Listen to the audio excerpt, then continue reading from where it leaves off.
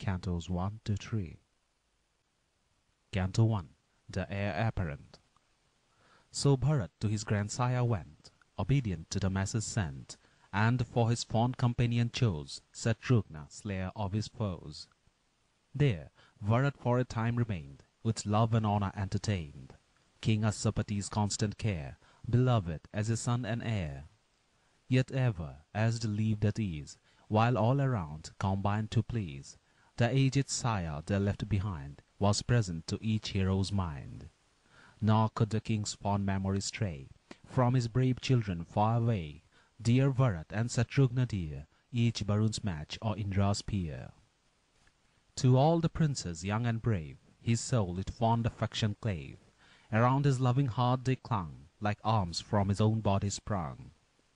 But best and noblest of the four, good as the God whom all adore, Lord of all virtues undefiled, his darling was his eldest child. For he was beautiful and strong, from envy free, the foe of wrong, with all his father's virtues blessed, and peerless in the world confessed. With blessed soul he softly spoke, no harsh reply could taunts provoke. He ever loved the good and sage, revered for virtue and for age, and when his martial tasks were o'er, sat listening to their peaceful lore. Wise, modest, pure, he honored eld, his lips from lying tales withheld. Due reverence to the Brahmans gave, and ruled its passion like a slave.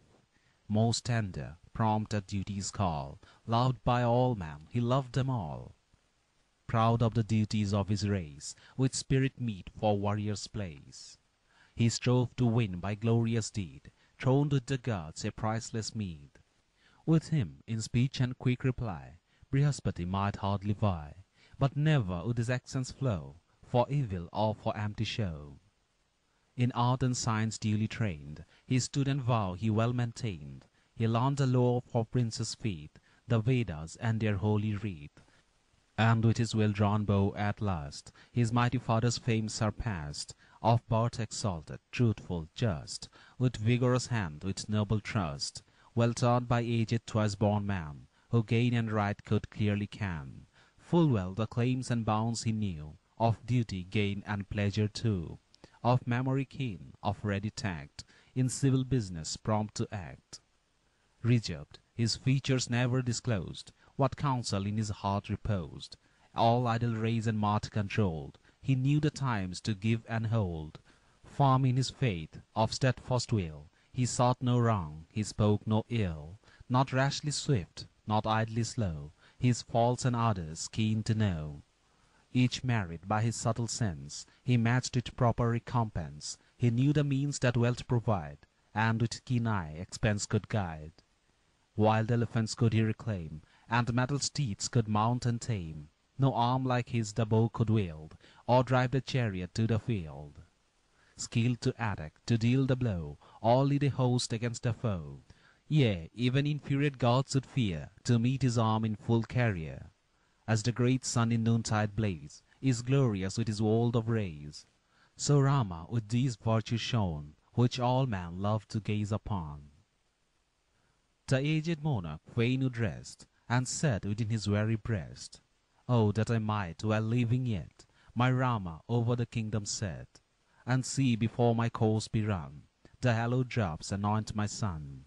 See all this spacious land obey, from side to side, my firstborn sway, and then my life and joy complete, obtain in heaven a blissful seat." In him the monarch saw combined the fairest form, the noblest mind, and counselled how his son might share the throne with him as regent heir. For fearful signs in earth and sky, and weakness warned him death was nigh. But Rama, to the world endeared, by every grace his bosom cheered. The moon of every eye, whose ray drove all his grief and fear away. So duty urged that hour to seize himself, his realm, to bless and please. From town and country, far and near, he summoned people, prince and peer. To each he gave a meet abode, and honored all and gifts bestowed.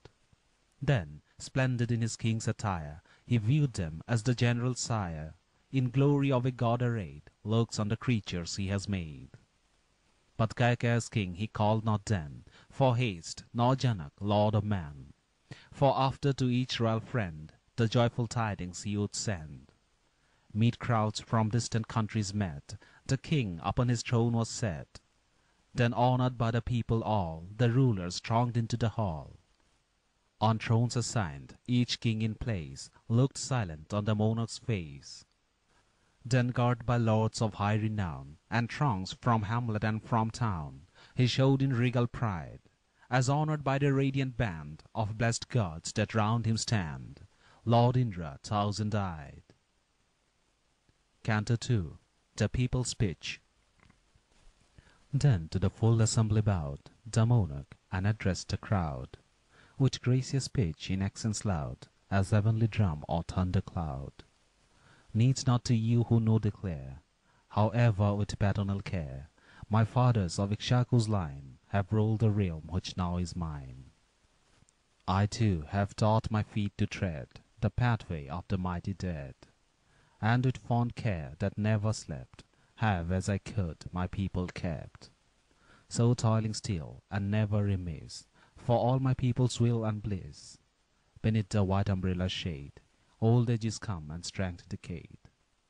Thousands of years have over me flown, and generations round me grown, and passed away.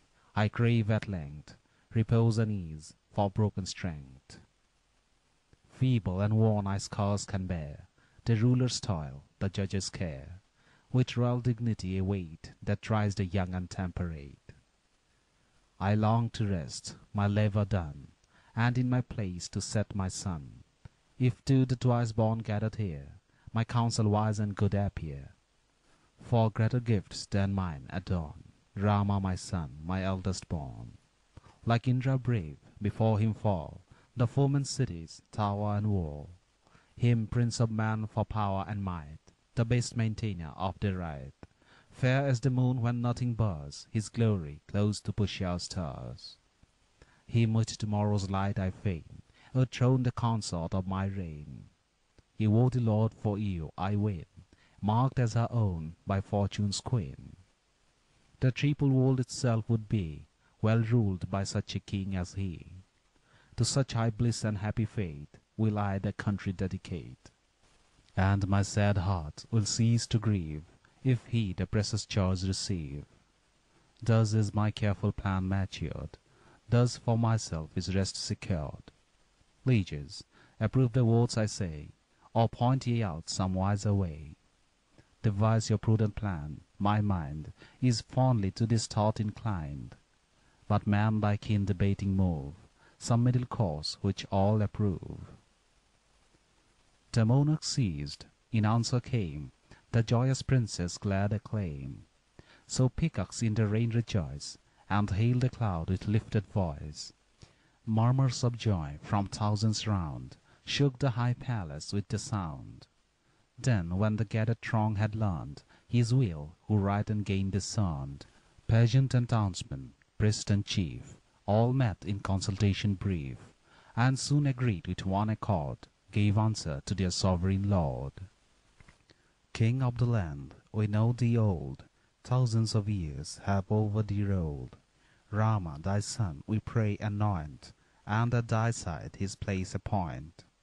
Our gallant prince, so brave and strong, riding in royal state along, our eyes with joyful pride will see, screened by the shade that shelters thee. Then spake the king again, as though their heart's true wish he sought to know. These prayers for Rama's rule suggest one question to my doubting breast. This thing, I pray, with truth explain, why would ye, while I justly reign, that he, mine eldest son, should bear his part with me as ruling heir? Then all the people made reply, pageant and townsmen, low and high. Each noblest gift of form and mind, O monarch, in thy son we find. Do thou the godlike virtues hear, which Rama to our hearts endear. So richly blessed with graces, none in all the art excels thy son. Nay, who to match with him may claim, in truth, in justice, and in fame. True to his promise, gentle, kind, unenvious, of grateful mind, Versed in the law and form of soul, he keeps each sense with strict control. With duteous care he loves to sit by Brahmans skilled in holy rite. Hence brightest glory never to end, and matchless fame his youth attend. Skilled in the use of spear and shield, and arms which heavenly warriors wield. Supreme in war, unconquered yet, by man find God in battle met. Whenever in pomp of war he goes, against the town or city of the foes, he ever comes with Lakshmana back, victorious from the fierce attack. Returning homeward from afar, borne on his elephant or car, he ever to the townsmen bends, and greets them as beloved friends. Asks how each son, each servant thrives, how fair our pupils' offerings wives. And like a father bids us tell, each for himself, that all is well. If pain or grief the city tries, his heart is swift to sympathize. When festive scenes our thoughts employ, he like a father shares the joy. High is the fate, O king, that gave thy Rama born to bless and save. With filial virtues fair and mild, like Kashyap, old Marichi's child. Hence to the kingdom's distant ends, our general prayer for him ascends. Each man in town and country prays for Rama's strength, health's length of days. With hearts sincere, their wish the same, the tender girl, the aged dame, subject and stranger, patient hind, one thought impressed on every mind. At evening and at dawning day, to all the gods for Rama pray. Do thou, O king, of grace comply, and hear the people's longing cry, and let us on the throne by thee the lotus-tinted Rama see. O thou, who givest boons, attend, a gracious ear, O monarch, lend, and for our weal install, consenting to our earnest prayer, thy godlike Rama, recent heir, who seeks the good of all. Canto 3. Dasharatha's Precepts. The monarch with the prayer complied, of suppliant hands on every side, uplifted like a lotus bed. And then these gracious words he said: Great joy and mighty fame are mine, because your loving hearts incline, in full assembly clearly shown, to place my Rama on the throne. Then to Vasistha, standing near, and Bhamadeva loud and clear, the monarch spoke that all might hear. It is pure and lovely Chaitra now, when flowers are sweet on every bough. All needful things with haste prepare, that Rama be appointed heir. Then burst the people's rapture out, in loud acclaim and joyful shout. And when the tumult slowly ceased, the king addressed the holy priest. Give order, saint, with watchful heed, for what the coming rite will need. This day let all things ready wait, mine eldest son to consecrate. Best of all men of second birth, Vasistha heard the Lord of earth, and gave commandment to the bands of servitors with lifted hands, who waited on their master's eye. Now by tomorrow's dawn supply rich gold and harps and gems of price, and offerings for the sacrifice, wreaths of white flowers and roasted rice, and oil and honey separate, new garments and a car of state, an elephant with lucky signs, a fourfold host in ordered lines, the white umbrella and a pair of chowries and a banner fair, 100 vases row on row to shine like fire in splendid glow, a tiger's mighty skin, a bull with gilded horns most beautiful. All these at dawn of coming day, around the royal shrine array, where burns the fire's undying ray, each palace door, each city gate, with wreaths of sandal decorate. And with the garland's fragrant scent, let clouds of incense smoke be blent. Let food of noble kind and taste be for 100,000 placed. Fresh curds with streams of milk bedewed, to feed the Brahman multitude. With care be all their wants supplied, and mid the twice-born chiefs divide rich largesse with the early morn, and oil and curds and roasted corn. Soon as the sun has shown his light, pronounce the prayer to bless the rite, and then be all the Brahmans called, and in their ordered seats installed. Let all musicians skilled to play, and dancing girls in bright array, stand ready in the second ring within the palace of the king, each on a tree, each holy shrine, with leaves and flowery wreaths entwined. And here and there, beneath the shade, be food prepared and presents laid. Then brightly clad in warlike guise, with long swords girt upon their thighs, let soldiers of the nobler sort march to the monarch's splendid court. Thus gave command the twice-born pair to active servants stationed there. Then hastened to the king and said that all their task was duly spared. The king to wise Sumantra spake, "Now quick, my lord, thy chariot take, and hither with thy swiftest speed my son, my noble Rama, lead." Sumantra, ere the word was given, his chariot from the court had driven, and Rama, best of all who ride in cars, came sitting by his side. The lords of man had hastened forth from east and west and south and north, Aryan and stranger, those who dwell in the wildwood and on the fell. And as the gods to Indra, they showed honor to the king that day. Like Basav, when his glorious form is circled by the gods of storm, God in his hall by kings he saw his car-born Rama near him draw. Like him who rules the minstrel band of heaven, whose valor filled the land, of mighty arm and stately pride, like a wild elephant in stride, as fair in face as that fair stone, dear to the moon of moonbeams grown, with noble gifts and grace that took the hearts of all and changed its look, world cheering as the Lord of rain, when floods relieved the parching plain. The father, as the son came nigh, gazed with an ever thirstier eye. Sumantra helped the prince alight from the good chariot passing bright, and as to meet his sire he went, followed behind him reverent.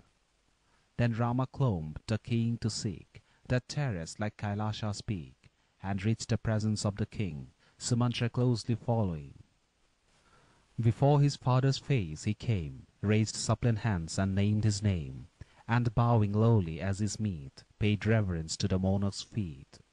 But as soon as Dasaratha viewed the prince in humble attitude, he raised him by the hand in haste, and his beloved son embraced, then signed him to a glorious throne, jam-decked and golden, near his own. Then Rama, best of Raghu's line, made the fair seat with lustre shine, as when the orient sun upsprings, and his pure beam on Meru flings. The glory flashed on roof and wall, and with strange sheen suffused the hall, as when the moon's pure rays are sent through autumn's starlit firmament. Then swelled his breast with joy and pride, as his dear son the father eyed, even as himself more fair arrayed, in some clear mirror's face displayed.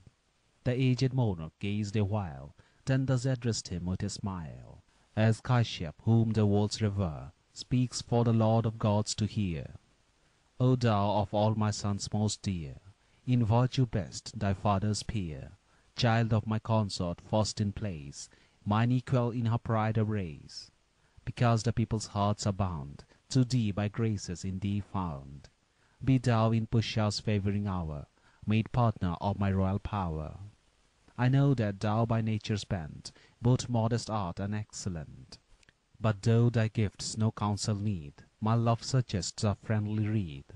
Mine own dear son, be modest still, and rule its sense with honest will. Keep thou the evils far away that spring from love and anger's sway. Thy noble cause alike pursue, in secret as in open view, and every nerve the love to gain of ministers and subjects train. The happy prince who sees with pride his striving people satisfied, whose arsenals with arms are stowed, and treasury with golden hoard. His friends rejoice as joyed the blest, when Amrit crowned their eager quest. So well, my child, thy course maintain, and from all ill thy soul refrain.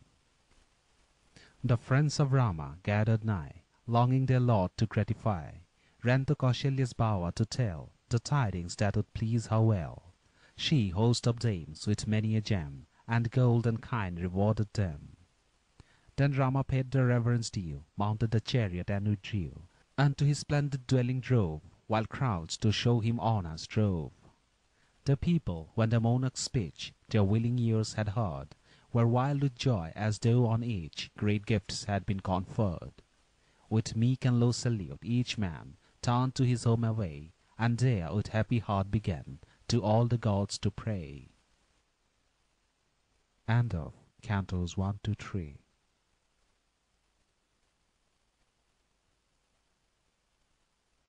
Canto 4. Rama summoned.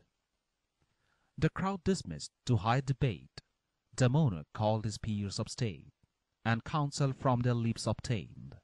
Firm in his will explained. Tomorrow with auspicious ray, the moon in Pusha's sign will stay. Be that the time with happy fate, mine eldest son to consecrate. And let my Rama, laid aside, as regent over the state preside.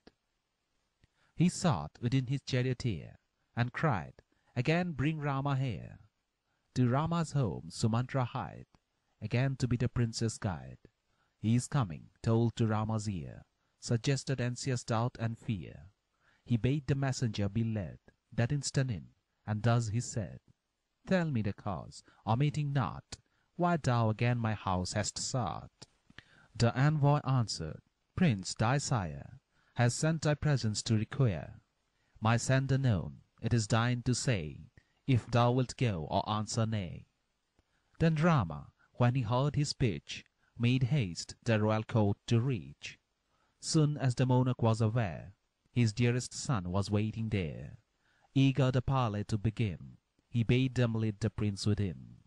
Soon as he passed the chamber door, the hero bent him to the floor, and at a distance from his seat, raised his joined hands his sire to greet. The monarch raised him from the ground, and loving arms about him owned. Then pointed to a seat that shone, with gold for him to rest upon. Aged am I, he said, and worn. In life's best joys my share have borne. Rites to the gods in hundreds paid, with gifts of corn and largesse made.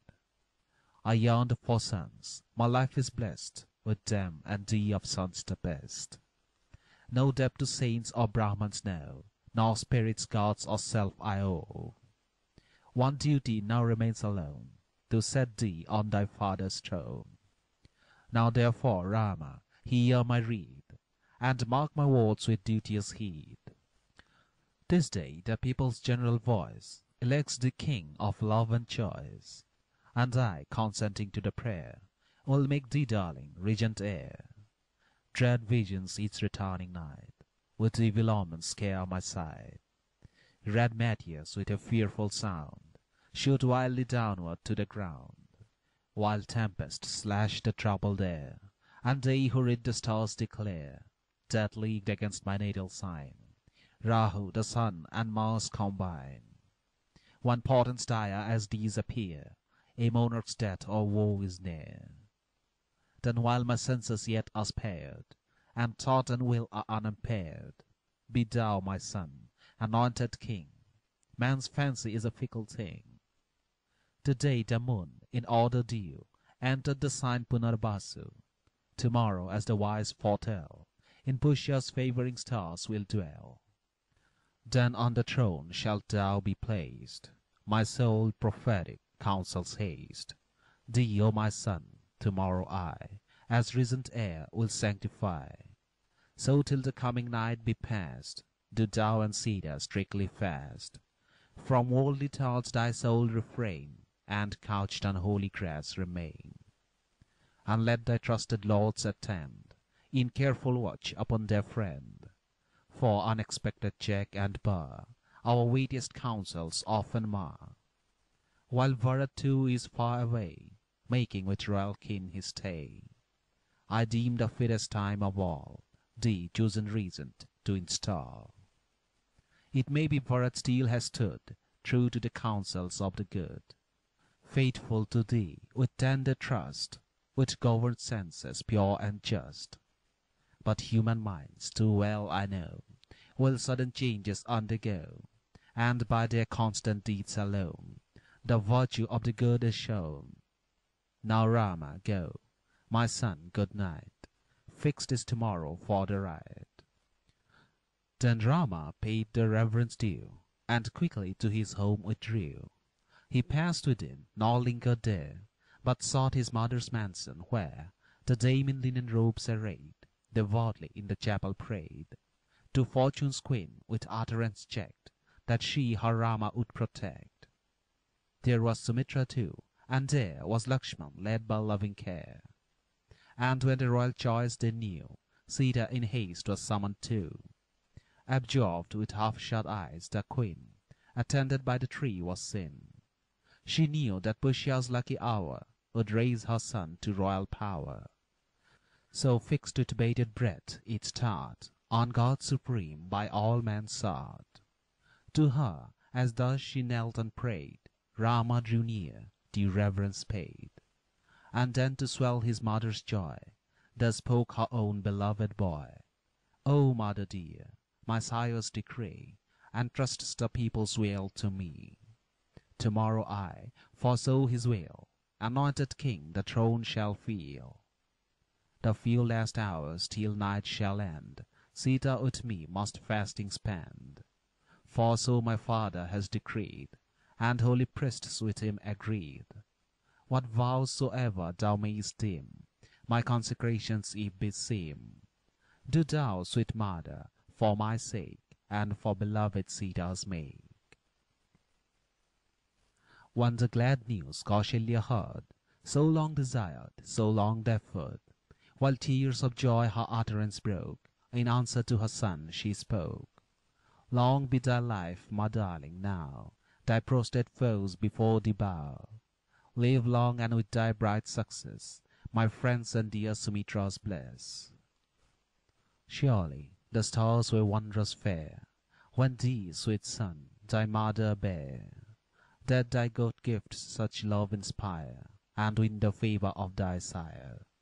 With thee I travailed not in vain, those lotus eyes reward my pain, and all the glory of the line of old Ikshako will be thine.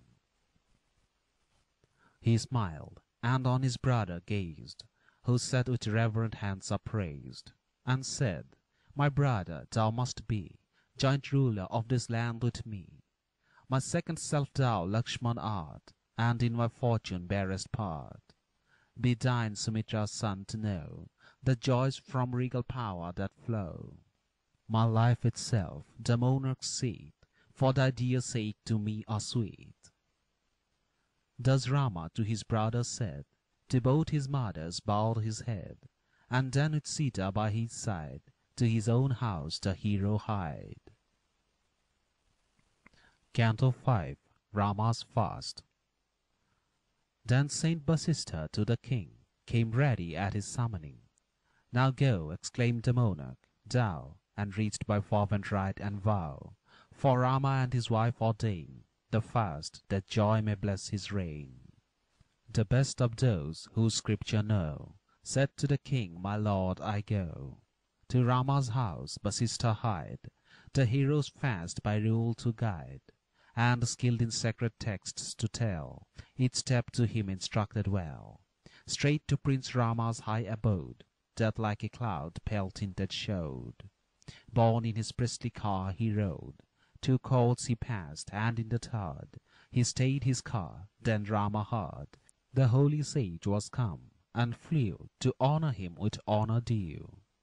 He hastened to the car and lent his hand to aid the priest's descent. Then spoke Vasistha words like these, pleased with his reverent courtesies, with pleasant things his heart to cheer, who best deserved glad news to hear. Prince, thou hast won thy father's grace, and thine will be the regent's place. Now with thy Sita, as is right, in strictest fasting spend the night. For when tomorrow's dawn is fair, the king will consecrate his heir. So Nahus, as the wise relate, Jajati joyed to consecrate. Thus having said, Vasistha next ordained the fast by rule and text. For Rama faithful to his vows, and the Vedahan dame his spouse, then from the prince's house he hied, with courteous honours gratified. Round Rama gathered every friend, in pleasant talk a while to spend. He bade good night to all at last, and to his inner chamber passed. Then Rama's house shone bright and gay, with men and maids in glad array, as in the morning some fair lake, when all her lotuses awake, and every bird that loves the flood flits joyous round its opening bud. Forth from the house Vasishtha drove, that with the kings in splendour strove, and all the royal street he viewed, filled with a mighty multitude. The eager concourse blocked each square, each road and lane and thoroughfare, and joyous shouts on every side rose like the roar of ocean's tide, as streams of men together came, with loud hujja and glad acclaim.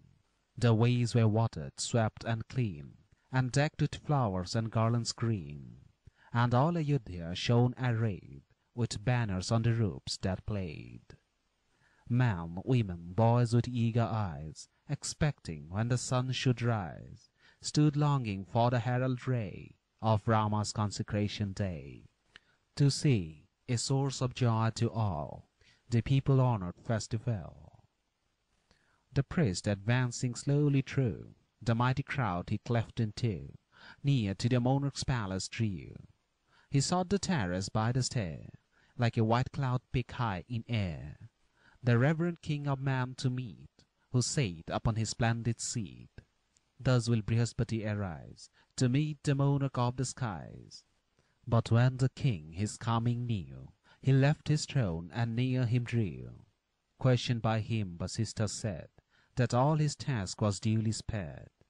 Then all who sat there, honouring Vasishtha, rose as rose the king. Vasishtha bade his lord adieu, and all the peers dismissed withdrew. Then, as a royal lion seeks his cave beneath the rocky peaks, so to the chambers where abode his consorts the Sarata strode. Full thronged were those delightful bowers, with women richly dressed, and splendid as the radiant towers where Indra loves to rest. Then brighter flashed 1,000 eyes, with delight his presence lent, as when the moon begins to rise, the star-thronged firmament. Canto 6. The City Decorated. Then Rama bathed in order due, his mind from worldly thoughts withdrew, and with big large-eyed wife besought Narayan as a votary art. Upon his head the brimming cup of holy oil he lifted up, then placed within the kindled fire the offering to that heavenly sire. And as he sipped the remnant prayed to him for blessing and for aid. Then with still lips and tranquil mind, with his Bidehan he reclined in Vishnu's chapel on a bed where holy grass was duly spread, while still the princess every thought to God supreme Narayan sought. One watch remained the night to close, when Rama from his couch arose, and bade the men and maids adorn his palace for the solemn morn. He heard the birds and heralds raise auspicious strains of joy and praise, and breathed devout with voice restrained the hymn for morning rites ordained. Then with his head in reverence bowed, praised Madhu's conquering foe aloud, and in pure linen robes arrayed, the priests to raise their voice prayed. Obedient to the summons day, proclaimed to all the festal day. The Brahmans' voices, deep and sweet, resounded through the crowded street, and echoed through Ayodhya went by many a loud-toned instrument. Then all the people joyed to hear that Rama with his consort dear had fasted till the morning light in preparation for the rite. Swiftly the joyful tidings through Ayodhya's crowded city flew, and soon as dawn appeared, each man to decorate the town began. In all the temples bright and fair, as white clouds towering in the air, in streets and where the crossways met, where holy fig trees had been set, in open square, in sacred shade, where merchants' shops their wealth displayed, on all the mansions of the great, and householders of wealth and state, wherever the people loved to meet, wherever a tree adorned the street, gay banners floated to the wind, and ribbons round the steeps were twined. Then clear the singers' voices rang, as charming mind and ear they sang. Here players shone in bright attire, their dancing women swelled the choir. Each with his friend had much to say of Rama's consecration day. Yea, even children, as they played at cottage doors beneath the shade, The royal street with flowers was strewn, which loving hands in heaps had thrown, and here and there rich incense lent its fragrance to the garland's scent. And all was fresh and fair and bright, in honor of the coming rite. With careful foresight to illume, with borrowed blaze the midnight gloom, the crowds erected here and there, trees in each street gay lamps to bear. The city thus from side to side, in festal guise was beautified. The people of the town who longed to view the rite together thronged, and filling every court and square, praised the good king in converse there. Our high-souled king, he throws a grace on old Ikshaku's royal race. He feels his years' increasing weight, and makes his son associate. Great joy to us the choice will bring of Rama for our Lord and King. The good and bad to him are known, and long will he protect his own. No pride his prudent breast may swell, most just he loves his brothers well. And to us all that love extends, cherished as brothers and as friends. Long may our Lord in life remain, good Dasarat free from stain, by whose most gracious favour we, Rama, anointed king, shall see. Such were the words the townsman spoke, heard by the gathering country folk, who from the south, north, east, and west, steered by the joyful tidings, pressed. For by their eager longing led, to Rama's consecration sped, the villagers from every side, and filled Ayodhya city wide. This way and that way strayed the crowd, while rose a murmur long and loud, as when the full moon floods the skies, and ocean's waves with thunder rise. That town, like Indra's city fair, while pageants thronged her ways, tumultuous roared like ocean, where its flood-born monster plays. End of Cantos 4, 5, and 6.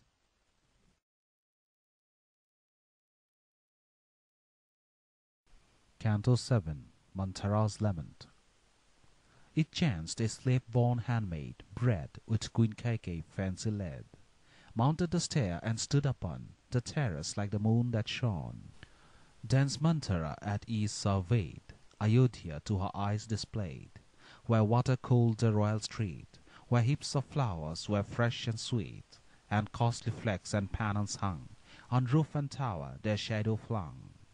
With covered ways prepared in haste, and many an awning newly placed, with sandal-scented streams bedewed, thronged by a new-bedded multitude, whose streets were full of Brahman bands, with wreaths and sweetmeats in their hands. Loud instruments their music raised, and through the town, wherever she gazed, the doors of temples glittered white, and the maid marvelled at the sight of Rama's nurse, who, standing by, gazed with a joy-expanded eye. In robes of purest white attired, the wondering damsel thus inquired: Does Rama's mother give away rich largesse to the crowds today, on some dear object fondly bent, or blessed with measureless content? What mean these signs of rare delight, on every side that meet my sight? Say, will the king with joy elate some happy triumph celebrate? The nurse, with transport uncontrolled, her glad tale to the humpback told. Our lord the king to-morrow morn will consecrate his eldest born, and raise in Pushya's favouring hour Prince Rama to the royal power. As does the nurse her tidings spoke, raised in humpback's breast awoke, down from the terrace like the head of Kailasha's hill she sped. Sin in her thoughts, her soul aflame, where Queen Kaikeyi slept she came. Why sleepest thou? She cried. Arise, peril is near, unclose thine eyes. Ah, heedless queen, too blind to know what floods of sin above thee flow. Thy boasts of love and grace are over, thine is the show and nothing more. His favour is an empty cheat, a torrent dried by summer's heat. Thus by the artful maid addressed, in cruel words from raging breast, the queen, sore troubled, spoke in turn: What evil news have I to learn? That mournful eye, that altered cheek, of sudden war or danger speak. Such were the words Kaikeyi said. Then mantra her eyeballs read, with fury, skilled with treacherous art, to grieve yet more her lady's heart. From Rama in her wicked hate, Kaikeyi's love to alienate, upon her evil purpose bent, began again most eloquent. Peril awaits thee swift and sure, and utter war defying cure. King.The will create, Prince Rama heir associate. Plunged in the depths of wild despair, my soul a prey to pain and care, as though the flames consumed me chill, has brought me for my lady's weal. Thy grief, my queen, is grief to me, thy gain my greatest gain would be.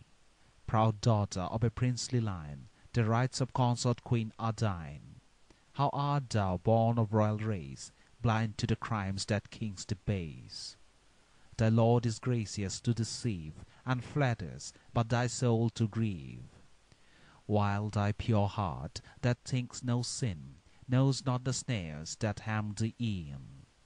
Thy husband's lips on thee bestow soft soothing word and empty show. The wealth, the substance and the power, this day will be Kausalya's dower. With crafty soul thy child he sends to dwell among thy distant friends. And every rival far from sight, to Rama gives the power and might. Ah me, for thou, unhappy dame, deluded by a husband's name, with more than mother's love hast pressed a serpent to thy heedless breast, and cherished him who works thee woe, no husband but a deadly foe. For like a snake unconscious queen, or enemy who stabs unseen, King.The all untrue has dealt with thee and Bharat too. Ah, simple lady, long beguiled by his soft words, who falsely smiled. Poor victim of the guileless breast, a happier fate thou meritest. For thee and thine destruction waits, when he Prince Rama consecrates. Up, lady, while there yet is time, preserve thyself, prevent the crime. Up from thy careless ease, and free thyself, O queen, thy son and me. Delighted at the words she said, Kaikeyi lifted from the bed, like autumn's moon, her radiant head, and joyous at the tidings gave a jewel to the humpbacked slave. And as she gave the precious toy, she cried in her exceeding joy, Take this, dear maiden, for thy news, most grateful to mine ear, and choose what grace beside most featly may the welcome messenger repay. I joy that Rama gains the throne, Kausalya's son is as mine own. Canto 8. Manthara's Speech. The damsel's breast with fury burned. She answered, as the gift she spurned, What time, O simple queen, is this for idle dreams of fancied bliss? Hast thou not sensed thy state to know, engulfed in seas of whelming woe? Sick as I am with grief and pain, my lips can scarce a laugh restrain. To see thee hail with ill-timed joy a peril mighty to destroy. I mourn for one so fondly blind. What omen of a prudent mind would welcome, even as thou hast done, the lordship of a rival son? Rejoiced to find her secret foe empowered like death to launch the blow. I see that Rama still must fear thy Bharat to his throne too near. Hence is my heart disquieted, for those who fear are those we dread. Lakshmana, the mighty bow who draws, with all his soul serves Rama's cause, and chains as strong to Bharat bind Shatrugna with his heart and mind. Now next to Rama, lady fair, thy Bharat is the lawful heir, and far remote I ween the chance that might the younger to advance. Yes, queen, it is Rama that I dread, wise, prompt, in warlike science bred. And oh, I tremble when I think of thy dear child on ruin's brink. Blessed with a lofty fate is she, Kausalya, for her son will be, placed when the moon and Pushya meet, by Brahmans on the royal seat. Thou, as a slave in suppliant guise, must wait upon Kausalya's eyes, with all her wealth and bliss secured, and glorious from her foes assured. Her slave With us who serve thee thou wilt see thy son to Rama bow, and Sita's friends exulted over all, while Bharat's wife shares Bharat's fall. As thus the maid in wrath complained, Kaikeyi saw her heart was pained, and answered eager in defence of Rama's worth and excellence. Nay, Rama, born the monarch's heir, by holy fathers trained with care, virtuous, grateful, pure and true, claims royal sway as rightly due. He, like a sire, will long defend each brother, minister, and friend. Then why, O humpback, art thou pained to hear that he the throne has gained? Be sure, when Rama's empire ends, the kingdom to my son descends, who, when 100 years are flown, shall seat upon his father's throne. Why is thine heart thus sad to see the joy that is and long shall be? This fortune by possession sure, and hopes which we may count secure. Dear as the darling son I bore, is Rama, yea, or even more. Most duteous to Kausalya, he is yet more dutiful to me. What though he rule, we need not fear, his brethren to his soul are dear. And if the throne Prince Rama fill, Bharat will share the empire still. She ceased, the troubled damsel sighed, sighs long and hard, and thus replied, What madness has possessed thy mind, to warnings deaf, to dangers blind? Canst thou not see the floods of war that threaten over thine head to flow? First Rama will the throne acquire, then Rama's son succeed his sire, while Bharat will neglected pine, excluded from the royal line. Not all his sons, O lady fair, the kingdom of a monarch share, all ruling when a sovereign dies, while tumult in the state would rise. The eldest, be he good or ill, is ruler by the father's will. Know, tender mother, that thy son, without a friend and all undone, far from the joyous ease of home, and alien from his race will roam. I sped to thee for whom I feel, but thy fond heart mistakes my cheer. Thy hand a present would bestow, because thy rival triumphs so. When Rama once begins his sway, without a foe his will to stay, thy darling Bharat he will drive to distant lands if left alive. By thee the child was sent away, beneath his grandsire's roof to stay. Even in stocks and stones perforce will friendship spring from intercourse.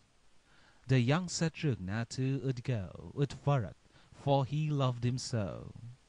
As Lakshman steel to Rama cleaves, he his dear Bharat never leaves.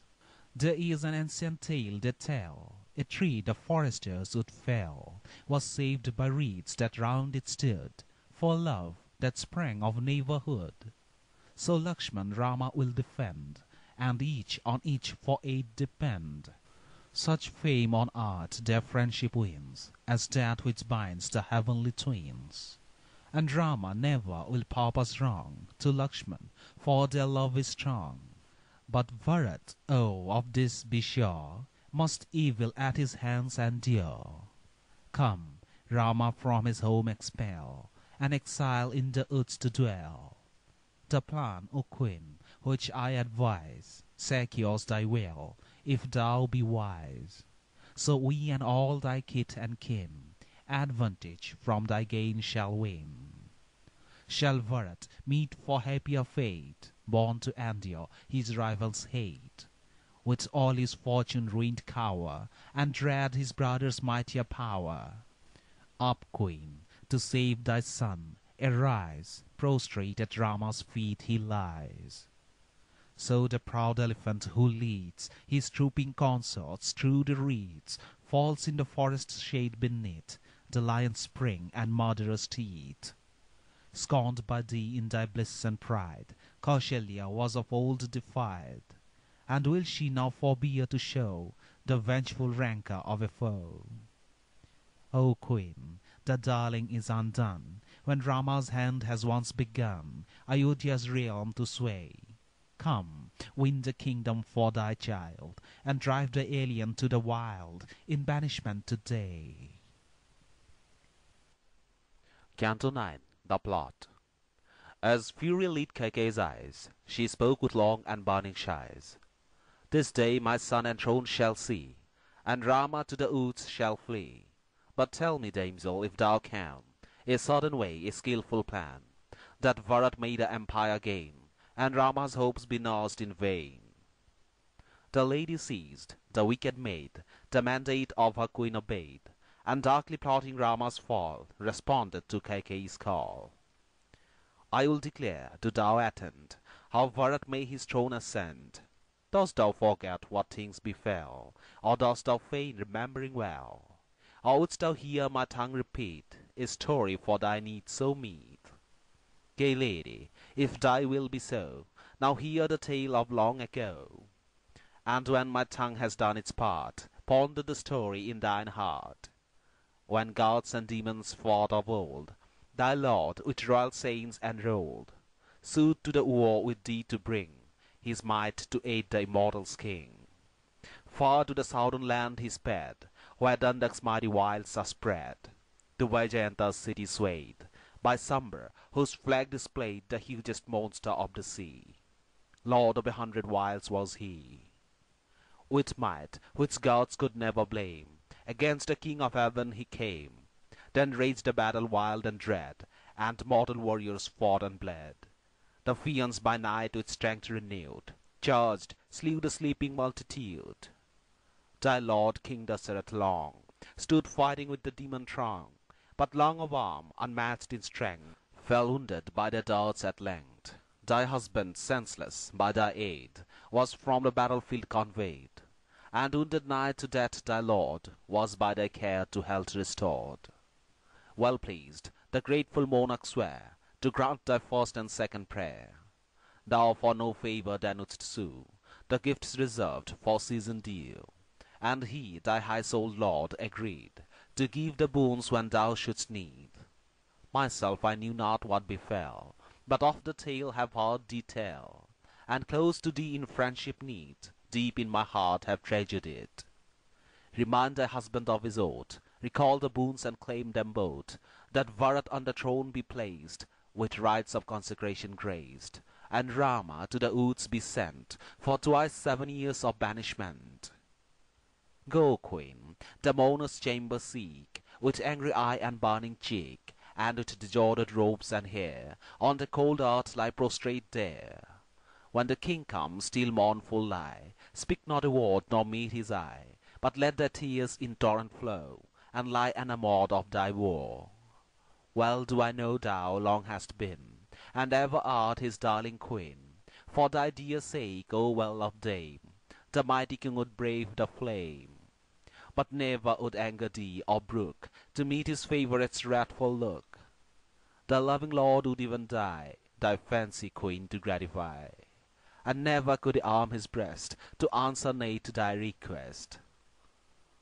Listen and learn, O dull of sense, thine all resistless influence. Gems he will offer, pearls and gold, refuse his gifts, be stern and cold. Those proffered boons at length recall, and claim them till he grants thee all. And O my lady, high in bliss, with heedful thought forget not this. When from the ground his queen he lifts, and grants again the promised gifts, bind him with oaths he cannot break, and thy demands unflinching make. That Rama travel to the wild, 5 years and 9 from home exiled, and Bharat, best of all who reign, the empire of the land obtain. For when this term of years has fled, over the banished Rama's head, the royal son to vigour grown, and rooted firm will stand alone. The king, I know, is well inclined, and this the hour to move his mind.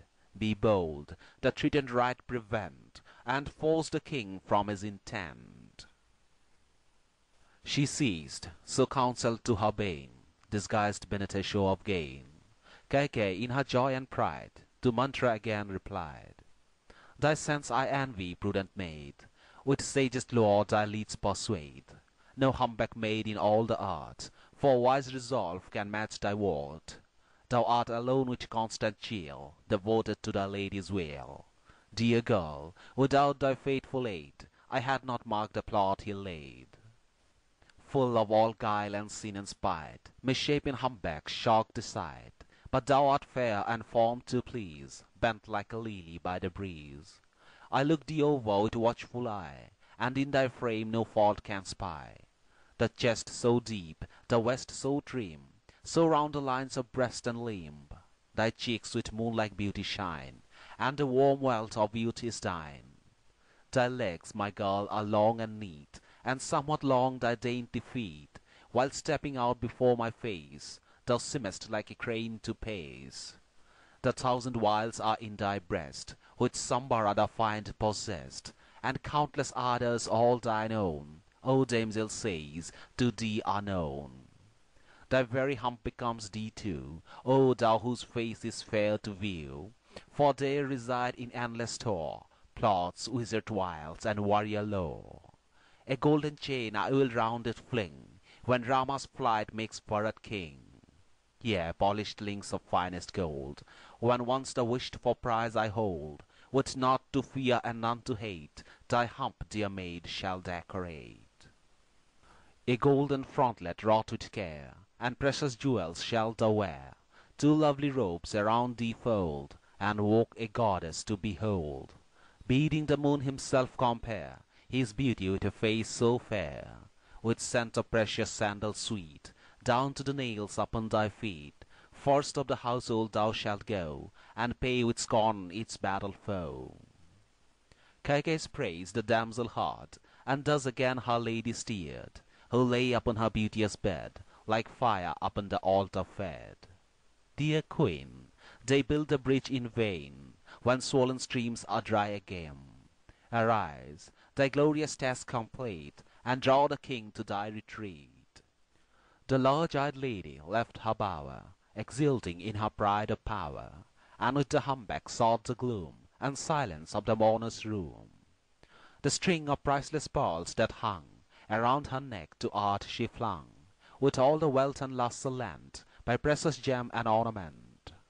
Then, listening to her sleep's advice, lay like a nymph from paradise. As on the ground her limbs she laid, once more she cried unto the maid, Soon must thou to the monarch say, Kaikeyi's soul has passed away, or Rama banished as we planned, my son made king, shall rule the land. No more for gold and gems I care, for brave attire or dainty fare. If Rama should the throne ascend, that very hour my life will end. The royal lady wounded true, the bosom of the darts that flew, launched from the humpback's tongue, pressed both her hands upon her side, and over again she cried, with wildering fury's tongue, Yes, it shall be thy task to tell, that I have hurried hence to dwell in Yama's realms of woe, or happy Bharat shall be king, and doomed to years of wandering. Kausalya's son shall go, I heed not dainty viands now, fair wreaths of flowers to twine my brow, soft balm or precious scent. My very life I count as naught, nothing on earth can claim my thought, but Rama's banishment. She spoke these words of cruel ire, then stripping off her gay attire, the cold bare floor she pressed, so falling from her home on high, some lovely daughter of the sky upon the ground might rest. With darkened brow and furious mien, stripped of her gems and wrath, the queen in spotless beauty lay, like heaven obscured with gathering cloud, while shades of midnight darkness shroud its star's expiring ray. End of Cantos 7 to 9.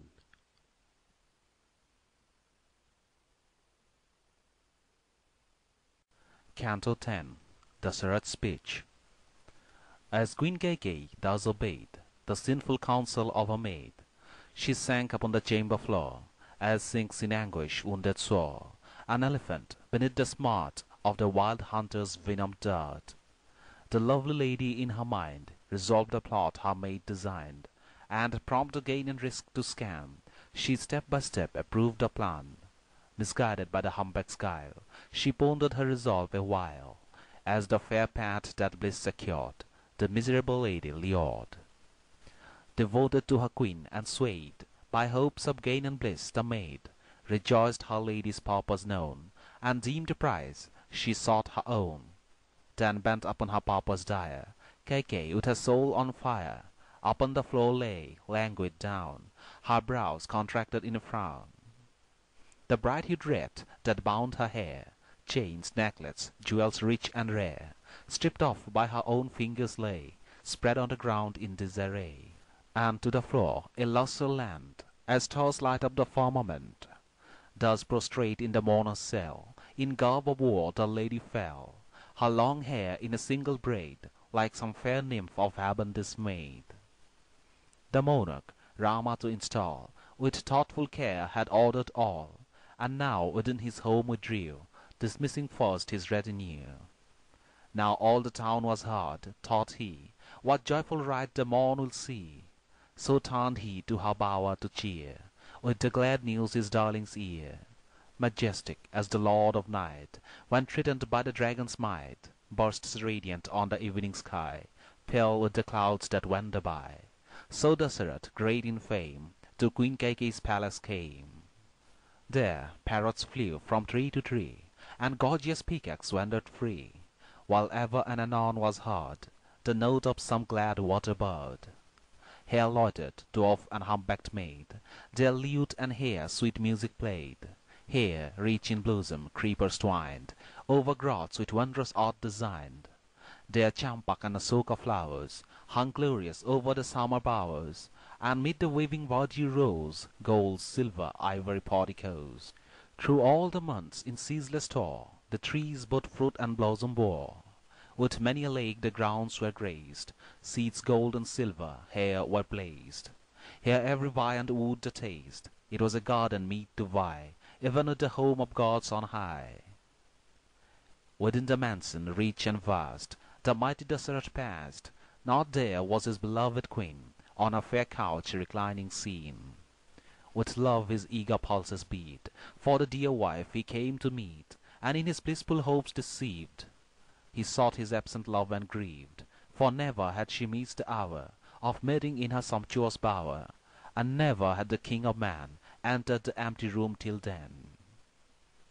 Still urged by love and anxious thought, news of his favourite queen he sought, for never had his loving eyes found her or selfish or unwise. Then spoke at length the warder maid, with hands upraised and sore afraid. My lord and king, the queen has sought the mourner's cell with raised distraught. The words the warder maiden said, he heard with soul disquieted, and thus as fiercer grief assailed, his troubled senses well nigh failed. Consumed by torturing fires of grief, the king, the world's imperial chief, his lady lying on the ground, in most unqueenly posture found. The aged king, all pure within, saw the young queen resolved on seeing, low on the ground his own sweet wife, to him far dearer than his life, like some fair creeping plant uptorn, or like a maid of heaven forlorn, a nymph of air or goddess sent from Swarga down in banishment. As some wild elephant who tries to soothe his consort as she lies, struck by the hunter's venom dart, so the great king, disturbed in heart, strove with soft hand and fond caress to soothe his darling queen's distress, and in his love addressed with sighs the lady of the lotus eyes. I know not, queen, why thou shouldst be thus angered to the heart with me. Say who has alighted thee, or whence has come the cause of such offence, that in the dust thou liest low, and rendest my fond heart with woe, as if some goblin of the night had struck thee with a deadly blight, and cast foul influence on her whose spells my loving bosom steer. I have physicians famed for skill, each trained to cure some special ill. My sweetest lady, tell thy pain, and they shall make thee well again. Whom, darling, wouldst thou punished see, or whom enriched with lordly fee? Weep not, my lovely queen, and stay this grief that wears thy frame away. Speak, and the guilty shall be freed, the guiltless be condemned to bleed, the poor enriched, the rich abased, the low set high, the proud disgraced. My lords and I thy will obey, all slaves who own thy sovereign sway, and I can never my heart incline to check in aught one wish of thine. Now by my life I pray thee tell the thoughts that in thy bosom dwell, the power and might thou knowest well, should from thy breast all doubt expel, I swear by all my merit won, speak and thy pleasure shall be done. Far as the world's wide bounds extend, my glorious empire knows no end. Mine are the tribes in eastern lands, and those who dwell on Sindhu's sands.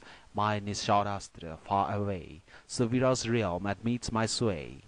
My best the southern nations fear, the Angas and the Vagas here, and as Lord Paramount I reign over Magadha and the Machia's plain, Kausalya and Kasi's wide domain, all rich in treasures of the mine, in golden corn, sheep, goats, and kine. Choose what thou wilt, Kaikeyi, dance, but tell me, O my darling, whence arose thy grief, and it shall fly, like hoar frost when the sun is high.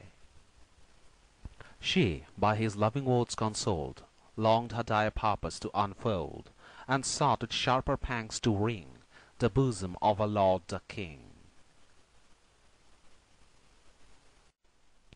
Canto 11. The Queen's Demand. To him, enthralled by love, and blind, pierced by his darts, who shakes the mind, Kaikeyi with remorseless breast her great purpose thus expressed: O king, no insult or neglect have I endured or disrespect. One wish I have, and fate would see that longing granted, Lord, by thee. Now pledge thy word if thou incline to listen to this prayer of mine. Then I with confidence will speak, and thou shalt hear the boon I seek. Ere she had ceased, the monarch fell, a victim to the lady's spell, and to the deadly snare she set, sprang like a roebuck to the net. Her lover raised her drooping head, smiled, playing with her hair, and said, Hast thou not learnt, wild dame, till now, that there is none so dear as thou? To me thy loving husband save, my Rama, bravest of the brave. By him, my race's high-souled heir, by him, whom none can match, I swear. Now speak the wish that on thee weighs, by him whose right is length of days, whom if my fond paternal eye saw not 1 hour, I needs must die. I swear by Rama, my dear son, speak, and thy bidding shall be done. Speak, darling, if thou choose request to have the heart from out my breast. Regard my words, sweet love, and name the wish thy mind thinks fit to frame. Nor let thy soul give way to doubt, my power should drive suspicion out. Yea, by my merits won, I swear. Speak, darling, I will grant thy prayer. The queen, ambitious, overjoyed to see him by her plot decoyed, more eager still her aims to reach, spoke her abominable speech. A boon thou grantest, nothing loath, and swearest with repeated oath. Now let the 30 gods and 3 my witnesses with Indra be. Let sun and moon and planets hear, heaven, quarters, day and night give ear. The mighty world thou art outspread, with birds of heaven and demons dread, the ghosts that walk in midnight shade, and household gods our present aid. Every being great and small, to hear and mark the oath I call. When thus the archer king was bound, with treacherous arts and oaths announed, she to her bounteous lord subdued, by binding love her speech renewed. Remember, king, that long past day of gods and demons battle fray, and how thy foe in doubtful strife had nigh bereft thee of thy life. Remember it was only I preserved thee when about to die, and thou for watchful love and care wouldst grant my first and second prayer. Those offered boons pledged with thee then, I now demand, O king of man. Of thee, O monarch, good and just, whose righteous soul observes each trust. If thou refuse thy promise sworn, I die despised before the morn. These rites in Rama's name began, transfer them and enthrone my son. The time is come to claim at last the double boon of days long past, when gods and demons meet in fight, and thou wouldst fain my care requite.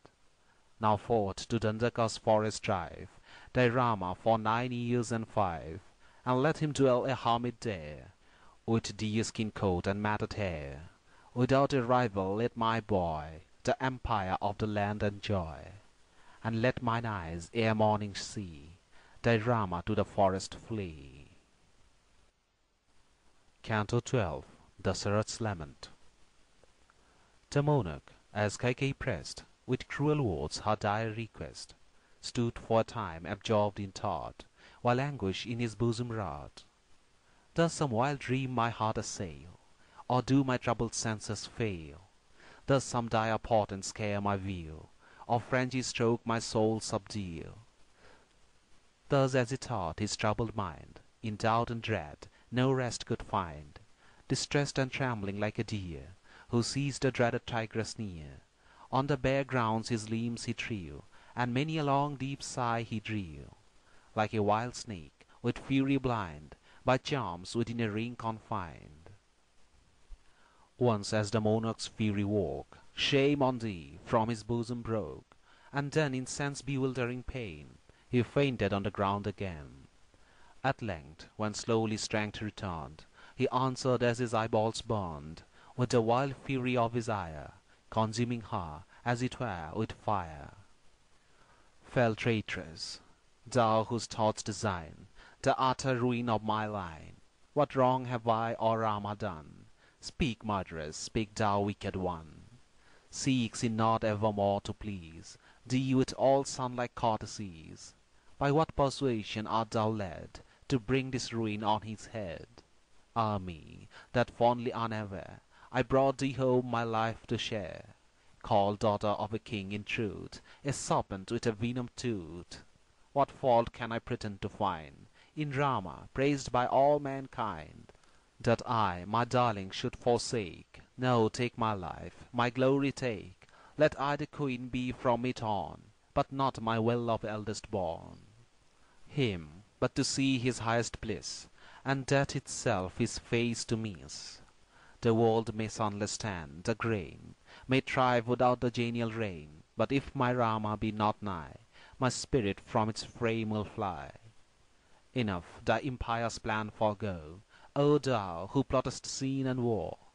My head before thy feet I kneel, and pray thee some compassion feel. O wicked dame, what can have led thy heart to dare a plot so dread? Perchance thy purpose is to sound the grace thy son with me has found. Perchance the words that, all these days, thou still hast said in Rama's praise, were only feigned, designed to cheer with flatteries a father's ear. Soon as thy grief, my queen, I knew, my bosom felt thy anguish too. In empty halls art thou possessed, and subject to another's hest. Now on Ikshaku's ancient race falls foul disorder and disgrace. If thou, O queen, whose heart so long has loved the good, should choose the wrong, not once, O large-eyed dame, hast thou been guilty of offence till now, nor said a word to make me grieve. Now will I now thy sin believe. With thee my Rama used to hold like place with Bharat lofty souled, as thou so often, when the pair were children yet, wouldst fain declare. And can thy rigorous soul endure that Rama glorious, pious, pure, should to the distant wilds be sent for 14 years of banishment? Yea, Rama Bharat's self exceeds in love to thee and son-like deeds, and for deserving love of thee, as Bharat even so is he. Who better than that chieftain may obedience, love, and honor pay? Thy dignity with care protect, thy slightest word and wish respect. Of all his countless followers none can breathe a word against my son. Of many thousands not a dame can hint reproach or whisper blame. All creatures feel the sweet control of Rama's pure and gentle soul. The pride of Manu's race he binds, to him the people's grateful minds. He wins the subjects with his truth, the poor with gifts and gentle ruth. He teaches with his docile will, the foeman with his archer skill. Truth, purity, religious zeal, the hand to give, the heart to feel, the love that never betrays a friend, the rectitude that naught can bend, knowledge and meek obedience grace, my Rama, pride of Raghu's race. Canst thou thine impious plot design against him in whom these virtues shine, whose glory with the sages vies, peer of the gods, who rule the skies. From him no harsh or bitter word to pain one creature have I heard. And how can I my son address for thee with words of bitterness? Have mercy, O Queen, some pity show, to see my tears of anguish flow, and listen to my mournful cry, a poor old man who soon must die. Whatever this sea-god land can boast, of rich and rare from coast to coast, to thee, my Queen, I give it all, but oh, thy deadly words recall. O sea, my suppliant hands retreat, again my lips are on thy feet. Save Rama, save my darling child, nor kill me with this scene defiled. He grovelled on the ground and lay, to burning grief a senseless prey, and ever and anon assailed by floods of woe, he wept and wailed, striving with eager speed to gain the margent of his sea of pain. With fiercer words, she fiercer yet, the hapless fathers pleading met. O monarch, if thy soul repent the promise and thy free consent, how wilt thou in the world maintain thy fame for truth unsmirched with stain? When gathered kings with thee converse, and bid thee all the tale rehearse, what wilt thou say, O truthful king, in answer to their questioning? She, to whose love my life I owe, who saved me smitten by the foe, Kaikeyi, for her tender care, was cheated of the oath I sware. Thus wilt thou answer, and forsworn will draw on thee the prince's scorn. Learn from the tale, the hawk and dove, how strong for truth was Saive's love. Pledged by his word the monarch gave his flesh the suppliant bird to save. So King Alarka gave his eyes, and gained a mansion in the skies. The sea himself his promise keeps, and never beyond his limit sweeps. My deeds of old again recall, nor let thy bond dishonored fall. The rights of truth thou wouldst forget, thy Rama on the throne to set, and let thy days in pleasure glide, fond King Kausalya by thy side. Now call it by what name thou wilt, justice, injustice, virtue, guilt, thy word and oath remain the same, and thou must yield what thus I claim. If Rama be anointed, I this very day will surely die. Before thy face will poison drink, and lifeless at thy feet will sink. Yea, better far to die than stay, alive to see one single day the crowds before Kausalya stand, and hail her queen with reverent hand. Now by my son, myself I swear, no gift, no promise whatsoever, my steadfast soul shall now content, but only Rama's banishment. So far she spake by rage impelled, and then the queen deep silence held. He heard her speech full fraught with ill, but spoke no word, bewildered still. Gazed on his love, once held so dear, who spoke unlovely reed to hear. Then as he slowly pondered over the queen's resolve and oath she swore, once sighing forth, "Ah Rama," he fell prone as falls a smitten tree, his senses lost like one insane, faint as a sick man, weak with pain, or like a wounded snake dismayed, so lay the king whom art obeyed. Long burning sighs he slowly heaved, as conquered by his war he grieved, and thus with tears and sobs between, his sad faint words addressed the queen. By whom, Kaikeyi, wast thou taught this flattering hope with ruin fraught? Have goblins seized thy soul, O dame, who thus canst speak and feel no shame?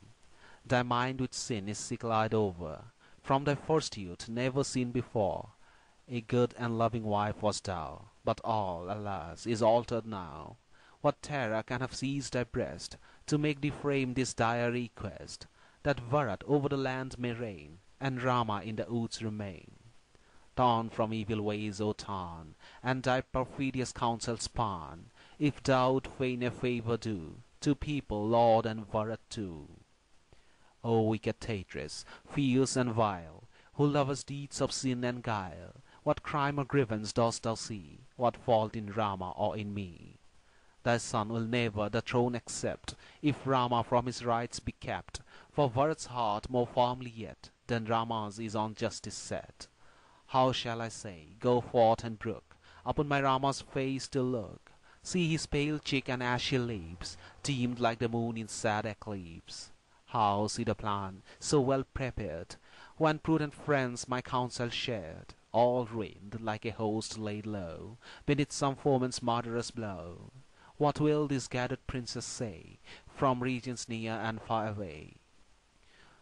Over long and yours the monarch's reign, or now he is a child again, when many a good and holy sage, in scripture versed, revered for age, shall ask for Rama, what shall I, unhappy, what shall I reply? By Queen Kaikeyi long distressed, I drove him forth and dispossessed. All to him the truth I speak, they all will hold me false and weak. What will Kausalya say when she demands her son exiled by me? Alas, what answer shall I frame, or how console the injured dame? She like a slave on me attends, and with a sister's care she blends a mother's love, a wife's, a friend's. In spite of all her tender care, her noble son, her face most fair, another queen I could prefer, and for thy sake neglected her. But now, O Queen, my heart is grieved, for love and care by thee received, even as the sickening wretch repents his dainty meal and condiments. And how will Queen Sumitra trust the husband whom she finds unjust, seeing my Rama-driven hands dishonored and for no offense? Ah, the bed-bound bride will hear a double woe, a double fear, two whelming sorrows at one breath, her lord's disgrace, his father's death. Mine aged bosom she will wring, and kill me with her sorrowing, sad as a fair nymph left to weep, deserted on Himalaya's steep. For short will be my days, I ween, when I with mournful eyes have seen my Rama wandering forth alone, and heard dear Sita sob and moan. Ah me, my fond belief I rue, while traitress, loved as good and true, as one who in his thirst has quaffed, deceived by looks, a deadly draught. Ah, that hast slain me, murderess, while soothing my soul with words of guile. As the wild hunter kills the deer, lured from the brake his song to hear. Soon every honest tongue will fling reproach on the dishonest king. The people scorn in every street the seller of his child will meet, and such dishonor will be mine as whelms a Brahman drunk with wine. Ah me, for my unhappy fate, compelled thy words to tolerate such voice sent to scourge a crime committed in some distant time. For many a day with sinful care I cherished thee, thou sin and snare, kept thee, unwitting like a cord, destined to bind its hapless lord. Mine hours of ease I spent with thee, nor deemed my love my death would be, while like a heedless child I played, on a black snake my hand I laid. A cry from every mouth will burst, and all the world would hold me crushed, because I saw my high-souled son unkinged, unfathered, and undone. The king, by power of love beguiled, is weaker than a foolish child, his own beloved son to make an exile for a woman's sake. By chaste and holy vows restrained, by reverend teachers duly trained, when he his virtue's fruit should taste, he falls by sin and woe disgraced. Two words will all his answer be, when I pronounce the stern decree, hence Rama to the woods sway. All he will say is, I obey. Oh, if he would my will withstand, when banished from his home and land, this were a comfort in my war, but he will never do this, I know. My Rama to the forest fled, and curses take upon my head, grim death will bear me hence away, his world abominated prey. When I am gone, and Rama too, how wilt thou those I love pursue? What vengeful scene will be designed against the queens I leave behind? When thou hast slain her son and me, Kausalya soon will follow, she will sink beneath her sorrow's weight, and die like me disconsolate. Exist, Kaikeyi, in thy pride, and let thy heart be gratified, when thou my queens and me hast hauled, and children to the underworld.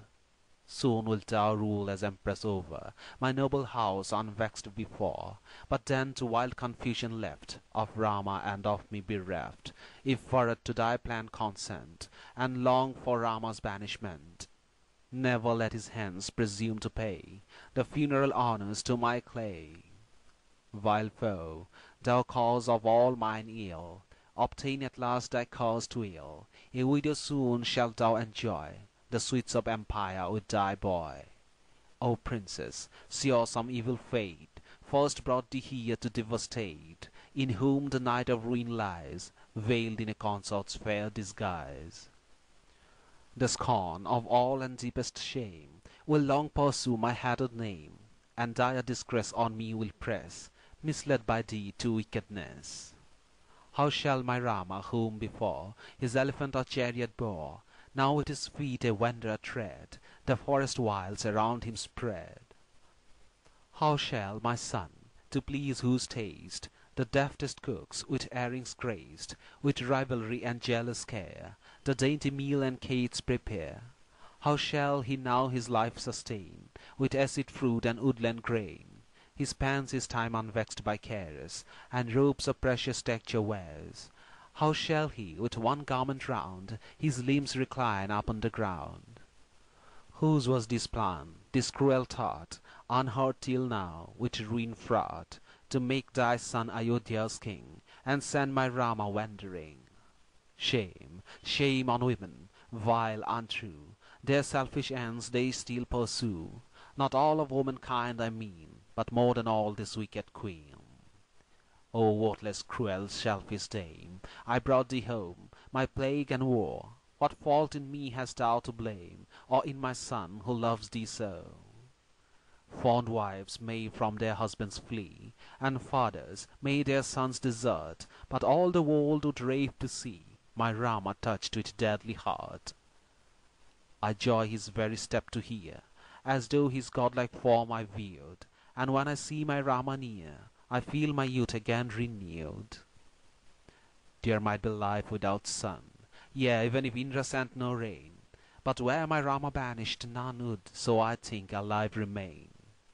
A foe that longs my life to take, I brought thee here, my death to be, caressed thee long, a venom snake, and through my folly die, ah me! Rama and me and Lakshmana slay, and then with Bharat rule the state. So bring the kingdom to decay, and found on those thy lord who hate. Plotter of war, for evil bred, for such a speech why do not all thy teeth from out thy wicked head, split in 1,000 pieces fall? My Rama's words are ever kind, he knows not how to speak in ire. Then how canst thou presume to find a fault in him whom all admire? Yield to despair, go mad or die, or sink within the rifted earth, thy fell request will I deny, thou shamer of thy royal birth. Thy longer life I scarce can bear, thou ruin of my home and race, who wouldst my heart and heartstrings tear, keen as a razor, false and base. My life is gone, why speak of joy? For what, without my son, were sweet? Spare, lady, him thou canst destroy, I pray thee, as I touch thy feet. He fell, and wept with wild complaint, heart-struck by her presumptuous speech, but could not touch, so weak and faint, the cruel feet he strove to reach. End of Cantos 10 to 12. Canto 13. Dasaratha's Distress. Unworthy of his mournful fate, the mighty king unfortunate lay prostrate in unseemly guise, as banished from the blissful skies Yayati in his evil day. His merit all exhausted lay. The queen, triumphant in the power won by her beauty's fatal dower, still terrible and unsubdued, her dire demand again renewed. Great monarch, it was thy boast till now, to love the truth and keep the vow. Then wherefore would thy lips refuse the promised boon it is mine to choose? King Dasaratha, thus addressed, with anger raging in his breast, sank for a while beneath the pain, then to Kaikeyi spoke again. Childless so long, at length I won, with mighty toil from heaven a son. Rama, the mighty armed, and how shall I desert my darling now? A scholar wise, a hero bold, of patient mood with wrath controlled, How can I bid my Rama fly, my darling of the lotus eye? In heaven itself I scarce could bear, when asking of my Ram there, to hear the gods his griefs declare, and oh, that dare to take me hence, before I wrong his innocence. As thus the monarch wept and wailed, and maddening grief his heart assailed. The sun had sought his resting place, and night was closing round apace. But yet the moon-crowned night could bring no comfort to the wretched king, as still he mourned with burning sighs, and fixed his gaze upon the skies. O night, whom starry fires adorn, I long not for the coming morn. Be kind and show some mercy. See, my suppliant hands are raised to thee. Nay, rather fly with swifter pace. No longer would I see the face of Queen Kaikeyi, cruel, dread, who brings this war upon mine head. Again with suppliant hands he tried to move the queen, and wept and sighed. To me, unhappy me inclined, to good, sweet dame, thou shouldst be kind, whose life is well nigh fled, who cling to thee for succor, me thy king. This, only this is all my claim. Have mercy, O my lovely dame. None else have I to take my part. Have mercy, thou art good at heart. Here, lady of the soft black eye, and in a name that never shall die, let Rama rule this glorious land, the gift of thine imperial hand. O lady of the dainty waist, with eyes and lips of beauty graced, please Rama me, each saintly priest, Bharat, and all from chief to least. She heard his wild and mournful cry. She saw the tears, his speech that broke, saw her good husband's reddened eye, but cruel still, no word she spoke. His eyes upon her face he bent, and sought for mercy, but in vain. She claimed his darling's banishment. He swooned upon the ground again.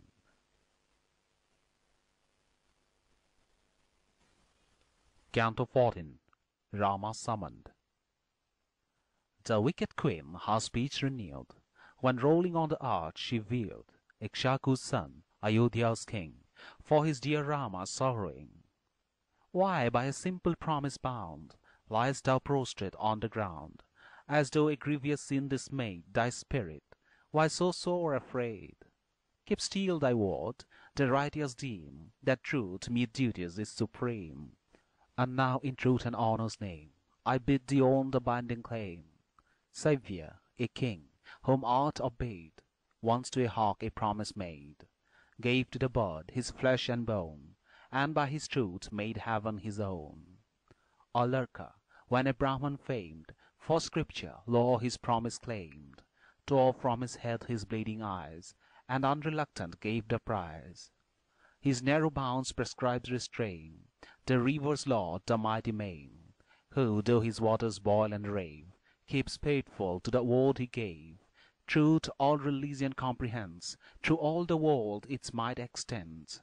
In truth alone is justice placed, on truth the words of God are based.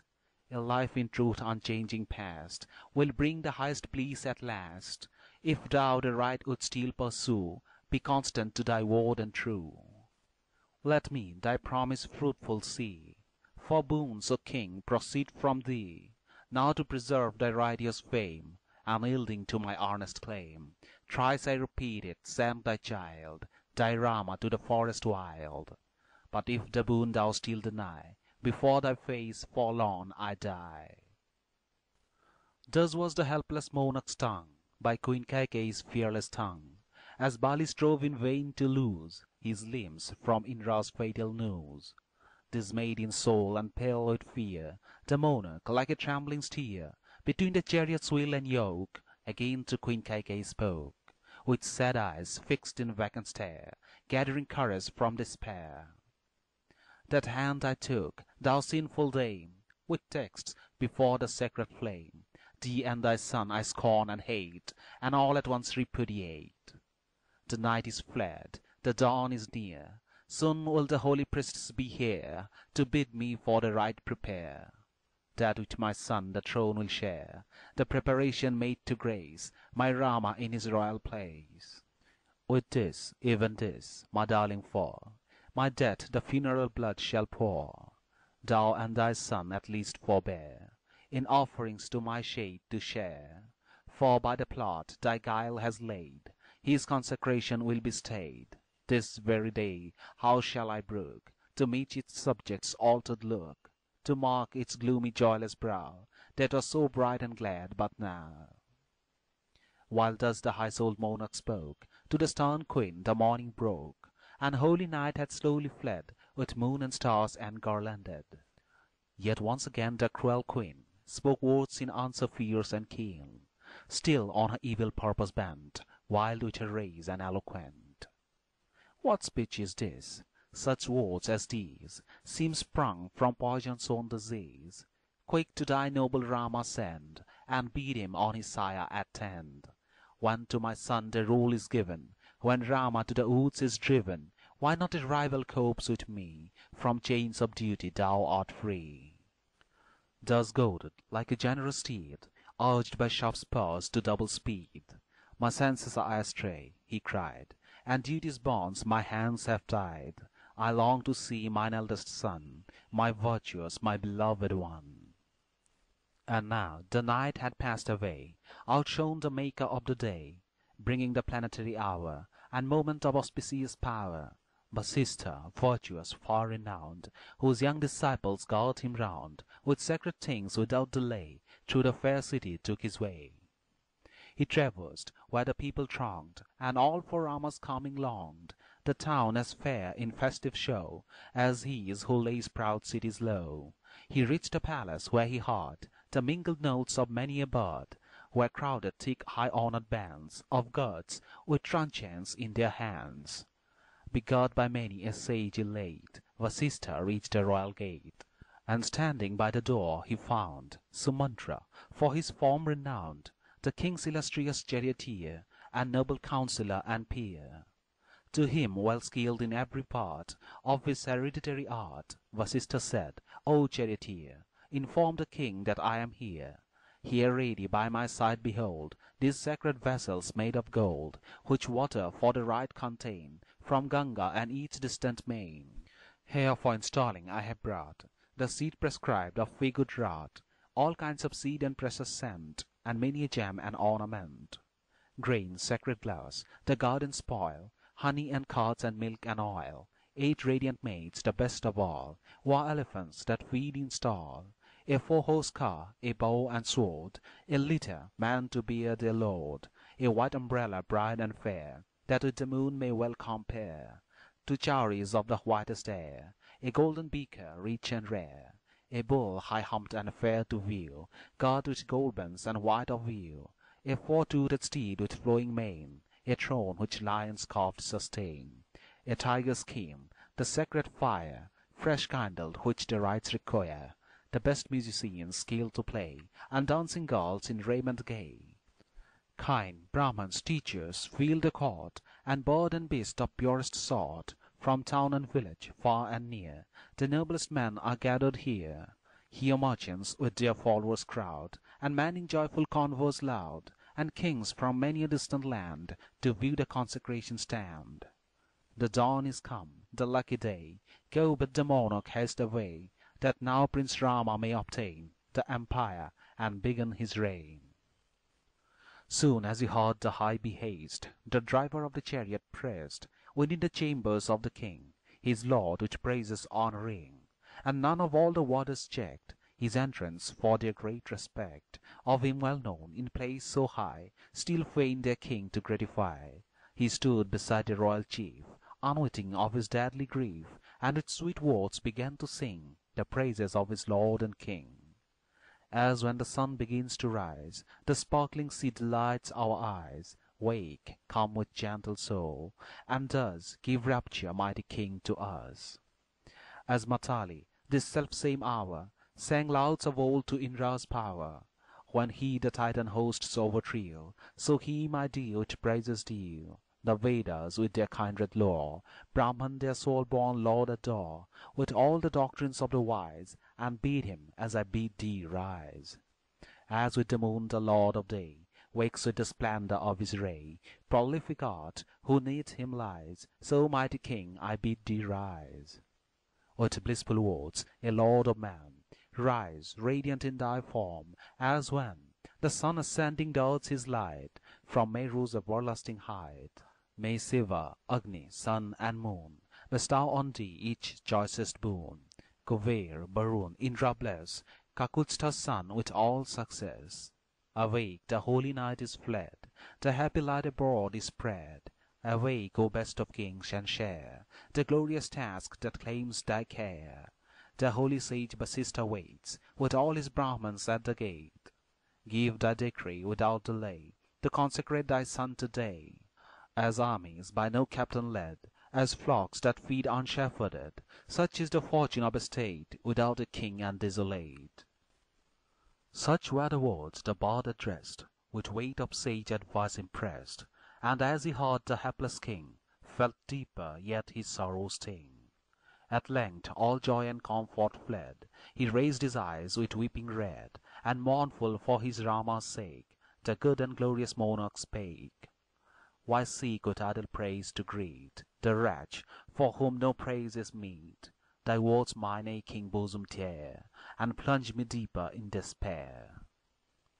Sumatra heard the sad reply, and saw his master's tearful eye, with reverent palm to palm applied, he drew a little space aside. Then, as the king with misery wake, with vain endeavour strove to speak, Kaikeyi, skilled in plot and plan, to sage Sumatra thus began. The king, absorbed in joyful thought, for his dear son no rest has sought. Sleepless to him the night has passed, and now overwatched he sinks at last. Then go, Sumatra, and with speed the glorious Rama heed a lead.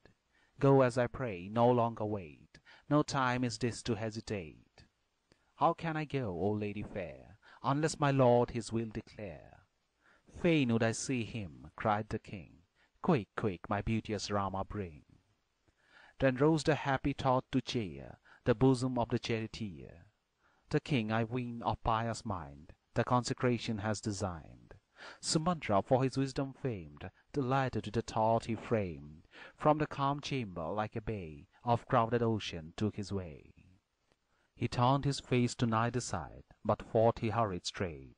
Only a little while he eyed the guards who kept the gate. He saw in front a gathered crowd of men of every class, who parting as he came allowed the charioteer to pass. Canto 15. The Preparations. There slept the Brahmans deeply read in Scripture till the night had fled. Then with the royal chaplains they took each his place in long array. There gathered fast the chiefs of trade, nor peer nor captain long delayed, assembling all in order due, the consecrating rite to view.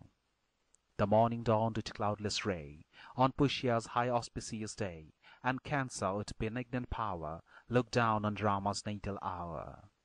The twice-born chiefs with jealous heed made ready what the rite would need, the well-wrought throne of holy wood, and golden urns in order stood. There was the royal car whereon a tiger's skin resplendent shone.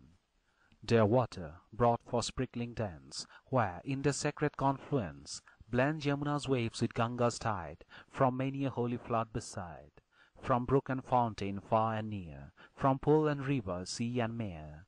And there were honey, curd, and oil, parched rice and grass, the garden spoil, fresh milk, 8 girls in bright attire, an elephant with eyes of fire, and urns of gold and silver made, with milky branches overlaid, all brimming from each sacred flood, and decked with many a lotus bud, and dancing women fair and free, gay with their gems, were there to see, who stood in bright apparel by, with lovely brow and witching eye. White flashed the jewelled chowry there, and shone like moonbeams through the air, the white umbrella overhead, a pale and moonlike lustre shed. Wont in pure splendor to proceed, and in such rites the pomp to lead, there stood the charger by the side of the great bull of snow-white hide. There was all music soft and loud, and birds and minstrels swelled the crowd. For now the monarch bade combine each custom of his ancient line, with every rite Ayodhya's state observed her kings to consecrate. Then, summoned by the king's behest, the multitudes together pressed, and missing still their royal sire, began impatient to inquire Who to our Lord will tidings bear, that all his people throng the square? Where is the king? The sun is bright, and all is ready for the ride. As thus they spoke, Sumatra tried, in council to the chiefs replied, gathered from lands on every side, to Rama's house I swiftly drave, for so the king his mandate gave. Our aged lord and Rama too, in honor high hold all over you. I in your wards belong your days, will ask him why he thus delays. Thus spoke the peer in scripture read, and to the lady's bower he sped. Quick through the gates Sumatra hied, which access never to him denied. Behind the curtain screen he drew, which veiled the chamber from the view. In benediction loud he raised his voice, and thus the monarch praised. Sun, moon, Kuvera, Siva bless, Kakutha's son with high success. The lords of air, flood, fire decree the victory, my king, to thee. The holy night has passed away, auspicious shines the morning's ray. Rise, Lord of man, thy part to take, in the great rite awake, awake. Brahmans and captains, chiefs of trade, all wait in festive garb arrayed. For thee they look with eager eyes, O Raghu's son, awake, arise. To him in holy scripture read, who hailed him thus, the monarch said, upraising from his sleep his head. Go, Rama, heed the lad as thou wast ordered by the queen but now. Come, tell me why my mandate laid upon thee thus is disobeyed. Away, and Rama hither bring. I sleep not, make no tarrying. Thus gave the king command anew. Sumatra from his lord it drew, with head in lowly reverence bent, and filled with thoughts of joy he went. The royal street he traversed where waved flag and pennon to the air, and as with joy the car he drove, he let his eyes delighted rove. On every side, wherever he came, he heard glad words, their theme the same, as in their joy the gathered folk of Rama and the throning spoke. Then saw he Rama's palace bright, and vast as Mount Kailasha's height, that glorious in its beauty showed, as Indra's own supreme abode. With folding doors, both high and wide, with 100 porches beautified, where golden statues towering rose, over gemmed and coralled porticos, bright like a cave in Maru's side, or clouds through autumn sky that ride, festooned with length of bloomy twine, flashing with pearls and jewels shine. While sandalwood and aloe lent the mingled riches of their scent, with all the odorous sweets that fill the breezy heights of Dardar's hill. There by the gate the sargas screamed, and shrill-toned peacock's plumage gleamed, its floors with deftest art inlaid, its sculptured warps in gold arrayed. With its bright sheen the palace took the mind of man, and changed their look, for like the sun and moon it glowed, and marked Kubera's loved abode. Circling the walls a crowd he viewed, who stood in reverent attitude, with throngs of countrymen who sought acceptance of the gifts they brought. The elephant was stationed there, appointed Rama's self to bear, adorned with pearls his brow and cheek, where sandal dyed in many a streak, while he in stature, bulk and pride, with Indra's own era but vied.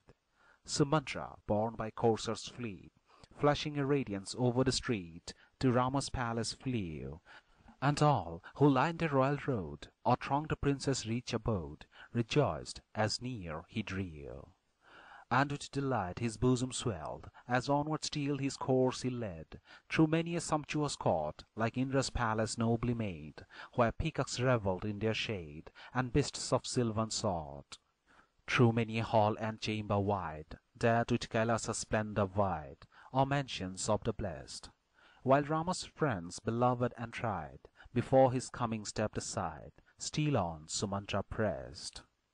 He reached the chamber door, where stood around his followers young and good, bard, minstrel, charioteer, well skilled the tuneful chords to sweep, with soothing strain to lull to sleep, or laud their master dear. Then like a dolphin darting through unfathomed depths of ocean blue, with store of jewels decked. Through crowded halls that rock like rose, or as proud hills where clouds repose, Sumatra sped unchecked. Halls like the glittering domes on high, reared for the dwellers of the sky by heavenly architect. End of cantos 13, 14 and 15.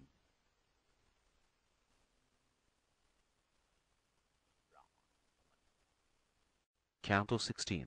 Rama summoned. So through the crowded inner door, Sumandra, skilled in ancient lore, on to the private chambers pressed, which stood apart from all the rest. There youthful warriors, true and bold, whose ears were ringed with polished gold, all armed with trusty bows and darts, watched with devoted eyes and hearts. And weary man, a faithful train, whose aged hands held staves of cane. The ladies god, apparel fair, in red attire were stationed there. Soon as they saw Sumandra nigh, each longed his lord to gratify, and from his seat beside the door upsprang each ancient servitor. Then to the warders quickly cried the skilled Sumandra, void of pride, "Tell Rama that the charioteer Sumandra waits for audience here." The ancient man with one accord, seeking the pleasure of their lord, passing with speed the chamber door, to Rama's ear the message bore. Forthwith the prince with duteous heed called in the messenger with speed, for it was his sire's command he knew that sent him for the interview.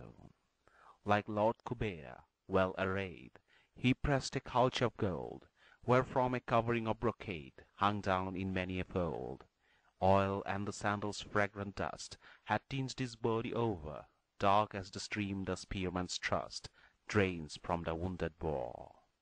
Him Sita watched with tender care, a chowry in her hand, as Chitra, ever fond and fair, beside the moon will stand. Him glorious with unborrowed light, a liberal lord of sunlike might, Sumandra hailed in words like these, well skilled in gentle courtesies. As with joined hands in reverence raised, upon the beauteous prince he gazed. Happy Kausalya, blessed is she, the mother of a son like thee. Now rise, O Rama, speed away, go to thy sire without delay, for he and Queen Kaikeyi seek an interview with thee to speak. The lion lord of man, the best of splendid heroes, thus addressed to Sita spake with joyful cheer: "The king and queen, my lady dear, touching the throning for my sake, some salutary counsel take. The lady of the full black eye would fain her husband gratify, and all his purpose understood, counsels the monarch to my good. A happy fate is mine, I ween, when he, consulting with his queen, Sumandra on this charge intent upon my gain and good has sent. An envoy of so noble sort well suits the splendor of the court. The consecration rite this day will join me in imperial sway, to meet the Lord of Art, for so his order bids me I will go. Thou, lady, here in comfort stay, and with thy maidens rest or play." Thus Rama spake. For meet reply, the lady of the large black eye attended to the door her lord, and blessings on his head implored. The majesty and royal state which holy Brahmans venerate, the consecration and the rite which sanctifies the ruler's might, and all imperial power should be thine by thy father's high decree, as he, the worlds who formed and planned, the kingship gave to Indra's hand. Then shall mine eyes my king adore, while lustral rites and fast are over, and black deer skin and roebuck's horn thy lordly limbs and hand adorn. May he, whose hands the thunder wield, be in the east thy guard and shield. May Yama's care the south befriend, and Barun's arm the west defend, and let Kubera, lord of gold, the north with firm protection hold. Then Rama spoke a kind farewell, and hailed the blessings as they fell from Sita's gentle lips, and then, as a young lion from his den descends the mountain's stony side, so from the hall the hero hied. First Lakshmana at the door he viewed, who stood in reverent attitude. Then to the central court he pressed, where watched the friends who loved him best. To all his dear companions there he gave kind looks and greeting fair. On to the lofty car that glowed like fire the royal tiger strode. Bright as himself with silver shone, a tiger skin was laid thereon. With cloud like thunder as it rolled, it flashed with gems and burnished gold. And like the sun's meridian blaze, blinded the eyes that none could gaze. Like youthful elephants, tall and strong, fleet coursers whirled the car along. In such a car the thousand-eyed, borne by swift horses, loves to ride. So like Parjanya, when he flies, thundering through the autumn skies, the hero from the palace paid, as leaps the moon some cloud overhead. Still close to Rama Lakshmana kept, behind him to the car he leapt, and watching with fraternal care, waved the long chariot's silver hair. As from the palace gate he came, uprose the tumult of acclaim, while loud hujah and jubilant shout pealed from the gathered myriads out. Then elephants, like mountains vast, and steeds who all their kind surpassed, followed their lord by hundreds, nay, by thousands, led in long array. First matched a band of warriors trained, with sandal dust and aloe stained, well armed was each with sword and bow, and every breast with hope aglow. And ever, as they onward went, shouts from the warrior train, and every sweet-toned instrument prolonged the minstrel strain. On past the tamer of his foes, while well-clad dames in crowded rows, each chamber ladies thronged to view, and chaplets on the hero trio. Then all, of peerless face and limb, sang Rama's praise for love of him, and blent their voices soft and sweet, from palace high and crowded street. Now sure Kausalya's heart must swell, to see the son she loves so well. Thee, Rama, thee, her joy and pride, triumphant over the realm preside. Then, for the knew his bride most fair, of all who part the soft dark hair, his love, his life, possessed the whole, over her young hero's heart and soul. Be sure the lady's fate repays some mighty vow of ancient days, for blessed with Rama's love is she, as with the moon's sweet Rohini. Such were the witching words that came from lips of many a peerless dame, crowding the palace roofs to greet the hero as he gained the street. Canto 17. Rama's Approach. As Rama, rendering blithe and gay, his loving friends pursued his way, he saw on either hand a press of mingled people numberless. The royal street he traversed where incense of aloe filled the air, where rose high palaces that vied with pally clouds on either side, with flowers of myriad colors graced, and food for every varied taste. Bright as the glowing path overhead, which feet of gods celestial tread. Loud benedictions, sweet to hear, from countless voices soothed his ear, while he to each gave due salute, his place and dignity to suit. Be thou, the joyful people cried, be thou our guardian, lord and guide, throned and anointed king-to-day, thy feet set forth upon the way, wherein each honored as a god, thy fathers and forefathers trod. Thy sire and his have graced the throne, and loving care to us have shown. Thus blessed shall we and ours remain, yea still more blessed in Rama's reign. No more of dainty fare we need, and but one cherished object heed, that we may see our prince today invested with imperial sway. Such were the words and pleasant speech that Rama heard, unmoved from each of the dear friends around him spread, as onward through the street he sped.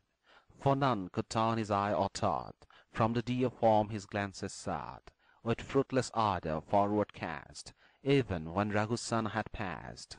And he who saw not Rama nigh, nor caught a look from Rama's eye, a mark for scorn and general blame, reproached himself in bitter shame.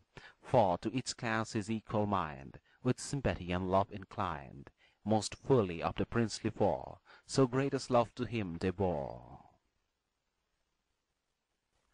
His circling course the hero bent, round shrine and altar reverent, round homes of gods where crossroads met, where many a sacred tree was set. Near to his father's house he drew, like Indra's beautiful to view, and with delight his glory gave, within the royal palace drave. Through 3 broad courts, where bowmen kept their watch and ward, his coursers swept. Then through the 2 remaining went, on foot the prince preeminent, Through all the courts the hero passed, and gained the lady's bower at last. Then through the door alone withdrew, and left without his retinue. When thus the monarch's noble boy had gone his sire to meet, the multitude, elate with joy, stood watching in the street, and his return with eager eyes expected at the gates, as for his darling moon to rise the king of rivers waits. Canto 18. The Sentence. With hopeless eye and pallid mien, there sat the monarch with the queen. His father's feet with reverence due he clasped, and touched Kaikeyi's too. The king, with eyes still brimming over, cried Rama, and could do no more. His voice was choked, his eye was dim, he could not speak or look on him. Then sudden fear made Rama shake, as though his foot had roused a snake.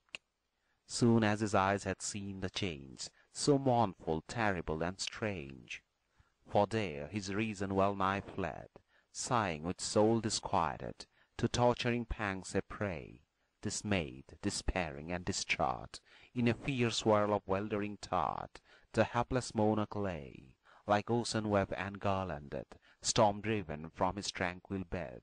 Then sun-god in eclipse, or like a holy seer, heart-stirred with anguish when a lying word has passed his heedless lips. The sight of his dear father, pained with woe and misery unexplained, filled Rama with unrest, as ocean's pulses rise and swell, when the great moon he loved so well shines full upon his breast.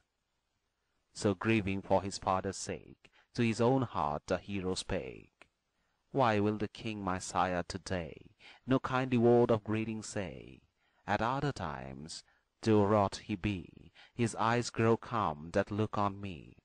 Then why does anguish wring his brow to see his well-beloved now?" Sick and perplexed, distraught with woe, to Queen Kaikeyi bowing low, while pallor over his bright cheek spread, with humbled reverence he said, "What have I done unknown amiss, to make my father wroth like this? Declare it, O dear Queen, and win his pardon for my heedless sin. Why is the sire I ever find filled with all love to-day unkind?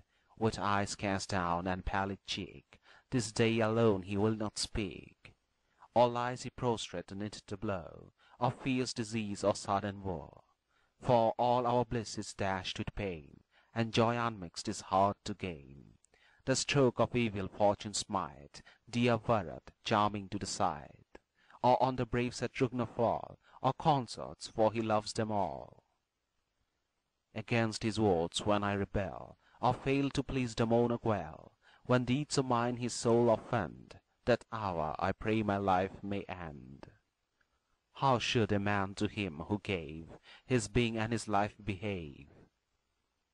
The sire to whom he vows his birth should be his deity on earth. Hast thou by pride and folly moved, with bitter taunt the king reproved? Has scorn of thine or cruel jest to passion stirred his gentle breast? Speak truly, Queen, that I may know what cause has changed the monarch so." Thus by the high-souled prince addressed, of Raghu's sons the chief and best, she cast all ruth and shame aside, and bold with greedy words replied, "Not wrath, O Rama, steers the king, nor misery stabs with sudden sting. One thought that fills his soul has he, but dares not speak for fear of thee. Thou art so dear, his lips refrain from words that might his darling pain. But thou, as duty bids, must still the promise of thy sire fulfill. He who to me in days gone by vouchsafed a boon with honors high, dares now a king his word regret, and caitiff-like disowns the debt. The Lord of man his promise gave, to grant the boon that I might crave, and now a bridge would idly throw, when the dried stream has ceased to flow. His faith the monarch must not break, in wrath or even for thy dear sake. From faith, as well the righteous know, our virtue and merits flow. Now be they good or they be ill, do thou thy father's words fulfill. Swear that his promise shall not fail, and I will tell thee all the tale."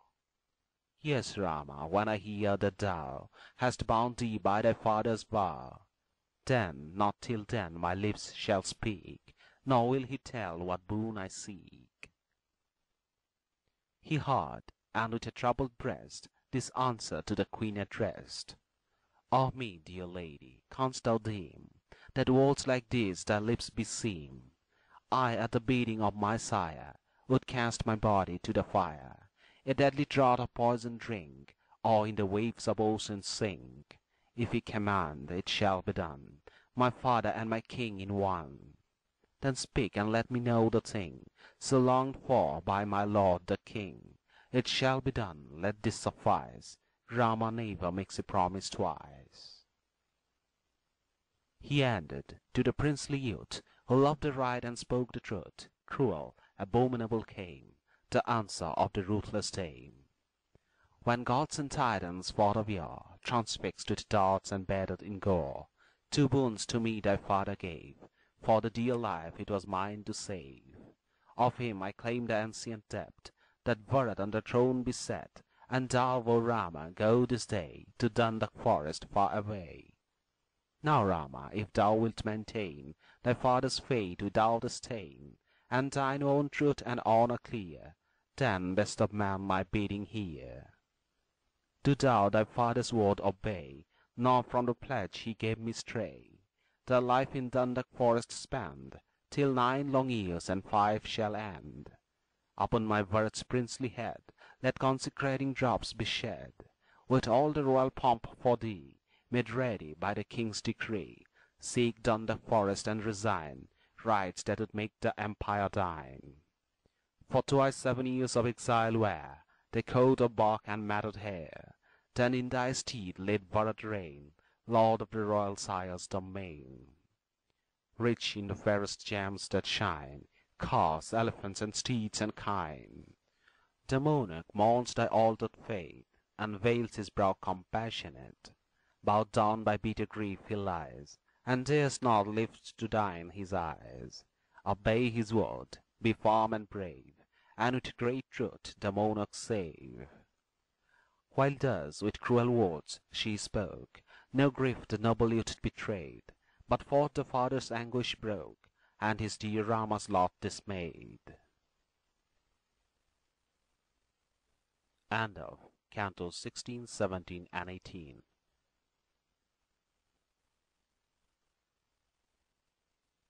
Canto 19. Rama's Promise. Calm and unmoved by threatened war, the noble conqueror of the foe answered the cruel words she spoke, nor quailed beneath the murderous stroke. "Yea, for my father's promise sake, I to the wood my way will take, and dwell a lonely exile there, in hermit dress with matted hair. One thing alone I fain would learn, why is the king this day so stern? Why is the scourge of foes so cold, nor gives me greeting as of old? Now let not anger flush thy cheek, before thy face the truth I speak. In hermit's coat with matted hair, to the wild wood will I repair. How can I fail his will to do? Friend, master, grateful sovereign too. The only pang consumes my breast, that his own lips have not expressed his will, nor made his longing known, that Bharat should ascend the throne. To Bharat I would yield my wife, my realm and wealth, mine own dear life. Unasked I fain would yield them all, more gladly at my father's call, more gladly when the gift may free his honor and bring joy to thee. Thus, lady, his sad heart release from the sore shame and give him peace. But tell me, oh, I pray thee, why the Lord of man with downcast eye lies prostrate thus, and one by one down his pale cheek the teardrops run? Let couriers to thy father speed, on horses of the swiftest breed, and by the mandate of the king thy Bharat to his presence bring.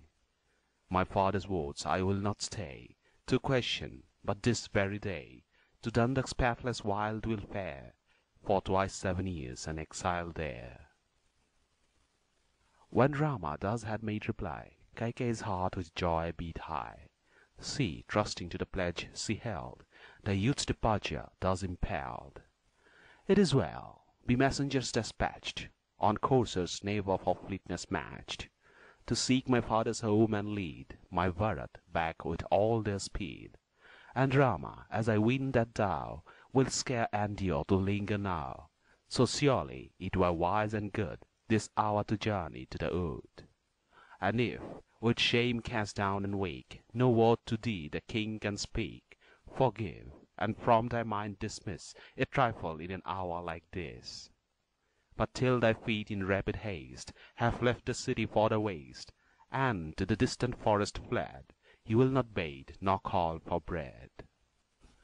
War, war, from the sad monarch burst, in surging floods of grief immersed, then swanning with his wits astray, upon the gold-wrought couch he lay. And Rama raised the aged king, but the stern queen unpitying, checked not her heedless words, nor spared the hero for all speed prepared, but urged him with her bitter tongue, like a good horse with lashes stung. She spoke her shameful speech, serene, he heard the fury of the queen, and to her words so vile and dread, gently unmoved in mind, he said, I would not in this world remain, a grovelling thrall to paltry gain, but duty's path would fain pursue, true as the saints themselves are true. From death itself I would not fly, my father's wish to gratify. What deed soever his loving son may do to please him, think it done. Amid all duties, queen, I count this duty first and paramount, that sons obedient I fulfil their honored father's word and will. Without his word, if thou decree, forth to the forest will I flee, and there shall 14 years be spent, mid lonely wilds in banishment. Methinks thou couldst not hope to find one spark of virtue in my mind, if thou, whose wish is still my lord, hast for his grace the king implored. This day I go, but ere we part, must cheer my Sita's tender heart. To my dear mother bid farewell, then to the woods a while to dwell. With thee, O queen, the care must rest, that Bharat hear his sire's behest, and guard the land with righteous sway, for such the law that lives for aye. In speechless woe the father heard, wept with loud cries, but spoke no word. Then Rama touched his senseless feet, and hers, for honour most unmeet. Round both his circling steps he bent, then from the bower the hero went. Soon as he reached the gate he found his dear companions gathered round. Behind him came Sumitra's child, with weeping eyes so sad and wild. Then saw he all that rich array of vases for the glorious day. Round them with reverent steps he paced, nor veiled his eye, nor moved in haste. The loss of empire could not dim the glory that encompassed him. So will the Lord of cooling rays, on whom the world delights to gaze, through the great love of all retain sweet splendor in the time of wane. Now to the exile's lot resigned, he left the rule of earth behind, as though all worldly cares he spurned, no trouble was in him discerned. The chariots that for kings are used, and white umbrella he refused, dismissed his chariot and his man, and every friend and citizen. He ruled his senses, nor betrayed the grief that on his bosom weighed, and thus his mother's mansion sought, to tell the mournful news he brought. Nor could the gay-clad people there, who flocked round Rama true and fair, one sign of altered fortune trace upon the splendid hero's face. Nor had the chieftain, mighty armed, lost the bright look all hearts that charmed, as even from the autumn moons is thrown a splendor which is all their own. With his sweet voice the hero spoke, saluting all the gathered folk. Then righteous souled and great in fame, close to his mother's house he came. Lakshmana the brave, his brother's peer, in princely virtues followed near, sore troubled, but resolved to show no token of his secret war. Thus to the palace Rama went, where all were gay with hope and joy, but well he knew the dire event, that hope would mar, that bliss destroy. So to his grief he would not yield, lest the sad change their hearts might rend, and the dread tiding unravelled, spared from the blow its faithful friend. Canto 20. Kausalya's Lament. But in the monarch's palace when sped from the bower that lord of men, up from the weeping women went a mighty wail and wild lament. Ah, he who ever freely did his duty ere his sire could bid, our refuge and our sure defence this day will go an exile hence. He on Kausalya loves to wait, most tender and affectionate, and as he treats his mother, thus from childhood has he treated us. On themes that sting he will not speak, and when reviled he is calm and meek. He soothes the angry, heals offence, he goes today an exile hence. Our Lord the King is most unwise, and looks on life with doubting eyes, who in his folly casts away the world's protection, hope, and stay. Thus in their war, like kine bereaved of their young cubs, the ladies grieved, and ever as they wept and wailed, with keen reproach the king assailed. Their lamentation mixed with tears smote with new grief the monarch's ears, who bound with woe too great to bear, fell on his couch and fainted there. Then Rama, smitten with the pain his heaving heart could scarce restrain, groaned like an elephant and strode with Lakshmana to the queen's abode. A warder there, whose very eld in honour high by all was held, guarding the mansion sat before the portal, guard with many more. Swift to their feet the warder sprang, and loud acclamation rang. Hailed Rama as to him they bent, of victor chiefs preeminent. One court he passed, and in the next saw masters of each Veda text, a crowd of Brahmins good and sage, dear to the king for lore and age. To these he bowed his reverend head, thence to the court beyond he sped. Old dames and tender girls their care to keep the doors were stationed there. And all, when Rama came in view, delighted to the chamber flew, to bear to Queen Kausalya's ear the tidings that she loved to hear. The queen, on rites and prayer intent, in careful watch the night he'd spent, and at the dawn her son to aid, to Vishnu holy offerings made. Firm in her vows, serenely glad, in robes of spotless linen clad, as texts prescribe with grace implored, her offerings in the fire she poured. Within her splendid bower he came, and saw her feet the sacred flame. There oil and grain and vases stood, with wreaths and cards and cates and wood, and milk and sesame and rice, the elements of sacrifice. See, worn and pale with many a fast, and midnight hours in vigil past, in robes of purest white arrayed, to Lakshmi, queen, drink offerings paid. So long away she flew to meet the darling of her soul, so runs a mare with eager feet to welcome back her foal. He with his firm support upheld the queen, as near she drew, and by maternal love impelled, her arms around him threw. Her hero son, her matchless boy, she kissed upon the head, she blessed him in her pride and joy, with tender words and said, Be like thy royal sires of old, the nobly good, the lofty souled, their lengthened days and fame be thine, and virtue as beseems thy line. The pious king thy father see, true to his promise made to thee, that truth thy sire this day will show, and reason's power on thee bestow. She spoke, he took the proffered seed, and as she pressed her son to eat, raised reverent hands, and touched with shame, made answer to the royal dame. Dear lady, thou hast yet to know that danger treats and heavy woe, a grief that will with sore distress on Sita, thee, and Lakshmana press. What needs of seeds have such as I? This day to _The would I fly. The hour is come, a time unmeet, for silken couch and gilded seat. I must to lonely wilds repair, abstain from flesh and living there. On roots, fruit, honey, hermit's food, pass twice 7 years in solitude. To Bharat's hand the king will yield the risen power I thought to wield, and me a hermit will he send, my days in wood to spend.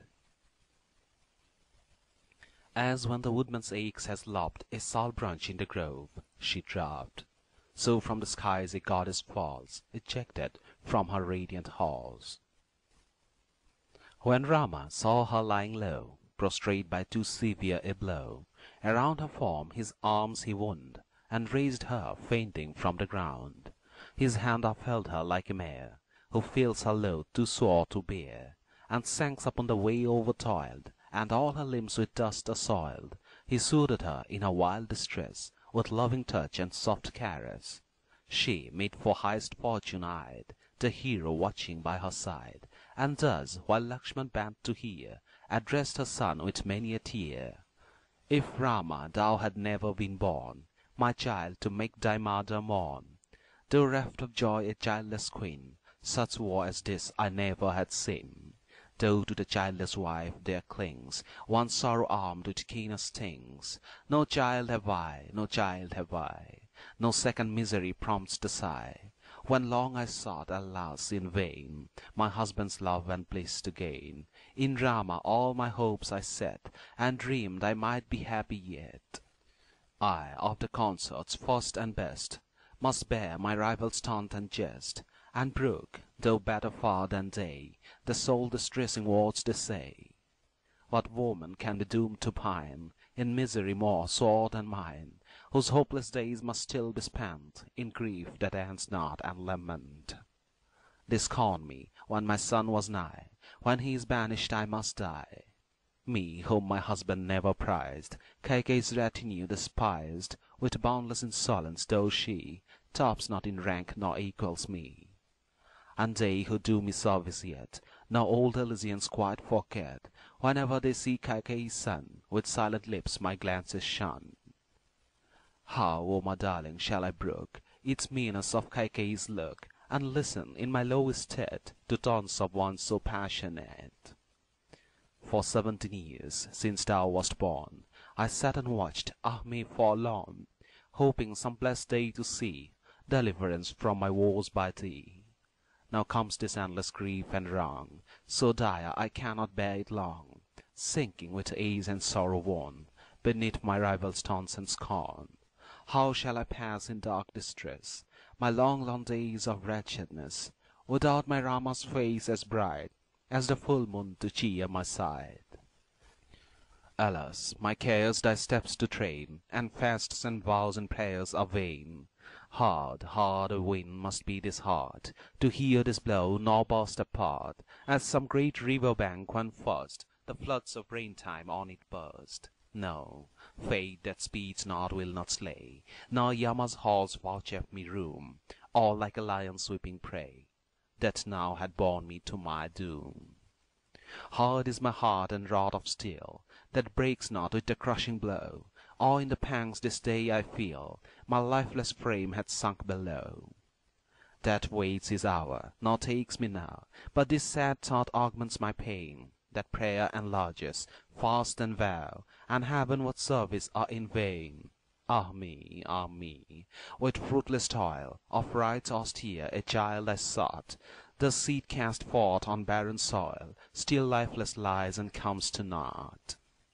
If ever wretch by anguish grieved, before his hour to death had fled, I, mourning like a cow bereaved, had been this day among the dead. Canto 21. Kausalya calmed. While thus Kausalya wept and sighed, with timely words sad Lakshmana cried, O honoured queen, I like it ill, that subject to a woman's will, Rama his royal state should quit, and to an exile's doom submit. The aged king, fond, changed, and weak, will as the queen compels him speak. But why should Rama thus be sent to the wild woods in banishment? No least offence I find in him, I see no fault his fame to dim, not one in all the world I know, not outcast wretch, nor secret foe, whose whispering lips would dare assail his spotless life with slanderous tale. Godlike and bounteous, just, sincere, even to his very foeman dear, who would without a cause neglect the right and such a son reject.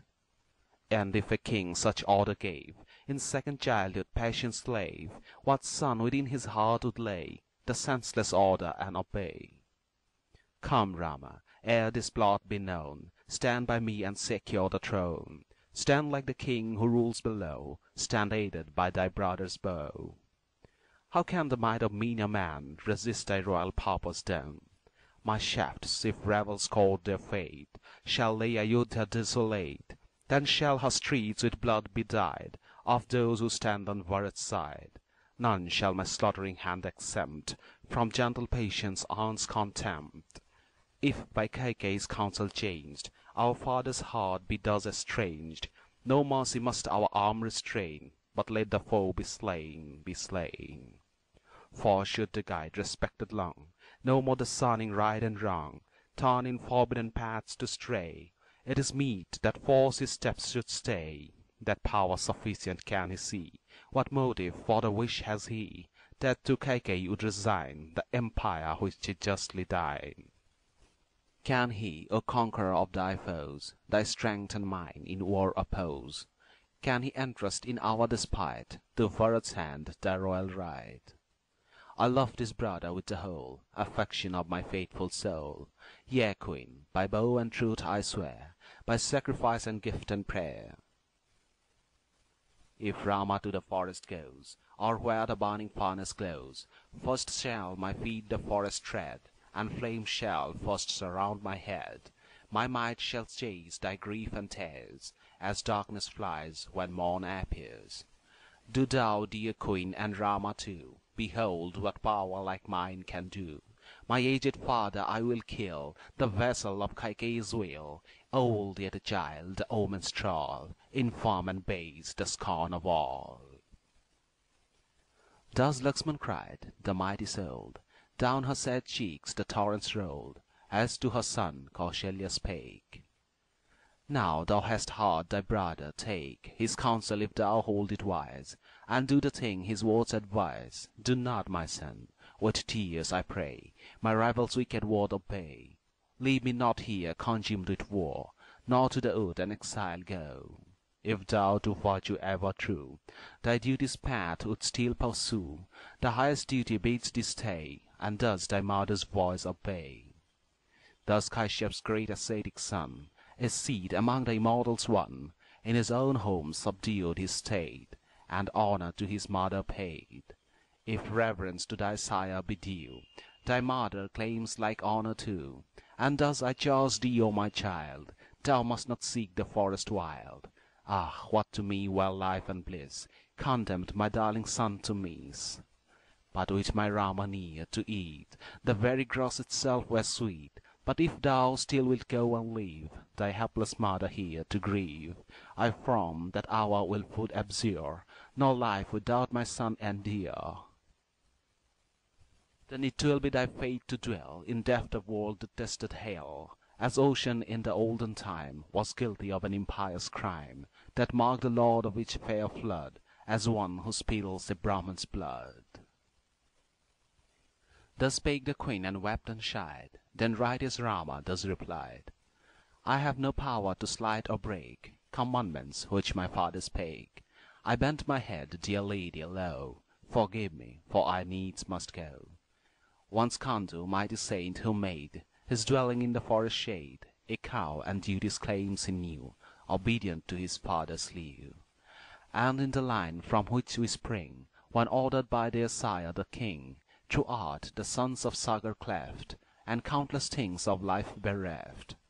So Jamadagni's son obeyed his sire, when in the wood he laid his hand upon his axe and smote through Renuka his mother's throat. The deeds of this and more beside, pairs of gods my steps shall guide, and resolute will I fulfill my father's word, my father's will. Nor I, O Queen, unsanctioned tread this righteous path by duty led. The road my footsteps journey over was traversed by the great of yore. This high command which all accept shall faithfully by me be kept, for duty never will him forsake who fears his sire's command to break. Thus to his mother, wild with grief, then thus to Lakshmana spake the chief of those by whom the bow is bent, mid all who spake most eloquent. I know what love for me thou hast, what firm devotion unsurpassed, thy valor and thy worth I know, and glory that appals the foe. Blessed youth, my mother's woe is great, it bends her beneath its matchless weight, no claims will she with blinded eyes of truth and passions recognize. For duty is supreme in place, and truth is duty's noblest base. Obedient to my sire's behest, I serve the cause of duty best. For man should truly do whatever to murder Brahman sire he sware. He must in duty's path remain, nor let his word be pledged in vain. And oh, my brother, how can I obedience to this charge deny? Kaikeyi's tongue my purpose spurred, but it was my sire who gave the word. Cast these unholy thoughts aside, which smack of war and warrior's pride. To duty's call not wrath attend, and tread the path which I command. Rama by fond affection moved, his brother Lakshmana thus reproved. Then with joined hands and reverent head, again to Queen Kausalya said, I needs must go, do thou consent, to the wild wood in banishment. Oh, give me by my life, I pray, thy blessing ere I go away. I, when the promised years are over, shall see Ayodhya's town once more.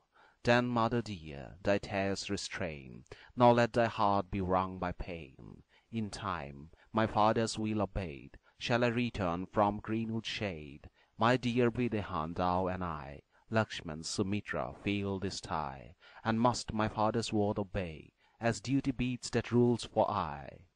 Thy preparations now forego, and lock within thy breast thy woe, nor be my pious wish withstood, to go on exile to the wood. Calm and unmoved the prince explained his duty's claim and purpose high. The mother life and sense regained, looked on her son and made reply. If reverence be thy father's due, the same by right and love is mine. Go not, my charge I thus renew, nor leave me here in war to pine. What were such lonely life to me, rides to the shades or deathless lot? More dear, my son, 1 hour with thee, than all the world where thou art not. As bursts to view when brands blaze high, some elephant concealed by night, so when he heard his mother's cry, burnt Rama's grief with fiercer might. Thus to the queen, half senseless still, and Lakshman, burnt with heartfelt pain, true to the right with steadfast will, his duty speech he spoke again. Brother, I know thy loving mind, thy valour and thy truth I know, but now to claims of duty bind, thou and my mother swell my woe. The fruits of deeds in human life make love, gain, duty manifest.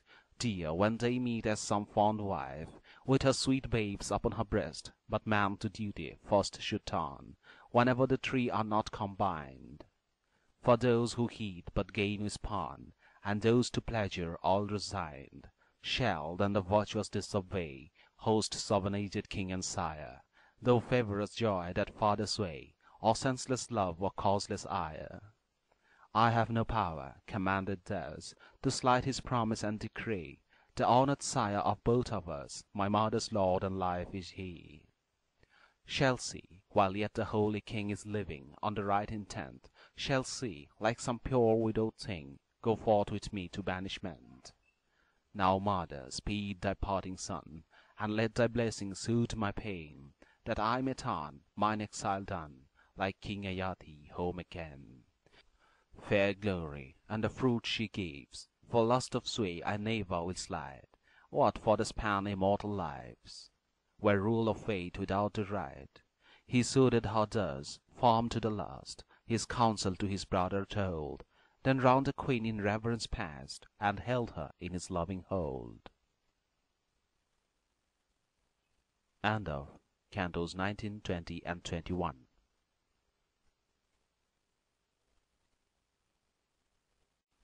Canto 22. Lakshman calmed. So Rama kept unshaken still, his noble heart with iron will. To his dear brother next he turned, whose glaring eyes with fury burned. Indignant, panting like a snake, and thus again his counsel spake. Thine anger and thy grief restrain, and firm in duty's path remain. Dear brother, lay thy scorn aside, and be the right thy joy and pride. Thy ready chill and thoughtful care, to aid what rights should grace the heir. These it is another's now to ask. Come, guard thee for thy noble task, that Bharat's throning rights may be graced with the things prepared for me. and with thy gentle care provide that her fond heart, now sorely tried with fear and longing for my sake, with doubt and dread, may never ache. To know that thoughts of coming ill, one hour the tender bosom feel with agony and dark despair, is grief too great for me to bear. I cannot, brother, call to mind one wilful fault or undersigned, when I have pained in anything my mother's or my sire the king. The right my father keeps in view, in promise, word, and action true. Let him then all his fear dismiss, nor dread the loss of future bliss. He fears his truth herein will fall, hence bitter thoughts his heart assail. He trembles lest the rites proceed, and at his pangs my heart should bleed. So now this honest wish is mine, the consecration to resign, and from this city turn away to the wild earth with no delay.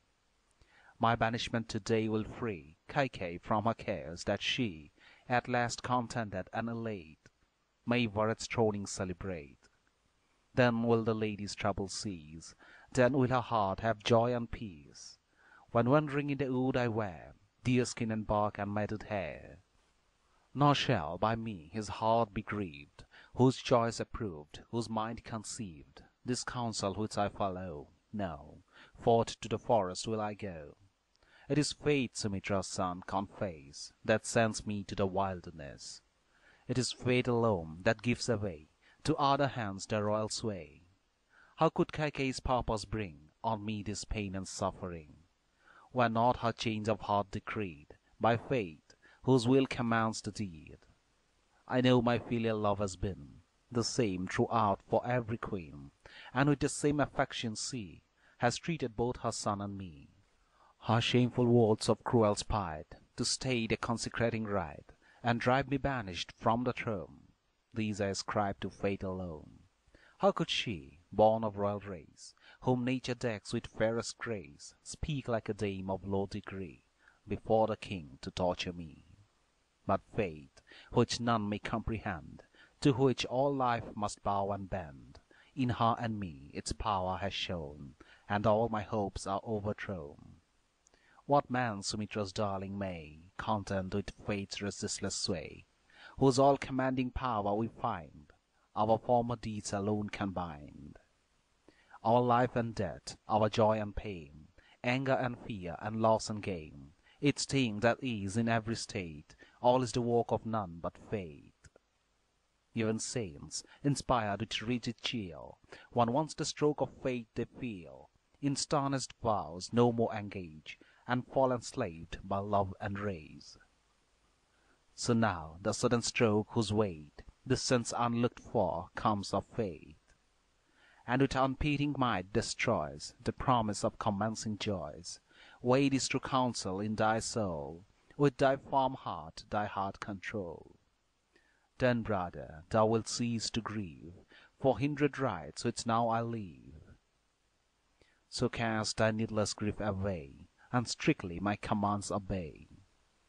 Those preparations check with speed, nor let my throning rites proceed. Those arms that stand prepared to shade king-making drops upon my head shall with their pure lustrations now inaugurate my hermit's vow. Yet what have I to do with things that touch the state and pomp of kings? These hands of mine shall water take to sanctify the vow I make. Now, Lakshman, let thy heart no more my fortune changed and lost deplore. A forest life more joys may bring than those that wait upon a king. Now through her art successful mar my consecrating rite. Let not the youngest queen too far thy jealous fear excite. Nor let one thought suggesting ill upon our father fall, but let thy heart remember still that fate is lord of all. Canto 23. Lakshman's Anger. Thus Rama to his brother said, and Lakshman bent his drooping head, in taunts by grief and pride impelled, a middle course of thought he held. Then in a frown of anger bent his brows that chief most excellent, and like a serpent in his hole, breathed fierce and fast in wrath of soul. His threatening brows so darkly frowned, His eyes so fiercely glanced around, they made his glare, which none might brook, like some infuriate lion's look. Like some wild elephant full oft, he raised and shook his head aloft, now turned his neck to left and right, now bent, now raised its stately height. Now in his rage that sword he felt, with mangling wounds to foemen dealt, with sidelong glance his brother eyed, and thus in burning words replied.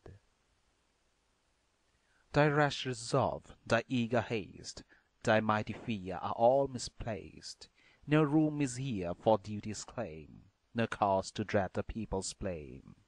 Can one as brave as thou consent to use a coward's argument?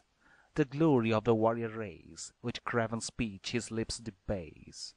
Can one like thee so falsely speak, exalting fate confessed so weak? Canst thou, undoubting, still restrain suspicions of those sinful twain? Canst thou, most duteous, fail to know their hearts are set on duty's show? They with deceit have set their trains, and now the fruit rewards their pains. Had they not long ago agreed, O Rama, on this treacherous deed? That promised boon, so long retained, he asked had given and she had gained. I cannot, O my brother, bear to see another throned as heir, with rights which all our people hate. Then, O, this passion tolerate. This vaunted duty, which can guide thy steps from wisdom's path aside, and change the counsel of thy breast, O lofty-headed, I detest. Wilt thou, when power and might are thine, submit to this abhorred design, thy father's impious hest fulfil, that vessel of Kaikeyi's will? But if thou still wilt shut thine eyes, nor see the guile herein that lies, my soul is sad, I deeply mourn, and duty seems a thing to scorn. Canst thou one moment think to please this pair, who live for love and ease, and against thy peace as foes allied, with tenderest names their hatred hide? Now if thy judgment still refers to fate, this plot of his and hers, my mind herein can never agree, and oh, in this be ruled by me. Weak, void of manly pride are they, who bend to fate's imputed sway. The choicest souls, the nobly great, disdain to bow their heads to fate. And he who dares his fate control, with vigorous act and manly soul, through threatening fate his hopes assail, unmoved through all, need never quail. This day mankind shall learn aright the power of fate and human might, so shall the gulf that lies between a man and fate be clearly seen.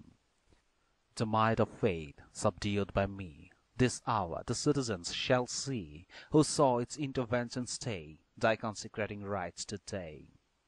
My power shall turn this fate aside, that threatens as with furious stride an elephant who scorns to feel, in race unchecked, the driver's heel. Not the great lords whose sleepless might protects the walls shall stay the right, though earth, hell, heaven combine their powers, and shall we fear this sire of ours. Then if their minds are idly bent to doom thee, king, to banishment, through twice 7 years of exile they shall in the lonely forest stay. I will consume the hopes that fire the Queen Kaikeyi and our sire, that to her son this check will bring advantage, making Bharat king. The power of fate will never withstand the might that arms my vigorous hand. If danger and distress assail, my fearless strength will still prevail. 1,000 circling years shall flee, the forest then thy home shall be, and thy good sons succeeding hold the empire which their sire controlled. The royal saints of old who reigned for aged kings this rest ordained. These to their sons their realm commit, that they, like sires, may cherish it. O pious soul, if thou decline the empire which is justly thine, lest while the king distracted lies, disorder in the state should rise. I, or no mention may I find, in worlds to hero souls assigned, the guardian of thy realm will be, as the sea bank protects the sea. Then cast thine idle fears aside, with prosperous rites be sanctified. The lords of art may strive in vain, my power shall all their force restrain. My pair of arms, my warrior's bow, are not for pride or empty show. For no support these shafts were made, and binding up ill suits my blade. To pierce the foe with deadly breach, this is the work of all and each. But small, methinks, the love I show, for him I count my mortal foe. Soon as my trenchant steel is bare, flashing its lightning through the air, I heed no foe, nor stand aghast, though Indra's self the Levin cast. Then shall the ways be hard to pass, where chariots lie in ruinous mass, when elephant and man and steed, crushed in the murderous onslaught bleed. And legs and heads fall, heap on heap, beneath my sword's tremendous sweep. Struck by my keen brand's trenchant blade, thine enemies shall fall dismayed. Like towering mountains rent in twain, or lightning clouds that burst in rain.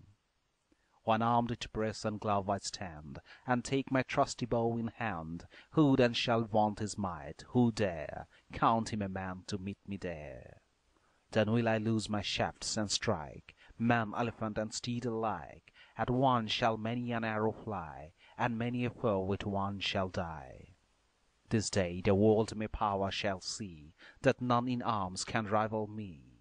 My strength the monarch shall abase, and set thee lord in lordliest place.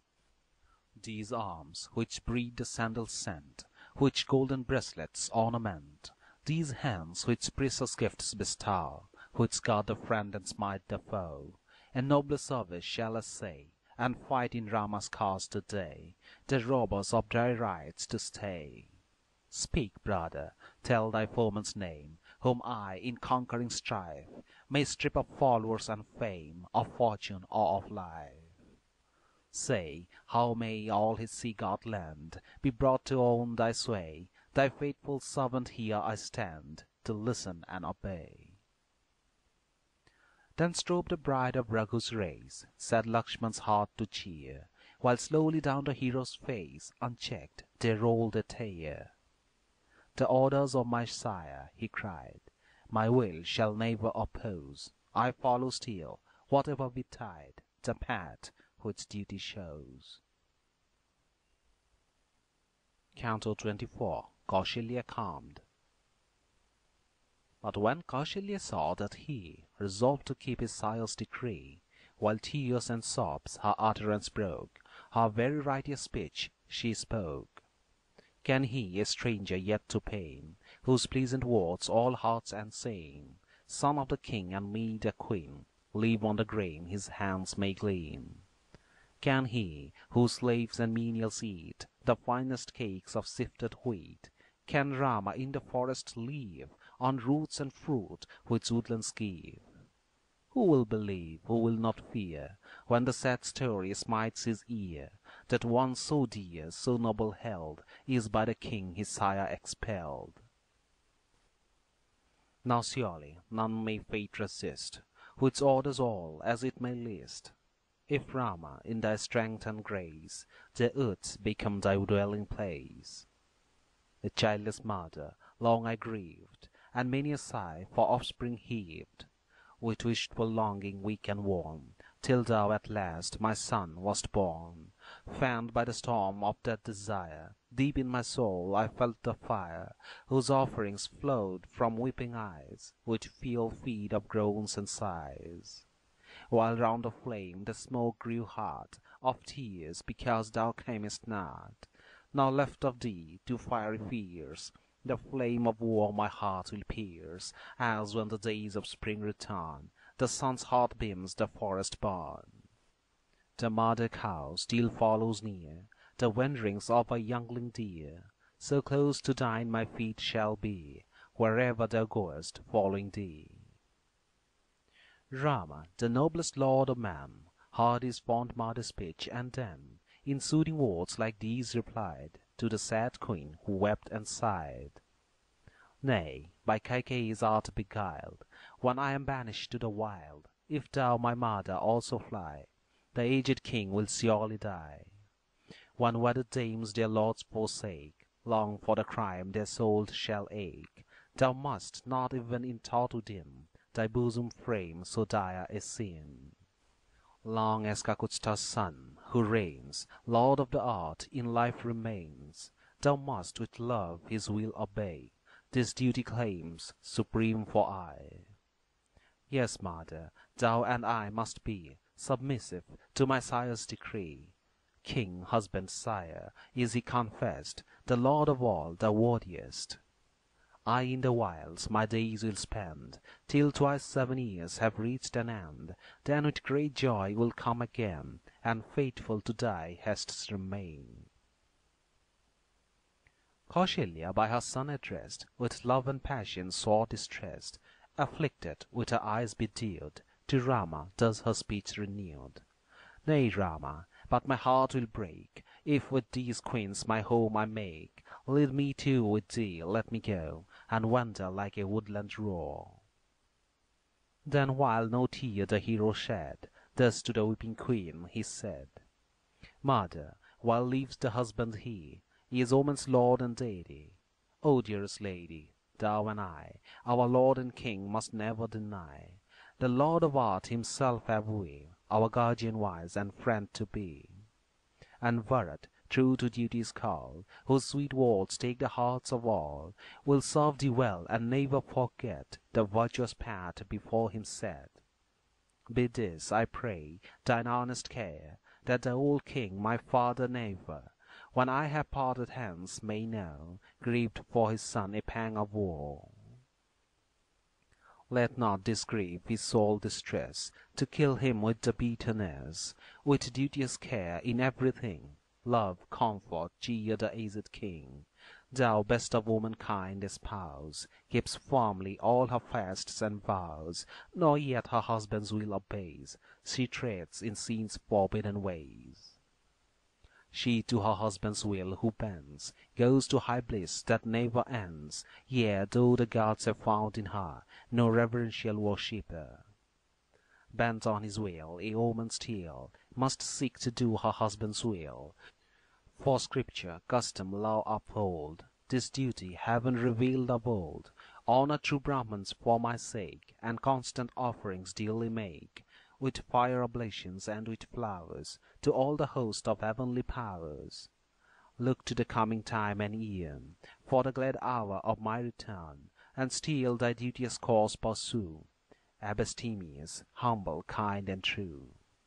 The highest bliss shalt thou obtain, when I from exile come again, if, best of those who keep the right, the king my sire still see the light.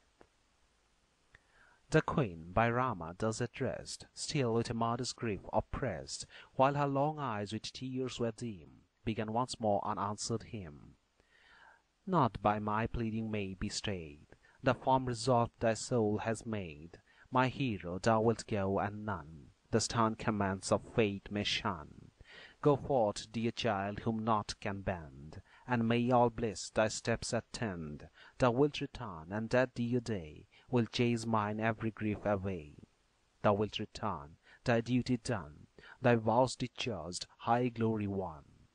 From filial debt wilt thou be free, and sweetest joy will come on me. My son, the will of mighty fate at every time must dominate. If now it drives thee hence to stray, heedless of me who bid thee stay.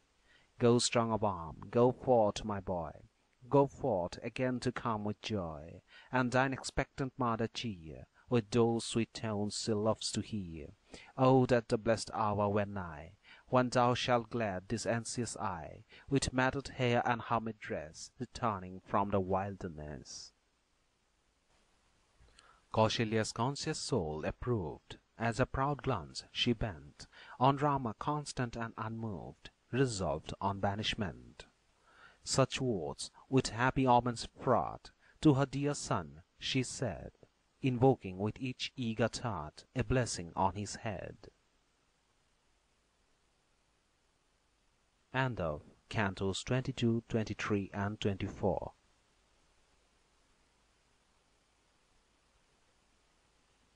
Canto 25. Kausalya's Blessing. Her grief and woe she cast aside, her lips with water purified, and thus her benison began. that mother of the noblest man.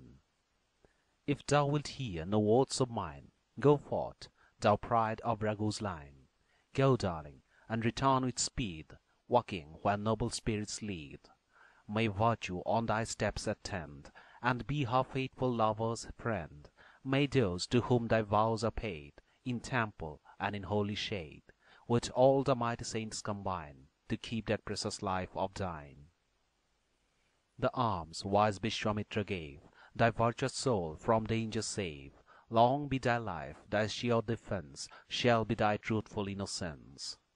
And that obedience not can tire, to me thy mother and thy sire. My fanes where holy fires are fed, altars with grass and feeble spread. Its sacrificial ground, its tree, rock, lake, and mountain prosper thee. Let old Viras and him who made the universe combine to aid. Let Indra and each guardian lord who keeps the worlds their help afford, and be thy constant friend the sun, Lord Pusha, Vaga, Aryaman. Fortnights and seasons, nights and days, years, months, and hours protect thy ways. Brihaspati shall still be nigh, the war god, and the moon on high, and Narad and the sainted seven shall watch thee from their starry heaven. The mountains and the seas which ring, the world and Varun the king, sky, ether, and the wind, whatever moves not or moves, for thee shall care. Each lunar mansion be benign, with happier light the planets shine. All gods, its light in heaven that glows, protect my child wherever he goes. The twilight hours, the day and night, keep in the wood thy steps aright. Watch, minute instant, as they flee, shall all bring happiness to thee. Celestials and the Titan brood protect thee in thy solitude, and haunt the mighty wood to bless the wanderer in his hermit dress. Fear not, by mightier guardians screened, the giant or night-roving fiend, nor let the cruel race who tear man's flesh for food thy bosom scare. Far be the ape, the scorpion's sting, fly, gnat, and worm, and creeping thing.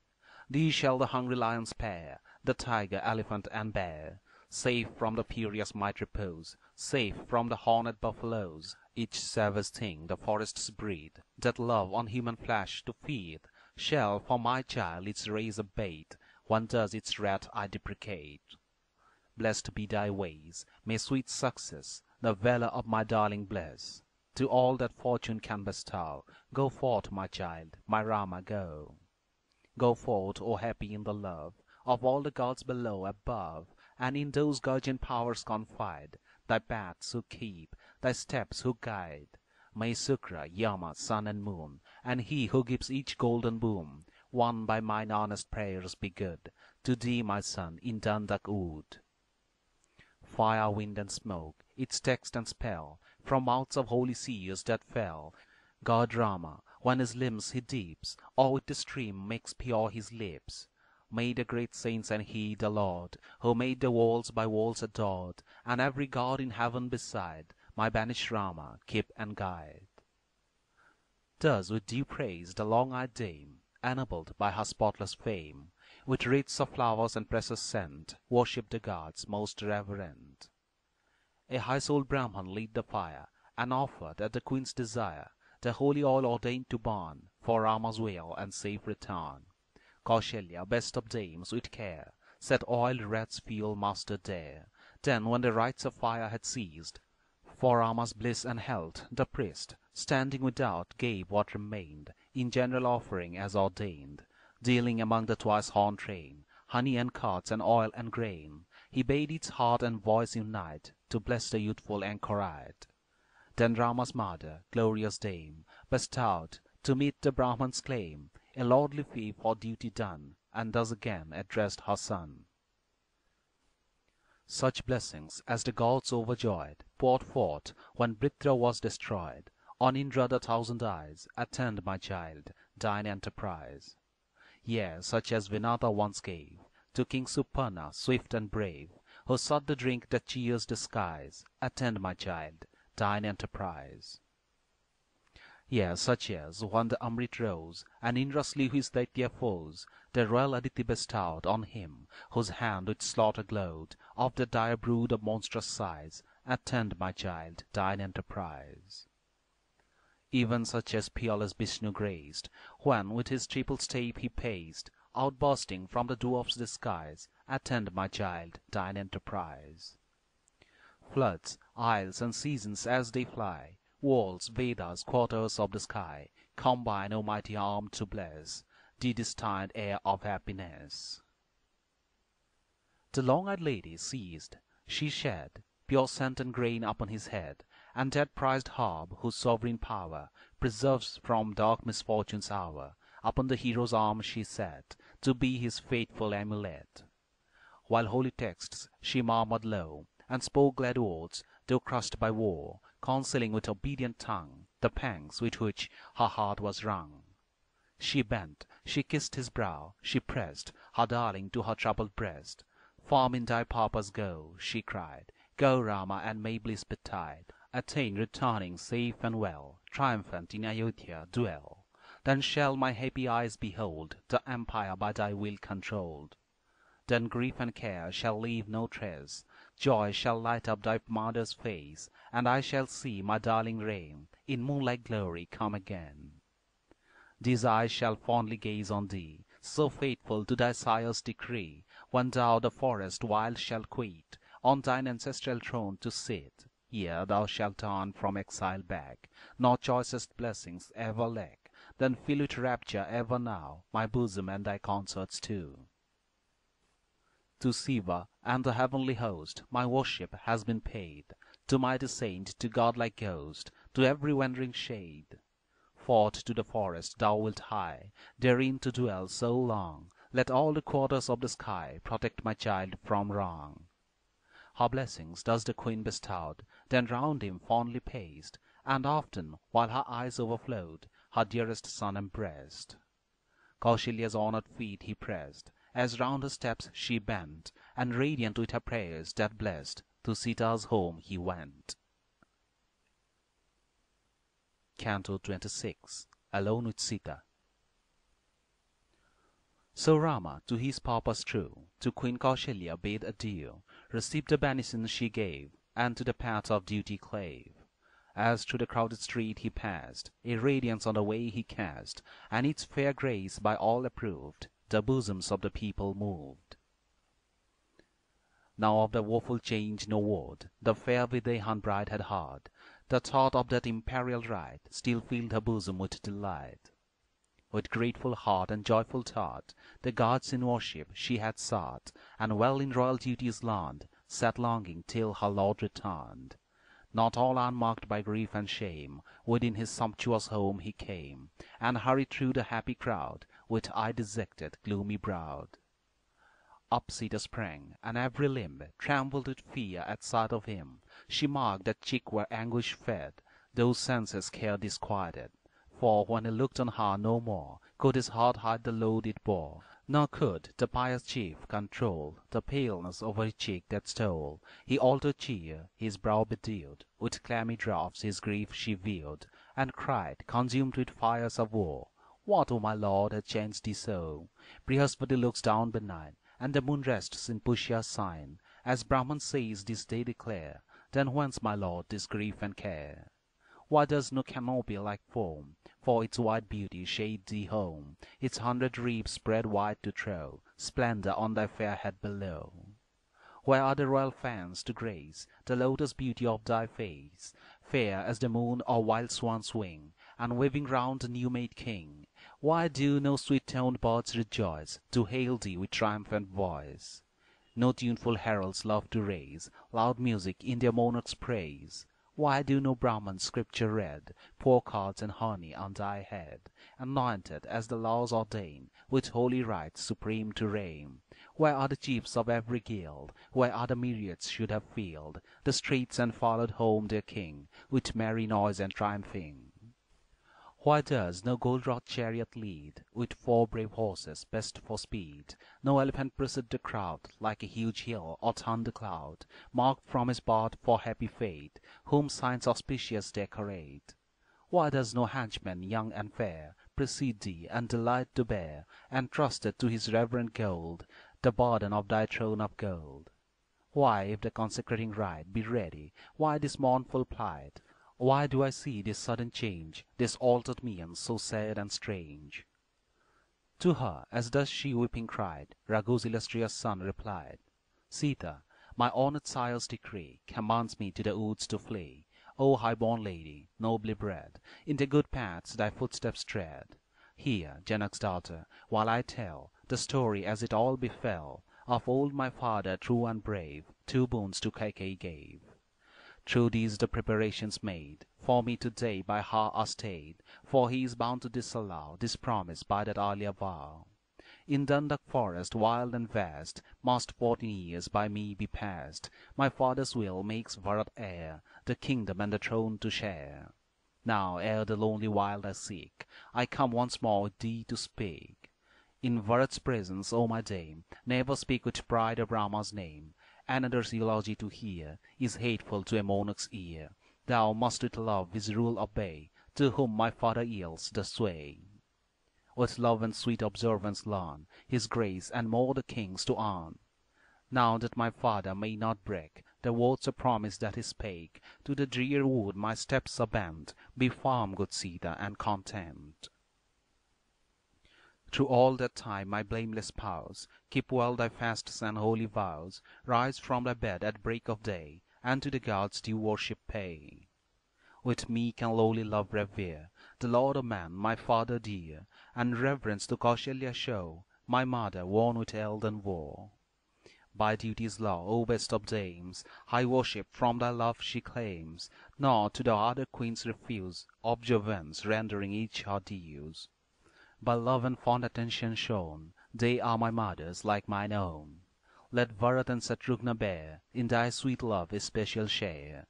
Dear as my life, oh let them be like brother and like son to thee. In every word and deed refrain from aught that Bharat's soul may pain. He is Ayodhya's king and mine, the head and lord of all our line. For those who serve and love them much, with weariless endeavour touch, and win the gracious hearts of the kings, while wrath from disobedience springs. Great monarchs from their presence send their lawful sons who still offend, and welcome to the vacant place good children of an alien race. Then, best of women, rest thou here, and Bharat's will with love revere. Obedient to thy king remain, and still thy vows of truth maintain. To the wide wood my steps I bend, make thou thy dwelling here. See that thy conduct never offend, and keep my words, my dear. Canto 27. Sita's Speech. He is sweetly speaking bride, who best deserved her lord, he thus addressed.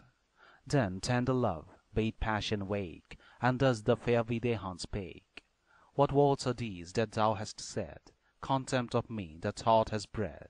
O best of heroes, I dismiss with bitter scorn a speech like this. Unworthy of a warrior's fame, it taints a monarch's son with shame, never to be heard from those who know the signs of the sword and bow. My lord, the mother, sire, and son receive their lots by merit won. The brother and the daughter find the portions of their deeds assigned. The wife alone, whatever await, must share on earth her husband's fate.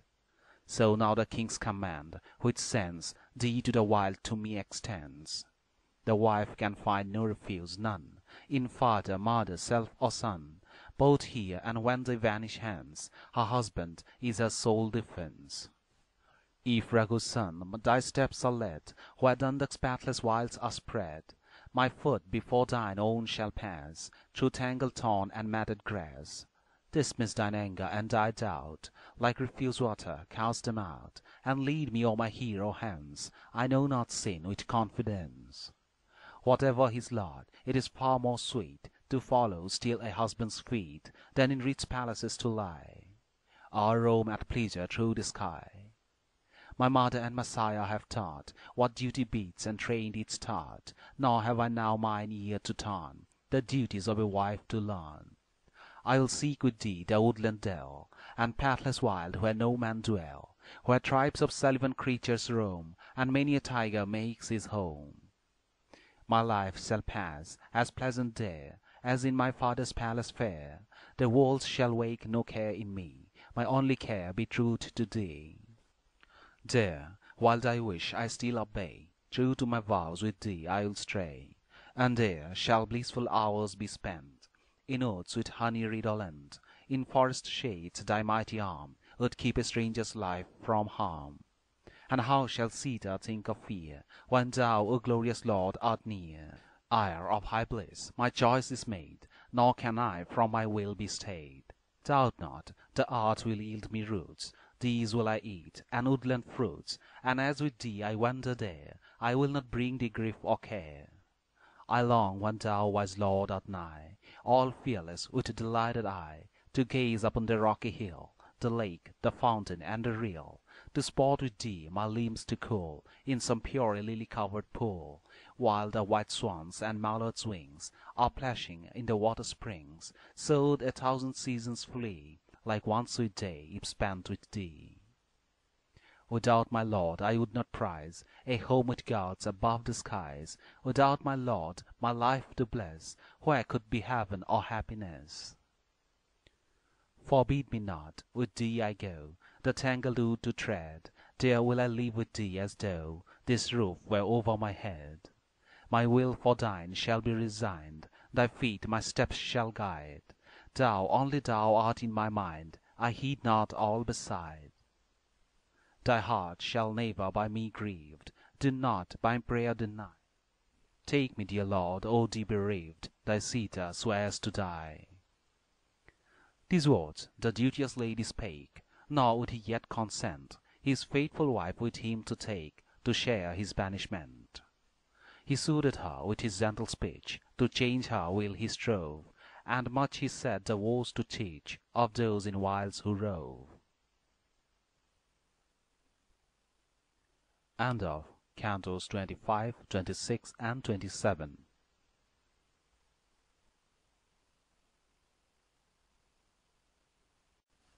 Canto 28. The Dangers of the Wood. Thus Sita spake, and he who knew his duty to his orders true, was still reluctant as the woes of forest life before him rose. He sought to soothe her grief, to dry the torrent from its brimming eye, and then her firm resolve to shake, these words the pious hero spake. O daughter of a noble line, whose steps from virtue never decline, remain, thy duties here pursue, as my fond heart would have thee do. Now hear me, Sita, fair and weak, and do the words that I shall speak. Attend and hear while I explain each danger in wood, each pain. Thy lips have spoken, I condemn the foolish words that fell from them. This senseless plan, this wish of thine, to live a forest life resign. The names of trouble and distress suit well the tangled wilderness. In the wildwood no joy I know, a forest life is naught but woe. The lion in his mountain cave answers the torrents as they rave, and forth his voice of terror throws. The wood, my love, is full of woes. There mighty monsters fearless play, and in their maddened onset slay the hapless wretch who near them goes. The wood, my love, is full of woes. It is hard to ford its treacherous flood, so thick with crocodiles and mud, where the wild elephants repose. The wood, my love, is full of woes. Or far from streams the wanderer strays, through thorns and creeper-tangled ways, while round him many a wild cock crows. The wood, my love, is full of woes. On the cold ground, upon a heap of gathered leaves, condemned to sleep, toil-wearied, will his eyelids close. The wood, my love, is full of woes. Long days and nights must he content his soul with scanty aliment. What fruit the wind from branches blows. The wood, my love, is full of woes. O Sita, while his strength may last, the ascetic in the wood must fast, coil on his head his matted hair, and bark must be his only wear. To gods and spirits day by day the ordered worship he must pay, and honor with respectful care each wandering guest who meets him there. The bedding rites he never must shun, at dawn, at noon, at set of sun, obedient to the law he knows. The wood, my love, is full of woes. To grace the altar must he brought, the gift of flowers his hands have sought, the debt each pious hermit bores, the wood, my love, is full of woes. The devotee must be content to live severely abstinent on what the chance of fortune shows, the wood, my love, is full of woes. Hunger afflicts him evermore, the nights are black, the wild winds roar, and there are dangers worse than those, the wood, my love, is full of woes. There creeping things in every form infest the earth, the serpents swarm, and each proud eye with fury glows, the wood, my love, is full of woes. The snakes that by the rivers hide, in sinuous course like rivers glide, and line the path with deadly foes, the wood, my love, is full of woes. Scorpions and grasshoppers and flies disturb the wanderer as he lies, and wake him from his troubled doze, the wood, my love, is full of woes. Trees, thorny bushes, intertwined, their branch ends together bind, and dense with grass the thicket grows, the wood, my dear, is full of woes. With many ills the flesh is tried, when these and countless fears beside vex those who in the wood remain, the whiles are naught but grief and pain. Hope, anger must be cast aside, to penance every thought applied, no fear must be of things to fear, hence is the wood for ever drear. Enough, my love, thy purpose quit, for forest life thou art not fit, as does I think on all I see, the wild wood is no place for thee. Canto 29. Sita's Appeal. Thus Rama spake, her lord's address, the lady heard with deep distress, and as the tear bedimmed her eye, in soft low accents made reply. The perils of the wood and all, the woes thou countest to appall, led by my love I deem not pain, its woe a charm, its loss a gain. Tiger and elephant and deer, bull, lion, buffalo in fear, soon as thy matchless form they see, with every sylvan beast will flee. With thee, O Rama, I must go, my sire's command ordains it so. Bereft of thee, my lonely heart must break, and life and I must part. While thou, O mighty Lord, art nigh, not even he who rules the sky, though he is strongest of the strong, with all his might can do me wrong. Nor can a lonely woman left by her dear husband live bereft. In my great love, my Lord, I win the truth of this thou mayst have seen. In my sire's palace long ago I heard the chief of those who know the truth declaring Brahmans tell my fortune in the wood to dwell. I heard they promise who divine the future by each mark and sign, and from that hour have longed to lead the forest life their lips decreed. Now, mighty Rama, I must share thy father's doom which sends thee there. In this I will not be denied, but follow, love, where thou shalt guide. O husband, I will go with thee, obedient to that high decree. Now let the Brahman's words be true, for this the time they had in view. I know full well the woods has woes, but they disturb the lives of those who in the forest dwell, nor hold their rebel senses well controlled.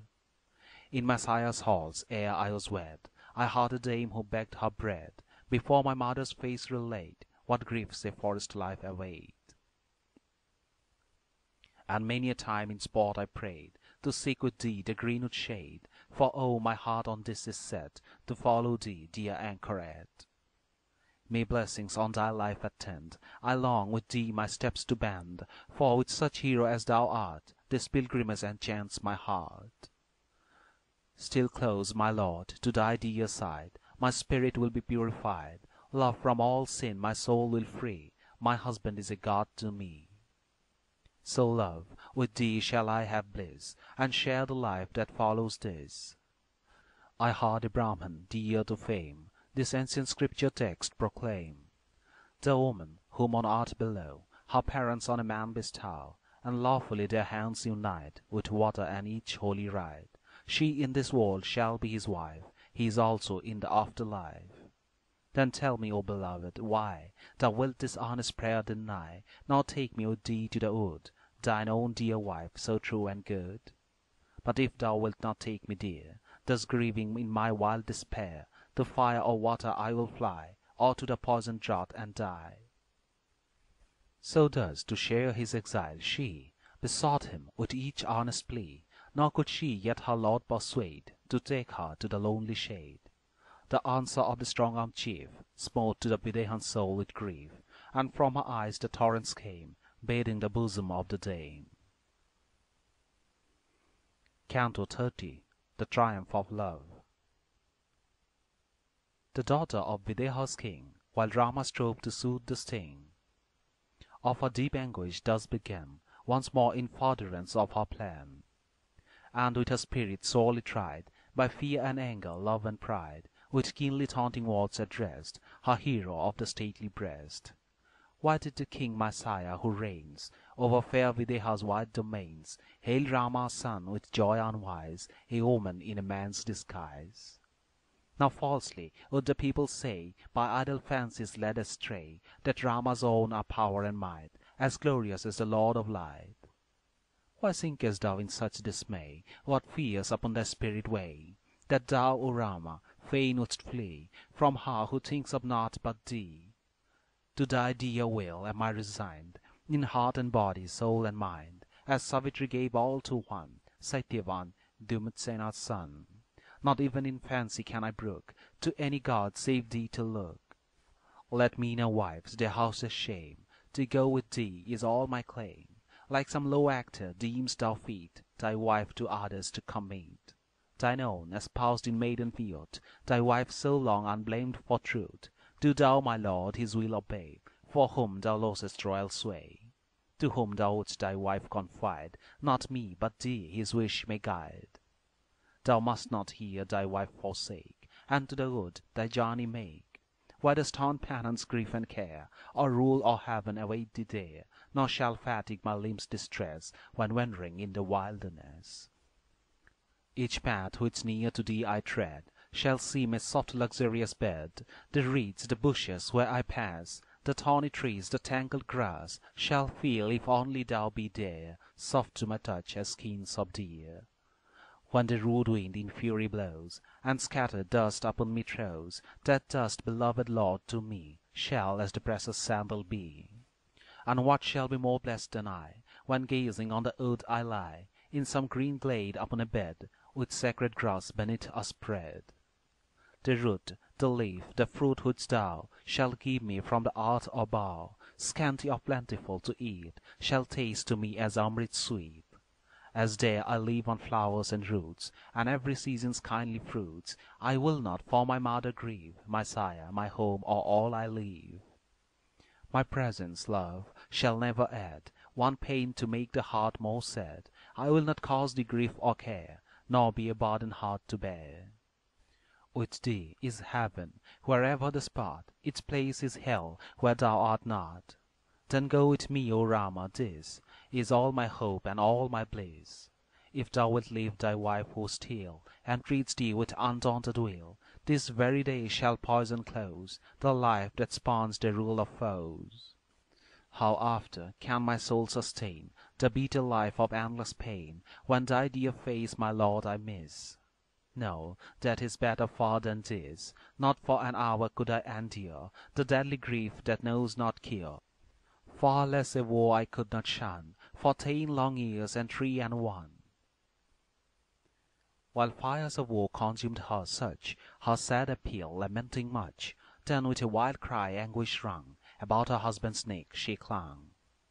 Like some she-elephant who bleeds, struck by the hunter's venomed reeds, so in her quivering heart she felt the many wounds his speeches dealt.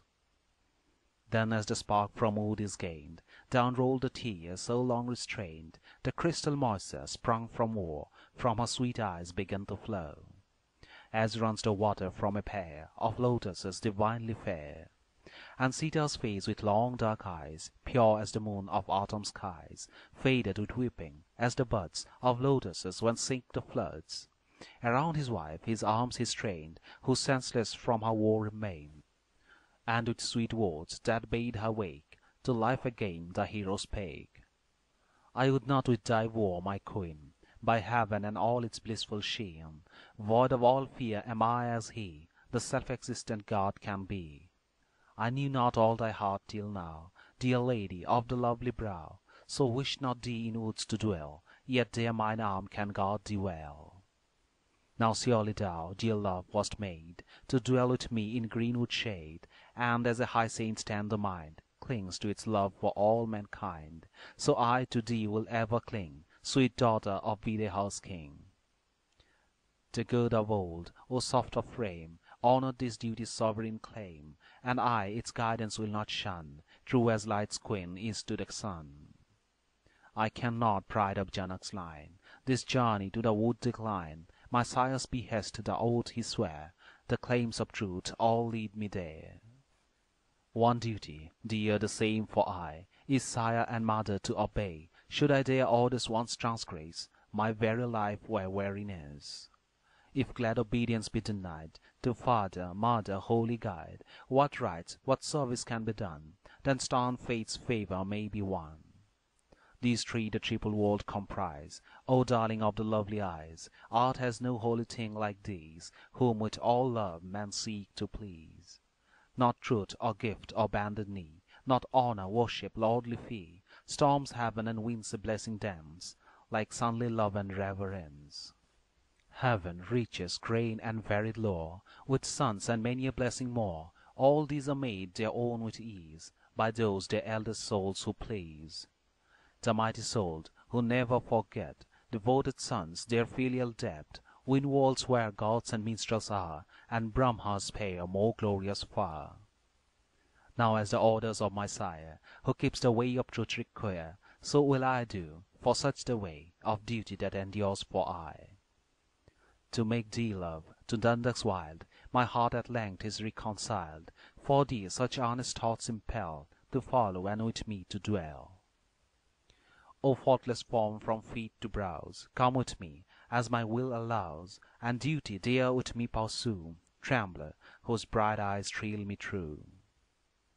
In all thy days, come good, come ill, preserve unchanged such noble wail, and thou, dear love, wilt ever be the glory of thy house and me. Now, beauteous armed, begin the tasks the woodland life of hermits asks. For me, the joys of heaven above have charms no more without thee, love. And now, dear Sita, be not slow, food on good mendicants bestow, and for the holy Brahmans bring thy treasures and each precious thing. Thy best attire and gems collect, the jewels which thy beauty decked, and every ornament and toy prepared for hours of sport and joy. The beds, the cars wherein I ride, among our followers next divide. She, conscious that her lord approved her going, with great rapture moved, hastened within without delay, prepared to give their wealth away. End of Cantos 28, 29, and 30.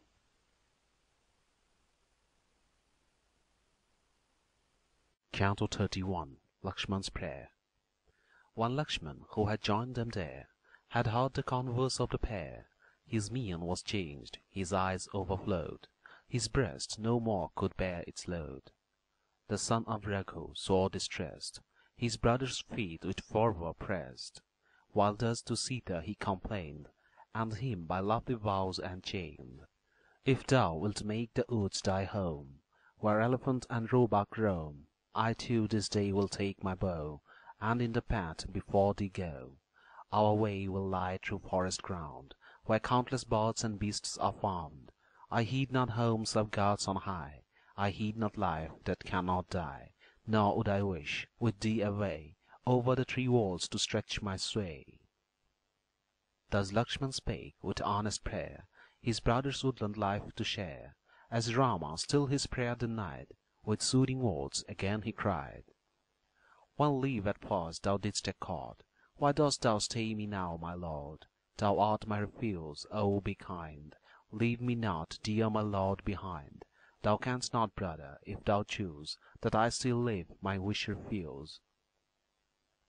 The glorious chief his speech renewed, to faithful Lakshman as he sued, and on the eyes of Rama gazed, longing to lead with hands upraised. Thou art a hero just and dear, whose steps to virtue's path adhere. Loved as my life, dear life shall end, my faithful brother and my friend. If to the woods thou take thy way, with Sita and with me today, who for Kausalya will provide, and guard the good Sumitra's side. The Lord of Art, of mighty power, who sends good things in plenteous shower, as Indra pours the grateful rain, a captive lies in passion's chain. The power imperial for her son has Aswati's daughter won, and she, proud queen, will little heed her miserable rival's need. So Bharat, ruler of the land, by Queen Kaikeyi's side will stand, nor of those who will ever think, while grieving in despair they sink. Now Lakshman, as thy love decrees, or else the monarch's heart to please, follow this counsel and protect my honored mother from neglect. So thou, while not to me alone thy great affection will be shown, to highest duty wilt adhere, by serving those thou shouldst revere. Now, son of Raghu, for my sake, obey this one request I make, or of her darling son bereft, Kausalya has no comfort left. The faithful Lakshman thus addressed, in gentle words which love expressed, to him in law of language learned, his answer eloquent returned. Nay, through thy might its queen will share attentive Bharat's love and care. Should Bharat, raised as king to sway this noblest realm, his trust betray, nor for their safety well provide, seduced by ill-suggesting pride, doubt not my vengeful hand shall kill the cruel wretch who counsels ill, kill him and all who lend him aid, and the three wars in league arrayed. And good Kausalya well can fee 1,000 champions like to me, 1,000 hamlets rich in grain, the station of that queen maintain. She may, and my dear mother too, live on the ample revenue. Then let me follow thee herein, is naught that may resemble seem. So shall I in my wish succeed, and aid perhaps my brother's need. My bow and quiver well supplied, with arrows hanging at my side, my hands shall spade and basket bear, and for thy feet the way prepare. I will bring thee roots and berries sweet, and woodland fare which hermits eat. Thou shalt, with thy obedient spouse, recline upon the mountain's brows. Be mine the toil, be mine to keep watch over thee waking or sleep. Filled by his speech with joy and pride, Rama to Lakshman thus replied, Go then, my brother, bid adieu to all thy friends and retinue, and those to bows of fearful might, celestial, which at that formed rite Lord Varun gave to Janak king, of fair Videha with thee bring. With heavenly coats of sword-proof mail, quivers, whose arrows never fail, and golden-hilted swords so keen, the rivals of the sun in sheen. Tendered with care, these arms are all preserved in my preceptor's hall. With speed, O Lakshman, go produce, and bring them hither for our use. So, on a woodland life intent, to see his faithful friends he went, and brought the heavenly arms which lay by Rama's teacher stored away. And Raghu's son to Rama showed those wondrous arms which gleamed and glowed, well kept, adorned with many a wreath of flowers on case and hilt and sheath. The prudent Rama at the sight addressed his brother with delight. Well art thou come, my brother dear, for much I long to see thee here. For with thine aid, before I go, I would my golden wealth bestow upon the Brahman sage who school their lives by stern devotion's rule. And for all those who ever dwell within my house and serve me well, devoted servants true and good, will I provide a livelihood.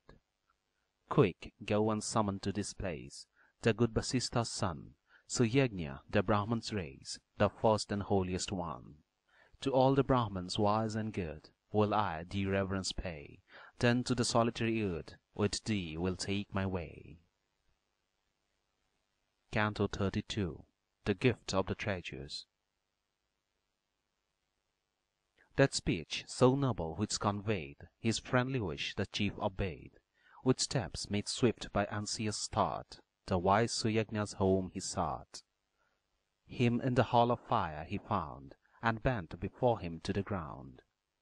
O friend, to Rama's house return, who now performs a task most stern. He, when his noonday rites were done, went forth with fair Sumitra's son, and came to Rama's bride abode. rich in love which Lakshmi showed. The son of Raghu with his dame, with joined hands met him as he came, showing to him who Scripture knew the worship that is Agni's due, with armlets, bracelets, collars, rings, with costly pearls on golden strings, with many a gem for neck and limb, the son of Raghu honored him. Then Rama, at his wife's request, the Vaisuyajna thus addressed: "Accept a necklace too to deck with golden strings thy spouse's neck, and Sita here, my friend, were glad, a girdle to her gift to add, and many a bracelet wrought with care, and many an armlet rich and rare, my wife to thine is fain to give, departing in the wood to live.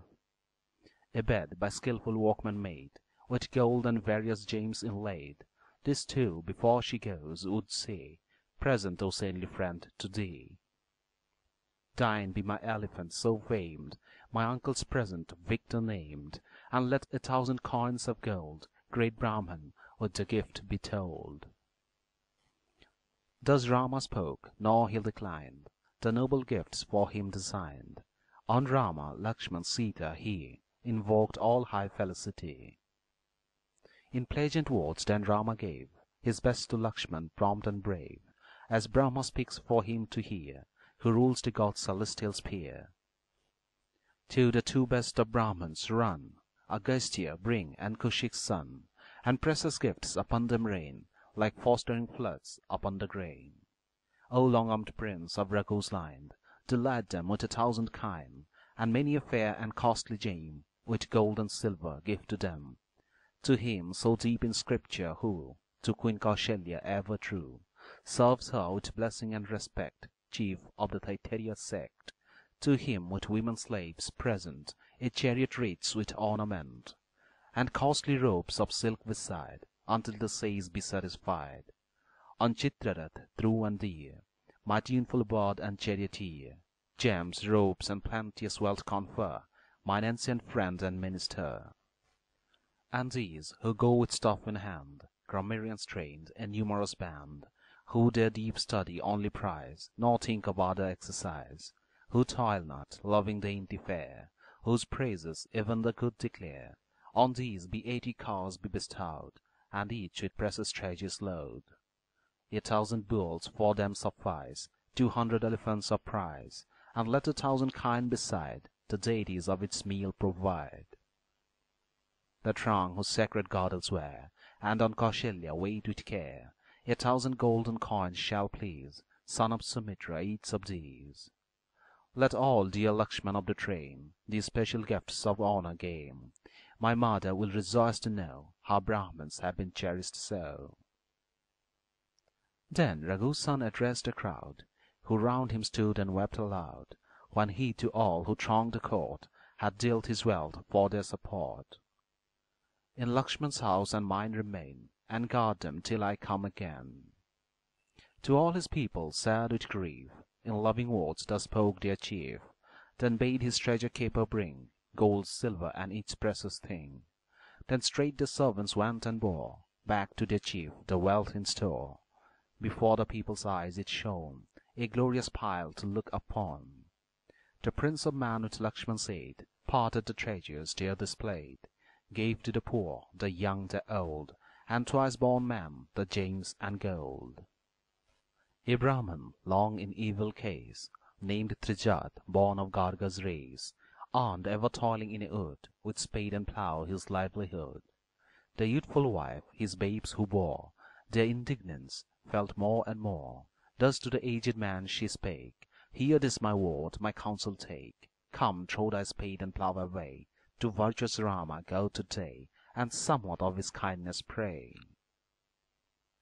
He heard the words she spoke. Around his limbs his ragged cloth he wound, and took his journey by the road that led to Rama's fair abode. To the 5th court he made his way, nor met the Brahman check or stay. Vrigu, Angira's could not be brighter with saintly light than he. To Rama's presence on he pressed, and thus the noble chief addressed: O Rama, poor and weak am I, and many children round me cry. Scant living in the woods I earn, on me thine eye of pity turn. And Rama, bent on sport and jest, the suppliant Brahman thus addressed: "O aged man, 1,000 kine, yet undistributed, are mine. The cows on thee will I bestow, as far as thou stiff canst throw." The Brahman heard, in eager haste, he bounded his cloth around his waist, then round his head his stuff he whirled, and forthwith with mightiest effort hurled.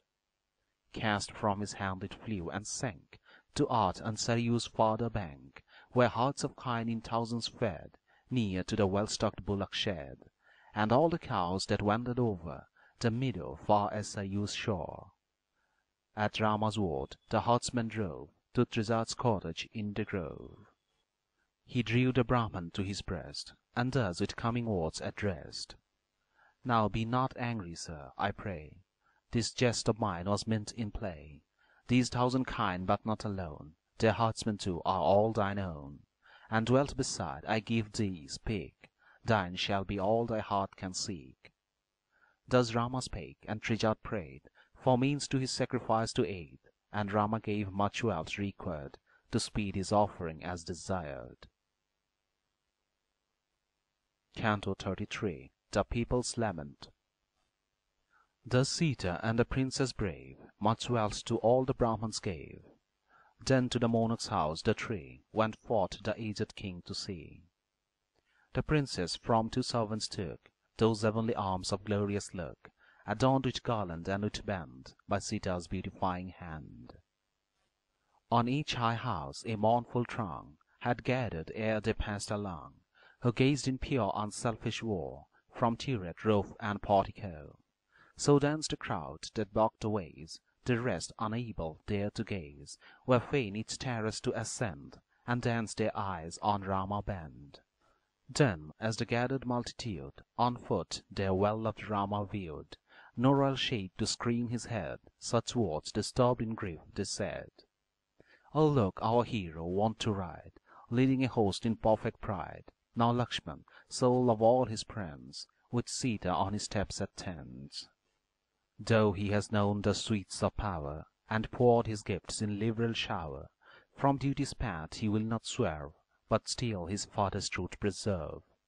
And she, whose form so soft and fair was veiled from spirits of the air, now walks unsheltered from the day, seen by the crowds who throng the way. Ah, for the gently nurtured form! How will it fade with sun and storm? How will the rain, the cold, the heat, mar fragrant breast and tinted feet? Surely some demon has possessed his sire and speaks within his breast. Or how could one that is a king thus send his dear son wandering? It were a deed unkindly done to banish even a worthless son. But what, when his pure life has gained the hearts of all by love enchained? 6 sovereign virtues joined to grace Rama, the foremost of his race. Tender and kind and pure is he, docile, religious, passion-free. Hence misery strikes not him alone, in bitterest grief the people mourn. Like creatures of the stream when dry, in the great heat the channels lie. The world is mournful with the grief that falls on his beloved chief. Else when the root is hewn away, tree, fruit and flower, and bud decay, the soul of duty bright to see, he is the root of you and me, and all of us who share his grief, his branches, blossom, fruit and leaf. Now like the faithful Lakshmana we will follow and be true as he.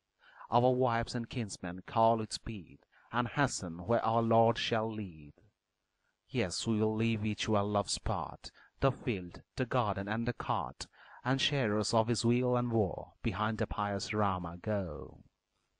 Our houses, empty of their stores, with ruined courts and broken doors, with all their treasures borne away, and gear that made them bright and gay, overrun by rats with dust overspread, shrines when the deities have fled, when not a hand the water pours, or sweeps the long-neglected floors, no incense loads the evening air, no Brahmans chant the text and prayer, no fire of sacrifice is bright, no gift is known, no sacred rite. Wood floors which broken vessels strew, as if our wars had crushed them too, of these be stern Kaikeyi queen, and rule over homes where we have been. The wood where Rama's feet may roam shall be our city and our home, and this fair city we forsake, our flight a wilderness shall make. Each serpent from his hole shall hie, the birds and beasts from mountain fly, lions and elephants in fear shall quit the woods when we come near. Heal the broad wilds for us to range, and take our city in exchange. With Rama will we hands content, if where he is our days be spent. Such were the varied words the crowd of all conditions spoke aloud, and Rama heard their speeches yet changed not his purpose firmly set. His father's palace soon he neared, that like Kailasha's hill appeared. Like a wild elephant he strode right onward to the bright abode. Within the palace court he stepped, where ordered bands their station kept, and saw Sumatra standing near, with downcast eye and gloomy cheer. End of Cantos 31 to 33.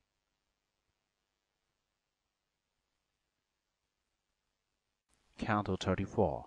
Rama in the Palace. The dark incomparable chief, whose eye was like a lotus leaf, cried to the mournful charioteer, "Go tell Messiah that I am here." Sumatra, sad and all dismayed, the chieftain's order swift obeyed. Within the palace doors he hid, and saw the king, who wept and sighed. Like the great sun, when wrapped in shade, like fire by ashes overlaid, or like a pool with waters dried, so lay the world's great lord and pride. Awhile the wise Sumatra gazed on him whose senses war has dazed.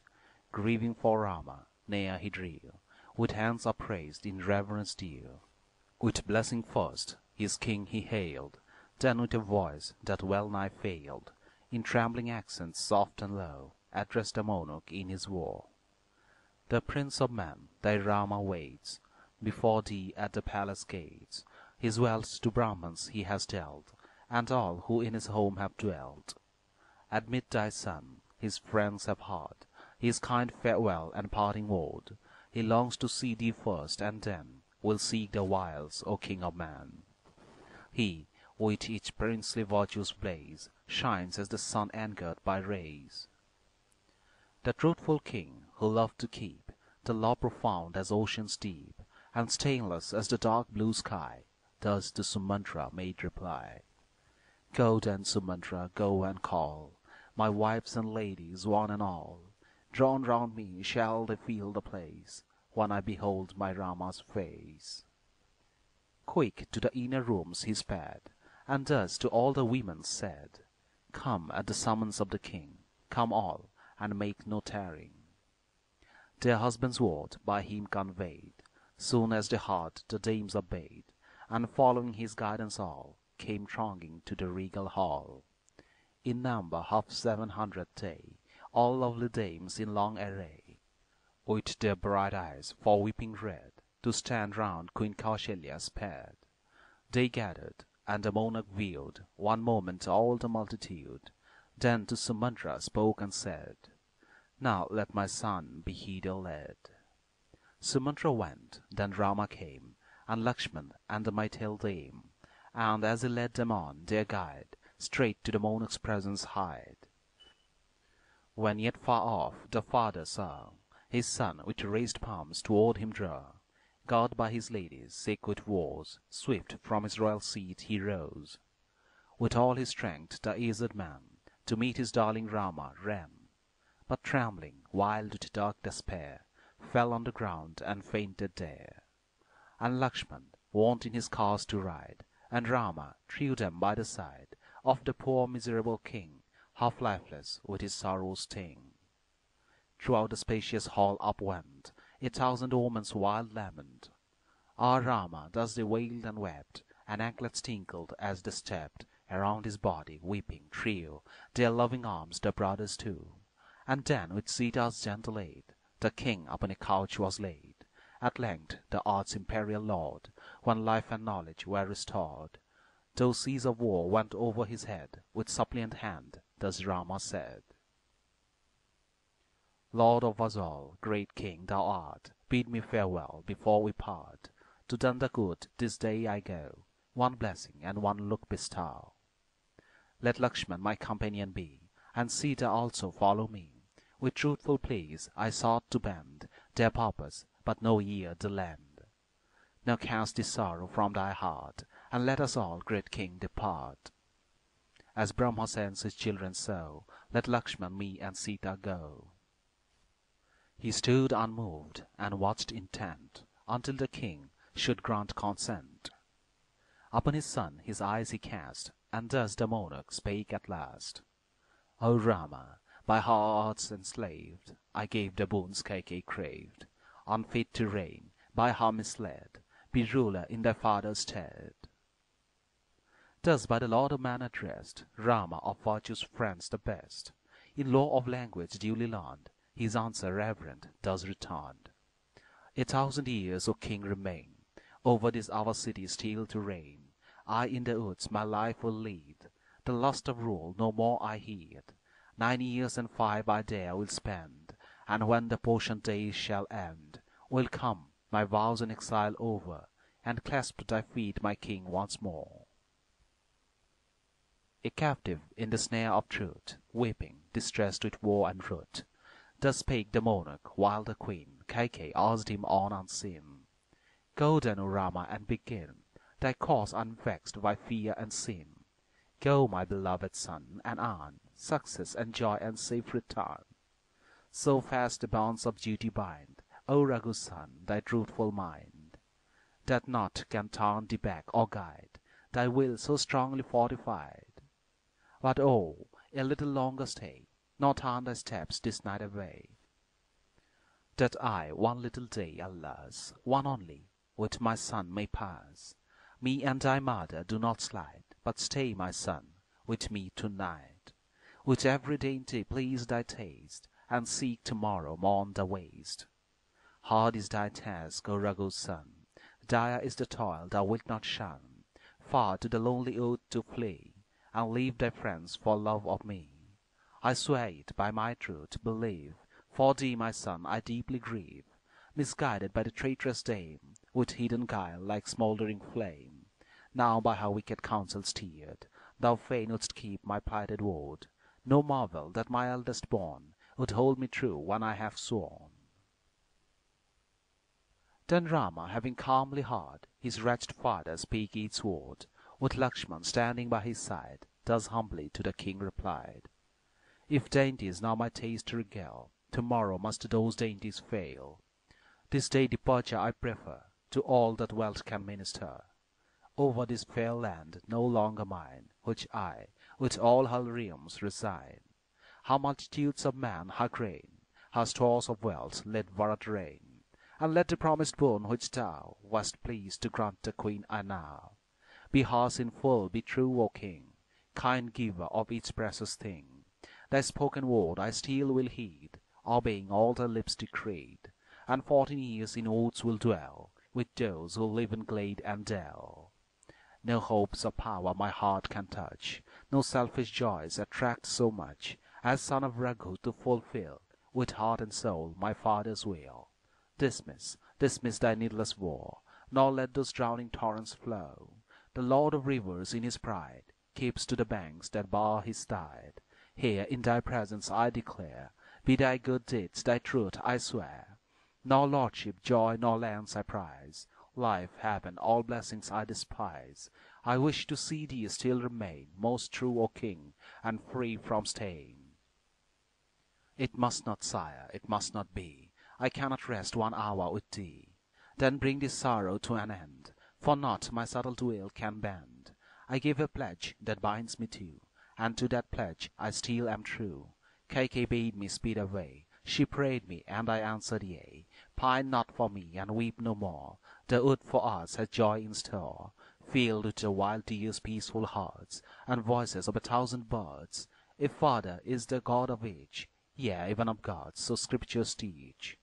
And I will keep my sire's decree, for as a God I honor thee, O best of men. The time is nigh, the 14 years will soon pass by, and to thine eyes thy son restore. Be comforted, and weep no more.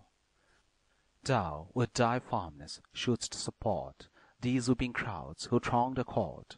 Then why, O chief of high renown, so troubled, and thy soul cast down? Canto 35. Kaikeyi reproached. With the rage he could not come, Sumantra grinding palm on palm. His head in quick impatience shook, and sighed with war he could not brook. He gnashed his teeth, his eyes were red, from his changed face the colour fled.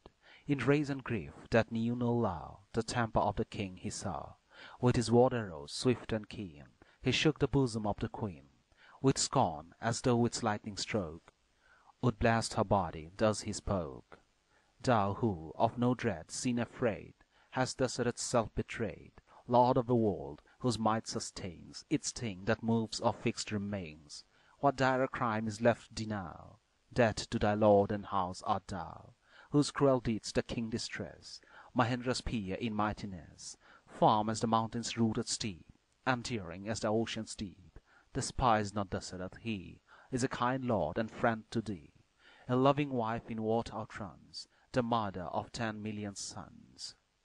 Kings, when their sires have passed away, succeed by birthright to the sway. Ikshaku's son still rules the state, yet thou this rule wouldst violate. Yea, let thy son Kaikeyi reign, let Bharat rule his sire's domain. Thy will, O queen, shall none oppose, we all will go where Rama goes.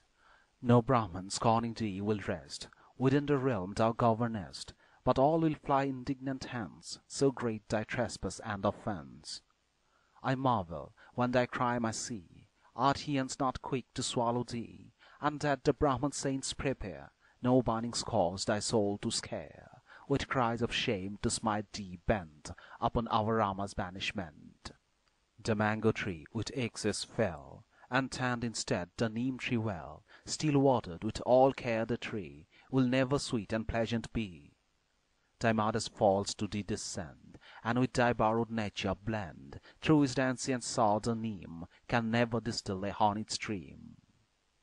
Taught by the tale of long ago, thy mother's hateful sin we know. A bounteous saint, as all have heard, a boon upon thy sire conferred, and all the eloquence revealed that fills the wood, the flood, the field. No creature walked or swam or flew, but he its very language knew. One morn upon his couch he heard the chattering of a gorgeous bird, and as he marked its close intent, he laughed aloud in merriment.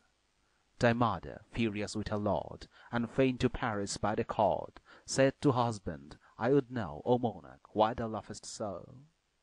The king in answer spake again, If I this laughter should explain, this very hour would be my last, for death, be sure, would follow first. Again thy mother, flushed with ire, to Kaikeyi spake, thy royal sire, Tell me the cause, then live or die, I will not brook thy love, not I. Thus by his darling wife addressed, the king, whose might all art confessed, to that kind saint his story told, who gave the wondrous gift of old. He listened to the king's complaint, and thus in answer spoke the saint. King, let her quit thy home or die, but never with her prayer comply. The saint's reply his trouble stilled, and all his heart with pleasure filled. Thy mother from his home he sent, and days like Lord Kuvera spent. So thou wouldst force the king misled by thee in evil paths to tread, and bent on evil wouldst begin through folly this career of sin. Most true methinks in thee is shown the ancient saw so widely known. The sons their father's word declare, and girls their mother's nature share. So be not thou, for pity's sake, accept the word the monarch spake. Thy husband's will, O queen, obey, and be the people's hope and stay. Oh, do not, urged by folly, draw the king to tread on duty's law. The Lord, who all the world sustains, bright as the God over the gods who reigns, our glorious king, by sin unsustained, will never grant what fraud obtained. No shade of fault in him is seen. Let Rama be anointed, queen.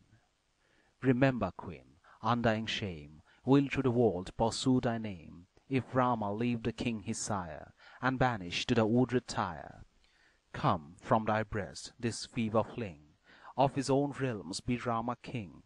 None in this city ever can dwell, to tend and love thee half so well. When Rama sits in royal place, true to the custom of his race, our monarch of the mighty bow, a hermit to the woods will go. Sumatra thus, palm joined to palm, poured forth his words of bane and balm, with keen reproach, with pleading kind, striving to move Kaikeyi's mind. In vain he prayed, in vain reproved, she heard unsoftened and unmoved, nor could the eyes that watched her view one yielding look, one change of hue. Canto 36. Siddharth's Speech. Iksaku's son, with anguish torn, for the great oath his lips had sworn, with tears and sighs of sharpest pain, thus to Sumatra spake again. Prepare thou quick a perfect force, cars, elephants, and foot and horse, to follow Raghu's scion hence, equipped with all magnificence. Let traders with the wealth they sell, and those who charming stories tell, and dancing women fair of face, the prince's ample chariots grace. On all the train who throngs his courts, and those who share his family sports, great gifts of precious wealth bestow, and bid them with their master go.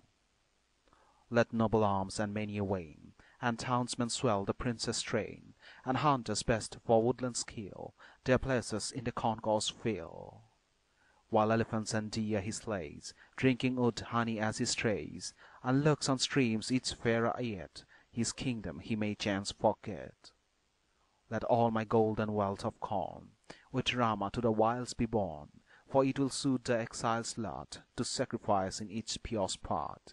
Deal ample lodges fought and meet, each hermit in his calm retreat. The wealth shall Rama with him bear, Ayodhya shall be Bharat's share. As thus Kakuchtha's offspring spoke, fear in Kaikeyi's breast awoke, and freshness of her face was dried, her trembling tongue was terror-tied. Alarmed and sad, with bloodless cheek, she turned to him and scarce could speak. Nay, sir, but Bharat should not gain an empty realm where none remain. My Bharat shall not rule a waste, reft of all sweets to charm the taste. The wine cup's dregs, all dull and dead, whence the light foam and light are fled. Thus in her race the long-eyed dame spoke her dire speech untouched by shame. Then answering, Dasrath spoke, Why, having bound me to the yoke, dost thou must cruel spurn and goad me, who am struggling with the load? Why didst thou not oppose at first this hope vile queen, so fondly nursed?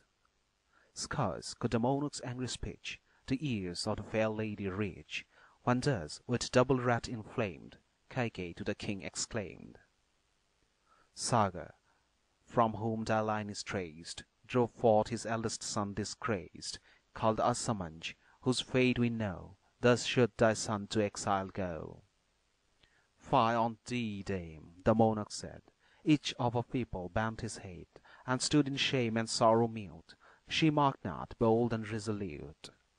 Then great Siddharth, inflamed with rage, the good old counsellor and sage, on whose wise rede the king relied, to Queen Kaikeyi thus replied. But Asamanj the cruel laid his hands on infants as they played, cast them to Sarayu's flood, and smiled for pleasure when he drowned a child. The people saw and furious sped straight the king, his sire, and said, Choose us, O glory of the throne, choose us, or Asamanj alone.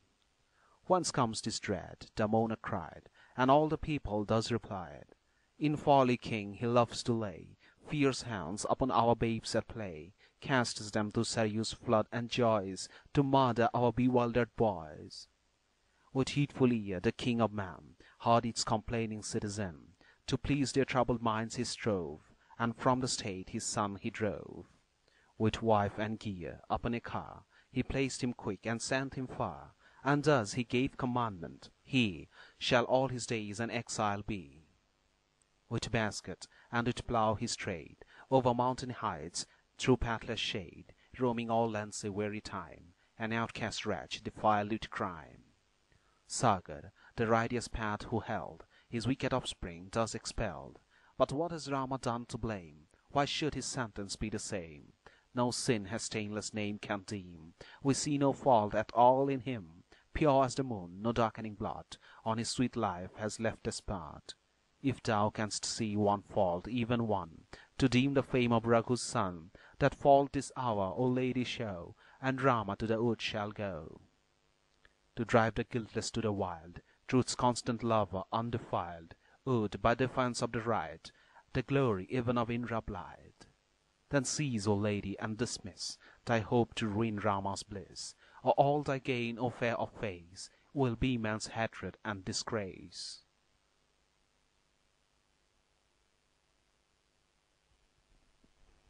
End of Cantos 34, 35 and 36. Canto 37. Decades of Bark. Thus spake the virtuous sage, and then Rama addressed the king of man. In laws of meek behavior bred, thus to his sire he meekly said, King, I renounce all earthly care, and live in woods on woodland fair. What that to joys have I to do with lordly tread and retinue? Who gives his elephant, and yet upon the gods his heart will set? How can a court attract his eyes, who gives away the nobler prize? Best of the good, with me be led, no host, my king, with banners spread. All wealth, all lordship I resign, the hermit's dress alone be mine. Before I go, have here conveyed a little basket and a spade. With these alone I go, content, for 14 years of banishment. With her own hands Kaikeyi took the hermit coats of bark, and, look, she cried with bold unblushing brow, before the concourse, dressed enow.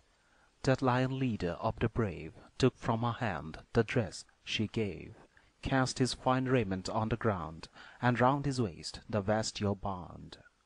Then quick the hero Lakshmana too his garment from his shoulders drew, and in the presence of his sire endued the ascetic's rough attire. But Sita, in her silks arrayed, threw glances, trembling and afraid, on the bark coat she had to wear, like a shy doe that eyes the snare. Ashamed and weeping for distress, from the queen's hand she took the dress. The fair one by her husband's side, who matched heaven's minstrel monarch, cried, How bind they on their woodland dress, those hermits of the wilderness? There stood the pride of Janak's race, perplexed, with sad appealing face. One coat the lady's finger grasped, one round her neck she feebly clasped, but failed again, confused by the wild garb she never had used. Then quickly hastening Rama, pride of all who cherish virtue, tied the rough bark mantle on her over the silken raiment that she wore. Then the sad women, when they saw Rama the choice bark round her draw, rained water from each tender eye, and cried aloud with bitter cry, Oh, not on her, beloved, not on Sita falls thy mournful lot. If, faithful to thy father's will, thou must go forth, leave Sita still. Let Sita, still remaining here, our hearts with her loved presence cheer. With Lakshmana by thy side to aid, seek thou, dear son, the lonely shade. Unmeet, one good and fair as she should dwell in woods a devotee. Let not our prayers be prayed in vain, let beauteous Sita yet remain, for by thy love of duty tied, thou wilt not here thyself abide. Then the king's venerable guide, Vasishtha, when he saw its coat, and closed the lady's waist and throat, her chill with gentle words repressed, and Queen Kaikeyi thus addressed. O evil-hearted sinner, shame of royal Kaikeyi's race and name, who matchless in thy sin couldst cheat the lord, the king, with vile deceit. Lost to all sense of duty, no, Sita to exile shall not go. Sita shall guard, as it were her own, the precious trust of Rama's throne. Those joined by wedlock's sweet control have but one self and common soul. Thus Sita shall our empress be, for Rama's self and soul is she. Or if she still to Rama cleave, and for the woods the kingdom leave, if not her loving heart debtor, we and this town will follow her. The warders of the queen shall take their wives and go for Rama's sake. The nation with its stores of grain, the city's wealth, shall swell his train. Bharat, Satrughna, both will wear bark mantles and his lodging share. Still with the elder brother dwell in the wildwood and serve him well. Rest here alone and rule thy state, unpeopled, barren, desolate. Be empress of the land and trees, thou sinner, whom our sorrows please. The land which Rama reigns not over shall bear the kingdom's name no more. The woods which Rama wanders through shall be our home and kingdom too. Bharat, be sure, will never deign over realms his father yields to reign. Nay, if the king's true son he be, he will not, son-like, dwell with thee. Nay, shouldst thou from the earth arise, and send a message from the skies, to his forefathers' custom true, no erring course would he pursue.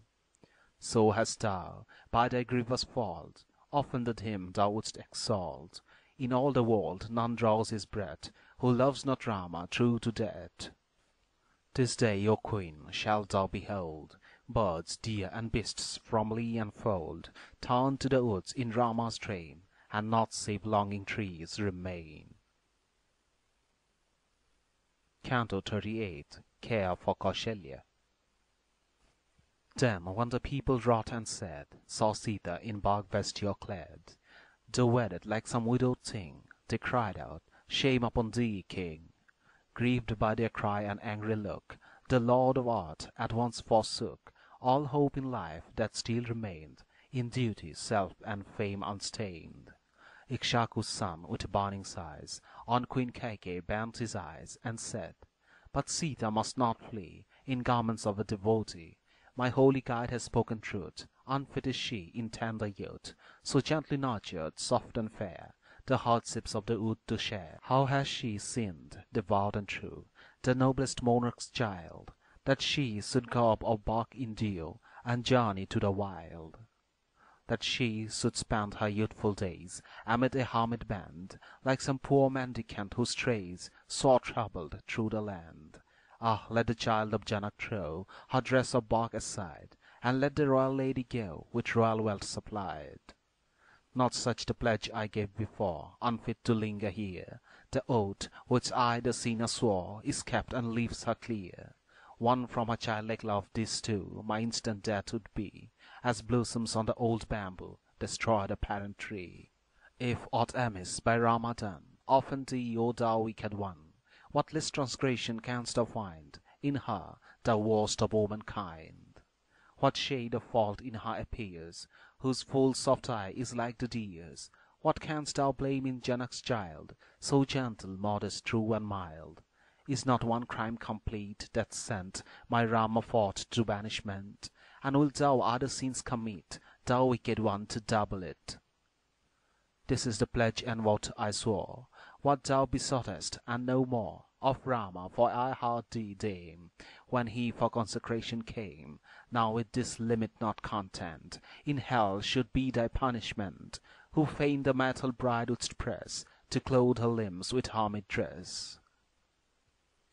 Thus spake the father in his woe, and Rama, still prepared to go, to him who sat with drooping head, spake in return these words, and said, Just king, here stands my mother dear, Kausalya, one whom all revere.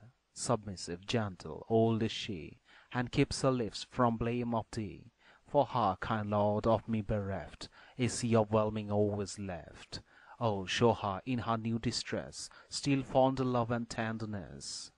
Well honoured by thine honoured hand, her grief for me let her withstand, who wrapped in constant thought of me, in me who live a devotee. Peer of Mahendra, oh, to her be kind, and treat, I pray, my gentle mother so, that when I dwell afar, her life resigned, she may not pass to Yama's realm for awe. Canto 39. Counsel to Sita. Scarce had the sire, with its dear queen, heard Rama's pleading voice and seen his darling in his hermit dress, ere failed his senses for distress. Convulsed with woe, his soul that shook, on Raghu's son he could not look, or if he looked with failing eye, he could not to the chief reply. By pangs of bitter grief assailed, the long-armed monarch wept and wailed, half dead a while and sore distraught, while Rama filled his every thought. This hand of mine in days ere now has reft her young from many a cow, all living things has idly slain, hence comes, I ween, this hour of pain. Not till the hour is come to die can from its shell the spirit fly. Death comes not, and Kaikeyi still torments the wretch she cannot kill, who sees his son before him quit the fine soft robes his rank that feet, and glorious as the burning fire in hermit grab his limbs attire. Now all the people grieve and groan through Queen Kaikeyi's deed alone, who, having dared this deed of sin, strives for herself the gain to win. He spoke, with tears his eyes grew dim, his senses all deserted him. He cried, "O Rama," once, then weak, and fainting could no farther speak. Unconscious there he lay, at length, regathering his sense and strength, while his full eyes their torrents shed. To wise smṛti thus he said: "Yoke the light car and heed her lead, fleet coursers of the noblest breed, and drive this heir of lofty fate beyond the limit of the state. This seems the fruit that virtues bear, the meed of what which texts declare, the sending of the brave and good by sire and mother to the wood." He heard the monarch and obeyed, with ready feet that never delayed, and brought before the palace gate the horses and the car of state. Then to the monarch's son he sped, and raising hands of reverence, said, that the light car, which gold made fair, with best of steeds was standing there.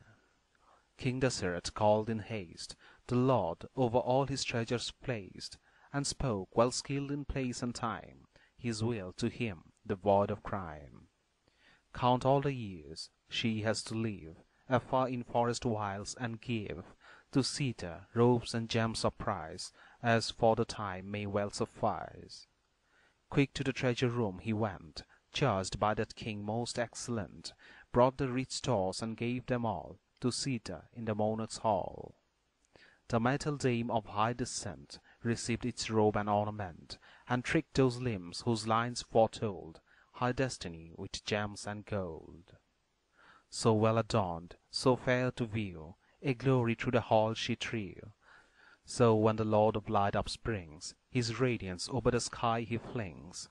Then Queen Kausalya spake at last, with loving arms about her cast, pressed lingering kisses on her head, and to the high-souled lady said, "Ah, in this faithless world below, when dark misfortune comes and woe, wives, loved and cherished every day, neglect their lords and disobey. Yes, woman's nature still is this, after long days of common bliss, when some light grief her spirit tries, she changes all her love or flies. Young wives are thankless, false in soul, with roving hearts that spurn control. Brooding on sin and quickly changed, in one short hour, their love estranged. Not glorious deeds or lineage fair, not knowledge, gift or tender care, in chains of lusting love can bind a woman's light inconstant mind. But those good dames who still maintain what right, truth, scripture, rule ordain, no holy thing in their pure eyes with one beloved husband vies. Nor let thy Lord, my son, condemned to exile, be by thee contemned, for be he poor or wealthy, he is as a god, dear child, to thee." When Sita heard Kausalya's speech, her duty and her gain to teach, she joined her palms with reverent grace, and gave her answer face to face. "All will I do, forgetting not, which thou, O honored queen, hast taught. I know, have heard, and deep have stored the rules of duty to my lord. Not me, good queen, shouldst thou include among the faithless multitude. Its own sweet light the moon shall leave, ere I to duty cease to cleave. The stringless lute gives forth no strain, the willless car is urged in vain. No joy a lordless dame, although blessed with 100 sons, can know. From father, brother, and from son, a measured share of joy is won. Who would not honor, love, and bless her lord, whose gifts are measureless? Thus trained to think, I hold in awe Scripture's command and duty's law. Him can I hold in slight esteem, her lord is woman's God, I deem." Kausalya heard the lady's speech, nor failed those words her heart to reach. Then pure in mind, she gave to flow the tear that sprang of joy and woe. Then duteous Rama forward came, and stood before the honored dame, and joining reverent hands addressed the queen in rank above the rest. O mother, from these tears refrain, look on my sire and still thy pain. To thee my days afar shall fly, as if sweet slumber closed thine eye, and 14 years of exile seem to thee, dear mother, like a dream. On me returning safe and well, guarded by my friends, thine eyes shall dwell. Thus for their deep affection's sake, the hero to his mother spake. Then to the 702 wives of his sire paid reverence due. Thus Dasarath's son addressed the crowd of matrons sore distressed. If from these lips, while here I dwelt, one heedless taunt you ever felt, forgive me, pray, and now adieu, I bid good-bye to all of you. Then straight, like Kali's cries, upwent the voices of their wild lament, while as bade farewell, the crowd of royal women wept aloud, and through the ample hall's extent, where erst the sound of tabor blent with drum and shrill-toned instrument, in joyous concert rose, now rang the sound of wailing high, the lamentation and the cry, the shriek, the choking sob, the sigh, that told the lady's woes. End of Cantos 37, 38, and 39.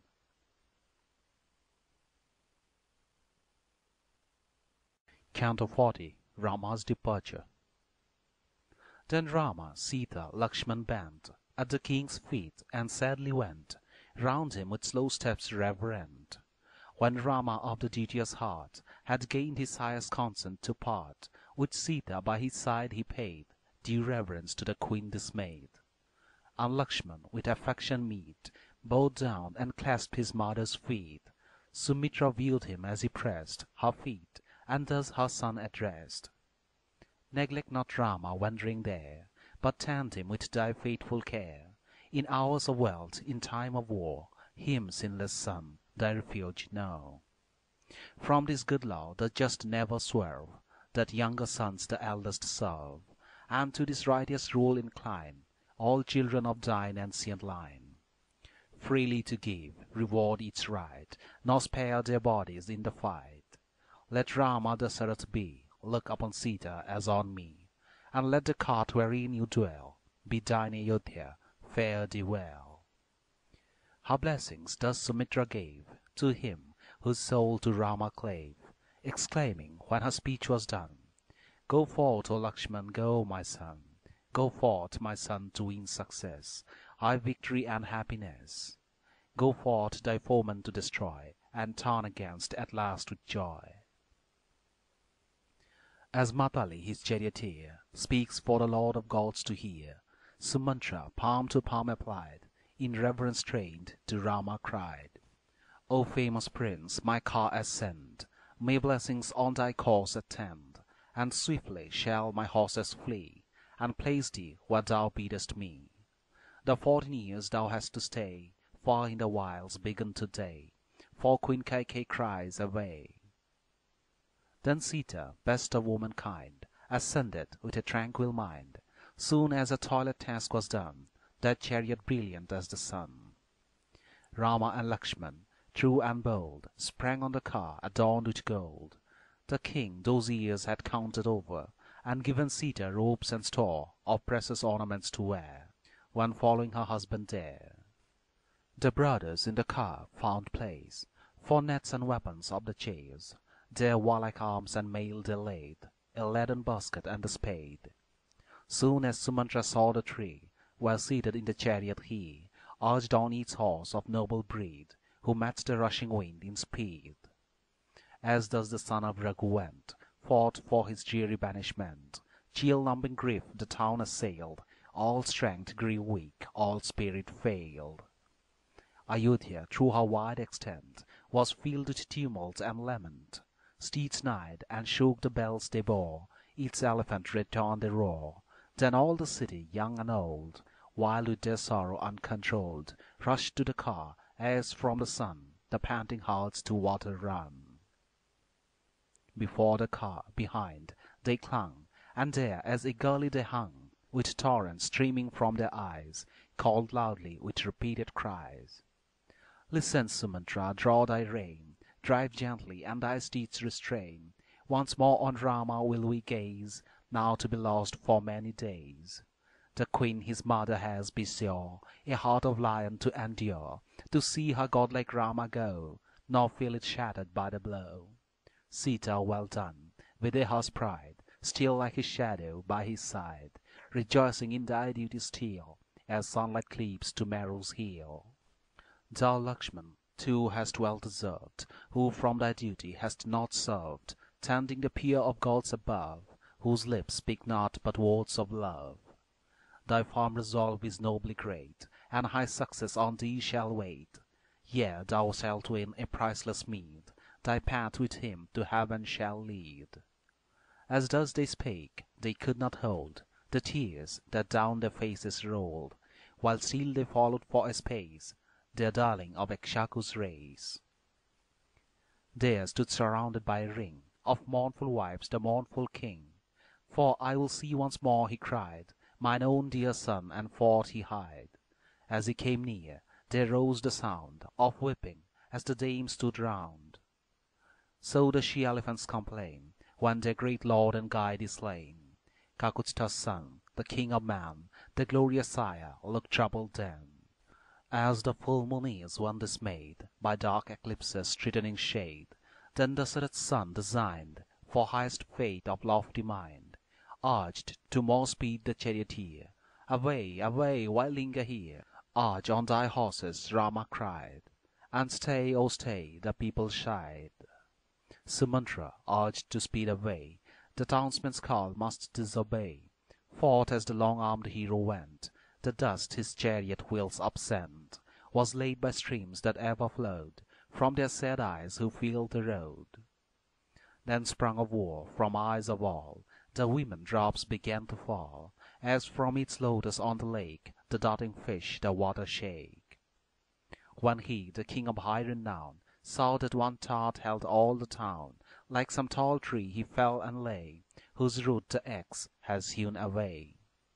Then straight a mighty cry from those who followed Rama's car arose, who saw their monarch fainting there, beneath that grief too great to bear. Then Rama, Rama, with the cry of his mother sounded high, as all the people wept aloud around the lady's sorrowing crowd. When Rama backward turned his eye, and saw the king his father lie, with troubled sense and failing limb, and the sad queen who followed him, like some young creature in the net, that will not in its misery let its wild eyes on its mother rest, so by the bonds of duty pressed. His mother's look he could not meet, he saw them with their weary feet, who used to bliss in cars should ride, oh never by sorrow should be tried. And as one mournful look he cast, drive on, he cried, Sumantra fast. As when the driver's torturing hook goads on an elephant, the look of sire and mother in despair was more than Rama's heart could bear.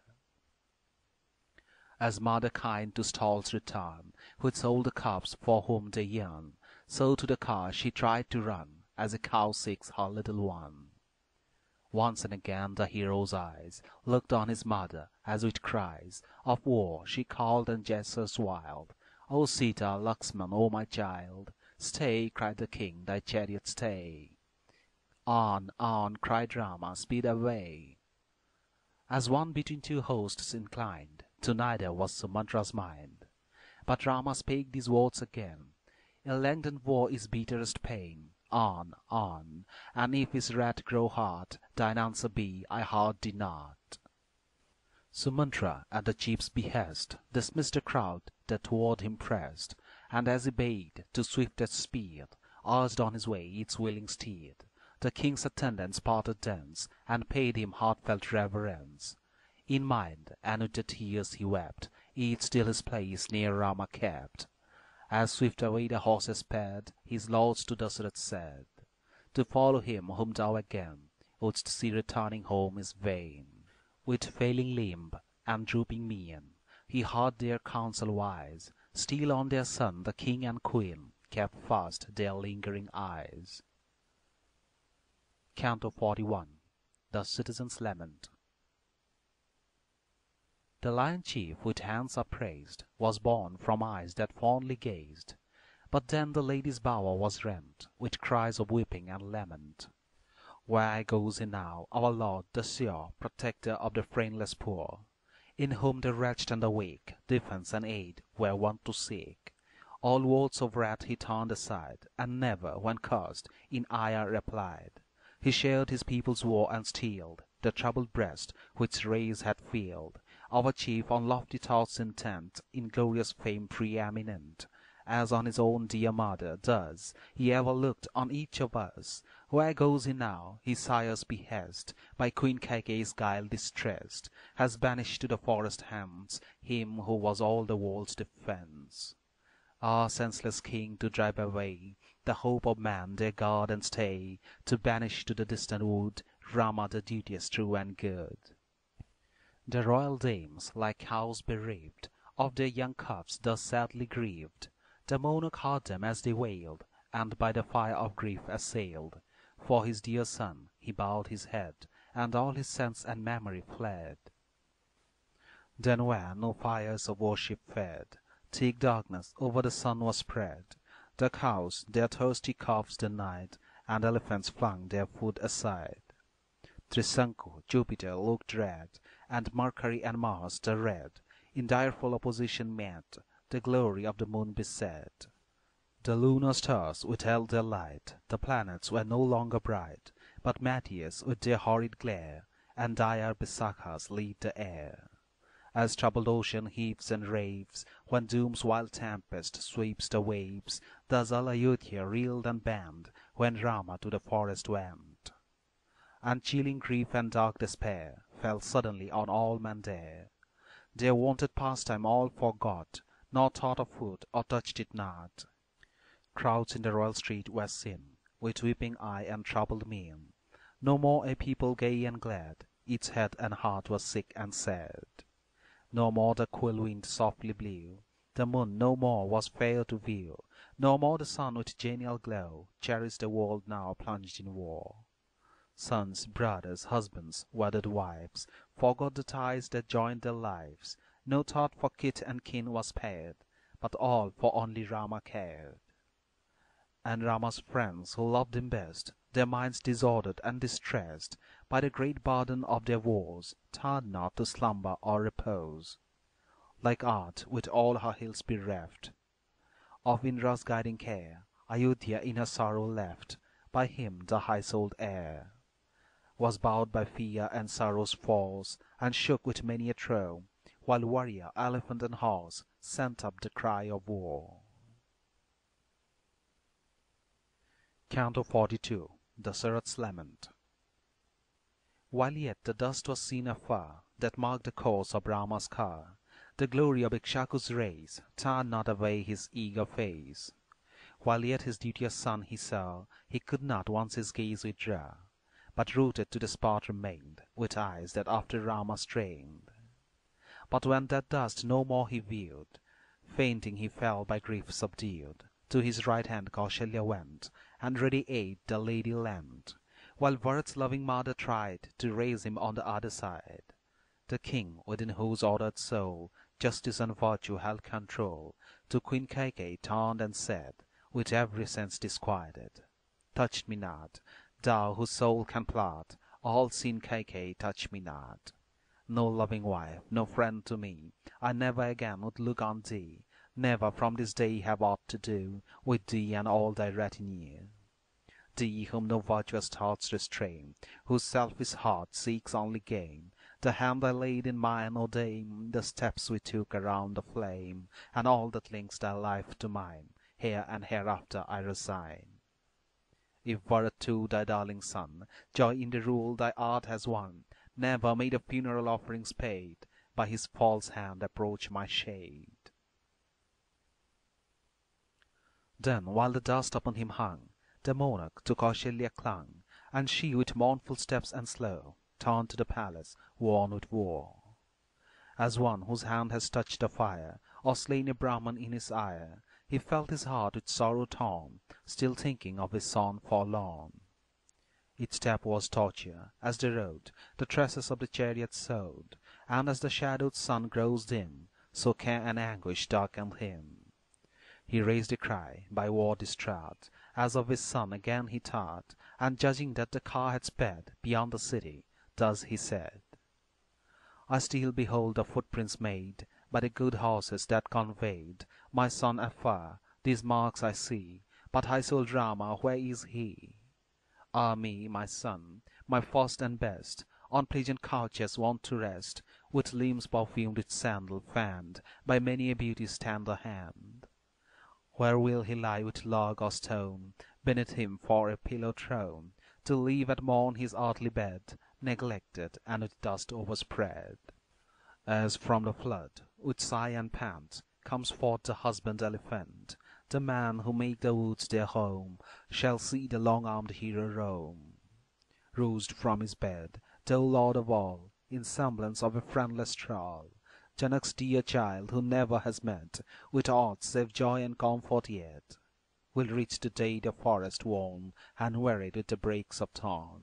Ah, gentle girl, of woods unskilled, how will her heart with dread be filled at the wild beasts' deep roaring there, whose voices slip the shuddering hair? Kaikeyi, glory in thy gain, and widow queen, begin to reign. No will, no power to live have I, when my brave son no more is nigh. Thus pouring forth laments, the king, caught by the people's crowded ring, entered the noble bower like one new bedded when funeral rites are done. Wherever he looked, naught met his gauge but empty houses, courts, and ways. Closed were the temples, countless feet no longer trod the royal street. And thinking of his son, he viewed man weak and worn and woe subdued. As sinks the sun into a cloud, so passed he on and wept aloud. Within that house no more to be, the dwelling of the banished tree, brave Rama, his Videhan bride, and Lakshmana by his brother's side. Like broad still waters, when the king of all the birds that ply their wing has swept from heaven and borne away the glittering snakes that made them gay. With choking sobs and voice half spent, the king renewed his sad lament. With broken utterance, faint and low, scarce could he speak these words of woe. My steps to Rama's mother guide, and place me by Kausalya's side. There, only there, my heart may know some little respite from my woe. The warders of the palace led the monarch, when his words were said, to Queen Kausalya's bower, and there laid him with reverential care. But while he rested on the bed, still was his soul disquieted. In grief he tossed his arms on high, lamenting with a piteous cry. O Rama, Rama, thus said he, my son, thou hast forsaken me. High bliss awaits those favoured men, left living in Ayodhya then, whose eyes shall see my son once more, returning when the time is over. Then came the night, whose hated gloom fell on him like the night of doom. At midnight the Sarat cried to Queen Kausalya by his side. I see thee not, Kausalya, lay thy gentle hand in mine, I pray. When Rama left his home my sight went with him, nor returns tonight. End of Cantos 40, 41 and 42.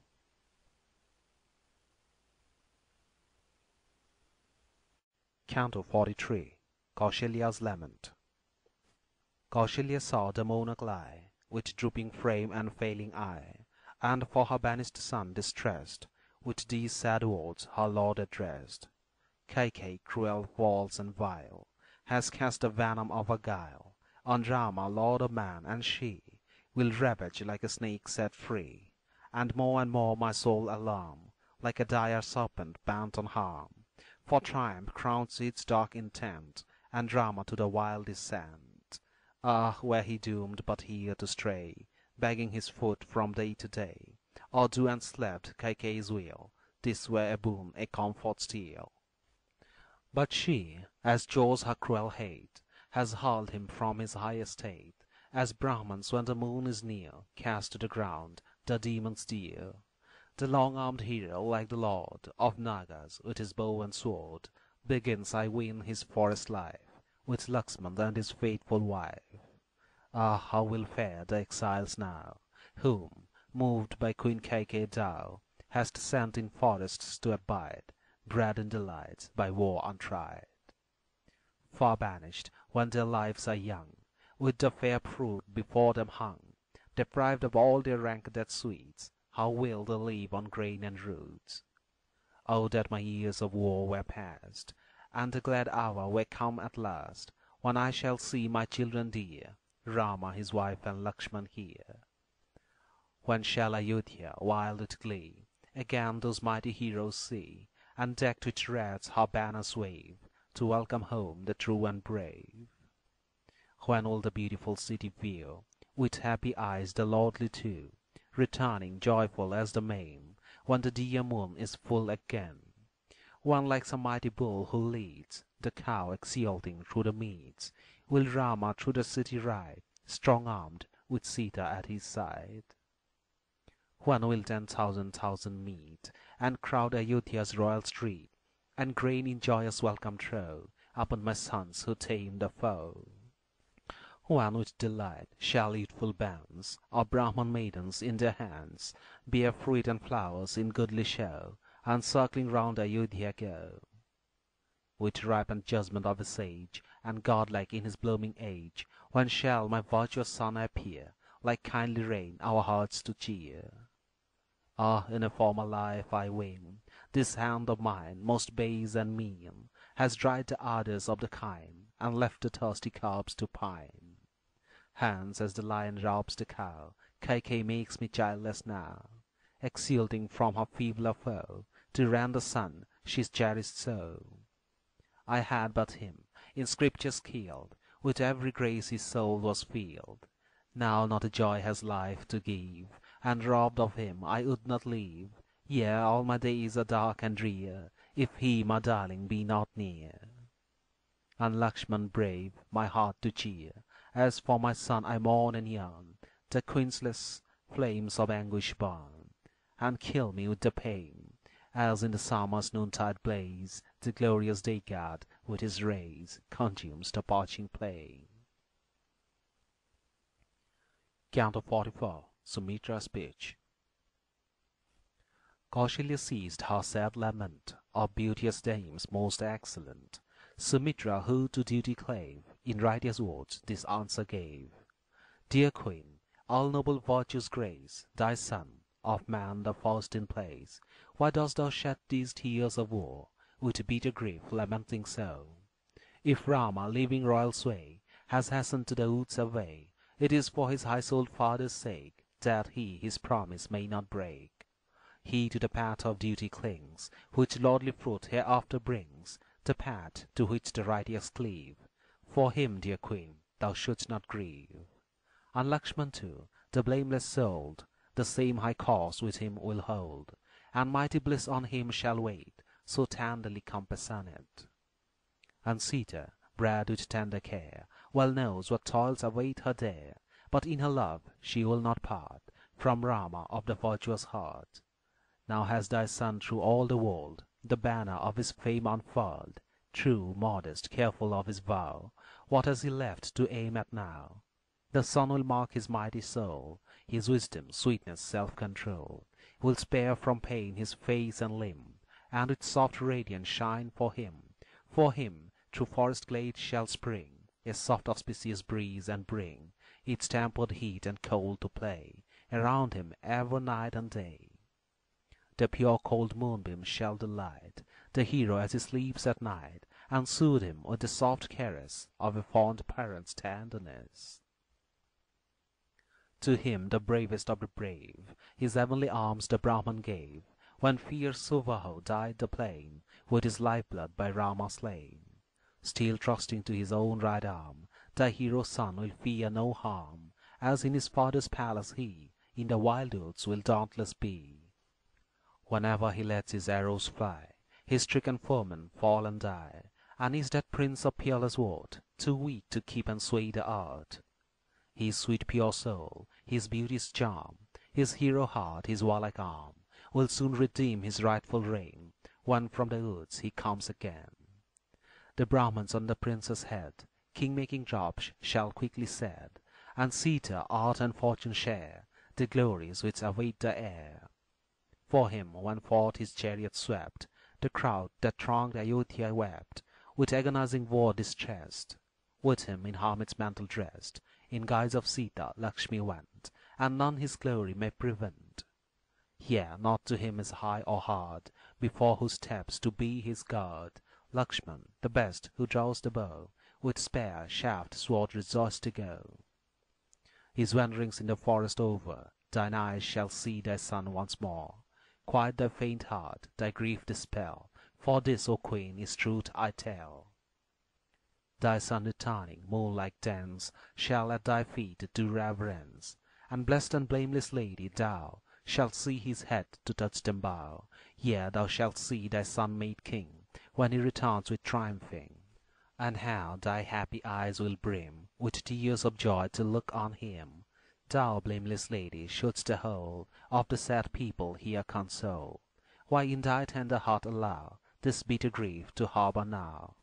As the long banks of cloud distil their water when they see the hill, so shall the drops of rapture run from thy glad eyes to see thy son, returning as he lowly bends to greet thee, guarded by all his friends. Thus soothing, kindly eloquent, with every hopeful argument, Kausalya's heart by sorrow rent, fair Queen Sumitra seized.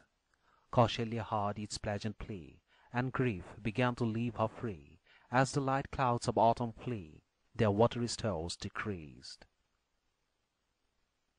Canto 45. The Tamasha. Their tender love the people drew to follow Rama brave and true, the high-souled hero as he went forth from his home to banishment. The king himself his friends obeyed, and turned him homeward as they prayed, but yet the people turned not back, still close on Rama's chariot track. For they who in Ayodhya dwelt, for him such fond affection felt, decked with all grace and glories high, the dear full moon of every eye. Though much of his people prayed and wept, Kakutsta's son his purpose kept, and still his journey would pursue, to keep the king his father true.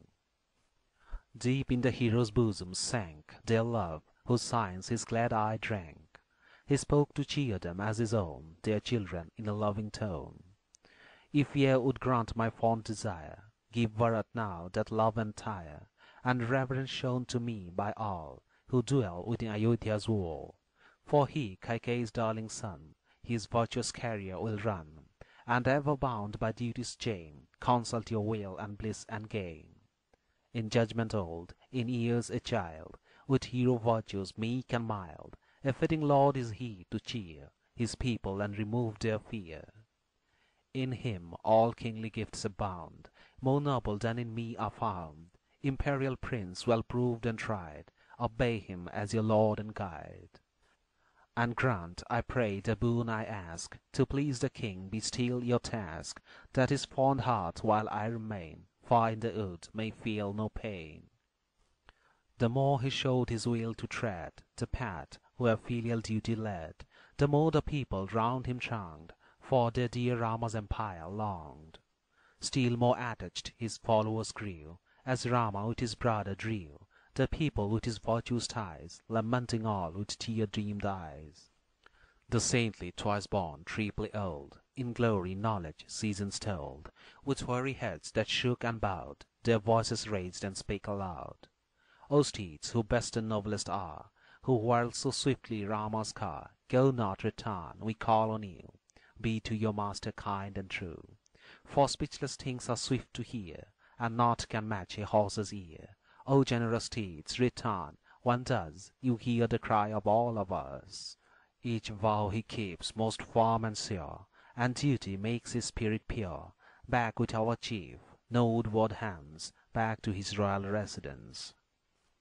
Soon as he saw the aged band, exclaiming in their misery stand, and their sad cries around him rang, swift from his chariot Rama sprang. Then still upon his journey bent, with Sita and with Lakshmana went, the hero by the old man's side, sweeting to days his shortened stride. He could not pass the twice-born throng, as weariedly they walked along. With beating heart, with tender eye, he could not in his chariot fly. When the steps of Rama viewed, that still his onward course pursued, war shook the troubled heart of each, and burnt with grief they spoke this speech. With thee, O Rama, to the wood, all Brahmans go and Brahmanhood, borne on our aged shoulders, see, our fires of worship go with thee. Bright canopies that lend their shade, in Vajpaya rites displayed, in plenteous store are borne behind, like cloudlets in the autumn wind. No shelter from the sun hast thou, and lest his fury burn thy brow, these sacrificial shades we bear, shall aid thee in the noontide glare. Our hearts, who ever loved to pore on sacred text and Vedic lore, now all to thee, beloved, turn, and for a life in forests yearn. Deep in our aged bosoms lie the Vedas' lore, the wealth we prize, there still, like wives at home, shall dwell, whose love and truth protect them well. To follow thee our hearts are bent, we need not plan or argument, all else in duty's law we slide, for following thee is following right. O noble prince, retrace thy way, O hear us, Rama, as we lay, with many tears and many prayers, our aged heads and swine-white hairs, low in the dust before thy feet. O hear us, Rama, we entreat. Full many of those who with thee run, their sacred rites had just begun, unfinished yet those rites remain, but finished if thou turn again. All rooted life and things that move, to thee their deep affection prove, to them, when warmed by love, they glow, and sue to thee some favour show. Its lowly bush, its towering tree, would follow too for love of thee. Bound by its root it must remain, but all it can, its boughs complain, as when the wild wind rushes by, it tells its woe in groan and sigh.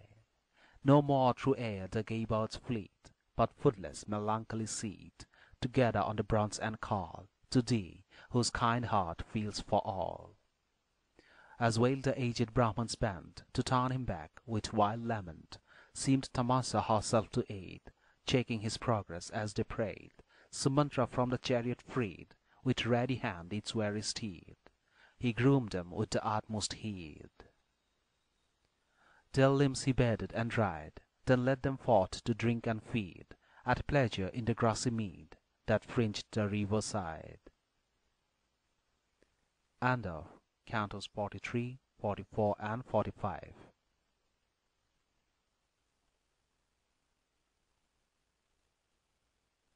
Canto 46. The Halt. When Rama, chief of Raghu's race, arrived at the delightful place, he looked on Sita first, and then to Lakshmana spake the Lord of Man. Now first the shades of night descend, since to the wilds our steps we bend. Joy to thee, brother, do not grieve, for our dear home and all we leave. The woods unpeopled seem to weep around us as the attendants creep, or fly to lair and den and nest, both bird and beast, to seek their rest. Methinks Ayodhya's royal town, where dwells my sire of high renown, with all her men and dames tonight, will mourn us vanished from their sight. For by his virtues won, they cling in the fond affection to their king, and thee and me, O brave and true, and Bharat and Satrughna too. I for my sire and mother feel deep sorrow over my bosom steal, lest mourning us, oppressed with fears, they blind their eyes with endless tears. Yet Bharat's duteous love will show sweet comfort in their hours of woe, and with kind words their hearts sustain, suggesting duty, bliss, and gain. I mourn my parents now no more, I count dear Bharat's virtues over, and his kind love and care dispel the doubts I had, and all is well. And thou thy duty wouldst not shun, and following me hast nobly done, else bravest I should need a band around my wife as guard to stand. On this first night my thirst to slake, some water only will I take. Thus, brother, thus my will decides, though varied store the wood provides. Thus having said to Lakshmana he addressed in turn Sumantra, Be most the listen to-night, my friend, and with due care thy horses tend. The sun had set, Sumantra tied his noble horses side by side, gave store of grass with liberal hand, and rested near them on the strand. Each paid the holy evening rite, and when around them fell the night, the charioteer, with Lakshman's aid, a lowly bed for Rama laid. To Lakshmana Rama bade adieu, and then by Sita's side he threw his limbs upon the leafy bed their care upon the bank had spread. When Lakshmana saw the couple slept, still on the strand his watch he kept, still with Sumatra there conversed, and Rama's varied gifts rehearsed. All night he watched, nor sought repose, till on the earth the sun arose. With him Sumatra stayed awake, and still of Rama's virtue spake. Thus, near the river's grassy shore, which herds unnumbered wandered over, repose untroubled Rama found, and all the people lay around. The glorious hero left his bed, looking on the sleeping crowd, and said to Lakshmana, whom its lucky line marked out for bliss with surest sign, "O brother Lakshmana, look on these, reclining at the roots of trees, all care of house and home resigned, caring for us with heart and mind. These people of the city yearn to see us to our home return. To quit their lives will they consent, but never leave their firm intent. Come, while they all unconscious sleep, let us upon the chariot leap, and swiftly on our journey speed, when naught our progress may impede, that these fond citizens who roam far from Ikshaku's ancient home, no more may sleep beneath bush and tree, falling still for love of me. A prince with tender care should heal the self-brought woes his people feel, and never let his subjects share the burden he is forced to bear." Then Lakshmana to the chief replied, who stood like justice by his side, "They read, O sage, I will command, without delay the car ascend." Then Rama to Sumatra spoke, "Thy rapid steeds I pray thee yoke, hence to the forest will I go, away my lord, and be not slow." Sumatra, urged to utmost speed, yoked to the car each generous steed, and then with hand to hand applied, he came before the chief and cried, "Hail, prince, whom mighty arms adorn! Hail, bravest of the chariot born! With Sita and thy brother thou mayst mount, the car is ready now." The hero clomb the car with haste, his bow and gear within were placed, and quick the eddying flood he passed of Tamasa, whose waves ran fast. Soon as he touched the farther side, that strong-armed hero glorified, he found a road both wide and clear, where even the timid naught could fear. Then, that the crowd might be misled, thus Rama to Sumatra said, "Speed not a while, then hasten back, returning in thy former track, that so the people may not learn the course I follow, drive and turn." Sumatra at the chief's behest, quick to the task himself addressed, then near to Rama came and showed the chariot ready for the road. With Sita then the princely two, who over the line of Raghu threw a glory ever bright and new, upon the chariot stood. Sumatra fast and faster drove his horses, who in fleetness drove still onward to the distant grove, the hermit-haunted wood. Canto 47. The Citizen's Return. The people, when the morn shone fair, arose to find no Rama there. Then fear and numbing grief subdued the senses of the multitude. Their woe-born tears were running fast, as all around their eyes they cast, and sadly looked, but found no trace of Rama, searching every place. Bereft of Rama, good and wise, with drooping cheer and weeping eyes, each woe-distracted sage gave vent to sorrow in his wild lament. Woe what the sleep that stole our sins, with its beguiling influence, that now will look in vain for him, of the broad chest and stalwart limb. How could the strong-armed hero thus, deceiving all, abandon us? His people so devoted see, yet to the woods a hermit flee. How can he want our hearts to cheer, as a fond sire his children dear? How can the pride of Raghu's race fly from us to some desert place? Here let us all for that prepare, or on the last grey journey fare. Of Rama our dear Lord bereft, what profit in our lives is left? Huge trunks of trees around us lie, with roots and branches sere and dry. Come, let us set these logs on fire, and throw our bodies on the pyre. What shall we speak? How can we say? We followed Rama on his way, the mighty chief whose arm is strong, who sweetly speaks, who thinks no wrong. Ayodhya's town with sorrow dumb, without our Lord will see us come, and hopeless misery will strike elder and child and dame alike. For to that peerless chief we came, whose mighty heart desired the same. How, reft of him we love, shall we, returning there, the town to see? Complaining thus, with varied cry, they tossed their aged arms on high, and their sad hearts with grief were wrung, like cows who sorrow for their young. A while they followed on the road, which traces of his chariot showed, but when at length those traces failed, a deep despair their hearts assailed. The chariot marks no more discerned, the hopeless sages backward turned. Ah, what is this? What can we more? Fate stops the way, and all is over. With wearied hearts, in grief and shame, they took the road by which they came, and reached Ayodhya city, where, from side to side, was naught but care. With troubled spirits quite cast down, they looked upon the royal town, and from their eyes, oppressed with woe, their tears again began to flow. Of Rama reft, the city wore no look of beauty as before, like a dull river or a lake, by Garur robed of every snake, dark, dismal as the moonless sky, or as a sea whose bed is dry. So sad, to every pleasure dead, they saw the town disquieted. On to their houses high and vast, where stores of precious wealth were massed, the melancholy Brahmans passed, their hearts with anguish cleft. Aloof from all, they came not near, to stranger or to kinsman dear, showing in faces blank and drear, that not one joy was left. Canto 48. The Women's Lament. When those who fought with Rama went back to the town their steps had bent, it seemed that death had touched and chilled those hearts with piercing sorrow filled. Each to his several mansion came, and cowed by children and his dame, from his sad eyes the water shade, that over his cheek in torrents spread. All joy was fled, oppressed with cares, no bustling trader showed his wares, each shop had lost its brilliant look, its householder forbore to cook.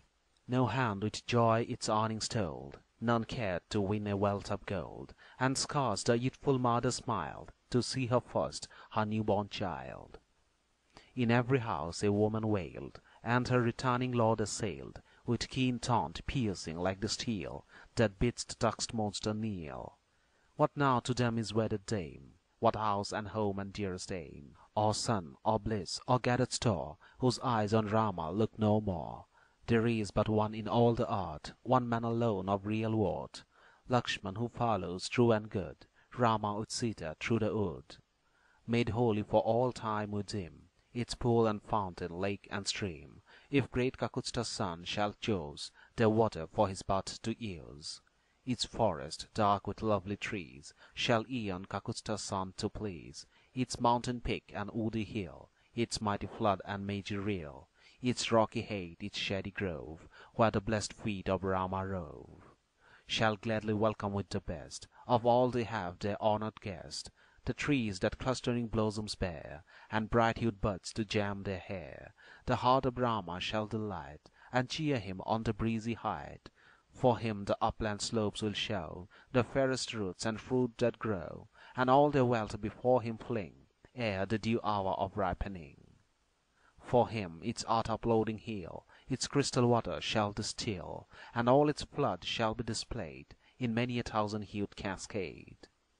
Where Rama stands is naught to fear, no danger comes if he be near, for all who live on him depend, the world's support and lord and friend.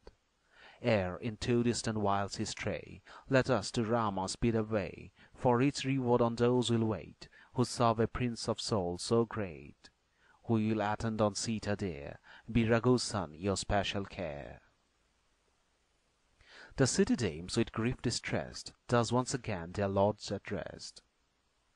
Rama shall be your guard and guide, and Sita will for us provide, for who would care to linger here, where all is sad and dark and drear? Who, mid the mourners, hope for bliss, in a poor soulless town like this? If Queen Kaikeyi's treacherous sin our Lord expelled, the kingdom win, we heed not sons or golden store, our life itself we prize no more.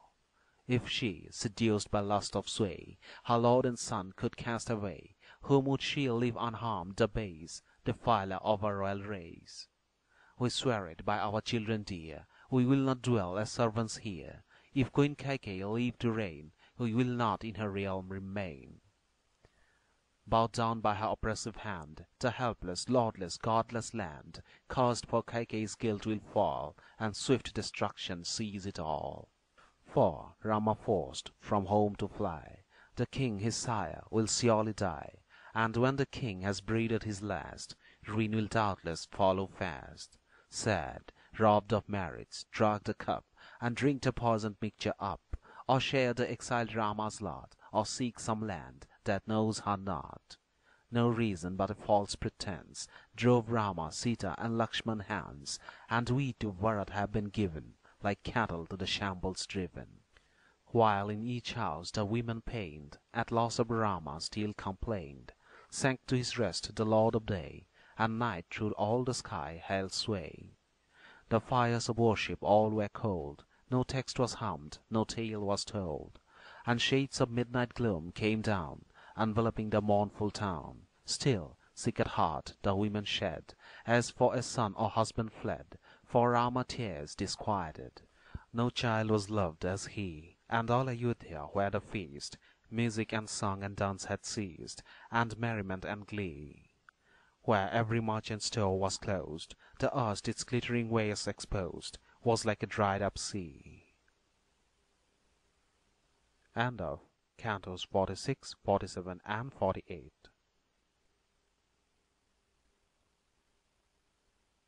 Canto 49. The Crossing of the Rivers. Now Rama, ere the night was fled, over many a league of road had sped, till as his course he onward held, the morn the shades of night dispelled. The rites of holy dawn he paid, and all the country round surveyed. He saw, as till he hurried through, with steeds which swift as arrows flew, hamlets and groves with blossoms fair, and fields which showed the tiller's care, while from the clustered dwellings near the words of patience reached his ear. Fie on our lord the king, whose soul is yielded up to love's control! Fie on the vile Kaikeyi, shame on that malicious sinful dame, who, keenly bent on cruel deeds, no bounds of right and virtue heeds, but with her wicked art has sent so good a prince to banishment, wise, tender-hearted, ruling well, his senses in the woods to dwell. Ah, cruel king, his heart of steel, for his own son no love could feel, who with the sinless Rama parts, the darling of the people's hearts. These words he heard the peasants say, who dwelt in hamlets by the way, and lord of all the realm by right, through Kausalya pursued his flight. Through the auspicious flood at last of smṛti stream he passed, and onward to the place his pet by Saint Agastya tenanted. Still on for many an hour he hied, and crossed the stream whose cooling tide rolls onward till she meets the sea. The hard-frequented Gomati, borne by his rapid horses over, he reached that river's farthest shore, and Sandhikas, whose swan-loved dream resounded with the peacock's scream. Then as he journeyed on his road, to his Videhan bride he showed the populous land which Manu old to King Ikshaku gave to hold. The glorious prince, the lord of man, looked on the charioteer, and then, voiced like a wild swan, loud and clear, he spake these words and bade him hear. When shall I, with returning feet, my father and my mother meet? When shall I lead the hunt once more, in bloomy woods on Sarayu's shore? Most eagerly I long to ride, urging the chase on Sarayu's side, for royal saints have seen no blame in this the monarch's matchless game. Thus bidding on, no rest or stay, Ikshaku's son pursued his way. Oft his sweet voice the silence broke, and thus on varied themes he spoke. Canto 50. The Halt under the Ingudi. So through the wide and fair extent of Kausalya the hero went. Then toward Ayodhya back he gazed, and cried with suppliant hands upraised, "Farewell, dear city, first in place, protected by Kakutsta's rays, and gods who in thy temples dwell, and keep thine ancient citadel.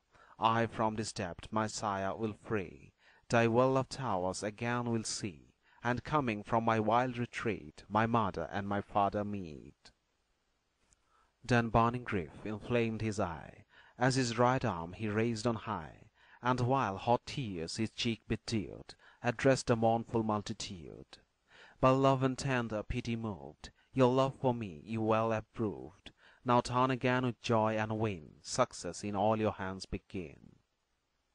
Before the high-souled chief they bent, with circling steps around him went, and then with bitter wailing they departed each his several way. Like the great sun engulfed by night, the hero sped beyond their sight, while still the people mourned his fate, and wept aloud disconsolate. The car-born chieftain passed the bound of Kausalya's delightful ground, where grain and riches bless the land, and people give with liberal hand. A lovely realm unvexed by fear, where countless shrines and stakes appear, where mango groves and gardens grow, and streams of pleasant water flow, where dwells content a well-fed race, and countless kind the meadows grace. Filled with the voice of praise and power, each hamlet what a monarch's care, before him tree-pathted Ganga rolled, her heavenly waters bright and cold. Over her pure breast no weeds were spread, her banks were hermit visited. The car-born hero saw the tide that ran with eddies multiplied. And thus the charioteer addressed, "Here on the bank today we rest, not distant from the river sea. There grows a lofty ingudi, with blossoms thick on every spray. There rest we, charioteer, today. I on the queen of floods will gaze, whose holy stream has highest praise, where deer and bird and glittering snake, God, Daitya, bird, their pastime take." Sumantra Lakshmana gave assent, and with the steeds they thither went. When Rama reached the lovely tree, with Sita and with Lakshmana he alighted from the car with speed. Sumantra loosened each weary steed, and hand to hand in reverence laid, stood near to Rama in the shade. Rama's dear friend, renowned by fame, who of Nishada lineage came, Guha, the mighty chief adored, through all the land as sovereign lord. Soon as he heard the prince renowned was resting on Nishada ground, beguiled by counsellor and peer, and many an honored friend drew near. Soon as the monarch came in view, Rama and Lakshmana toward him flew. Then Guha, at the sight distressed, his arms around the hero pressed, laid both his hands upon his head, bowed to those lotus feet, and said, "O Rama, make thy wishes known, and be this kingdom as thine own. Who, mighty armed, will ever see a guest so dear as thou to me?" He placed before him dainty fare, of every flavour rich and rare, brought forth the gift for honoured guest, and thus again the chief addressed: "Welcome, dear prince, whose arms are strong. These lands and all to thee belong. Thy servants we, our lords art thou. Begin, good king, thine empire now. See, various food before thee placed, and cups to drink and sweets to taste. For thee soft beds are hither borne, and for thy horses grass and corn." To Guha, as he pressed and prayed, thus Raghu's son his answer made: "It was I, thy care, my heart to please, with honour, love, and courtesies, and friendship brings thee now to greet thy guest thus humbly on thy feet." Again the hero spake, as round the king his shapely arms he wound: "Guha, I see that all is well with thee and those who with thee dwell, that health and bliss and wealth attend thy realm, thyself, and every friend. But all these friendly gifts of thine, bound to refuse, I must decline. Grass, bark, and hide my only wear, and woodland roots and fruit my fare. On duty all my heart is set, I seek the woods and anchor at. A little grass and corn to feed the horses, this is all I need. So by this favour, king alone, shall honour due to me be shown. For these good steeds who brought me here are to my sire supremely dear, and kind attention paid to these will honour me and highly please." Then Guha quickly bade his train give water to the steeds and grain, and Rama, ere the night grew dark, paid evening rites in dress of bark, and tasted water on the strand, drawn from the stream by Lakshmana's hand.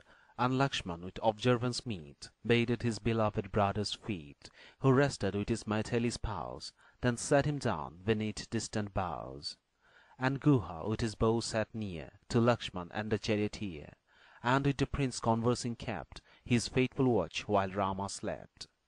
As Dasharatha's glorious heir, of lofty soul and wisdom rare, reclining with his Sita dear beside the river lay, he who no troubles ever had seen, whose life a life of bliss had been, that night beneath the branches green passed pleasantly away. Canto 51. Lakshman's Lament. As Lakshman still his vigil held, by unaffected love impelled, Guha, whose heart the sight distress, with words like these the prince addressed. Beloved youth, this pleasant bed was brought for thee is spread. On this, my friend, thine eyelids close, and heal fatigue with sweet repose. My men are all to labour trained, but hardship thou hast never sustained. All we do this night our watch will keep, and guard Kakusta's son asleep. In all the world there breathes not one more dear to me than Raghu's son. The words I speak, heroic youth, are true, I swear it by my truth. Through his dear grace supreme renown, will, so I trust, my wishes crown, so shall my life rich store obtain, of merit blessed with joy and gain. While Raghu's son and Sita lie, entranced in happy slumber, I will, with my trusty bow in hand, guard my dear friend with all my band. To me, who oft these forests range, is not therein or new or strange, I could with equal might oppose a fourfold army led by foes. Then royal Lakshman made reply, with thee to stand as guardian nigh, whose faithful soul regards the right, fearless we well might rest to-night. But how, when Rama lays his head with Sita on his lowly bed, how can I sleep, how can I care for life or aught that is bright and fair? Behold the conquering chief whose might is match for gods and fiends in fight. With Sita now he rests his head, asleep on grass beneath him spread. Won by devotion, text and prayer, and many a rite performed with care, chief of our father's sons he shines, well marked like him with favoring signs. Brief, brief the monarch's life will be, now his dear son is forced to flee, and quickly will the widowed state mourn for her lord disconsolate. Each mourner there has wept her fill, the cries of anguish now are still. In the king's hall each dame overcome, with weariness of war is dumb. The first sad night of grief, I ween, will do to death each sorrowing queen. Scarce is Kausalya left alive, my mother too can scarce survive. If when a heart is fain to break, she lingers for Shatrugna's sake, Kausalya, mother of the chief, must sink beneath the chilling grief. That town, which countless thousands feel, whose hearts with love for Rama thrill, the world's delight, so rich and fair, grieved for the king, his death will share. The hopes he fondly cherished, crushed, Ayodhya's throne to Rama lost, with mournful cries, too late, too late. The king, my sire, will meet his fate. And when my sire has passed away, most happy in their lot are they, allowed, with every pious care, part in his funeral rites to bear. And oh, may we, with joy at last, these years of forest exile past, turn to Ayodhya's town to dwell, with him who keeps his promise well. While thus the hero mighty souled, in wild lament his sorrow told, faint with the load that on him lay, the hours of darkness passed away. And thus the prince, impelled by zeal for his loved brother, prompt to feel strong yearnings for the people's weal, his words of truth outspake. King Guha, grieved to see his woe, heart-stricken, gave his tears to flow, tormented by the common blow, sad as a wounded snake. End of Cantos 49, 50 and 51.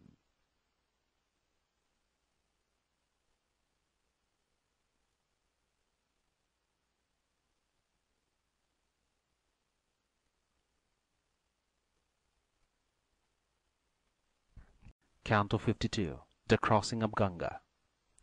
Soon as the shades of night had fled, uprising from his lowly bed, Rama the famous, broad of chest, his brother Lakshman thus addressed. Now swift upsprings the Lord of Light, and fled his venerable knight. That dark-winged bird, the quail now, is calling from the topmost bough, and sounding from the thicket nigh, is heard the peacock's early cry. Come across the flood that seeks the sea, the swiftly flowing Jahnavi. King Guha heard his speech, agreed, and called his minister with speed. A boat, he cried, swift, strong, and fair, with rudder, oars, and man prepare, and place it ready by the shore, to bear the pilgrims quickly over. Thus Guha spake, his followers all besteered them at their master's call, then told the king that ready manned a gay boat waited near the strand. Then Guha, hand to hand applied, with reverence thus to Rama cried, The boat is ready by the shore, how, tell me, can I aid thee more? O Lord of man, it waits for thee, to cross the flood that seeks the sea.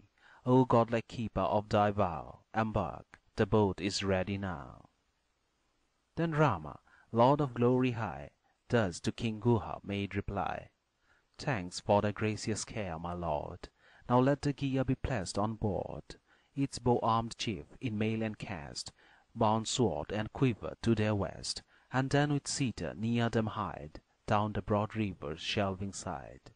Then with raised palms the charioteer, in lowly reverence drawing near, cried thus to Rama, good and true. Now what remains for me to do? With his right hand, while answering, the hero touched his friend. Go back, he said, and on the king with watchful care attend. Thus far, Sumatra thou wast guide, now to Ayodhya turn, he cried. Hence seek with living steeds and car, on foot the wood that stretches far. Sumatra, when with grieving heart he heard the hero bid him part, thus to the bravest of the brave, Ikshaku's son, his answer gave. In all the world man tell of naught, to match thy deed by heroes wrought, thus with thy brother and thy wife, troll-like to lead a forest life. To meet reward of fruit repays thy holy law, thy saint-like days, thy tender soul, the love of truth, if war like this afflicts thy youth. Thou roaming under forest boughs, with thy dear brother and thy spouse, shalt richer meed of glory gain, than if 3 worlds confessed thy reign. Sad is our fate, O Rama, we, abandoned and repelled by thee, must serve as trolls Kaikeyi's will, imperious, wicked, born to ill. Thus cried the faithful charioteer, as Raghu's son in reed his peer was fast departing on his road, and long his tears of anguish flowed. But Rama, when those tears were dried, his lips with water purified, and in soft accents sweet and clear, again addressed the charioteer. I find no heart, my friend, like thine, so faithful to Ikshaku's line. Still fast in view this object keep, that never for me my sire may weep, for he, the world's far-ruling king, is old, and wild with sorrow's sting. With love's great burden, worn and weak, deem this the cause that thus I speak, whatever the high-souled king decrees, his loved Kaikeyi's heart to please. Here be his order what it may, without dimmer thou must obey. For this alone great monarchs reign, that never a wish be formed in vain. Then, O Sumatra, well provide, that by no check the king be tried. Nor let his heart in sorrow pine, this care, my faithful friend, be thine. The honored king my father greet, and thus for me my words repeat. To him whose senses are controlled, untired till now by grief and old, I, Sita, Lakshmana, sorrow not, O monarch, for our altered lord. The same to us if here we roam, or if Ayodhya be our home. The 14 years will quickly fly, the happy hour will soon be nigh, when thou, my lord, again shalt see Lakshmana, the Maital dame, and me. Thus having soothed, O charioteer, my father and my mother dear, let all the queens my message learn, but to Kaikeyi chiefly turn. With loving blessings from the tree, from Lakshmana, Sita, and from me, my mother, Queen Kausalya, greet, with reverence to her sacred feet. And at this prayer of mine, O king, send quickly forth and Bharat bring, and set him on the royal throne, which thy decree has made his own. when he upon the throne is placed, when thy fond arms are round him laced, thine aged heart will cease to ache with bitter pangs for Rama's sake. And say to Bharat, see thou treat the queens with all observance meet. What care the king receives the same, show thou alike to every dame. Obedience to thy father's will, who chooses thee the throne to fill, will earn for thee a store of bliss, both in the world to come and this. Thus Rama bade Sumantra go, with thoughtful care instructed so. Sumantra all his message heard, and spake again by patience stirred. Oh, should deep feeling mar in aught the speech by fond devotion taught, forgive whatever I wildly speak. My love is strong, my tongue is weak. How shall I, if deprived of thee, return that mournful town to see, where sick at heart the people are, because their Rama roams afar? Woe will be theirs too deep to brook, when on the empty car they look, as when from hosts whose chiefs are slain, one charioteer comes home again. This very day I win his food, forsworn by all the multitude. Thinking that thou, with hosts to aid, art dwelling in the wildwood shade, the great despair, the shriek of war, they uttered when they saw thee go, will, when I come with none beside, 100-fold be multiplied. How to Kausalya can I say, O Queen, I took thy son away, and with thy brother left him well. Weep not for him, but thy woe dispel. So false a tale I cannot frame, yet how speak truth and grieve the dame? How shall these horses, fleet and bold, whom not a hand but mine can hold, bear others, want to while the car, wherein Ikshaku's children are? Without thee, Prince, I cannot, no, I cannot to Ayodhya go. Then deign, O Rama, to relent, and let me share thy banishment. But if no prayers can move thy heart, if thou wilt quit me and depart, the flames shall end my car and me, deserted thus and reft of thee. In the wild wood, when foes are near, when dangers check thy vows austere, borne in my car will I attend, all danger and all care to end. For thy dear sake I love the skill that guides the steed and curbs his will, and soon a forest life will be as pleasant for my love of thee. And if these horses near thee dwell, and serve thee in the forest well, they for their service will not miss the due reward of highest bliss. Thine orders, as with thee I stray, will I with heart and head obey, prepared for thee without a sigh, to lose Ayodhya or the sky. As one defiled with hideous sun, I never more can pass within Ayodhya, city of our King, unless beside me thee I bring. One wish is mine, I ask no more, that when thy banishment is over, I in my car may bear my lord, triumphant to his home restored.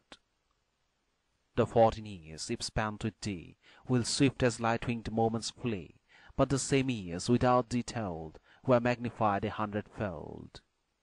Do not, kind Lord, thy servant leave, who to his master's son would cleave, and the same path with him pursue, devoted, tender, just and true.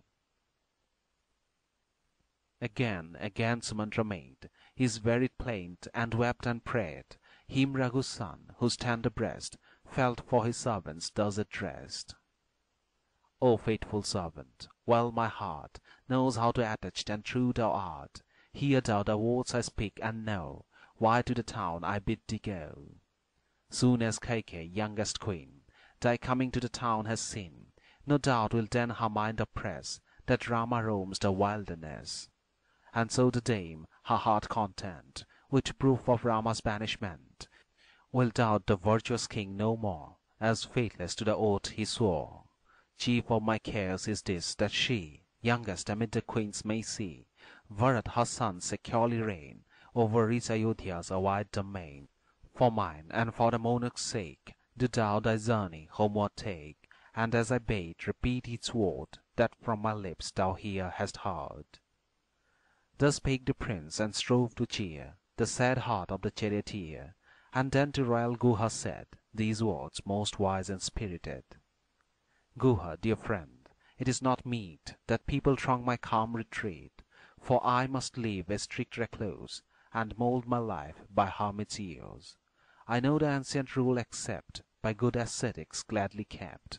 I go, bring fig tree juice that I in matted coils my hair may tie. Quick Guha hastened to produce for the king's son that sacred juice. Then Rama of his long locks made, and Lakshman's too the hermit braid. And the two royal brothers there, with coats of bark and matted hair, transformed in lovely likeness stood, to hermit saints who loved the wood. So Rama with his brother bold, a pious anchorite enrolled, obeyed the vow which hermits take, and to his friend King Guha spake. May people treasure army share, and fenced forts thy constant care. Attend to all supremely hard, the sovereign's task to watch and guard. Ikshaku's son, the good and brave, this last farewell to Guha gave, and then with Lakshmana and his bride, determined on his way he hied. Soon as he viewed upon the shore, the bark prepared to waft them over, impetuous Ganga's rolling tide, to Lakshman thus the chieftain cried, Brother, embark, thy hand extend, thy gentle aid to Sita lend, with care her trembling footsteps guide, and place the lady by thy side. When Lakshman heard, prepared to aid, his brother's words he swift obeyed. Within the bark he placed the dame, then to her side the hero came. Next Lakshman's elder brother, Lord of brightest glory, went on board, breathing a prayer for blessings, meet for priest or warrior to repeat. Then he and Carbon Lakshman bent, well placed, their heads most reverent, their hands with Sita having dipped, as scripture beads and water seeped. Farewell to wise Sumatra said, and Guha with the train he led. So Rama took on board his stand, and urged the vessel from the land. Then swift, by vigorous arms impelled, her onward course the vessel held, and guided by the helmsman true, the dashing waves of Ganga flew. Halfway across the flood they came, when Sita, free from spot and blame, her reverent hands together pressed, the goddess of the stream addressed. May the great chieftain here who springs from Dasarat, best of kings, protected by thy care, fulfill his prudent father's royal will. When in the forest he has spent his 14 years of banishment, with his dear brother and with me, his home again my lord shall see. Returning on that blissful day, I will to thee mine offerings pay, dear queen, whose waters gently flow, who canst all blessed gifts bestow. For, three-petted queen, though wandering here, thy waves descend from Brahma's fair, spouse of the god over floods supreme, though rolling here thy glorious stream. To thee, fair queen, my head shall bend, to thee shall hymns of praise ascend, when my brave lord shall turn again, and joyful over his kingdom reign, to win thy grace, O Queen divine, 100,000 fairest kine, and precious robes and finest meal, among the Brahmans will I deal. 100 jars of wine shall flow, when to my home, O Queen, I go. With these and flesh and corn and rice, will I delighted sacrifice its hallowed spot, its holy shrine, that stands on these fair shores of thine. Its fane and altar on thy banks shall share my offerings and thanks. With me and Lakshman, free from harm, may he, the blameless, strong of arm, reseek Ayodhya from the wild, O blameless lady undefiled. As praying for her husband's sake, the faultless dame to Ganga spake, to the right bank the vessel flew, with her whose heart was right and true. Soon as the bark had crossed the wave, the lion leader of the brave, leaving the vessel on the strand, with wife and brother leapt to land. Then Rama thus the prince addressed, who filled with joy Sumitra's breast. Be thine alike to God and aid, in people's part, in lonely shade. Do thou, Sumitra's son, proceed, let Sita walk where thou shalt lead. Behind you both my place shall be, to guard the maternal dame and thee. For she, to war a stranger yet, no toil or grief till now has met. The fair Videhan will essay the pains of forest life today. Today her tender feet must tread rough rocky wilds around her spread. No tilt is there, no gardens grow, no crowding people come and go. The hero ceased, and Lakshman led, obedient to the words he said, and Sita followed him, and then came Raghu's bride, the Lord of Man. With Sita walking over the sand, they sought the forest, bow in hand, but still their lingering glances trail, where yet Sumatra stood in view. Sumatra, when his watchful eye the royal youths no more could spy, turned from the spot wherein he stood, homeward would go her from the wood. Still on the brothers forced their way, where sweet birds sang on every spray, those scars the eye a path could find, mid flowering trees where creepers twined. Far on the princely brothers pressed, and stayed their feet at length to rest, beneath a fig tree's mighty shade, with countless pendant shoots displayed. Reclining there a while at ease, they saw not far beneath fair trees a lake with many a lotus bright, that bore the name of lovely sight. Rama his wife's attention drew, and Lakshmana stood a charming view. Look, brother, look, how fair the flood glows with the lotus flower and bud. They drank the water fresh and clear, and with their shafts they slew a deer. A fire of boughs they made in haste, and in the flame the meat they placed. So Raghu's sons with Sita shared the hunter's meal their hands prepared, then counselled that the spreading tree their shelter and their home should be. Canto 53. Rama's Lament. When evening rites were duly paid, reclined beneath the leafy shade, to Lakshmana thus spake Rama best of those who glad a people's breast. Now the first night has closed the day that saw us from our country stray, and parted from the charioteer. Yet grieve not thou, my brother dear. Henceforth by night, when others sleep, must we our careful vigil keep, watching for Sita's welfare thus, for her dear life depends on us. Bring me the leaves that lie around, and spread them here upon the ground, that we on lowly beds may lie, and let in talk the night go by. So on the ground with leaves overspread, he who should press a royal bed, Rama with Lakshmana thus conversed, and many a pleasant tale rehearsed. This night the king, he cried, alas, in broken sleep will sadly pass. Kaikeyi now content should be, for mistress of her wish is she. So fiercely she for empire yearns, that when her Bharat home returns, she in her greed may even bring destruction on our lord the king. What can he do, in feeble eld, reft of all aid and me expelled, his soul enslaved by love a thrall, obedient to Kaikeyi's call? As does I muse upon his woe, and all his wisdoms overthrow, love is, methinks, of greater might, to steer the heart than gain and right. For who in wisdom's law untaught could by a beauty's prayer be bought, to quiet his own obedient son, who loves him as Messiah has done? Bharat, Kaikeyi's child alone, will with his wife enjoy the throne, and blissfully his rule maintain over happy Kausalya's domain. To Bharat's single lot will fall the kingdom and the power and all, when fails the king from length of days, and Rama in the forest strays. Whoever, neglecting right and gain, lets conquering love his soul enchain, to him, like Dasarat's lot, comes woe with feet that tarry not.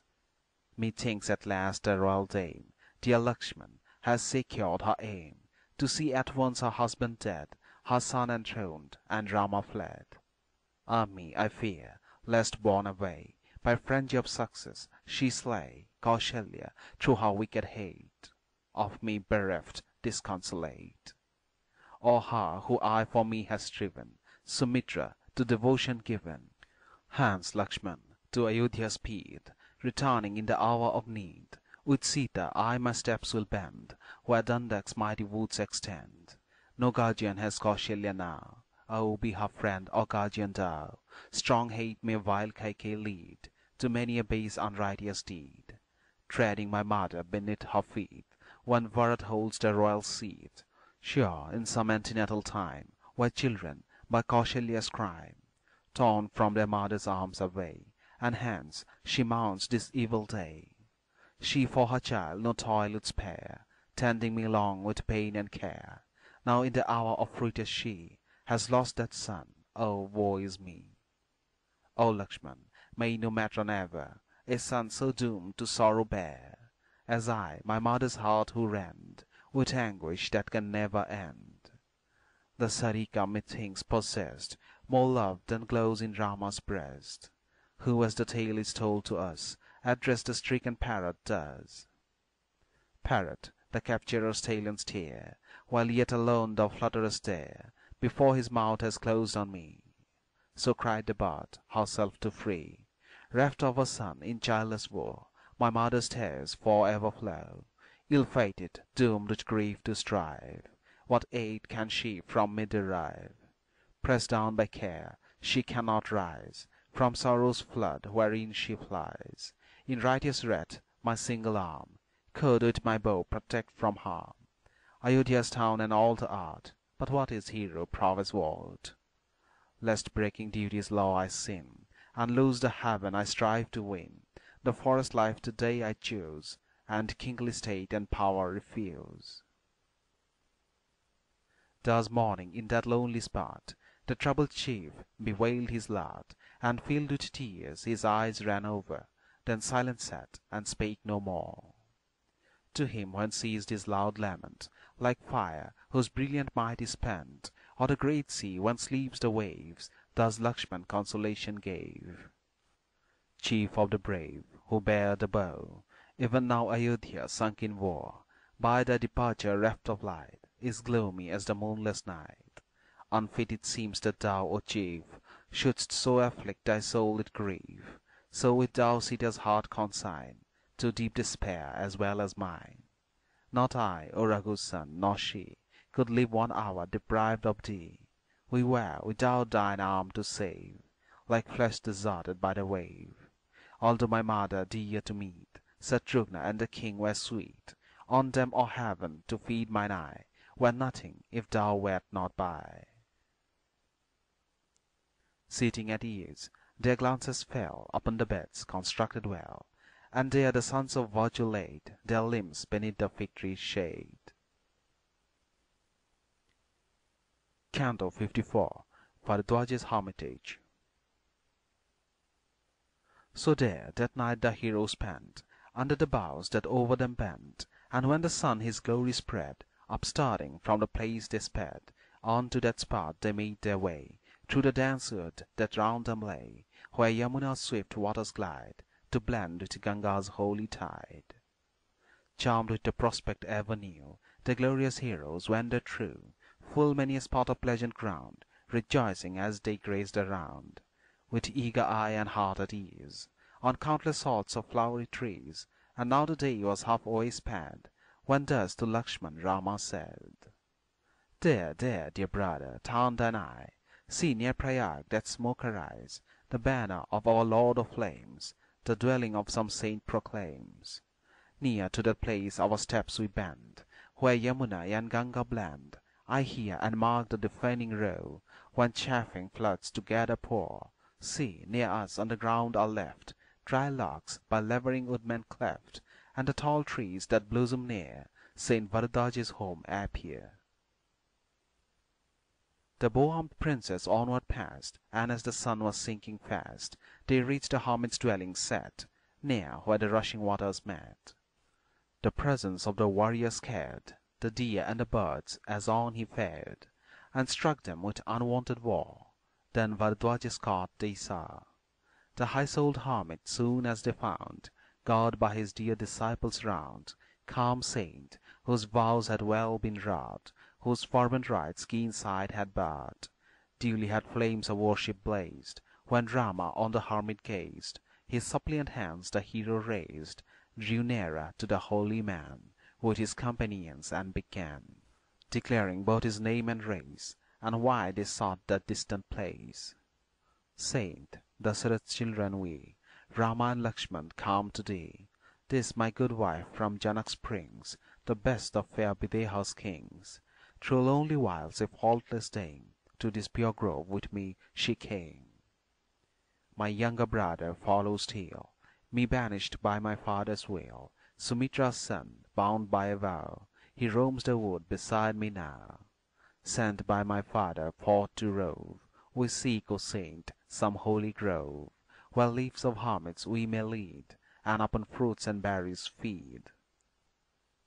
When Bharadwaj, prudent souled, had heard the prince his tale unfold, water he bade them bring, a bowl, and honor gifts in dishes full, and drink and food of varied taste, berries and roots before him placed, and then the great ascetic showed a cottage for the guest's abode.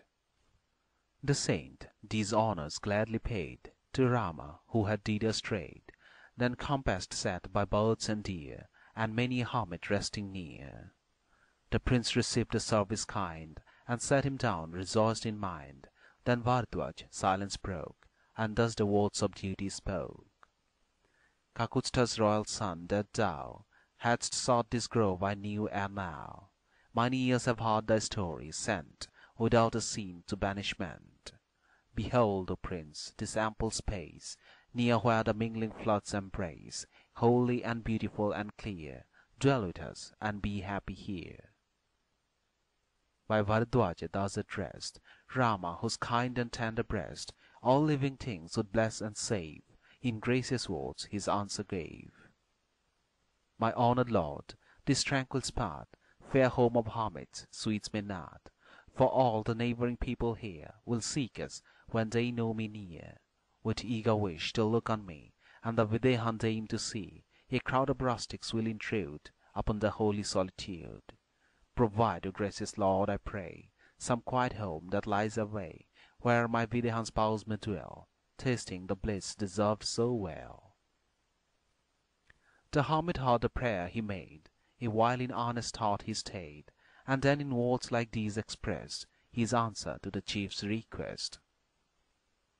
10 leagues away there stands a hill, where thou mayst live, if such thy will, a holy mount exceeding fair. Great saints have made their dwelling there.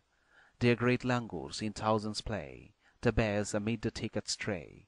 Wide known by Chitrakota's name, it rivals Gandhamadhan's fame. Long as the man that hill who seeks gazes upon its sacred peaks, to holy things his soul he gives, and pure from thought of evil lives. There, while 100 autumns fled, has many a saint with weary head spent his pure life and won the prize by deep devotion in disguise. Best home, I ween, if such retreat far from the ways of man be sweet, or let the years of exile flee here in this hermitage with me.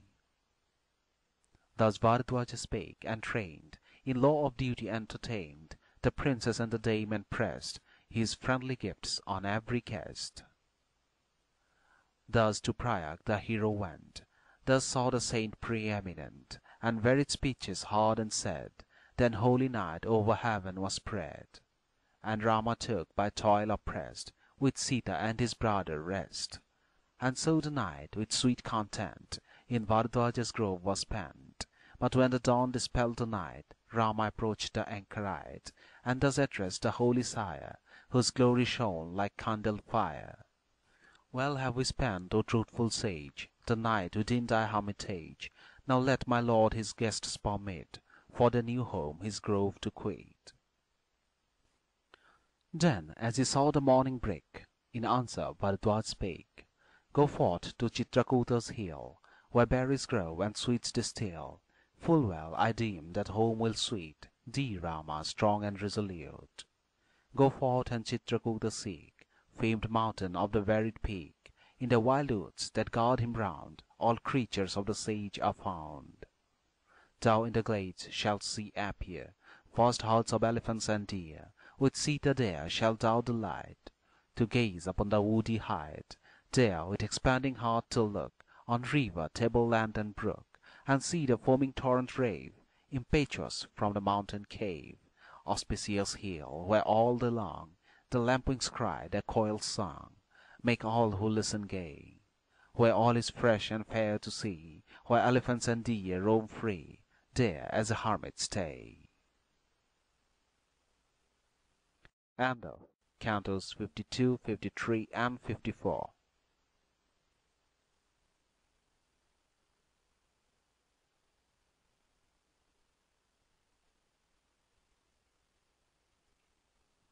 Canto 55. The Passage of Yamuna. The princely tamers of their foes thus passed the night in calm repose. Then to the hermit having bent, with reverence on their way they went. High favour Bharadwaja showed, and blessed them ready for the road, with such fond looks as fathers throw on their own sons before they go. Then spake the saint with glory bright to Rama peerless in his might. First, lords of man, direct your feet where Yamuna and Ganga meet, then to the swift Kalindi go, whose westward waves to Ganga flow. When thou shalt see her lovely shore, worn by their feet who hasten over, then Raghu's son a raft prepare, and cross the sun-born river there. Upon her farther bank a tree, near to the landing wilt thou see, the blessed source of varied gifts. There her green boughs that fig tree lifts, a tree where countless birds abide, by Syama's name known far and wide. Sita, revere that holy shade, there be thy prayers for blessing prayed. Thence for a league your way pursue, and the dark wood shall meet your view, where tall bamboos their foliage show, the gum tree and the jujube grow. To Chitrakoot have I oft trodden that path so smooth and soft, where burning oats no travellers care, but all is pleasant, green and fair. When thus the guests their road had learned, back to his cot the hermit turned, and Rama, Lakshmana, Sita paid their reverent thanks for courteous aid. Thus Rama spake to Lakshmana when the saint had left the lords of man. Great store of bliss ensued is ours, on whom his love the hermit showers. As each to other wisely talked, the lion lords together walked on to Kalindi's woody shore, and gentle Sita went before. They reached that flood whose waters flee with rapid current to the sea. Their minds a while to thought they gave, and counselled how to cross the wave. At length, with logs together laid, a mighty raft the brothers made. Then dry bamboos across were tied, and grass was spread from side to side. And the great hero Lakshmana brought cane and rose-apple boughs and wrought, trimming the branches smooth and neat, for Sita's use a pleasant seat. And Rama placed thereon his dame, touched with a momentary shame, resembling in her glorious mien all thought surpassing Fortune's queen. Then Rama hastened to dispose, each in its place, the skins and bows, and by the fair Videhan laid the coats, the ornaments, and spade. When Sita thus was set on board, and all their gear was duly stored, the heroes each with vigorous hand pushed off the raft and left the land.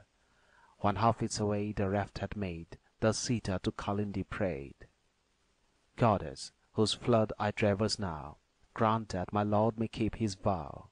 For thee shall bleed 1,000 kine, 100 jars shall pour their wine, when Rama sees that town again, where old Ikshaku's children reign. Thus to Kalindi's stream she sued, and prayed in suppliant attitude. Then to the river's bank the dame, fervent in supplication, came.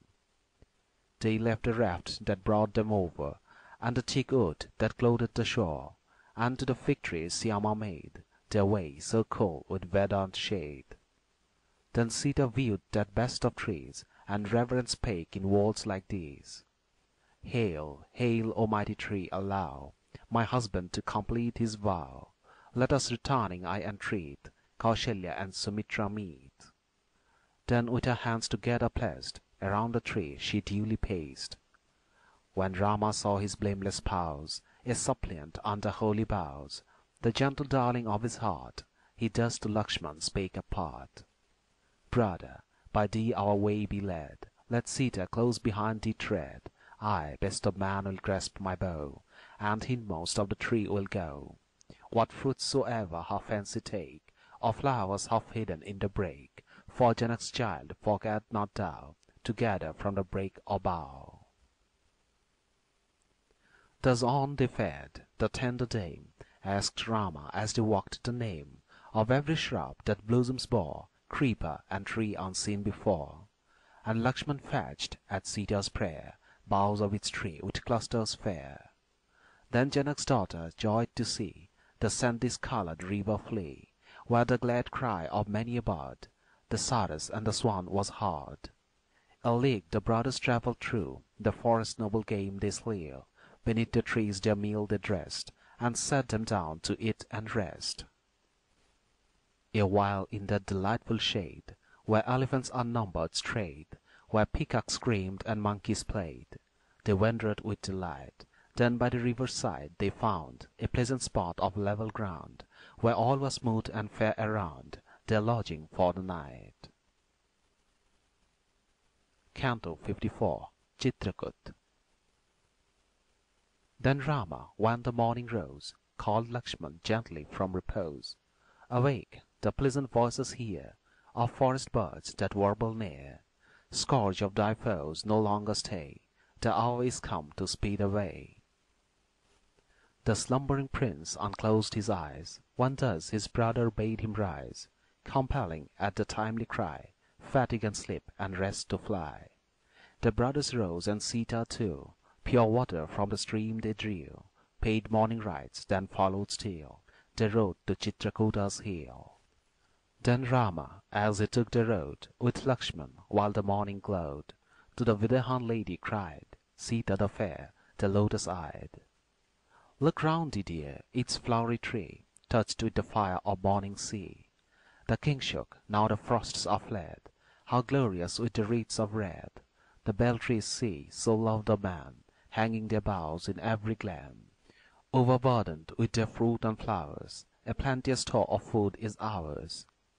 See, Lakshman, in the leafy trees, wherever they make their home, down hangs the work of labouring bees, the ponderous honeycomb.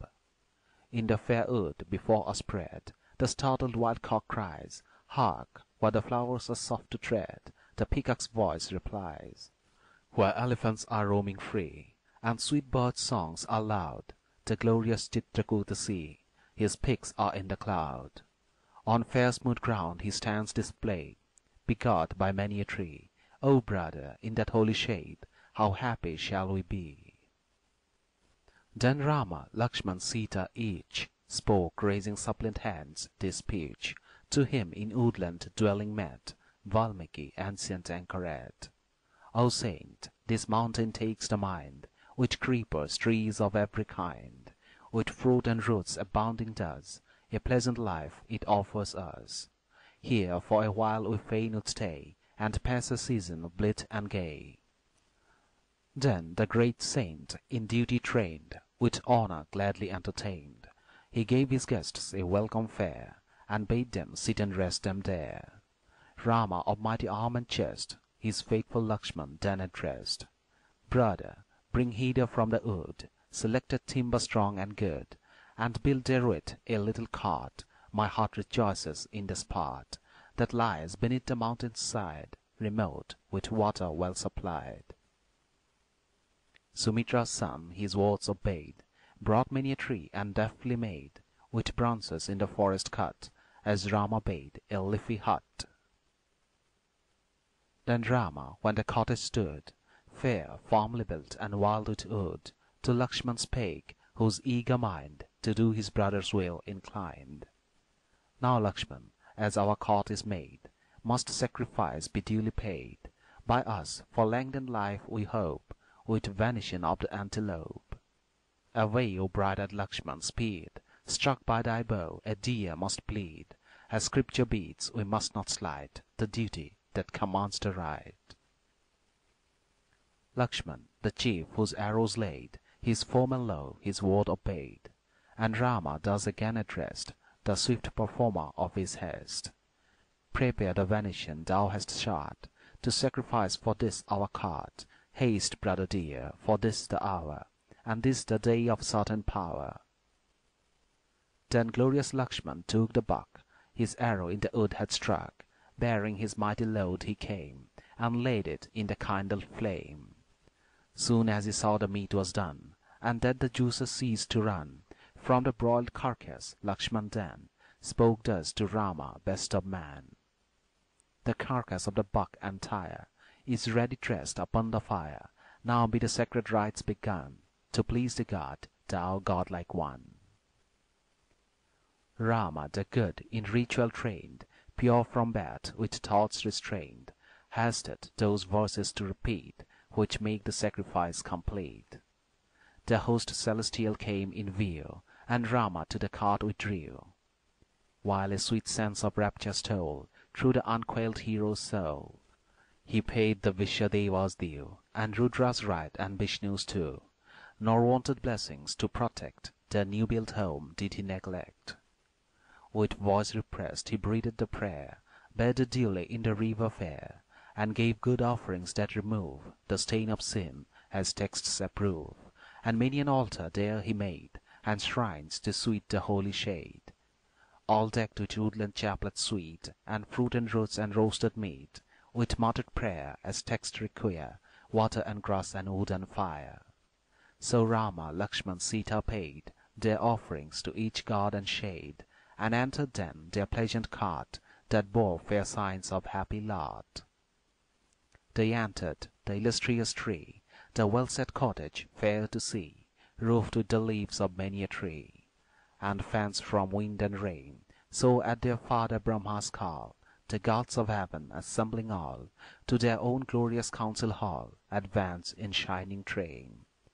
So resting on that lovely hill, near the fair lily-covered rill, the happy prince forgot, surrounded by the birds and deer, the war, the longing, and the fear that gloomed the exile's lot.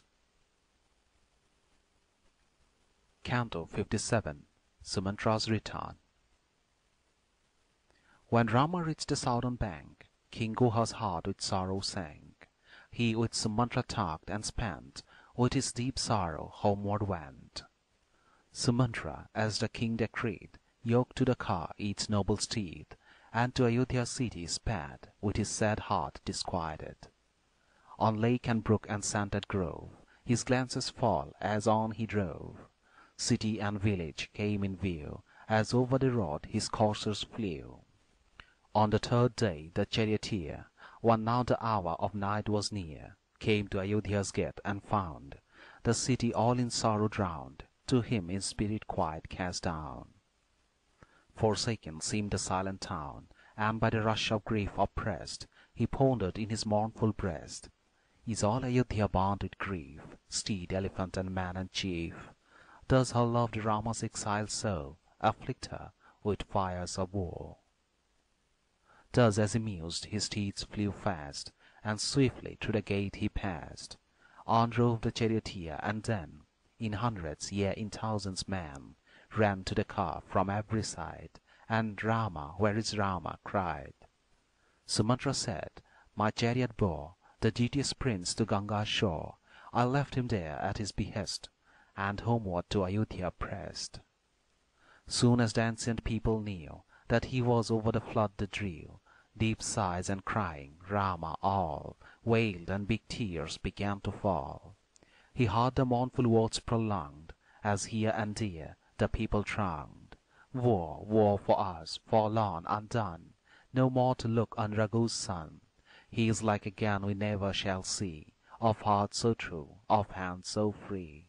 In gifts, in gatherings for debate, when Mary's pomps we celebrate, what should we do, what earthly thing can rest or hope or pleasure bring?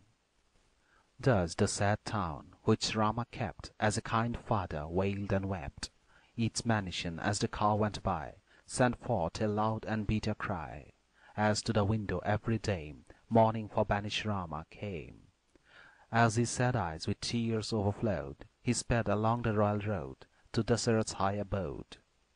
There, leaping down his car he stayed, within the gates his way he made. Through 7 broad courts he onward hied, where people thronged on every side. From each high terrace, wild it wore, the royal ladies flocked below. He heard them talk in gentle tone, as each for Rama made her moan. What will the charioteer reply to Queen Kausalya's eager cry? With Rama from the gates he went, homeward alone his steps are bent.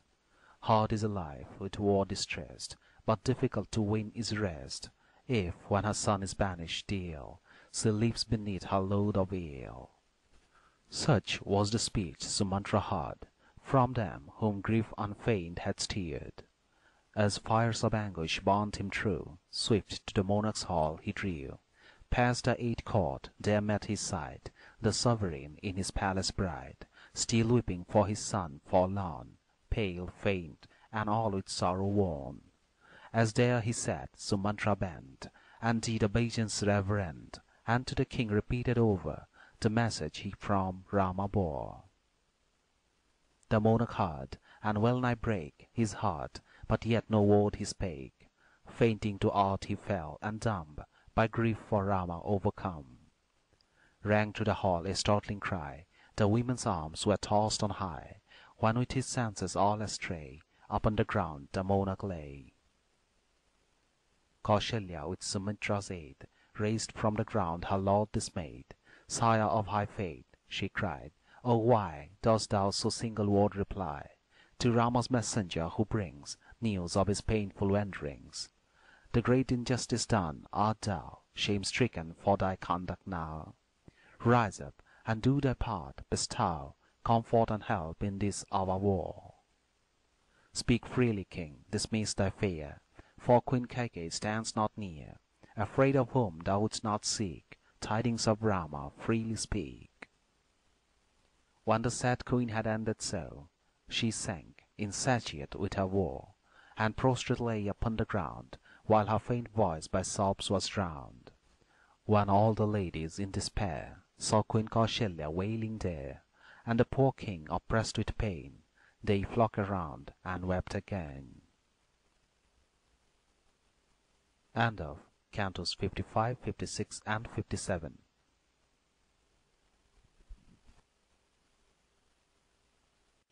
Canto 58. Rama's Message.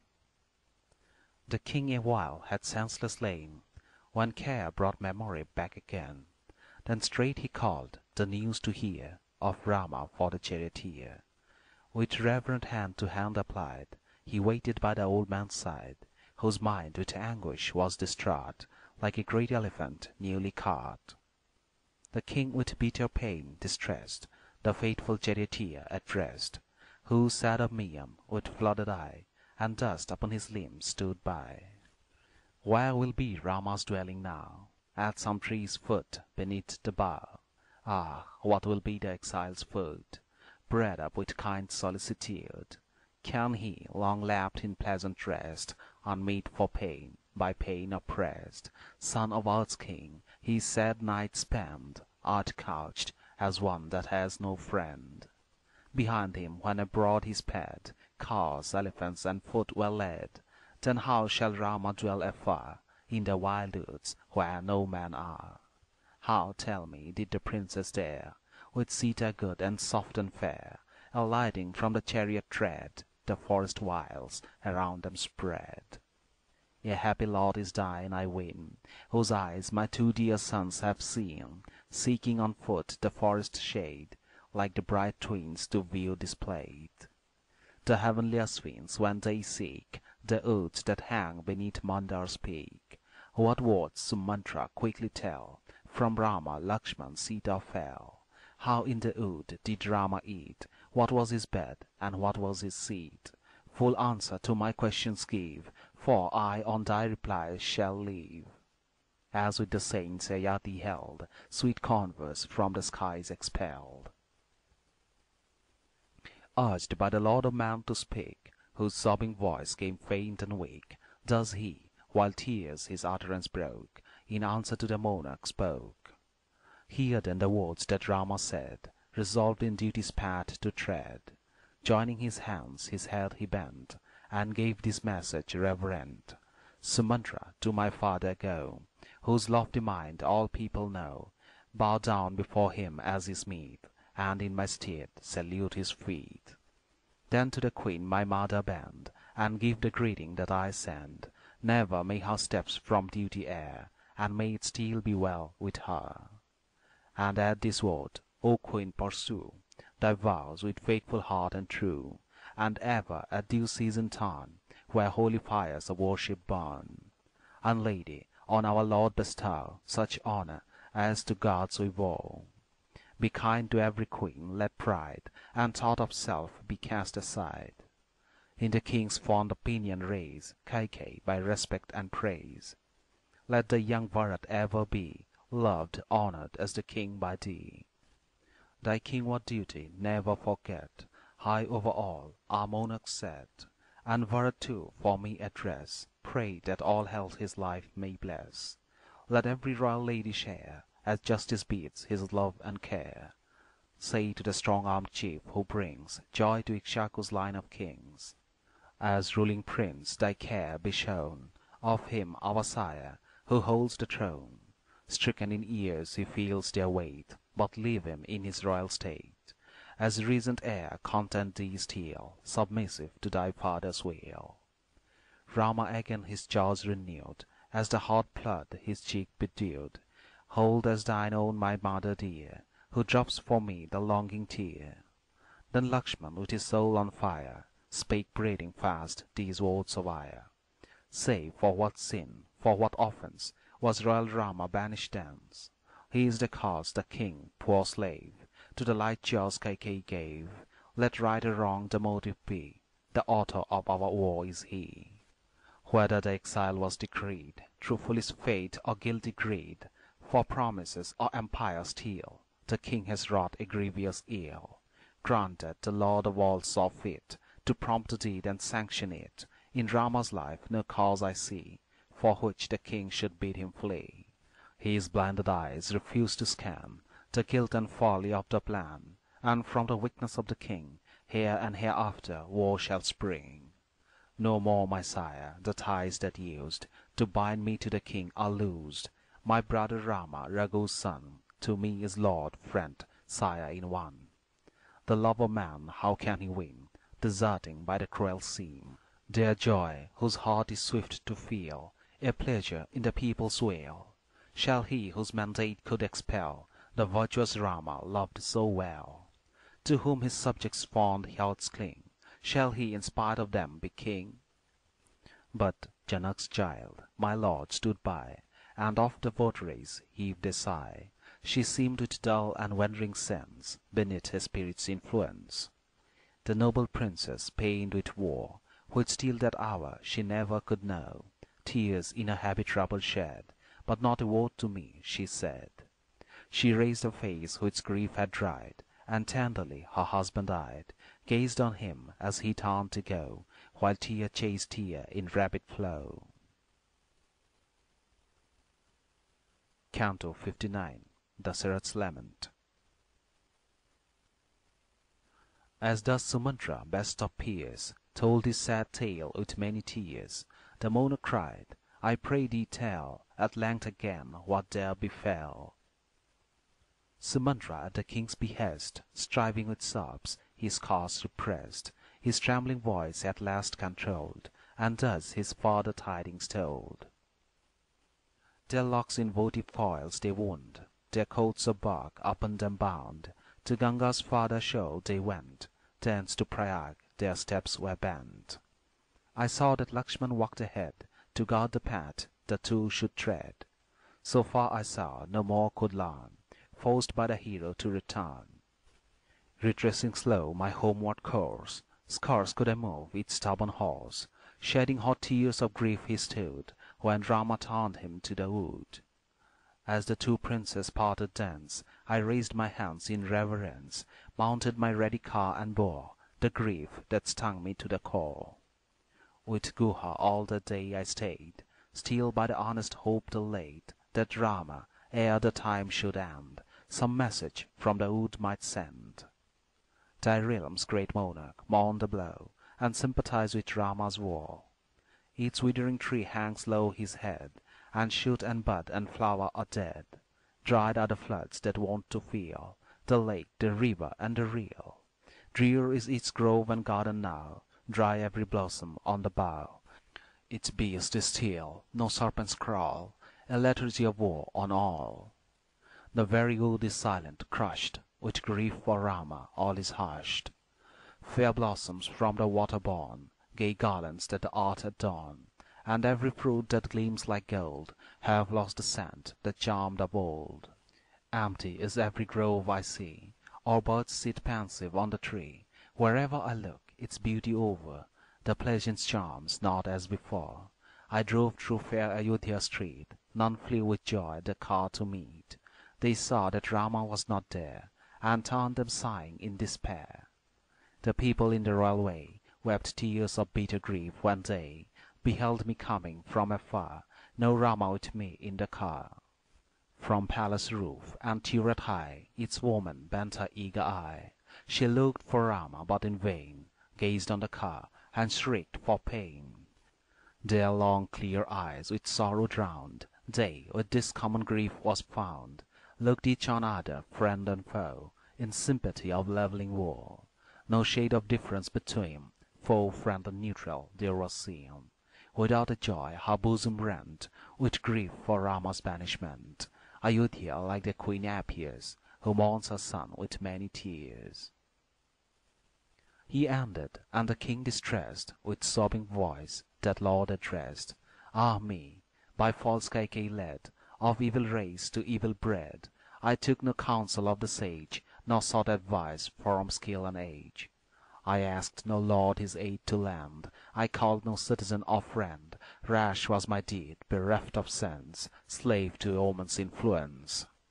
Surely, my lord, a woe so great falls on us by the will of fate. It lays the house of Raghu low, for destiny will have it so. I pray thee, if I ever have done an act to please thee, yea, but one, fly, fly, and Rama homeward lead, my life departing counsel speed. Fly, ere the power to bid I lack, fly to the wood, bring Rama back. I cannot live for even one short hour bereaved of my son. But the prince, whose arms are strong, has journeyed far, the way is long. Me upon the chariot place, and let me look on Rama's face. Ah me, my son, mine eldest born, where roams he in the wood forlorn, the wielder of the mighty bow, whose shoulders like the lion's show? Or ere the light of life be dim, take me to Sita and to him. O Rama, Lakshmana, and O thou, dear Sita, constant to thy vow, beloved ones, you cannot know that I am dying of my woe. The king, to bitter grief a prey, that drove each wandering sense away, sunk in affliction's sea too wide to traverse, in his anguish cried, Hard, hard to pass, my queen, this sea of sorrow raging over me. No Rama near to soothe mine eye, plunged in its lowest deeps I lie. Sorrow for Rama swells the tide, and Sita's absence makes it wide. My tears its foamy flood disdain, made billowy by my sighs of pain. My cries its roar, the arms I throw, about me are the fish below. Kaikeyi is the fire that feeds, beneath my hair the tangled weeds. Its source the tears for Rama shed, the humpback's words its monsters dread. The boon I gave the wretch its sore, till Rama's banishment be over. Ah me, that I should long to set my eager eyes today on Raghu's son, and he be yet with Lakshmana far away. Thus he of lofty glory wailed, and sank upon the bed. Beneath the war his spirit failed, and all his senses fled. Canto 60. Kausalya consoled. As Queen Kausalya, trembling much, as blighted by a goblin's touch, still lying prostrate, half awoke to consciousness, it was thus she spoke. Bear me away, Sumandra, far, where Rama, Sita, Lakshmana are. Bereft of them I have no power to linger on a single hour. Again I pray, thy steps retrace, and me in the dark forest place. For after them I needs must go, or sink to Yama's realms below.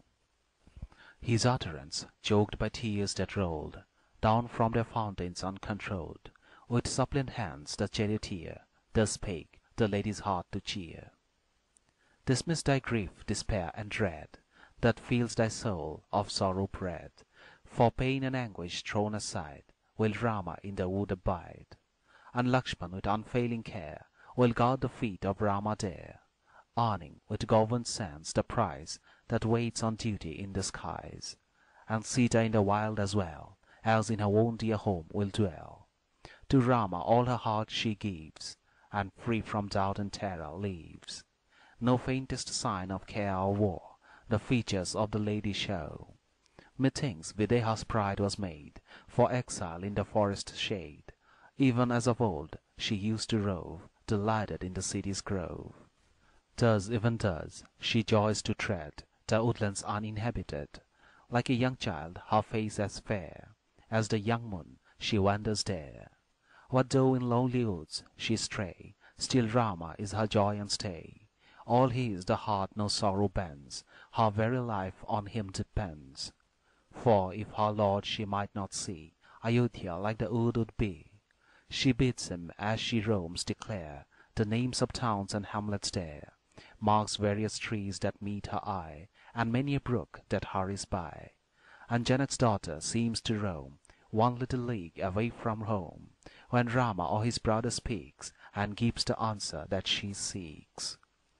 This lady I remember well, nor angry words have I to tell, reproaches at Kaikeyi shot, such queen my mind remembers not. The speech, when Sita's wrath was high, Sumantra passed in silence by, that so his pleasant words might cheer, with sweet report Kausalya's ear.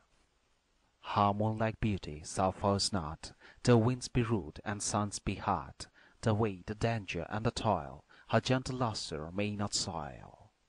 Like the red lily's leafy crown, or as the fair full moon looks down, so the Videhan lady's face still shines with undiminished grace.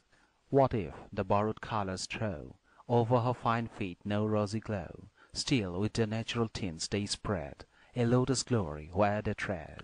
In sportive grace she walks the ground, and sweet her chiming anklets sound.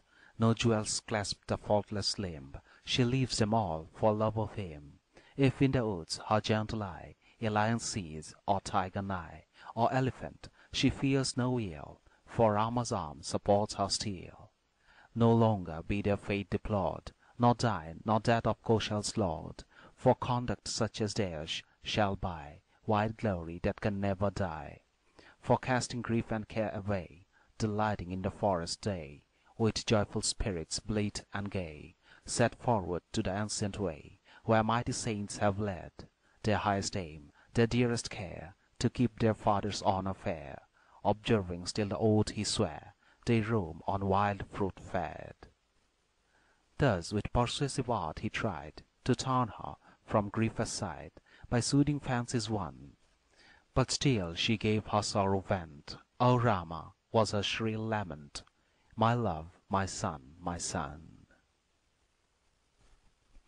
End of Cantos 58, 59 and 60.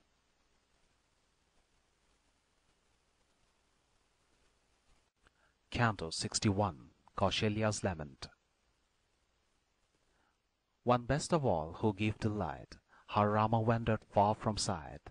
Kausalya weeping, sore distressed, the king her husband thus addressed. Thy name, O monarch, far and wide, through the three worlds is glorified. Yet Rama's is the pitying mind, his speed is true, his heart is kind.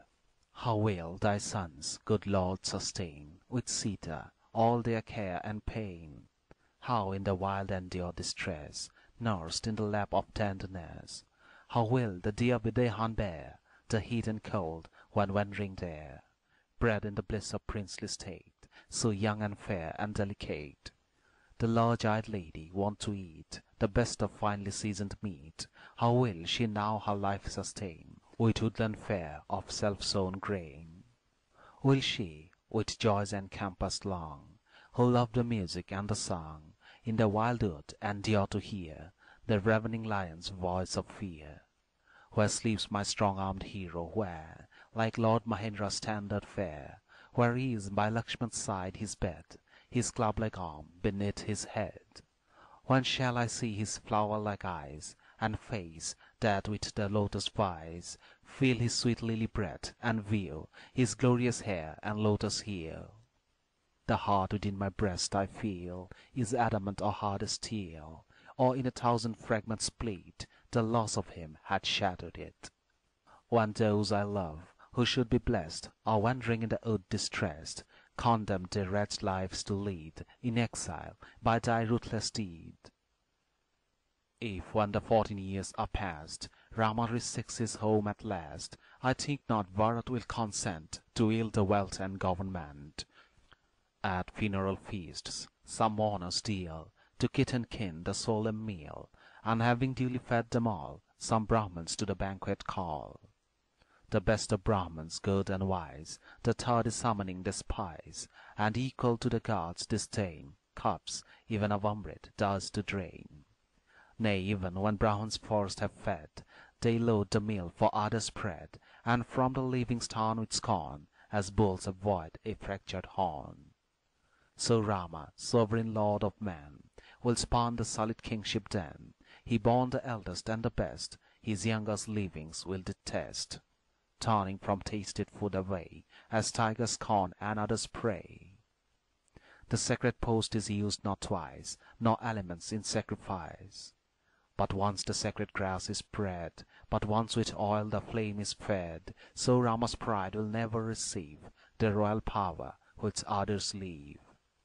Like wine when tasteless dregs are left, or rights of so much is bereft, be sure the pride of Raghu's race will never stoop to such disgrace.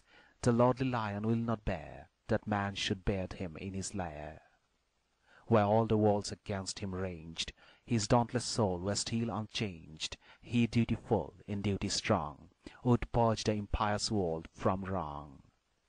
Could not the hero, brave and bold, the archer with his shafts of gold, burn up the very seas as doom will in the end all life consume? Of lion's might, eyed like a bull, a prince so brave and beautiful, thou hast with wicked hate pursued, like sea-born tribes who eat their brood.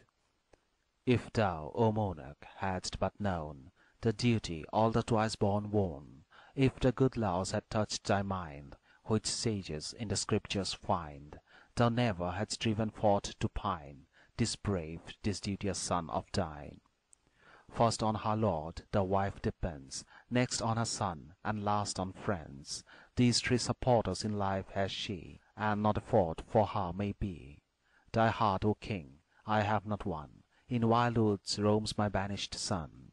Far are my friends, ah, hapless me, quite ruined and destroyed by thee.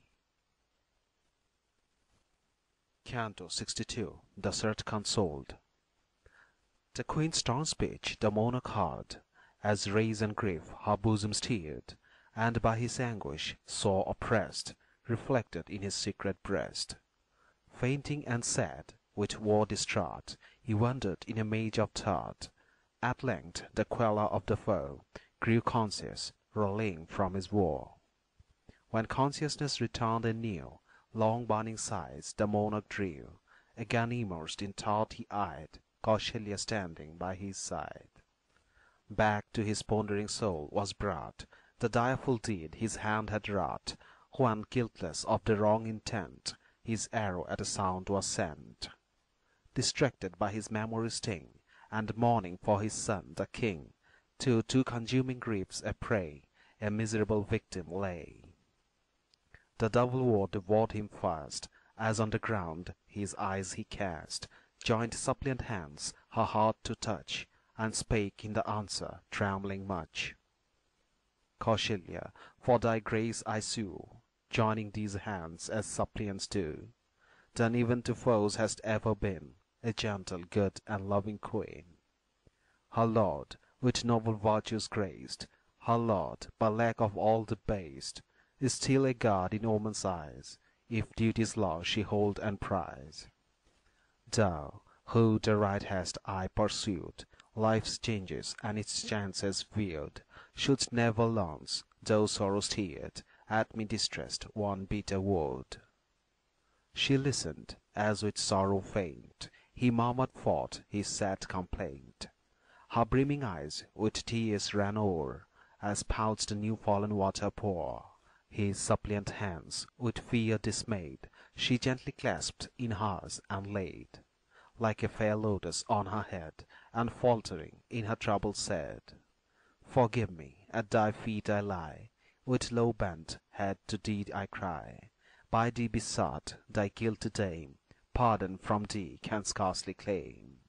She merits not the name of wife, who cherishes perpetual strife, with her own husband good and wise, her lord both here and in the skies. I know the claims of duty well, I know thy lips the truth must tell.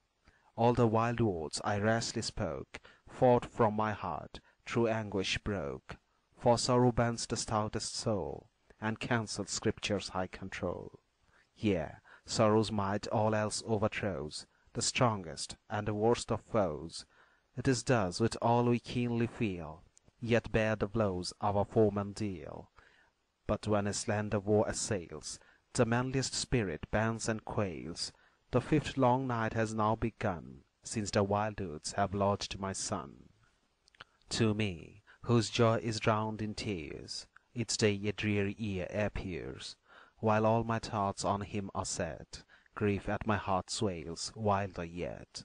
With doubled might does ocean raves, when rushing floods increase his waves.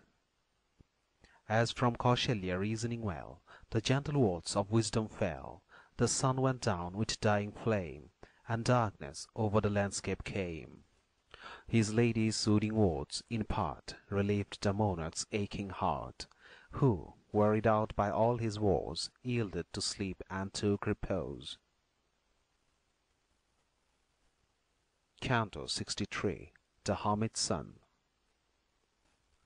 But soon, by rankling grief oppressed, the king awoke from troubled rest, and his sad heart was tried again, with anxious thought, where all was pain.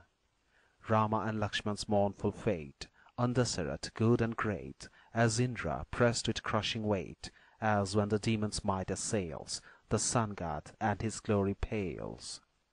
Ere yet the sixth long night was spent, since Rama to the woods was sent, the king at midnight sadly thought of the old crime his hand had wrought, and thus to Queen Kausalya cried, who still for Rama moaned and sighed. If thou art waking, give, I pray, attention to the words I say.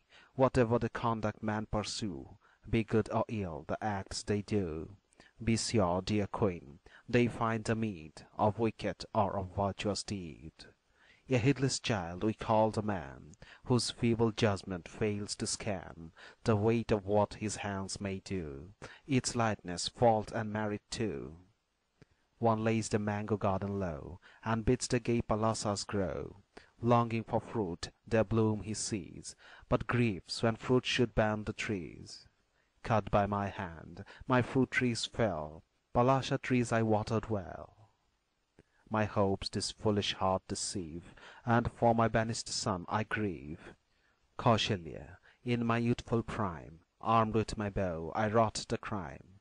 Proud of my skill, my name renowned, an archer prince who shoots by sound. The deed this hand, unwitting wrought, this misery on my soul has brought, as children seize the deadly cup, and blindly drink the poison up.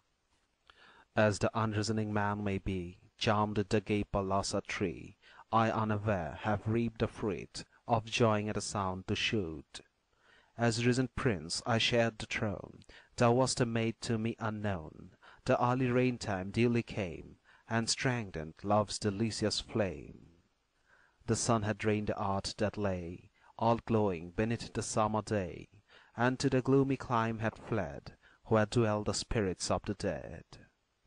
The fervent heat that moment ceased, the darkening clouds its hour increased, and frogs and deer and peacocks all rejoiced to see the torrents fall. Their bright wings heavy from the shower, the birds new bedded had scarce the power to reach the branches of the trees, whose high tops swayed beneath the breeze.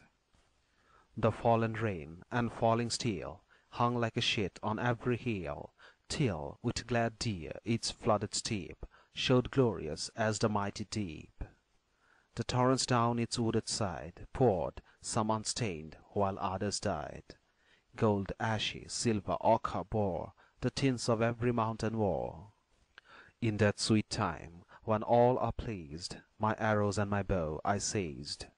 Keen for the chase, in field or grove, down Sarayu's bank my car I drove. I longed with all my lawless will, some elephant by night to kill, some buffalo that came to drink, or tiger at the river's brink. When all around was dark and still, I heard a picture slowly feel, and thought obscured in deepest shade, an elephant the sound had made. I drew a shaft that glittered bright, fell as a serpent's venomed bite. I longed to lay the monster dead, and to the mark my arrow sped. Then in the calm of morning clear, a hermit's wailing smote my ear. Ah me, he cried and sank, pierced by my arrow on the bank. Even as the weapon smote his side, I heard a human voice that cried, Why lights this shaft on one like me, a poor and harmless devotee? I came by night to fill my jar, from this lone stream where no men are. Ah, who this deadly shaft has sought? Whom have I wronged and knew it not? Why should a boy so harmless feel the vengeance of the winged steel? Or who should slay the guiltless son of hermit sire, who injures none, who dwells retired in woods, and there supports his life on woodland fare? Ah me, why am I slain? What booty will the murderer gain? In hermit coils I bind my hair, coats made of skin and bark I wear. Ah, who the cruel deed can praise, whose idle toil no fruit repays, as impious as the wretch's crime, who dares his master's bed to climb? Nor does my parting spirit grieve, but for the life which thus I live. Alas, my mother and my sire, I mourn for them when I expire. Ah me, that aged helpless pair, long cherished by my watchful care. How will it be with them this day, when to the fife I pass away, pierced by the self-same dart we die, mine aged mother, sire, and I? Whose mighty hand, whose lawless mind, has all the three to death consigned? When I, by love of duty steered, that touching lamentation heard, pierced to the heart by sudden war, I threw to earth my shafts and bow. My heart was full of grief and dread, as swiftly to the place I sped, where by my arrow wounded sore, a hermit lay on Sarayu's shore. His matted hair was all unbound, his pitcher empty on the ground, and by the fatal arrow pained, he lay with dust and gore distained. I stood confounded and amazed, his dying eyes to mine he raised, and spoke this speech in accents stern, as though his light my soul would burn. How have I wronged thee, king, that I, struck by thy mortal arrow, die? The wood my home, this jar I brought, and water for my parents sought. This one keen shaft that strikes me true, slays sire and aged mother too. Feeble and blind, in helpless pain, they wait for me, and tossed in vain. They with parched lips their pangs must bear, and hope will end in blank despair. Ah me, there seems no fruit in store, for holy chill or scripture law, or else ere now my sire would know that his dear son is lying low. Yet if my mournful fate he knew, what could his arms so feeble do? The tree, firm-rooted, never may be the guardian of a stricken tree. Haste to my father and relate, while time allows, my sudden fate, lest he consume thee as the fire burns up the forest in his ire. This little path, O king, pursue, my father's cart thou soon wilt view. There sue for pardon to the sage, lest he should cause thee in his rage. First from the wounded extract the dart that kills me with its deadly smart, even as the flushed impetuous tide eats through the river's yielding side. I feared to draw the arrow out, and pondered thus in painful doubt. Now tortured by the shaft he lies, but if I draw it forth he dies. Helpless I stood, faint, sorely grieved. The hermit's son my thought perceived, as one overcome by direst pain. He scarce had strength to speak again, with reeling limb and struggling breath, nearer and even nearer death. My senses undisturbed remain, and fortitude has conquered pain. Now from one tear thy soul be freed, thy hand has made a Brahman bleed. Let not this pang thy bosom wring, no twice born youth am I, O king, for of a Vaishya sire I came, who wedded with a Sudra dame. These words the boy could scarcely say, as tortured by the shaft he lay, twisting his helpless body round, then trembling senseless on the ground, then from his bleeding side I drew the rankling shaft that pierced him through. With death's last fear my face he eyed, and rich in store of penance died. End of Cantos 61, 62 and 63.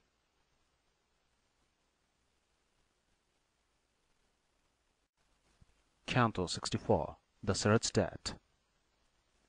The son of Raghu to his queen, thus far described the unequalled scene, and as the hermit's death he reeled, the mournful story thus renewed.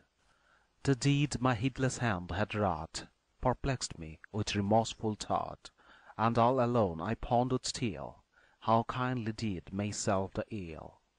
The pitcher from the ground I took, and filled it from that fairest brook. Then by the path the hermit showed, I reached his sainted sire's abode. I came, I saw, the aged pair, feeble and blind, were sitting there, like birds with clipped wings, side by side, with none their helpless steps to guide. Their idle hours the twain beguiled, with talk of their returning child, and still the cheering hope enjoyed, their hope, alas, by me destroyed. Then spoke the sage, as drawing near, the sound of footsteps reached his ear. Dear son, the water quickly bring, why hast thou made this tarrying? Thy mother thirsts, and thou hast played, and bathing in the brook delayed. She weeps because thou camest not. Haste, O my son, within the cart. If she or I have ever done a thing to pain thee, dearest son, dismiss the memory from thy mind. A hermit thou, be good and kind. On thee our lives, our all depend. Thou art thy friendless parents' friend. The eyeless couple's eye art thou. Then why so cold and silent now? With sobbing voice and bosom wrung, I scarce could move my faltering tongue, and with my spirit filled with dread, I looked upon the sage and said, while mind and sense and nerve I strung, to fortify my trembling tongue, and let the aged hermit know his son's sad fate, my fear and woe. High-minded saint, not I thy child, a warrior Dasharatha's styled. I bear a grievous sorrow's weight, born of a deed which good men hate. My lord, I came to Sarayu's shore, and in my hand my bow I bore, for elephant or beast of chase that seeks by night his drinking place. There from the stream a sound I heard, as if ajar the water stirred. An elephant I thought was nigh. I aimed, and let an arrow fly. Swift to the place I made my way, and there a wounded hermit lay. Gasping for breath, the deadly dart stood quivering in his youthful heart. I hastened near, with pain oppressed. He faltered out his last behaste, and quickly, as he bade me do, from his pierced side the shaft I drew. I drew the arrow from the rent, and up to heaven the hermit went, lamenting as from earth he passed, his aged parents to the last. Thus unaware the deed was done, my hand unwitting killed thy son. For what remains, oh let me win thy pardon for my heedless sin. As the sad tale of sin I told, the hermit's grief was uncontrolled. With flooded eyes and sorrow faint, thus spake the venerable saint. I stood with hand to hand applied, and listened as he spoke and sighed.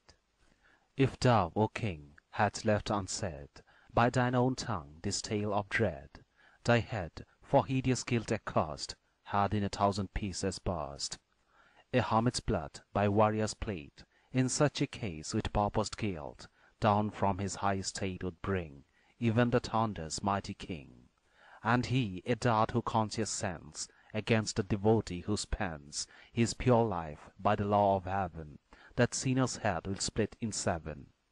Thou livest, for thy heedless hand has wrought a deed thou hast not planned, else thou and all of Raghu's line had perished by this act of thine. Now guide us, thus the hermit said, forth to the spot where he lies dead. Guide us this day, O monarch, we, for the last time, our son would see. The hermit dress of skin he wore, rent from his limbs, distained with gore, his senseless body lying slain, his soul in Yama's dark domain. Alone the mourning pair I led, their souls with war disquieted, and let the demon hermit lay their hands upon the breathless clay. The father touched his son and pressed the body to his aged breast. Then falling by the dead body's side, he lifted up his voice and cried, "Hast thou no word, my child, to say?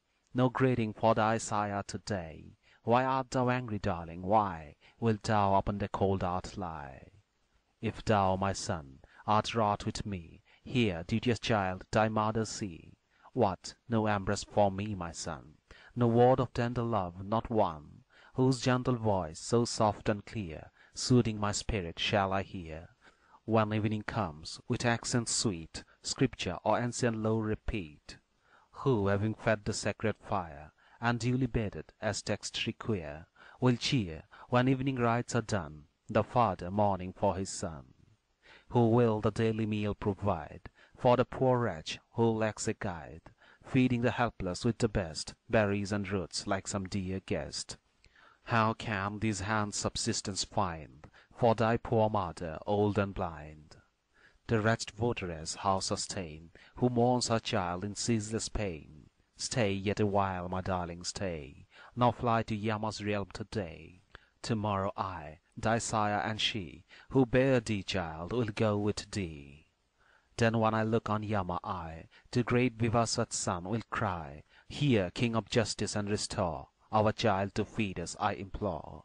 Lord of the world, of mighty fame, faithful and just, admit my claim, and grant this single boon to free my soul from fear to one like me. Because, my son, untouched by stain, by sinful hands thou fallest slain, win through thy truth the sphere where those who die by hostile doubts repose. Seek the blessed home prepared for all the valiant who in battle fall, who face the foe and scorn to yield, in glory dying on the field. Rise to the heaven where Dhundhuma and Nahush mighty heroes are, where Janmejaya and the blessed Dilipa, Sargas, Saibya rest.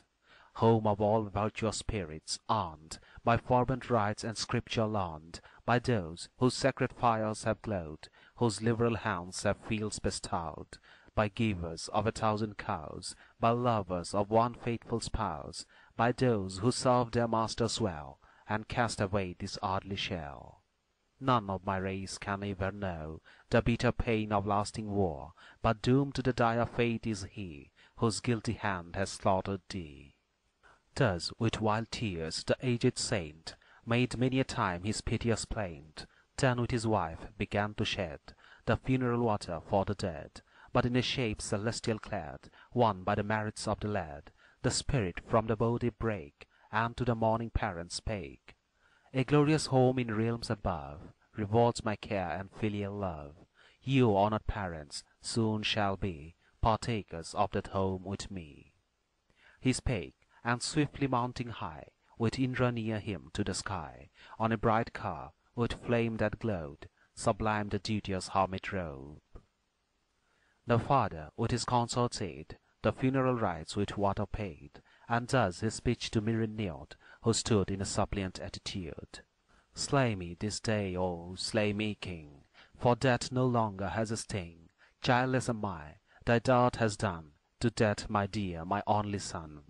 Because that boy I loved so well, slain by thy heedless arrow fell, my curse upon thy soul shall press with bitter woe and heaviness. I mourn a slaughtered child, and thou shalt feel the pangs that kill me now. Bereft and suffering even as I, so shalt thou mourn thy son and die. Thy hand unwitting dealt the blow that laid a holy hermit low, and distant therefore is the time when thou shalt suffer for the crime.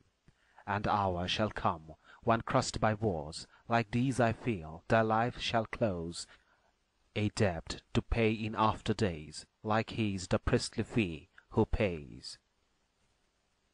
This curse on me the hermit laid, nor yet his tears and groans were stayed. Then on the pyre their bodies cast, the pair, and straight to heaven they passed. As in sad thought I pondered long, back to my memory came the wrong done in wild youth, O lady dear, when it was my boast to shoot by ear. The deed has borne the fruit which now hangs ripe upon the bending bough. Thus dainty meats the palate please, and lured the weak to swift disease. Now on my soul return with dread the words that noble hermit said, that I for a dear son should grieve, and of the war my life should leave. Thus spake the king with many a tear. Then to his wife he cried in fear, I cannot see thee, love, but lay thy gentle hand in mine, I pray. Ah me, if Rama touched me thus, if once returning home to us, he bade me wealth and lordship give, then so I think my soul would live. Unlike myself, unjust and mean, have been my ways with him, my queen, but like himself is all that he, my noble son, has done to me. His son, though far from right he stray, what prudent sire would cast away? What banished son would check his ire, nor speak reproaches of his sire? I see thee not, these eyes grow blind, and memory quits my troubled mind. Angels of death around me, they summon my soul with speed away. What war more grievous can there be, that when from light and life I flee, I may not, ere I part, behold my virtuous Rama true and bold? Grief for my son, the brave and true, whose joy it was my will to do, dries up my breath, as summer dries the last drop in the pool that lies. Not man, but blessed gods are they, whose eyes shall see his face that day. See him, when 14 years are past, with earrings decked return at last. My fainting mind forgets to think, low and more low my spirits sink, each from its seat my senses steal, I cannot hear, or taste, or feel. This lethargy of soul overcomes its organ, and its function numbs. So when the oil begins to fail, the torch's rays grow faint and pale. This flood of war, caused by this hand, destroys me helpless and unmanned, resistless as the floods that bore a passage through the river shore. Ah, Raghu's son, ah, mighty armed, by whom my cares were soothed and charmed, my son, in whom I took delight, now vanished from thy father's sight. Kausalya, ah, I cannot see Sumitra, gentle devotee, alas, Kaikeyi, cruel dame, my bitter foe, thy father's shame. Kausalya and Sumitra kept their watch beside him as he wept, and Dasarath moaned and sighed, and grieving for his darling, died. Canto 65. The Women's Lament. And now the night had passed away, and brightly dawned another day. The minstrels, trained to play and sing, flocked to the chamber of the king. Birds, who their gayest raiment wore, and heralds famed for ancient lore, and singers with their songs of praise made music in their several ways. There, as they poured their blessings joyous, and hailed their king with hand and voice, their praises with a swelling roar echoed through court and corridor. Then as the birds his glory sang, from beaten palms loud answer rang, as glad applauders clapped their hands, and told his deeds in distant lands. The swelling concert woke a throng of sleeping birds to life and song, some in the branches of the trees, some caged in halls and galleries. Nor was the soft string music mute, the gentle whisper of the lute, and blessings sung by singers skilled, the palace of the monarch filled. Eunuchs and dames of life unstained, each in arts of waiting trained, drew near attentive as before, and crowded to the chamber door. These skilful when and how to shed the lustral stream over limb and head. Others with golden ewers stood, of water stained with sandal oud, and many a maid, pure, young, and fair, her load of early offerings bare, cups of the flood which all revere, and sacred things and toilet gear.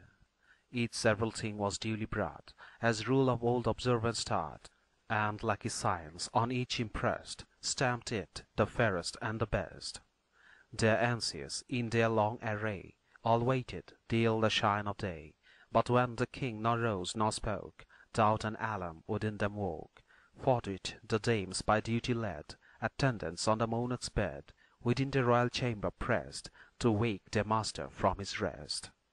Skilled in the lore of dreaming, they first touched the bed on which he lay, but none replied, no sound was heard, nor hand, nor head, nor body stirred. They trembled, and their dread increased, fearing his breath of life had ceased, and bending low their heads they shook, like the tall reeds that fringe the brook. In doubt and terror down they knelt, looked on his face, his cold hand felt, and then the gloomy truth appeared, of all their hearts had darkly feared. Kausalya and Sumitra worn, with weeping for their sons forlorn, woke not, but lay in slumber deep, and still as death's unending sleep.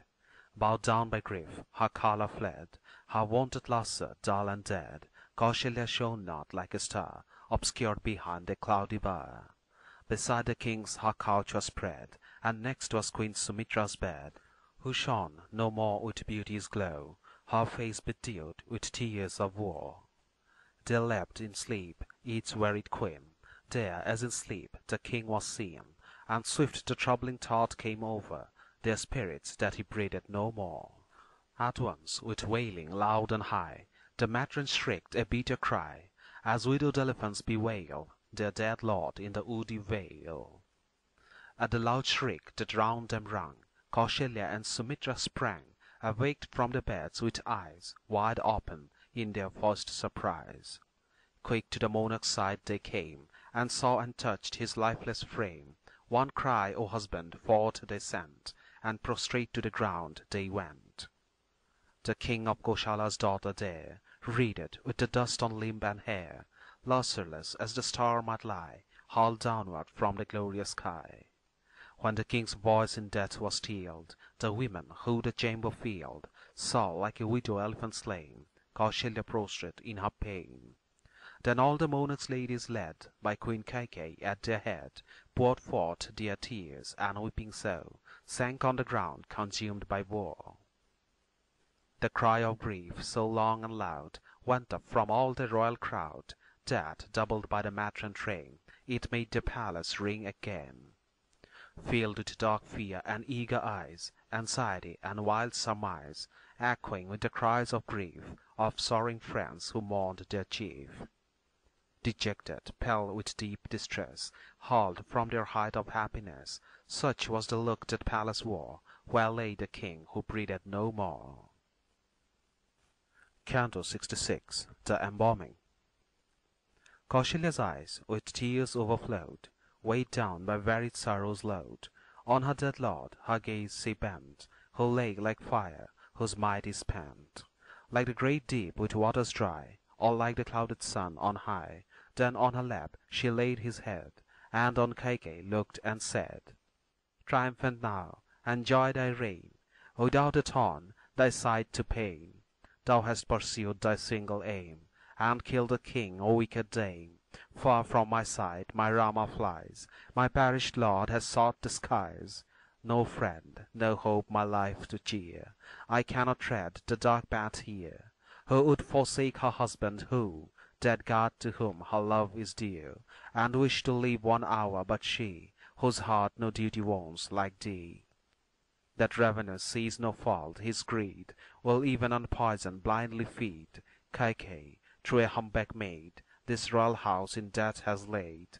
King Janak with his queen will hear, heart-rent like me, the tidings drear, of Rama banished by the king, urged by her impious counselling.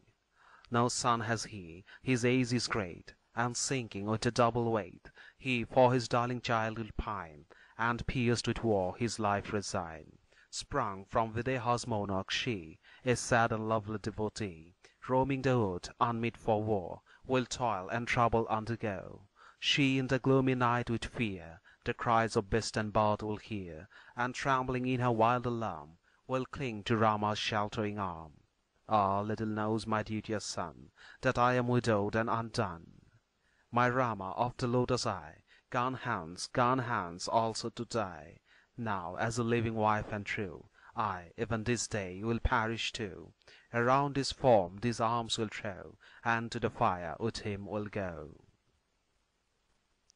Clasping her husband's lifeless clay, a while the weeping votaress lay, till chamberlains removed her dance, overcome by sorrow's violence. Then in a cask of oil they laid him who in life the world had swayed, and finished, as the lords desired, all rites for parted souls required. The lords, all wise, refused to burn the monarch ere his son's return. So for a while the corpse they set, embalmed in oil, and waited yet. The women heart no doubt remained, and wildly for the king they plained. With gushing tears that drowned each eye, wildly they waved their arms on high, and each her mangling nails impressed deep in her head and knee and breast. Of Rama reft, who ever spake the sweetest words the heart to take, who firmly to the truth would cling. Why dost thou leave us, mighty king? How can the consorts thou hast left, widowed, of Raghu's son bereft, live with our foe Kaikeyi near, the wicked queen we hate and fear? She threw away the king, her spite, drove Rama forth and Lakshmana smite, and gentle Sita, how will she spare any, whosoever it be? Oppressed with sorrow, tear distained, the royal women thus complained. Like night when not a star appears, like a sad widow drowned in tears, Ayodhya's city, dark and dim, reft of a lord, was sad for him. When thus for war the king to heaven had fled, and still on earth his lovely wives remained, with dying light the sun to rest had sped, and night triumphant over the landscape reigned. End of Cantos 64, 65, and 66.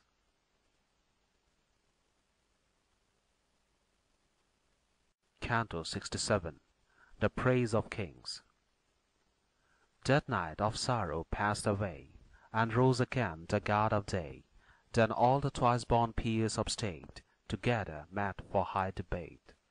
Javali, lord of mighty fame, and Gautam and Kaityavan came, and Markandeya's reverend age, and Vamadev, glorious sage, sprung from Mudgalaya's seed the one, the other ancient Kashyap's son.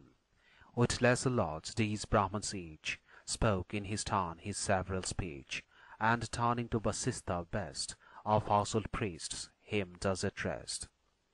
The night of bitter war has passed, which seemed 100 years to last. Our king, in sorrow for his son, reunion with the five has won. His soul is where the blessed are, while Rama roams in woods afar, and Lakshmana, bright in glorious deeds, goes where his well-loved brother leads. And Bharat and Satrughna they, who smite their foes in battle fray, far in the realm of Kaikeyi stay, where their maternal grandsire's care keeps Rajagriha's city fair.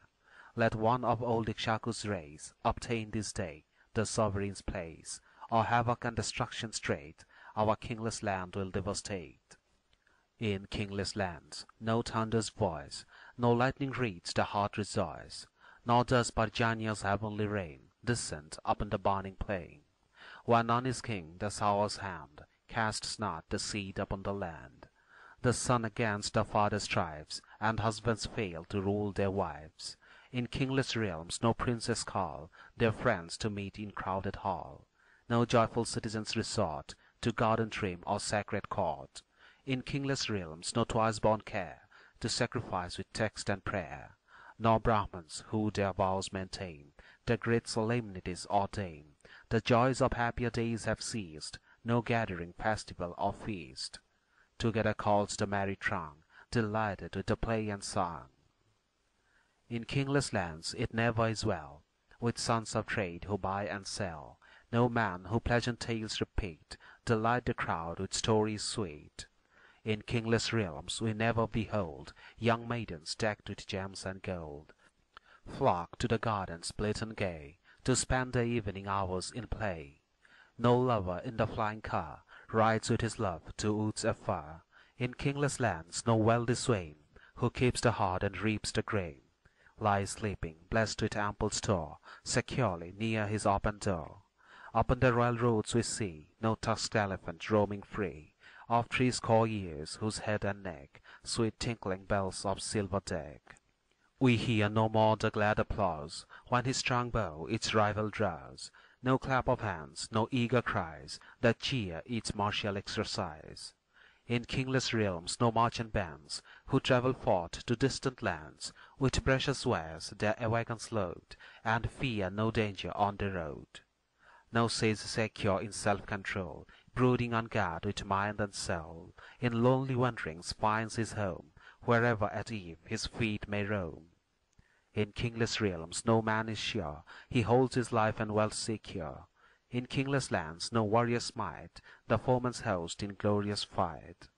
In kingless lands the wise no more, well trained in Scripture's holy law, in shady groves and gardens meet to argue in their calm retreat. No longer in religious fear do they who pious vows revere bring dainty cates and wreaths of flowers as offerings to the heavenly powers. No longer bright as trees in spring shine forth the children of the King, resplendent in the people's eyes with aloe wood and sandal dyes. A brook where water once has been, a grove where grass no more is green, kine with no herdsman's guiding hand, so wretched is a kingless land. The car its waving banner rears, banner of fire the smoke appears, our King the banner of our pride, a God with gods is glorified. In kingless lands no law is known, and none may call his wealth his own, its praise on each from hour to hour, as fish the wake of feast devour. Then fearless artists overleap the bounds of right the godly keep, and when no royal powers restrain, preeminence and lordship gain, as in the frame of man the eye keeps watch and ward, a careful spy, the monarch in his wide domains protects the truth the right maintains. He is the right, the truth is he, their hopes in him the well-born see. On him his people's lives depend, mother is he and sire and friend. The world were veiled in blinding night, and none could see or know aright, ruled there no king in any state, the good and ill to separate. We will obey thy word and will, as if our King were living still, as keeps his bounds the faithful sea, so we observe thy high decree. O best of Brahmins, first in place, our kingless land lies desolate. Some scion of Ikshaku's race do thou as monarch consecrate. Canto 68. The Envoys. Vasishtha heard their speech and prayer, and thus addressed the concourse there, friends, Brahmins, counsellors, and all, assembled in the palace hall. Ye know that Bharat, free from care, still lives in Rajagriha where the father of his mother reigns. Shatrugna by his side remains. Let active envoys go that need, thither on fleetest horses speed, to bring the hero youths away. Why waste the time in dull delay? Quick came from all the glad reply. Vasishtha let the envoys fly.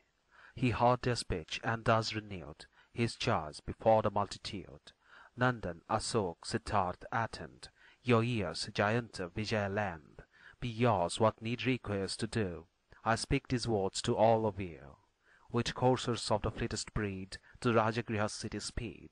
Then rid your bosoms of distress, and Bharat thus from me address. The household priest and peers by us send health to thee and greet thee thus. Come to thy father's home with haste, thine absent time no longer waste. But speak no word of Rama fled, tell not the prince his sire is dead, nor to the royal youth the fate that ruins Raghu's race relate. Go quickly hence, and with you bear fine silken vestiures rich and rare, and gems and many a precious thing, as gifts to Bharat and the King. With ample stores of food supplied, each to his home the envoys hied, prepared with steeds of swiftest race, to Kaikeyi's land their way to trace. They made all due provision there, and every need arranged with care. Then ordered by Vasishtha they went forth with speed upon their way. Then northward of Pralamba west of Apartala on they pressed, crossing the Malini that flowed with gentle stream outward the road. They traversed Ganga's holy waves, where she Hastinapur lives. Thence to Panchala westward fast, through Kurujangal's land they passed. On their course the envoys held, by urgency of task impelled. Quick glancing at each lucid flood, and sweet lake gay with flower and bud, beyond they passed unwearied over, where glad birds fill the flood and shore of Saradanda racing fleet, with heavenly water clear and sweet. Thereby a tree celestial grows, which every boon a prayer bestows. To its blessed shade they humbly bent, then to Kalinga's town they went. Then having passed the warriors' wood, in Avikala next they stood. Over sacred smṛti came, their ancient king's ancestral claim. They saw the learned Brahman stand, its drinking from his hallowed land, and through Bahika journeying still, they reached at length Sudaman's hill. There Vishnu's footstep turned to see, Bipasa viewed, and Salmali, and many a lake and river met, tank, pool, and pond and rivulet, and lions saw, and tigers near, and elephants and herds of deer, and still by prompt obedience led, along the ample road they sped. Then, when their course, so swift and long, had worn their steeds, though fleet and strong, to Giriraja's splendid town, they came by night and lighted down. To please their master and to guard the royal race, the lineal right, the envoys, spent with riding hard, to that fair city came by night. Canto 69. Bharat's Dream. The night those messengers of state had passed within the city's gate. In dreams the slumbering Bharat saw a sight that chilled his soul with awe. The dream that dire events foretold left Bharat's heart with horror cold, and with consuming woes distraught, upon his aged sire he thought. His dear companions, swift to trace the signs of anguish on his face, drew near, his sorrow to expel, and pleasant tales began to tell. Some woke, sweet music's cheering sound, and others danced in lively round. With joke and jest they strove to raise his spirits, quoting ancient plays.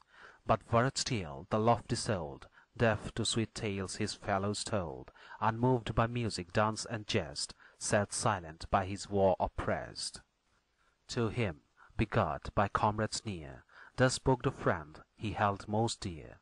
Why ringed around by friends art thou, so silent and so mournful now?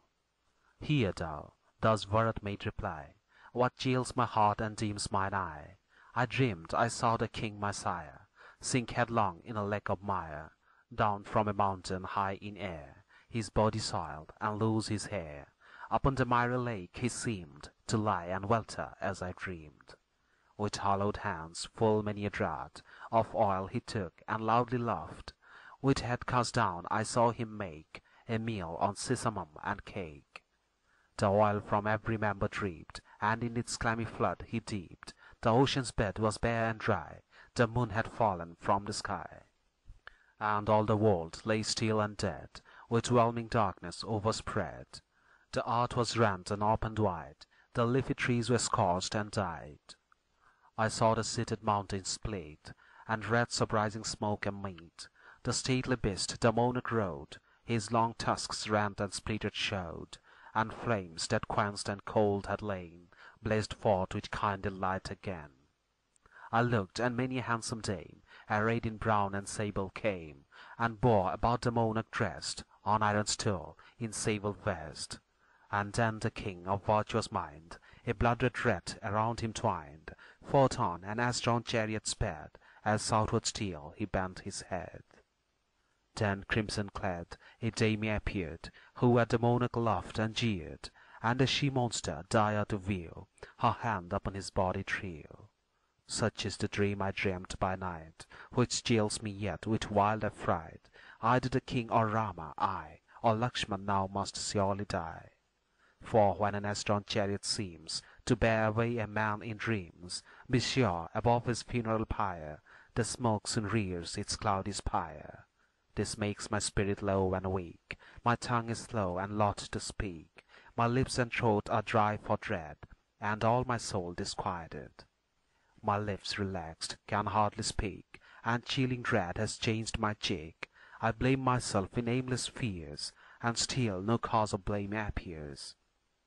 I dwell upon this dream of ill, whose changing scenes I viewed, and on the startling horror still my troubled thoughts will brood. Still to my soul these terrors cling, reluctant to depart, and the strange vision of the king still weighs upon my heart. End of Cantos 67, 68 and 69.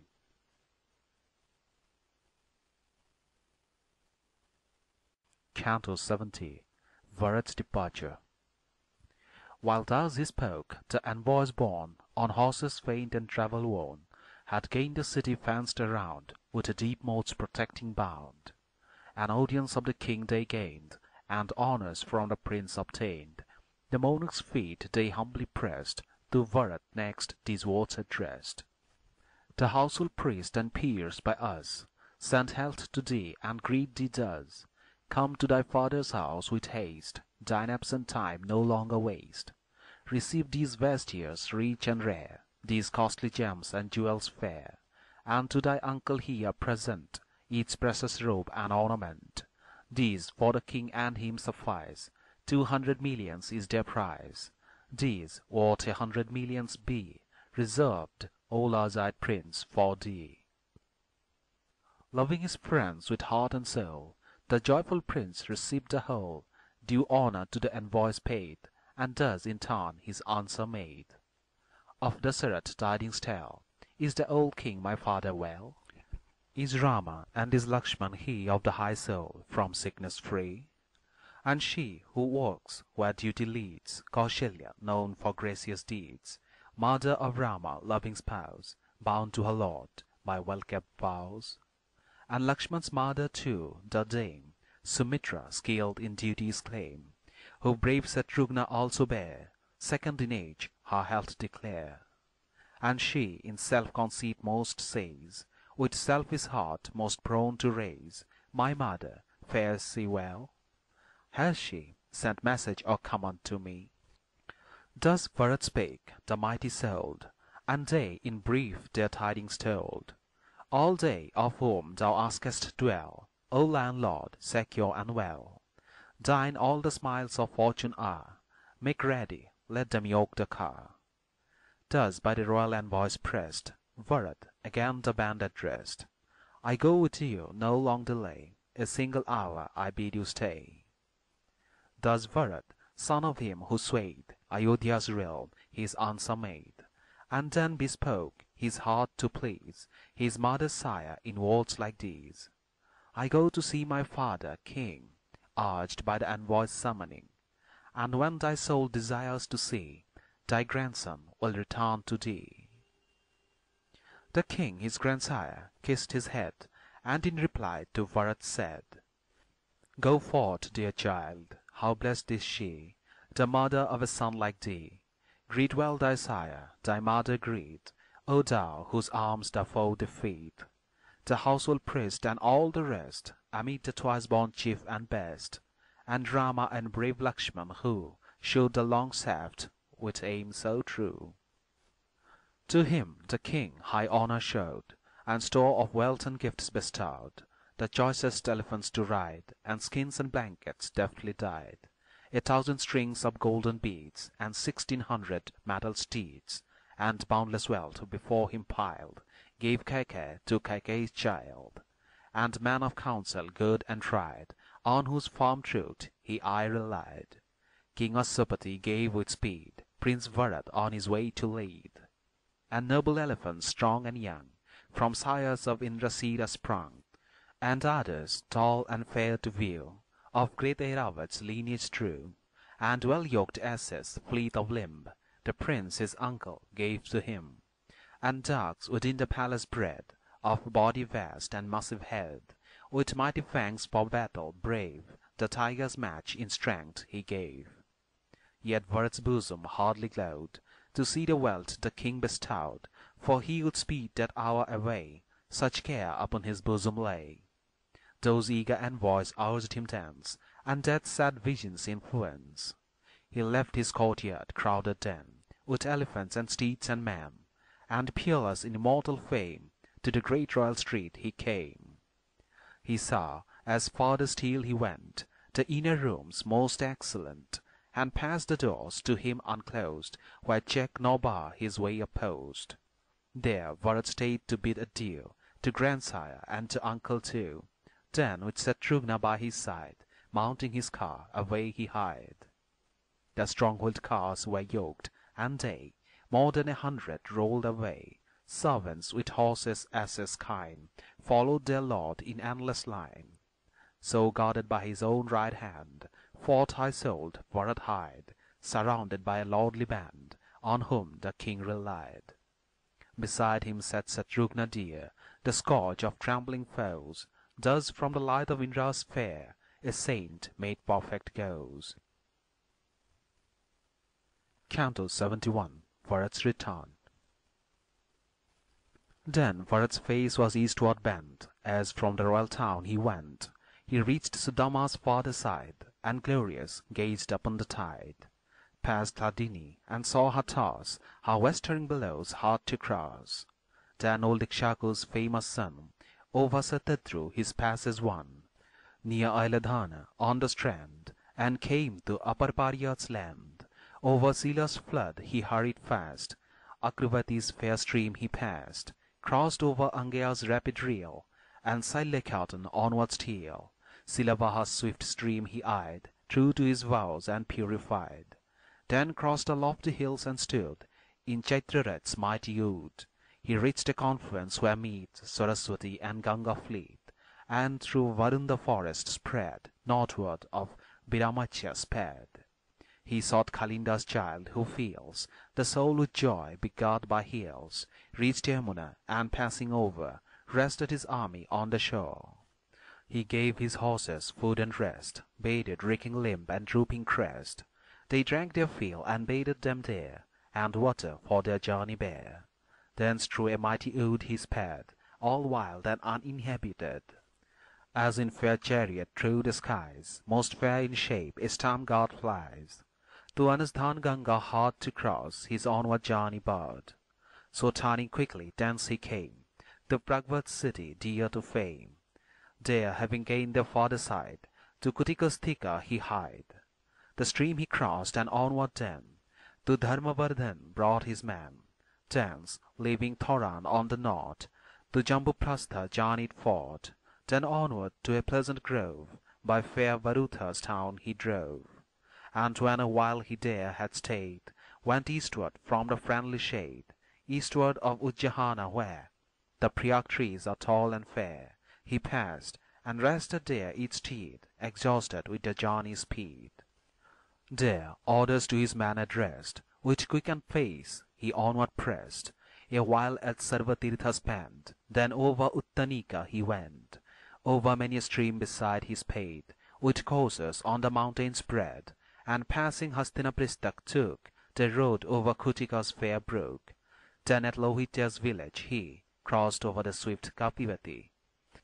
Then passed where Kausalya stands, the Sthanumati's flood and sands, and Gomati of fair renown, by Vinata's delightful town.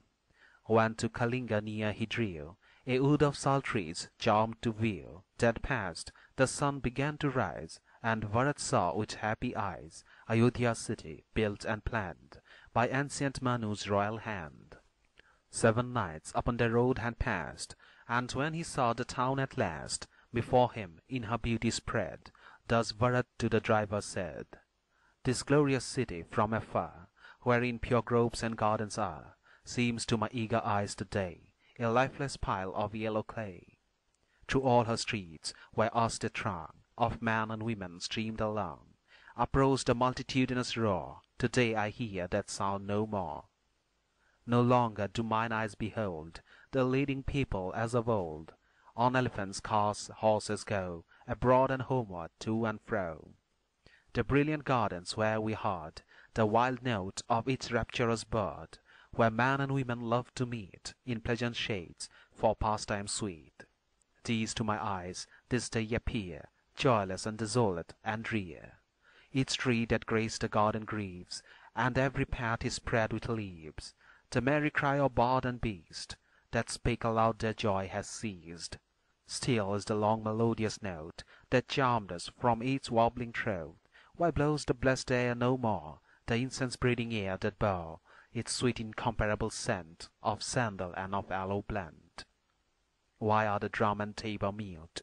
Why is the music of the lute, that woke up responsive to the quill, loved by the happy hushed and still? My boding spirit gathers hence dire scenes of awful consequence, and omens crowding on my sight weigh down my soul with wild affright. Scarce shall I find my friends who dwell here in Ayodhya safe and well, for surely not without a cause this crushing dread my soul overawes. Heart-sick, dejected every sense, confused by terror's influence, on to the town he quickly swept, which King Ikshaku's children kept. He passed through Vijayanta's gate, with weary steeds disconsolate, and all who near their station held, his escort crying victory swelled. With heart distracted still, he bowed farewell to all the following crowd, turned to the driver and began to question thus the weary man. Why was I brought, O free from blame, so fast, unknown for what I came? Yet fear of ill my heart appalls, and all my wonted courage falls. For I have heard in days gone by the changes seen when monarchs die, and all those signs, O charioteer, I see today surround me here. Each kinsman's house looks dark and grim, no handle lights to keep it trim. The beauty vanished and the pride, the doors unkept stand open wide. No morning rites are offered there, no grateful incense loads the air, and all therein, with brows overcast, sit joyless on the ground and fast. Their lovely chaplets dry and dead, their courts unswept, with dust overspread. The temples of the gods today no more look beautiful and gay. Neglected stands each holy shrine, each image of a Lord divine. No shop where flowery wreaths are sold is bright and busy as of old. The women and the men I mark, absorbed in fancies dull and dark, their gloomy eyes with tears bedewed, a poor afflicted multitude. His mind oppressed with woe and dread, thus Bharat to his driver said, viewed the dire signs Ayodhya showed, and onward to the palace rode. Canto 72. Bharat's Inquiry. He entered in, he looked around, nor in the house his father found. Then to his mother's dwelling bent, to see her face he quickly went. She saw her son so long away, returning after many a day, and from her golden seat in joy sprung forward to her darling boy. Within the bower, no longer bright, came Bharat, lover of the rite, and bending with observance sweet, clasped his dear mother's lovely feet. Long kisses on his brow she pressed, and held her hero to her breast. Then fondly drew him to her knees, and questioned him in words like these: How many nights have fled since thou leftest thy grandsire's home till now? By flying steeds so swiftly borne, art thou not weak and travel worn? How fares the king my father, tell? Is Yudhajit thine uncle well? And now, my son, at length declare the pleasure of the visit there. Thus to the offsprings of the king she spake with tender questioning, and to his mother made reply young Bharat of the lotus eye. The 7th night has come and fled, since from my grandsire's home I sped. My mother's sire is well, and he, Yudhajit, from all trouble free. The gold and every precious thing presented by the conqueror king, the slower girds behind convey. I left them weary on the way, urged by the man my father sent. My hasty course I hither bent. Now I implore an answer thine, and all I wish to know explain. Unoccupied I now behold this couch of thine adorned with gold, and eats up King Ikshaku's race appears with dark and gloomy face. The king is I, my mother dear, most constant in his visits here. To meet my sire I sought this part. How is it that I find him not? I long to clasp my father's feet. Say where he lingers, I entreat. Perchance the monarch may be seen, where dwells Kausalya, eldest queen. His father's fate from him concealed, Kaikeyi to her son revealed, told as glad news the story said, for lust of sway had made her mad. Thy father, O my darling, now has gone thy way, all life must go, devout and famed, of lofty thought, in whom the good their refuge sought. When Bharat, pious, pure, and true, heard the sad words which pierced him through, grieved for the sire he loved so well, prostrate upon the ground he fell. Down fell the strong-armed hero, high, tossing his arms and a sad cry, "Ah, woe is me, unhappy slain!" burst from his lips again and again, afflicted for his father's fate by grief's intolerable weight. With every sense amazed and cowed, the splendid hero wailed aloud, "Ah me, my royal father's bed, of old the gentle radiance said, like the pure sky when clouds are past, and the moon's light is over it cast. Ah, of its wisest lord bereft, it shows to day faint radiance left, as when the moon has left the sky, or mighty ocean's depths are dry. With choking sobs, with many a tear, pierced to the heart with grief sincere, the best of conquerors poured his sighs, and with his robe veiled face and eyes. Kaikeyi saw him fallen there, godlike, afflicted in despair, used every art to move him thence, and tried him thus with eloquence. Arise, arise, my dearest, why wilt thou, famed prince, so lowly lie? Not by such grief as this are moved good men like thee, by all approved. The art thy father nobly swayed, and rights to heaven he duly paid. At length his race of life was run, thou shouldst not mourn for him, my son.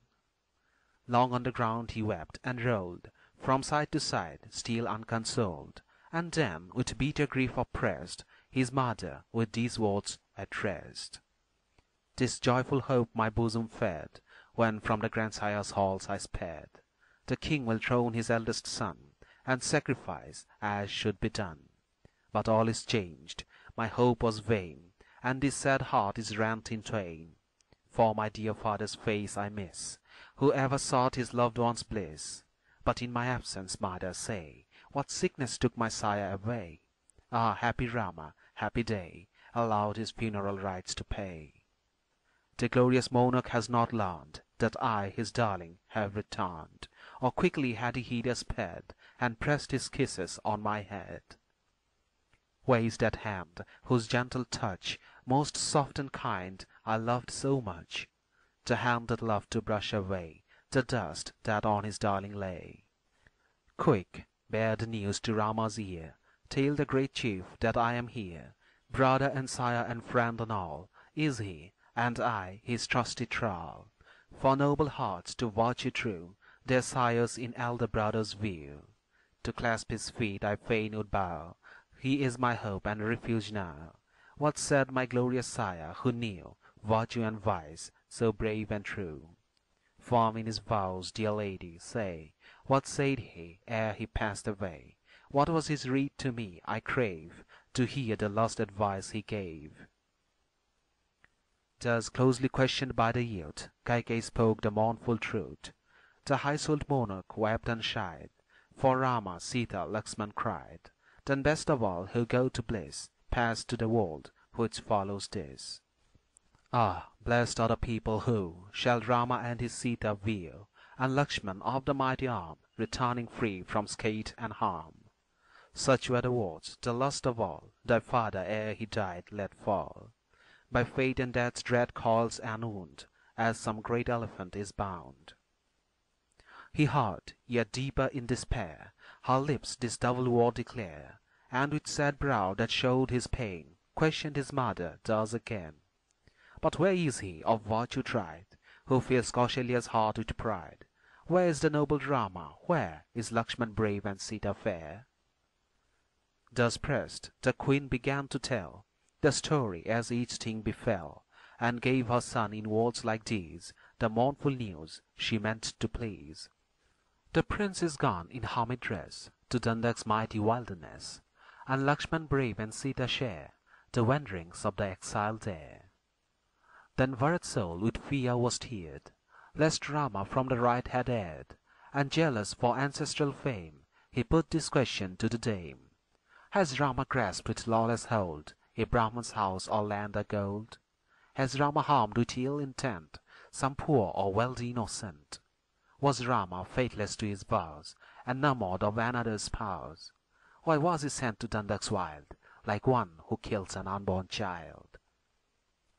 He questioned thus, and she began to tell her deeds and crafty plan, deceitful-hearted, fond and blind, as is the way of womankind. No Brahman's wealth has Rama seized, no dame his wandering fancy pleased. His very eyes he never allows to gaze upon a neighbour's powers. But when I heard the monarch planned to give the realm to Rama's hand, I prayed that Rama hence might flee, and claim the throne, my son, for thee. The king maintained the name he bare, and did according to my prayer, and Rama with his brothers sent, and Sita forth to banishment. When his dear son was seen no more, the Lord of Earth was troubled sore. Too feeble with his grief to strive, he joined the elemental five. Up then, most dutiful, maintain the royal state, arise and reign. For thee, my darling son, for thee, all this was planned and wrought by me. Come, cast thy grief and pain aside, with manly courage fortified. This town and realm are all thine own, and fear and grief are here unknown. Come with Vasista's guiding aid, and priests in ritual skilled, let the king's funeral dues be paid, and every claim fulfilled. Perform his obsequies with all that suits his rank and worth, then give the mandate to install thyself as Lord of Earth. End of Cantos 70, 71 and 72.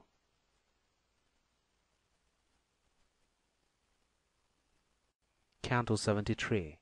Kaikeyi reproached. But when he heard the queen relate his brother's doom, his father's fate, thus Bharat to his mother said, with burning grief disquieted, Alas, what boots it now to reign, struck down by grief and well nigh slain? Ah, both are gone, my sire and he, who was a second sire to me. Grief upon grief thy hand has made, and salt upon gashes laid. For my dear sire has died through thee, and Rama roams a devotee. Thou camest like the night of fate, this royal house to devastate.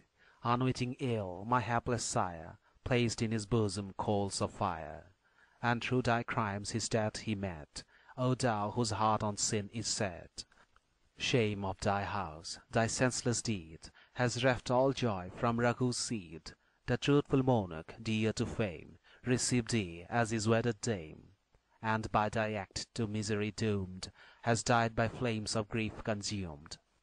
Kausalya and Sumitra too, the coming of my mother rue, and if they live oppressed by war, for their dear sons their sad tears flow. Was it not ever good and kind, that hero of the duteous mind, skilled in all filial duties he, as a dear mother treated thee? Kausalya too, the eldest queen, who far foresees with insight keen, did she not ever show thee all a sister's love at duty's call? And hast thou from the kingdom chased her son with bark around his waist, to the wild wood to dwell therein, and dost not sorrow for thy sin?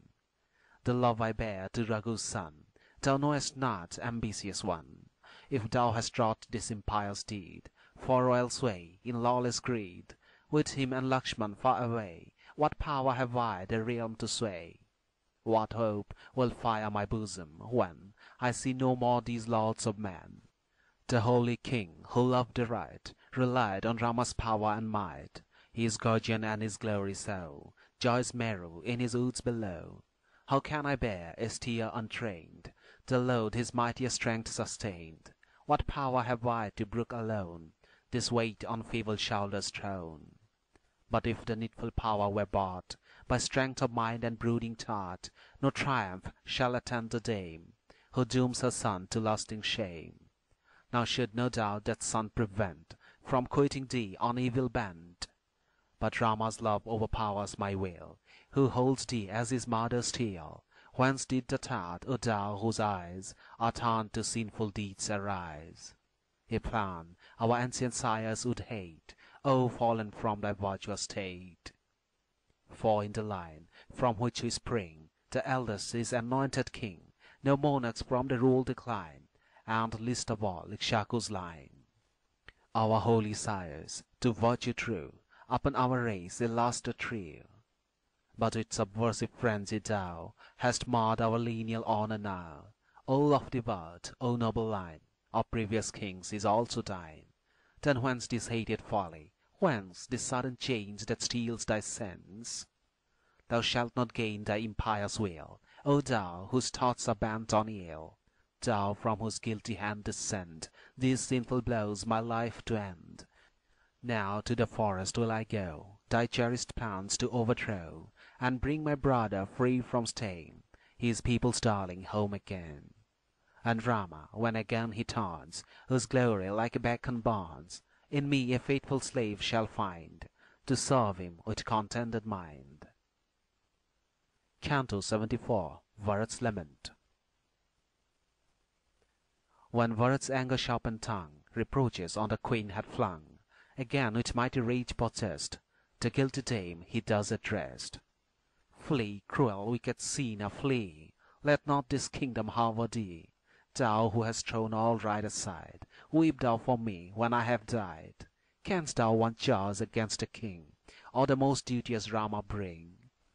The one thy sin to death has sent, the other seized to banishment. Our line's destroyer, seen defiled, like one who kills an unborn child.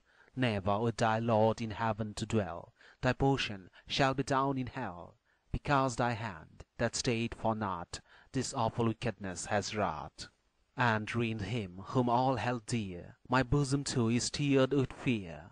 My father by the sin is dead, and Rama to the earth is fled, and of thy deed I bear the stain. The fameless in the world remain. Ambitious, evil-souled in show, my mother, yet my dearest foe. My throning never thine eyes shall bliss, thy husband's wicked murderess. Thou art not a smṛti's child, that righteous king most sage and mild, but thou wast born a fiend, a foe, my father's house to overthrow. Thou who hast made Kausalya pure, gentle, affectionate, and dear, the loss of him who was her bliss, what woes await thee, queen, for this?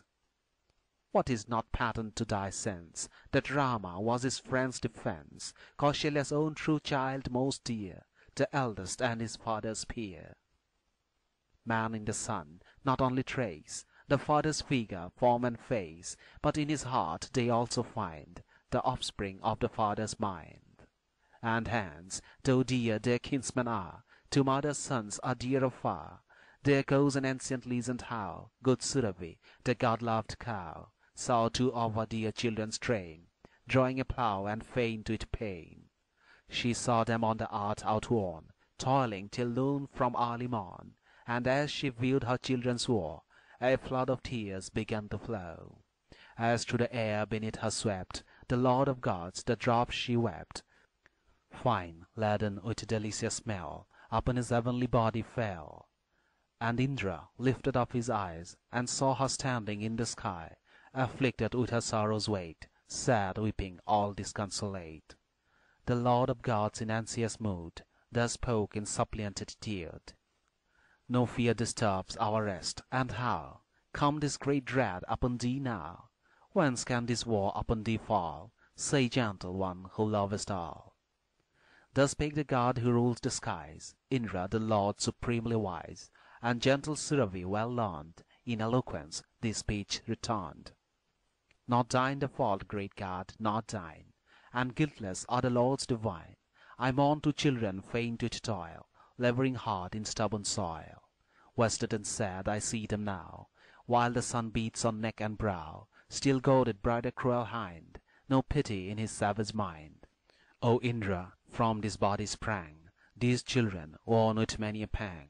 For this sad sight I mourn, for none is to the mother like her son. He saw her weep, whose offspring feed in thousands over hill and mead, and knew that in a mother's eye naught with a son for love can vie.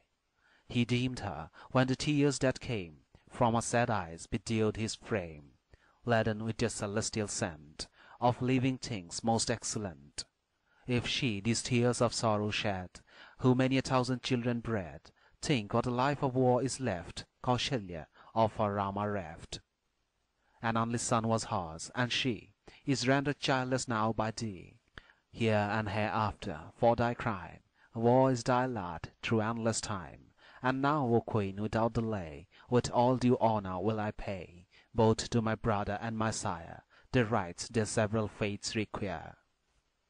Back to Ayodhya will I bring the long-armed chief, her lord and king, and to the wood myself betake, where hermit saints their dwelling make.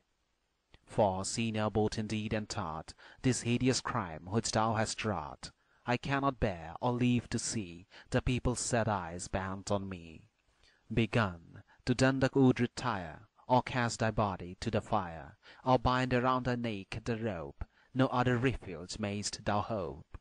When Rama, Lord of valor true, has gained the earth his right and due, Then, free from duty's binding debt, my vanished sin shall I forget. Thus like an elephant forced to brook the goading of the driver's hook, quick panting like a serpent maimed, he fell to earth with rage inflamed. Canto 75. The Abjuration. A while he lay, he rose at length, and slowly gathering sense and strength, with angry eyes, with tears bedewed, the miserable queen he viewed, and spake with keen reproach to her before each lord and minister. Not last have I for kingly sway, my mother I no more obey, not of this consecration knew, which the Surat kept in view. I with Shatrugna all the time was dwelling in a distant clime. I knew of Rama's exile not, that hero of the noble thought. I knew not how fair Sita went, and Lakshmana fought to banishment. Thus high-souled Bharat meet the crowd, lifted his voice and cried aloud. Kausalya heard, she raised her head, and quickly to Sumitra said, Bharat, Kaikeyi's son is here, hers whose fell deeds I loathe and fear. That youth of foresight keen I fain would meet and see his face again. Thus to Sumitra spake the dame, and straight to Bharat's presence came, with altered mien, neglected dress, trembling and faint with sore distress. Bharat, Shatrugna by his side, to meet her toward her palace hied. And when the royal dame they viewed, distressed with dire solicitude, sad, fallen senseless on the ground, about her neck their arms they wound. The noble matron prostrate there, embraced with tears the weeping pair, and with a load of grief oppressed, to Bharat then these words addressed. Now all is thine without a foe, this realm for which thou longest so. Ah, soon Kaikeyi's ruthless hand has won the empire of the land, and made my guiltless Rama flee, dressed like some lonely devotee. Herein what profit has the queen, whose eye delights in havoc, seen? Me also, me it were surely good, to banish to the distant wood, to dwell amid the shades that hold my famous son with limbs like gold. Nay, with the secret fire to guide, will I, Sumitra by my side, myself to the drear wood repair, and seek the son of Raghu there. This land, which rice and golden corn, and wealth of every kind adorn, car, elephant, and steed and gem, she makes the lord of it and them. With taunts like these, her bitter tongue the heart of blameless Bharat wrung, and direr pangs his bosom tore, than when the lancet probes a sore. With troubled senses all astray, prone at her feet he fell and lay. With loud lament a while he plained, and slowly strength and sense regained. With suppliant hand to hand applied, he turned to her who wept and sighed, and thus bespake the queen, whose breast with sundry woes was sore distressed. Why these reproaches, noble dame? I, knowing not, am free from blame. Thou knowest well what love was mine for Rama, chief of Raghu's line. Oh, never be his darkened mind to Scripture's guiding law inclined, by whose consent the prince who led the good, the truthful hero fled. May he obey the vilest lord, often the son with act abhorred, and strike a sleeping cow who lent his voice to Rama's banishment. May the good king who all befriends, and like his sons the people tends, be wronged by him who gave consent to noble Rama's banishment. On him that king's injustice fall, who takes as lord a sixth of all, nor guards, neglectful of his trust, his people as a ruler must. The crime of those who swear to fee at holy rites some devotee, and then the promised gift deny, be his who will the prince should fly.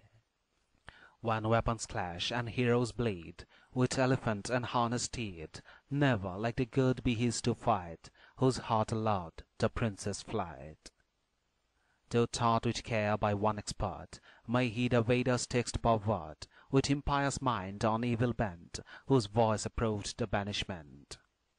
May he with traitor lips reveal whatever he promised to conceal, and brood abroad his friend's offence, betrayed by generous confidence. No wife of equal lineage born, the wretch's joyless home at dawn, never may he do one virtuous deed, and dying see no child succeed. When in the battle's awful day fierce warriors stand in dread array, let the base covered turn and fly, and smitten by the foeman die. Long may he wander, rags in wear, doomed in his hand a skull to bear, and like an idiot beg his bread, who gave consent when Rama fled. His sin, who holy rites forgets, asleep when shows the sun and sets, a load upon his soul shall lie, whose will allowed the prince to fly. His sin, who loves his master's dame, his kindler of destructive flame, his who betrays his trusting friend, shall mingled all on him descend. By him no reverence due be paid to blessed god or parted shade, may sire and mother's sacred name in vain from him obedience claim. Never may he go where dwell the good, nor win their fame and neighborhood, but lose all hopes of bliss today, who willed the prince should flee away. May he deceive the poor and weak, who look to him and comfort seek, betray the suppliants who complain, and make the hopeful hope in vain.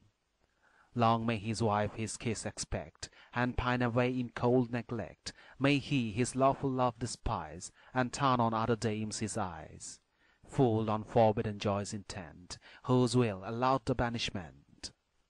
His sin, who deadly poison throws, to spoil the water as it flows, lay on the wretch its burden dread, who gave consent when Rama fled. Thus with his words he undeceived Kausalya's troubled heart, who grieved for son and husband reft away. Then prostrate on the ground he lay. Him as he lay half senseless there, freed by the mighty oaths he sware, Kausalya, by her war distressed, with melancholy words addressed. Anew, my son, this sorrow springs to rend my heart with keener stings. These awful oaths which thou hast sworn, my breast with double grief have torn. Thy soul, and faithful Lakshman's too, are still, thank heaven, to virtue true. True to thy promise thou shalt gain the mansons which the good obtain. Then to her breast that youth she drew, whose sweet fraternal love she knew, and there in strict embraces held the hero as her tears outwelled. And Bharat's heart grew sick and faint with grief and of renewed complaint, and all his senses were distraught by the great war that in him wrought. Thus he lay and still bewailed, with sighs and loud lament, till all his strength and reason failed, the hours of night were spent. End of Cantos 73, 74 and 75.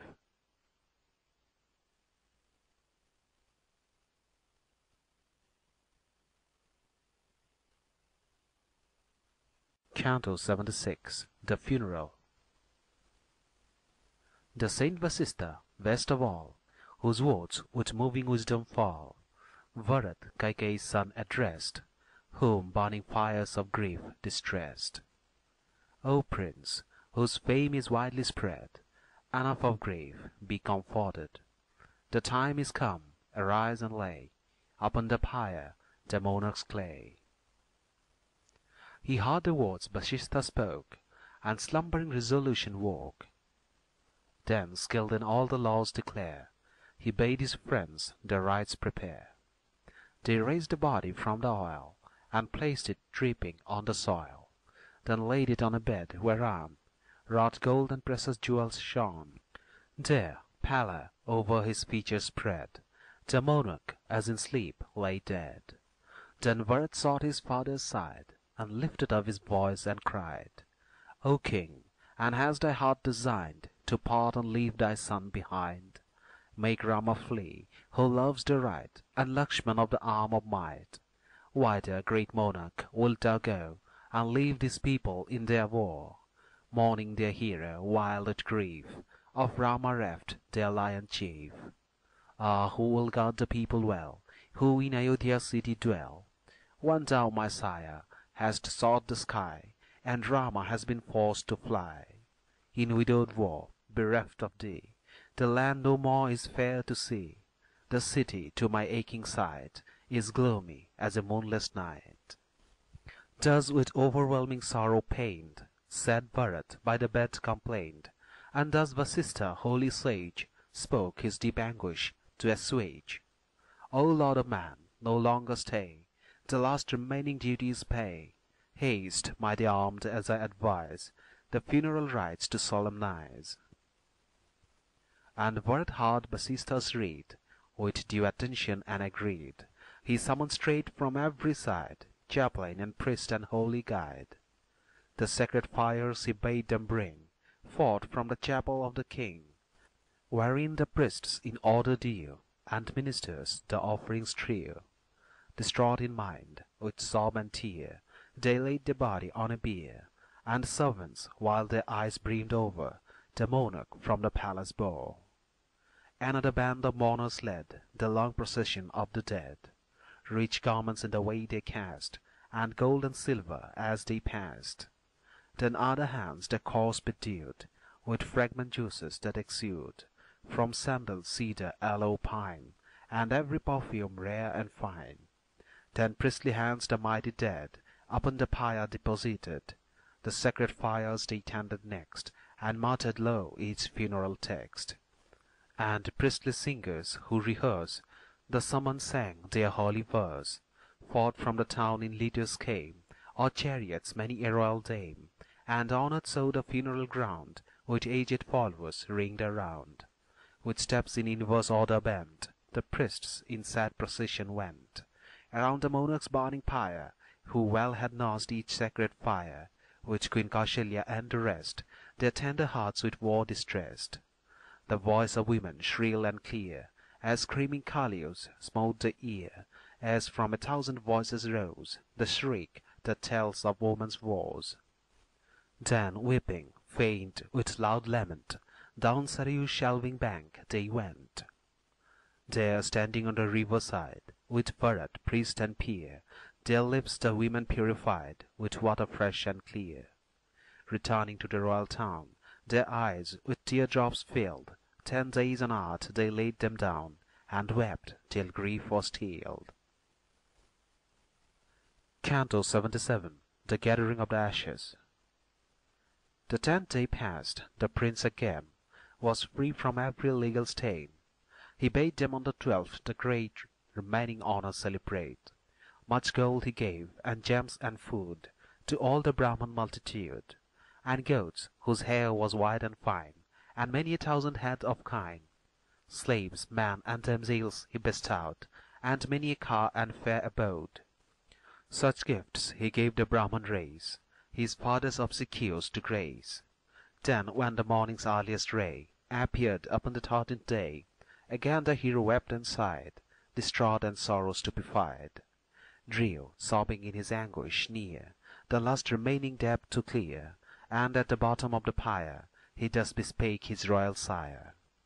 O father, hast thou left me so, deserted in my friendless war, when he to whom the charge was given to keep me to the wood is driven? Her only son is forced away, who was his helpless mother's stay. Ah, why, dear father, art thou fled, leaving the queen uncomforted? He looked upon the pile where lay the bones half burnt and ashes grey, and uttering a piteous moan, gave away, by anguish overthrown. Then his tears began to well, prostrate to earth the hero fell. So from its seat the staff they drag, and cast to earth some glorious flag. The ministers approached again, the prince whom rights had freed from stain. So when Jajati failed, each seer, in pity for his fate, drew near. Shatrugna saw him lying low, overwhelmed beneath the crush of war, and as upon the king he thought, he fell upon the earth distraught. When to his loving memory came those noble gifts, that kingly frame, he sorrowed, by his war distressed, as one by frenzied rage purchased. Ah me, this surging sea of war has drowned us with its overflow. The source is Manthara, dire and dark, Kaikeyi is the ravening shark, and the great boons the monarch gave lend conquering might to every wave. Ah, whither wilt thou go and leave thy Bharat in his war to grieve, whomever it was thy greatest joy to fondle as a tender boy? Didst thou not give with thoughtful care our food, our drink, our robes to wear? Whose love will now for us provide, when thou, our king and sire, hast died? at such a time bereft, forlorn? Why is not art in sunder torn? Missing her monarch's firm control, his love of right, his lofty soul. Ah me, for Rama roams afar, my sire is where the blessed are. How can I live deserted? I will pass into the fire and die. Abandoned thus, I will not brook up in Ayodhya's town to look. Once guarded by Ikshaku's race, the wood shall be my dwelling place. Then, when the prince's mournful train heard the sad brothers thus complain, and saw their misery at the view, their grief burst wilder out anew. Faint with lamenting, sad and worn, each like a bull with broken horn, the brothers in their wild despair lay rolling mad with misery there. Then old Vasistha, good and true, their father's priest, all law who knew, raised weeping Bharat on his feet, and thus bespake with counsel meet. 12 days, my lord, have passed away, since flames consumed thy father's clay. Delay no more, as rules ordain, gather what bones may yet remain. 3 constant pairs are ever found, to hem all mortal creatures round. Then mourn not thus, O prince, for none their close companionship may shun. Sumantra bade Shatrugna rise, and soothed his soul with counsel wise, and skilled in truth his hearer taught how all things are and come to naught, when rose its hero from the ground, a lion lord of man renowned. He showed like Indra's flag, whereon fierce rains have dashed and suns have shone. They wiped their red and weeping eyes, and gently made their sad replies. Then asked to haste, the royal pair performed the rites that claimed their care. Canto 78. Mantra punished. Shatrugna thus to Bharat spake, who longed the forest road to take. He who in war was wont to give strength to himself and all that live. Dear Rama, true and pure in heart, is banished by a woman's art. Yet here was Lakshmana, brave and strong. Could not his might prevent the wrong? Could not his arm the king restrain, or make the banished free again? One loving right and fearing crime had checked the monarch's sin in time. One vassal of a woman's will, his feet approached the path of ill. While Lakshmana's younger brother, dread, Shatrugna thus to Bharat said, came to the fronting door, arrayed in glittering robes, the humpback maid. There she, with sandal oil besmeared, in garments meet for queens appeared, and lustre to her form was lent by many a gem and ornament. She girdled with her broidered zone, and many a chain about her throne showed like a female monkey round, whose body many a string is bound. When on that cause of evil fell the quick eye of the sentinel, he grasped her in his ruthless hold, and hastening in, Shatrugna told. Here is the wicked past, he cried, through whom the king thy father died, and Rama wanders in the wood. Do with her as thou deemest good. The warder spoke, and every word Shatrugna's breast to fury stirred. He called the servants all and each, and spake in wrath his hasty speech. This is the wretch my sire who slew, and misery on my brothers drew. Let her this day obtain the meed, vile sinner, of her cruel deed. He spake, and moved by fury laid his mighty hand upon the maid, who as her fellows ringed her round, made with her cries the hall resound. Soon as the gathered women viewed Shatrugna in his angry mood, their hearts disturbed by sudden dread, they turned and from his presence fled. His rays, they cried, on us will fall, and ruthless he will slay us all. Come to Kausalya, let us flee. Our hope, our sure defence is she, approved by all, of virtuous mind, compassionate and good and kind. His eyes with a burning wrath aglow, Shatrugna, shatterer of the foe, dragged on the ground the humpback maid, who shrieked aloud and screamed for aid. This way and that with no remorse he dragged her with resistless force, and chains and glittering trinklets burst lay here and there with gems dispersed, till like the sky of autumn shone the palace floor they sparkled on. The lord of man, supremely strong, held in his rage the rats along. Where Queen Kaikeyi dwelt he came, and sternly then addressed the dame. Deep in her heart Kaikeyi felt the steps his keen reproaches dealt, and of Shatrugna's ire afraid, the Bharat flew and cried for aid. He looked and saw the prince inflamed with burning rage, and thus exclaimed, "Forgive, thine angry arm restrain. A woman never may be slain. My hand Kaikeyi's blood would spill, the sinner ever bent on ill. But Rama, long in duty tried, would hate the impious matricide, and if he knew thy vengeful blade had slaughtered even this humpback maid, never again, be sure, would he speak friendly word to thee or me." When for at speech Shatrugna heard, he calmed to raise his breast that steered, releasing from her dire constraint the trembling wretch with terror faint. Then to Kaikeyi's feet she crept, and prostrate in her misery wept. Kaikeyi on the humpback gazed, and saw her weep and gasp, still quivering, with her senses dazed, from fierce Shatrugna's grasp. With gentle words of pity she assuaged her wild despair, even as a tender hand might free a carling from the snare. End of Cantos 76, 77 and 78.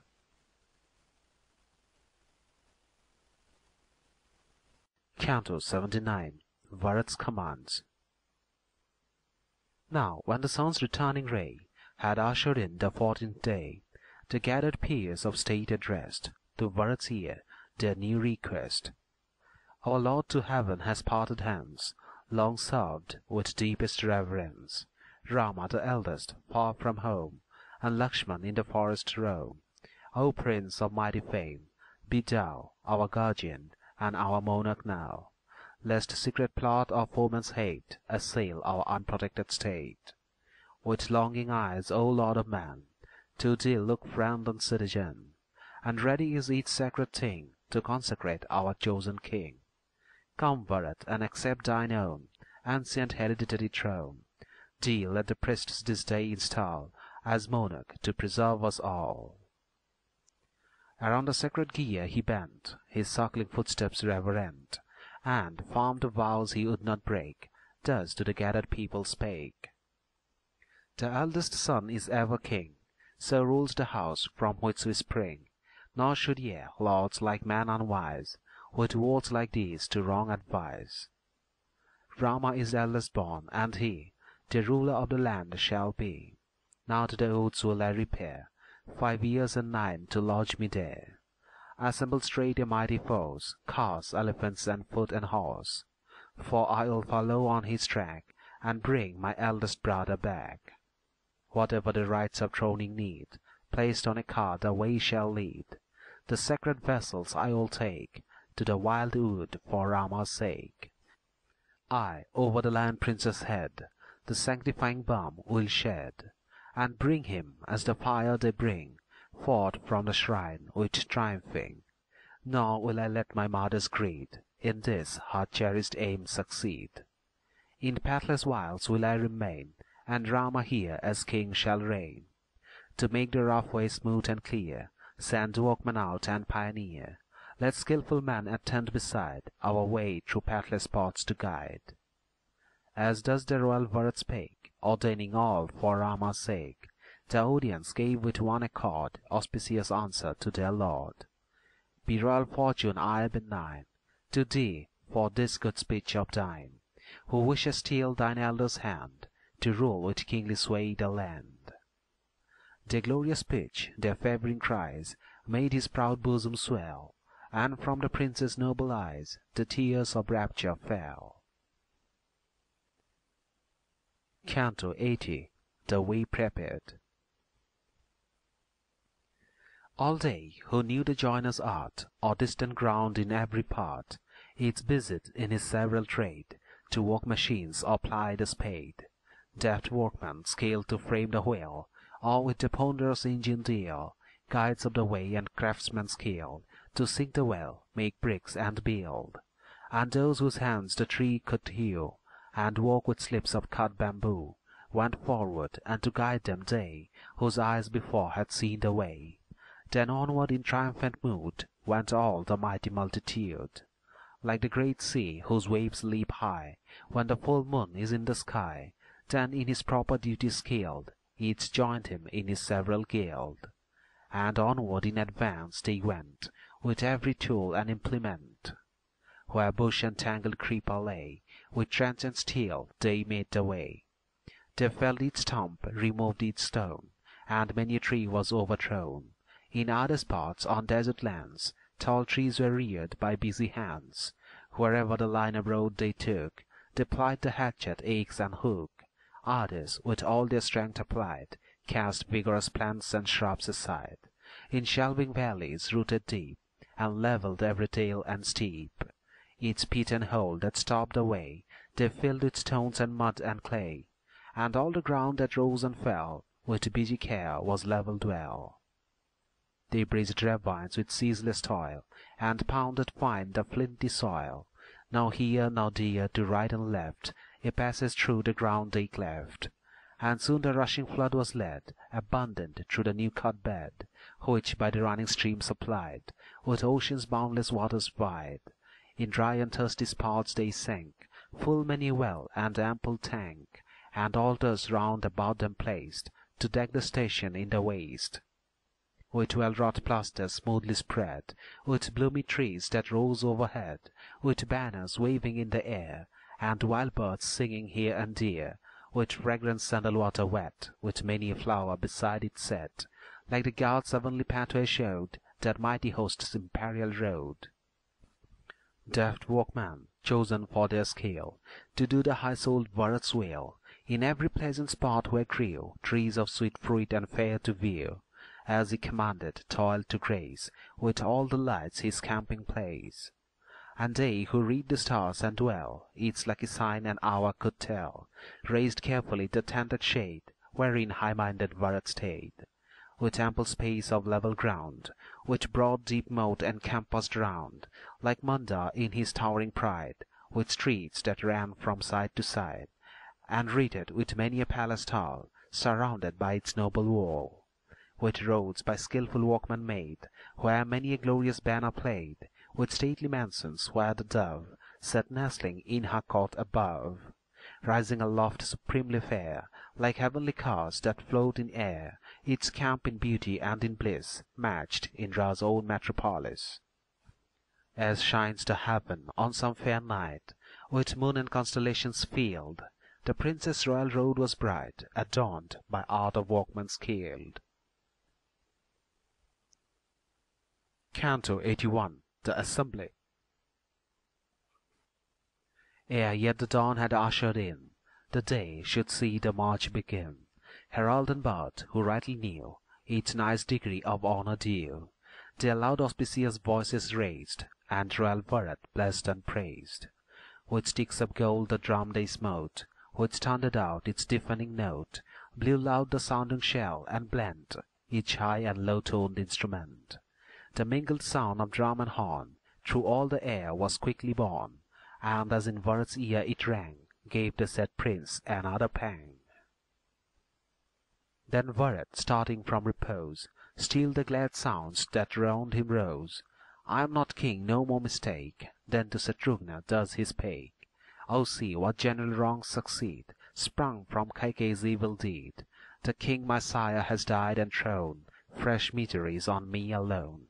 The royal bliss on duty blest, which our just high-souled father graced, wanders in doubt and sore distress, like a tossed vessel rather less.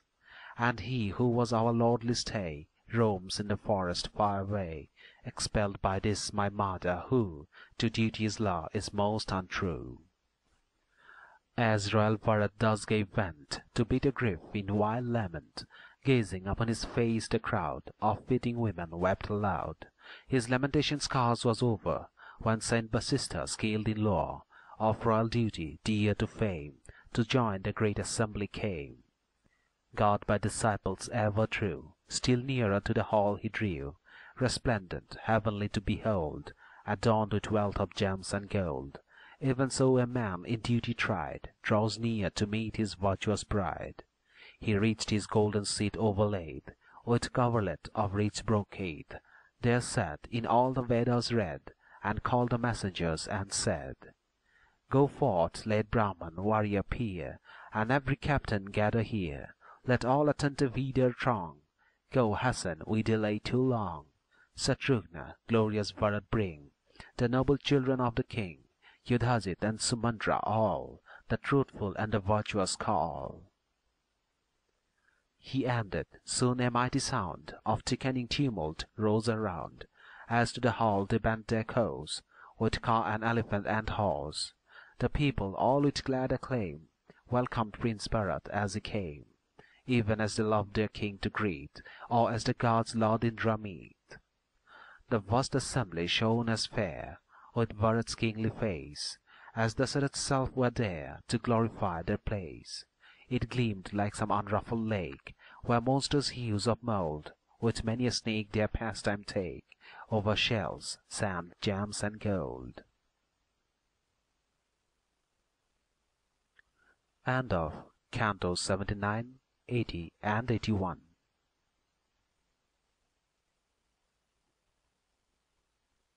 Canto 82. The Departure.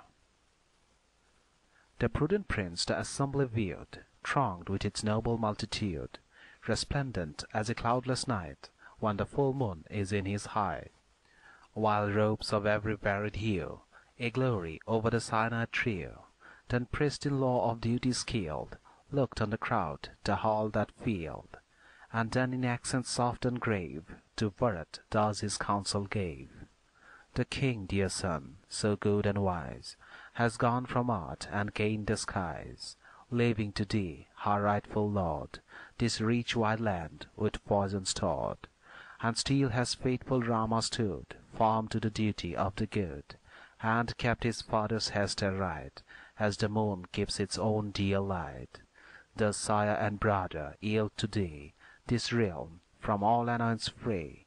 Rejoice, thy lords, enjoy thine own, anointed king, ascend the throne. Let vassal princes hasten forth, from distant lands, west, south, and north, from Kerala, from every sea, and bring 10,000,000 gems to thee.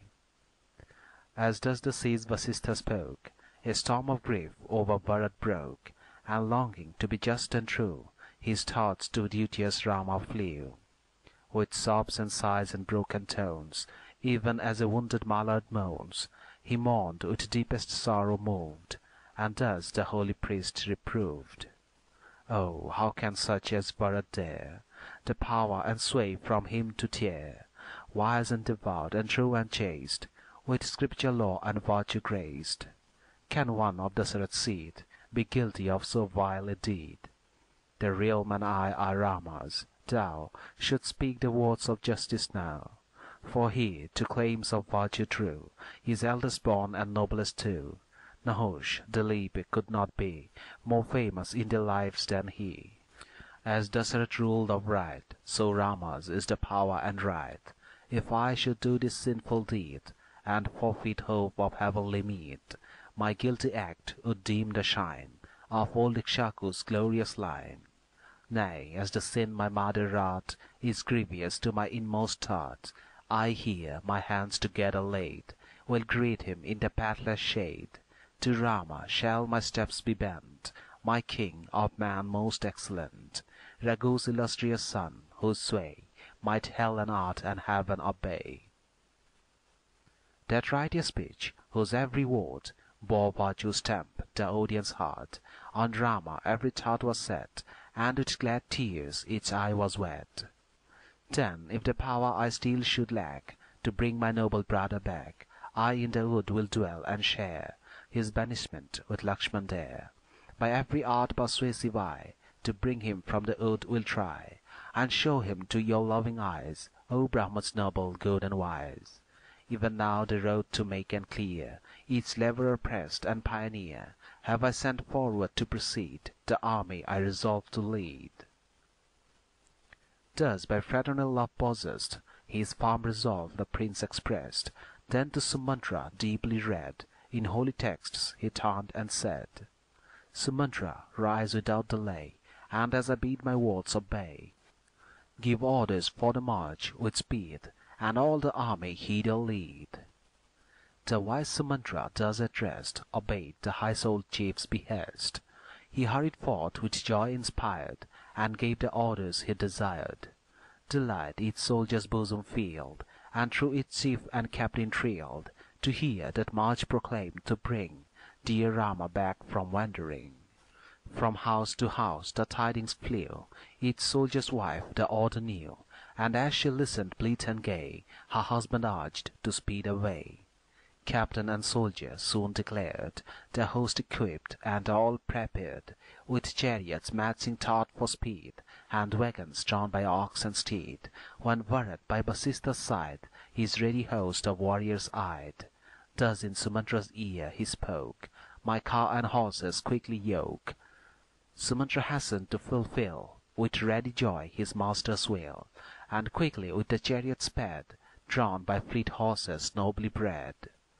Then glorious Bharat, true devout, whose genuine valour none could doubt, gave in fit words his order out, for he would seek the shade of the great distant wood and there win his dear brother with his prayer.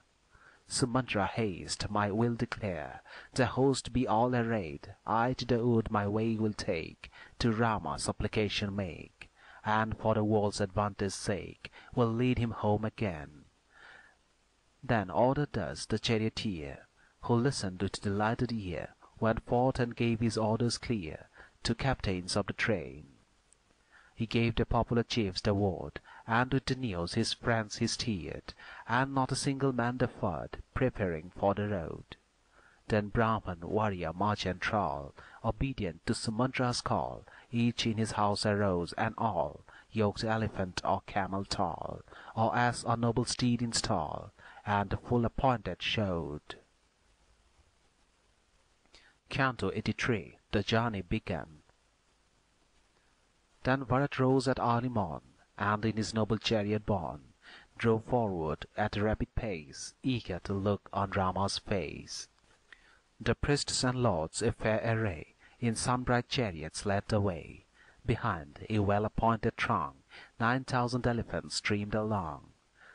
Then 60,000 cars, and then, with various arms, came fighting men. 100,000 archers showed, in lengthened line the steeds they rode, a mighty host the march to grace of Bharat, pride of Raghu's race. Kaikeyi and Sumitra came, and good Kausalya, dear to fame. By hopes of Rama's coming cheered, they in a radiant car appeared. On fared the noble host to see Rama and Lakshmana, wild with glee, and steal each other's ear to please, of Rama spoke in words like these: "When shall our happy eyes behold our hero true and pure and bold, so lustrous dark, so strong of arm, who keeps the world from woe and harm? The tears that now our eyeballs dim will vanish at the sight of him, and as the whole world's black shadows fly, when the bright sun ascends the sky." Conversing thus, their way pursued the city's joyous multitude, and each in mutual rapture pressed a friend or neighbor to his breast. Thus every man of high renown, and every merchant of the town, and leading subjects joyous went toward Rama in his banishment. And those who walked the potter's wheel, and artists skill in gems to deal, and masters of the weaver's art, and those who shaped the sword and dart, and they who golden trinkets made, and those who plied the fuller's trade, and servants trained the bat to heat, and they who dealt in incense sweet, physicians in their business skilled, and those who wine and mead distilled, and workmen deft in glass who wrought, and those whose snares the peacock caught, with them who bore the ear for rings, or sought or fashioned ivory things, and those who knew to mix cement, or lived by cell of precious scent, and man who washed, and man who sewed, and thralls who mid the hearth's abode, and fishers of the flood and day, who played and sung, and women gay, and virtuous Brahmins scripture-wise, of life approved in all men's eyes. These swelled the prince's Langdon train, borne each in car or bullock wain. Fair were the robes they wore upon, their limbs were red-hued unguent sun. These all in various modes conveyed their journey after Bharat made. The soldiers' hearts with rapture glowed, following Bharat on his road, their chief, whose tender love would fain bring his dear brother home again. With elephant and horse and car, the vast procession travelled far, and came where Ganga's waves below the town of Sringavera flow. There, with his friends and kinsmen nigh, dwelt Guha, Rama's dear ally, heroic guardian of the land, with dauntless heart and ready hand. There, for a while, the mighty foes that followed Bharat stayed its course, gazing on Ganga's bosom stirred by many a graceful water bird. When Bharat viewed his followers there, and Ganga's water blessed and fair, the prince, who law of words possessed, his counsellors and lords addressed. The captains of the army called, proclaimed this day a halt for all, that so tomorrow rested we may cross this flood that seeks the sea. Meanwhile, ascending to the shore, the funeral stream I fain would pour, from Ganga's fair auspicious tide, to him my father glorified. Thus Bharat spoke, its peer and lord approved his words with one accord, and bade the weary troops repose in separate spots wherever they chose. There, by the mighty stream that day, most glorious in its vast array, the prince's wearied army lay, in various groups reclined. There Bharat's hour of night was spent, while every eager thought he bent on bringing home from banishment his brother great of mind. Canto 84. Guha's Anger. King Guha saw the host spread over the wide expanse of Ganga's shore, with waving flag and pennon graced, and to his followers spoke in haste. A mighty army meets my eyes, that rivals ocean's self in size. Wherever I look my very mind no limit to the host can find. Sure, Bharat with some evil thought his army to our land has brought. See, hues of form, his flag he rears, that like an ebony tree appears. He comes with bonds to take and chain, or triumph over our people slain, and after Rama will he slay, him whom his father drove away. The power complete he longs to gain, and task too hard usurp the reign. So Bharat comes with wicked will, his brother Rama's blood to spill. But Rama's slave and friend am I, he is my lord and dear ally. Keep here our watch in arms arrayed, near Ganga's flood to lend him aid, and let my gathered servants stand, and line with troops the river stand. Here let the river keepers meet, who flesh and roots and berries eat, 100 fishersmen each boat, of the 500 here afloat, and let the youthful and the strong assemble in defensive throng. But yet, if, free from guilty thought, against Rama he this land have sought, the prince's happy host to-day across the flood shall make its way. He spoke, then bearing in a dish a gift of honey, meat, and fish, the king of the Nishadas drew toward Bharat for an interview. When Bharat's noble charioteer observed the monarch hastening near, he duly skilled in courteous lore the tidings to his master bore. This aged prince, how hither bends his footsteps with 1,000 friends, knows from a lie of Rama all that may in Dandak Wood befall. Therefore Kakutsta's son admit the monarch as is right and fit, for doubtless he can clearly tell where Rama now and Lakshmana dwell. When Bharat heard Sumatra's read to his fair words, the prince agreed. Go quickly forth, he cried, and bring before my face the aged king. King Guha, with his kinsmen near, rejoiced the summoning to hear. He nearer drew, bowed low his head, and thus to royal Bharat said, No mansions can our country boast, and unexpected comes thy host. But what we have I give thee all, rest in the lodging of thy thrall. See, the Nisads here have brought the fruit and roots their hands have sought, and we have woodland fare beside, and store of meat both fresh and dried. To rest their weary limbs, I pray, this night at least thy host may stay. Then cheered with all we can bestow, tomorrow thou with it mayst go. End of Cantos 82, 83, and 84.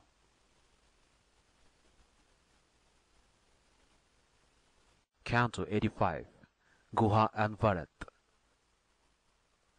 Thus the Nishada's king besought, the prince with spirit wisdom fraught, replied in seemly words that blent deep matter with argument. Thou, friend of him whom I revere, with honours high hast met me here, for thou alone wouldst entertain and feed today so vast a train. In such fair words the prince replied, then, pointing to the path, he cried, which way aright will lead my feet to Bharadwaja's calm retreat? For all this land near Ganga streams, pathless and hard to traverse seems.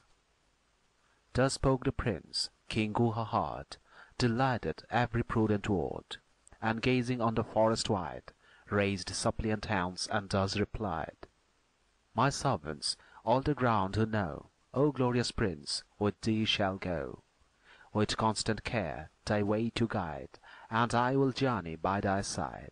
But this thy host, so wide dispread, wakes in my heart one doubt and dread, lest, threatening Rama good and great, ill thoughts thy journey stimulate. But when King Guha, ill at ease, declared his fear in words like these, as pure as is the cloudless sky, with soft voice Bharat made reply, suspect me not, never come the time for me to plot so foul a crime. He is my eldest brother, he is like a father dear to me. I go to lead my brother thence, who makes the wood his residence. No thought but this thy heart should frame, this simple truth my lips proclaim. Then with glad cheer King Guha cried, with Bharat's answer gratified, blessed art thou on earth I see, none who may vie, O prince, with thee, who canst of thy free will resign the kingdom which unsought is thine. For this, a name that never shall die, thy glory through the world shall fly, who fain wouldst balm thy brother's pain, and lead the exile home again. As Guha does, and Bharat each, to others spoke in friendly speech, the day god sank with glory dead, and night over all the sky was spread. Soon as King Guha's thoughtful care had quartered all the army there, well honored, Bharat laid his head beside Satrughna on a bed. But grief for Rama yet oppressed high-minded Bharat's faithful breast. Such torment little was deserved by him who never from duty swerved. The fever raced through every vein, and burnt him with its inward pain. So when in woods the flames leap free, the fire within consumes the tree. From heat of burning anguish sprung, the sweat upon his body hung, as when the sun with fervid glow on high Himalaya melts the snow. As banished from the heart a bull wanders alone and sorrowful, thus sighing and distressed, and misery and bitter grief, with fevered heart that mocked relief, distracted in his mind the chief still mourned and found no rest. Canto 86. Guha's Speech. Guha the king, acquainted well with all that in the wood befell, to Bharat the unequal told the tale of Lakshmana mighty souled. With many an honest word I spake to Lakshmana as he stayed awake, and with his bow and shaft in hand to guard his brother kept his stand. Now sleep a little, Lakshmana, see, this pleasant bed is strewn for thee. Hereon thy weary body lay, and strengthen thee with rest, I pray. Inured to toil, a man like these, but thou hast aye been nursed in ease. Rest, duteous-minded, I will keep my watch while Rama lies asleep. For in the whole wide world is none dearer to me than Raghu's son. Harbour no doubt or jealous fear, I speak the truth with heart sincere. For from the grace which he has shown will glory on my name be thrown.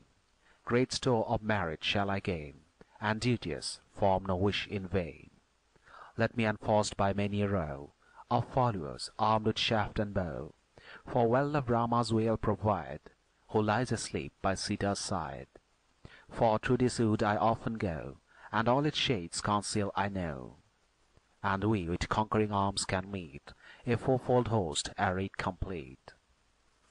With words like these I spoke, designed to move the high-souled Bharat's mind, but he upon his duty bent, plied his persuasive argument. Oh, how can slumber close mine eyes, when lowly couched with Sita lies, the royal Rama? Can I give my heart to joy, or even leave? He whom no mighty demon know, nor heavenly god can overthrow. See Guha, how he lies, alas, with Sita couched on gathered grass. By varied labours long severe, by many a prayer and rite austere, he, Dasaratha's cherished son, by fortune's tempt from heaven was won. Now, as his son is forced to fly, the king ere long will surely die. Reft of his guardian hand, forlorn, in widowed grief this land will mourn. Even now perhaps, with toil overspent, the women cease their loud lament, and cries of war no longer ring throughout the palace of the king. But ah, for said Kausalya, how fares she and mine own mother now?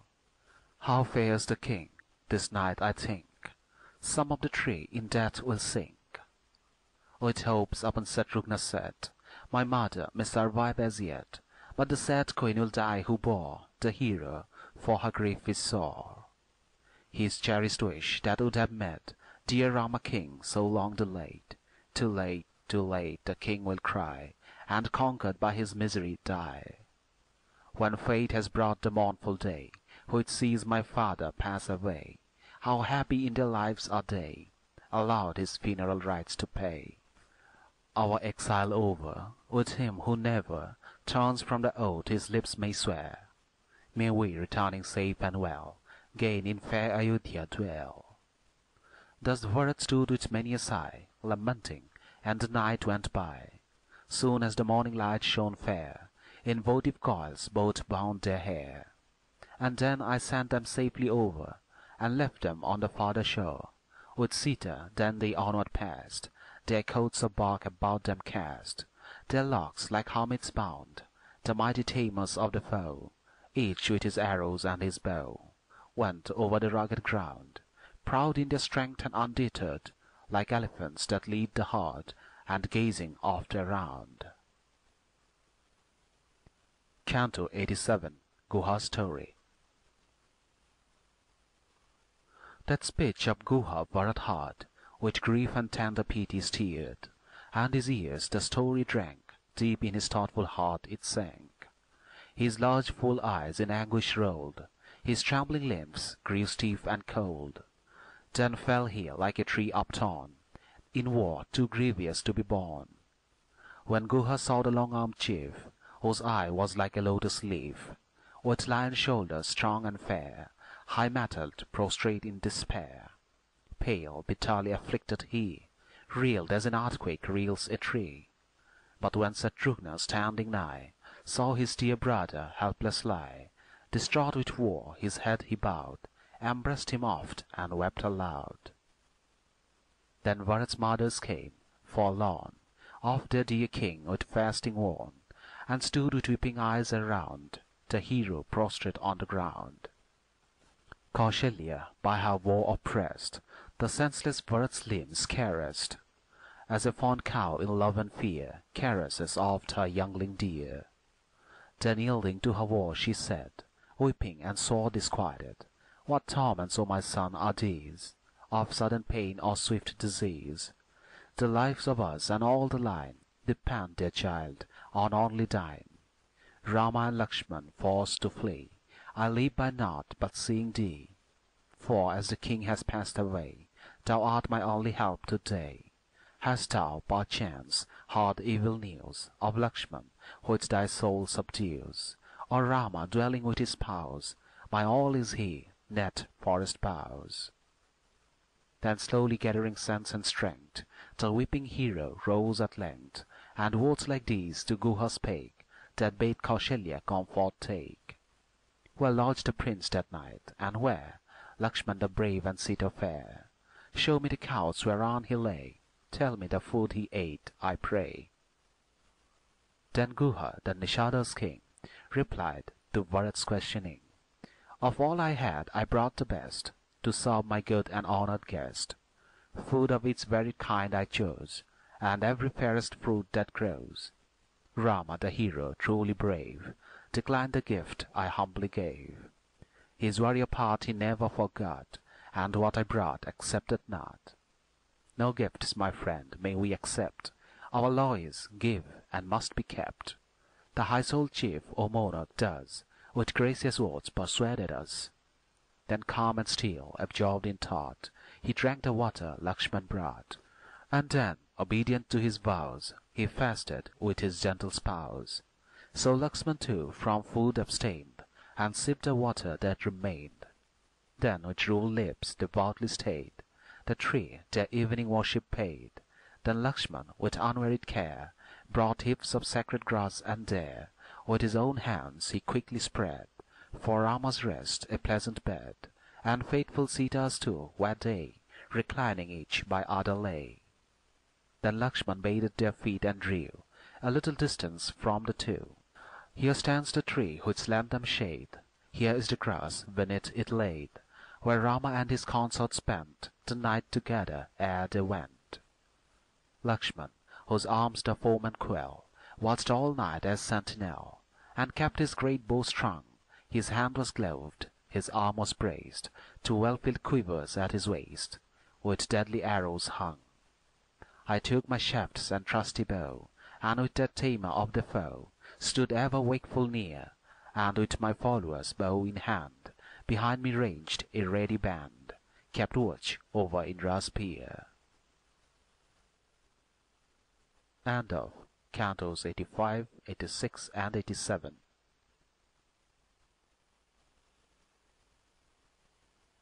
Canto 88, The Inguri Tree. When Bharat with his friend and peer had heard the tale so full and clear, they went together to the tree, the bed which Rama pressed to see. Then Bharat to his mother said, Behold the high-souled hero's bed, these tumbled heaps of grass betray, where he that night with Sita lay. Unmeet, the heir of fortune high, thus on the cold bare earth should lie. The monarch's son, in council sage, of old imperial lineage, that lion lord whose noble bed with finest skins of deer was spread, how can he now endure to press the bare earth, cold and comfortless? This sudden fall from bliss to grief appears untrue beyond belief. My senses are distraught, I seem to view the fancies of a dream.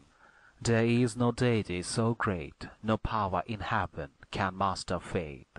If Rama, Dasharatha's heir, lay on the ground and slumbered there, and lovely Sita, she who springs from fair Buddha's ancient kings, Rama's dear wife, by all adored, lay on the earth beside her lord. Here was his couch, upon this heap he tossed and turned in restless sleep. On the hard soil each manly limb has stamped the grass with signs of him. That night it seems fair Sita spent, arrayed in every ornament, for here and there my eyes behold small particles of glistering gold. She laid her outer garment here, for still some silken threads appear.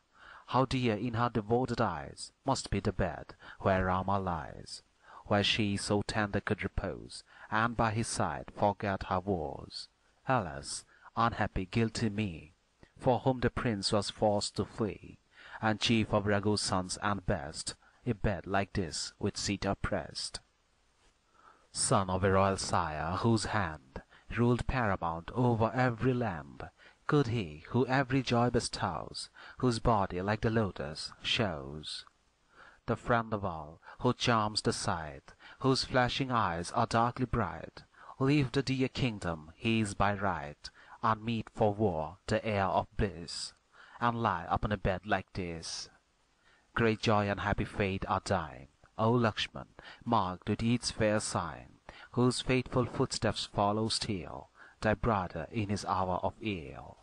And blessed is Sita, nobly good, who dwells with Rama in the wood. Ours is, alas, a doubtful fate, of Rama reft and desolate. My royal sire has gained the skies, in whose the high-souled hero lies. The state is wrecked and tempest-tossed, a vessel with a rudder lost, yet none in secret thought has planned, with hostile might to seize the land. Though forced in distant wilds to dwell, the hero's arm protects it well. unguarded with deserted wall, no elephant or steed in stall. My father's royal city shows her portals open to her foes, of bold protectors reft and bare, defenceless in her dark despair. But still her foes the wish restrain, as men from poisoned gates refrain. I, from this hour, my nights will pass, couched on the earth or gathered grass, eat only fruit and roots, and wear a coat of bark and matted hair. I in the woods will pass, content, for him the term of banishment. So shall I still unbroken save the promise which the hero gave. While I remain for Rama there, Satrugna will my exile share, and Rama in his home again, with Lakshmana over Ayodhya reign. For him to rule and guard the state, the twice-born man shall consecrate. Oh, may the gods I serve incline to grant this honest wish of mine.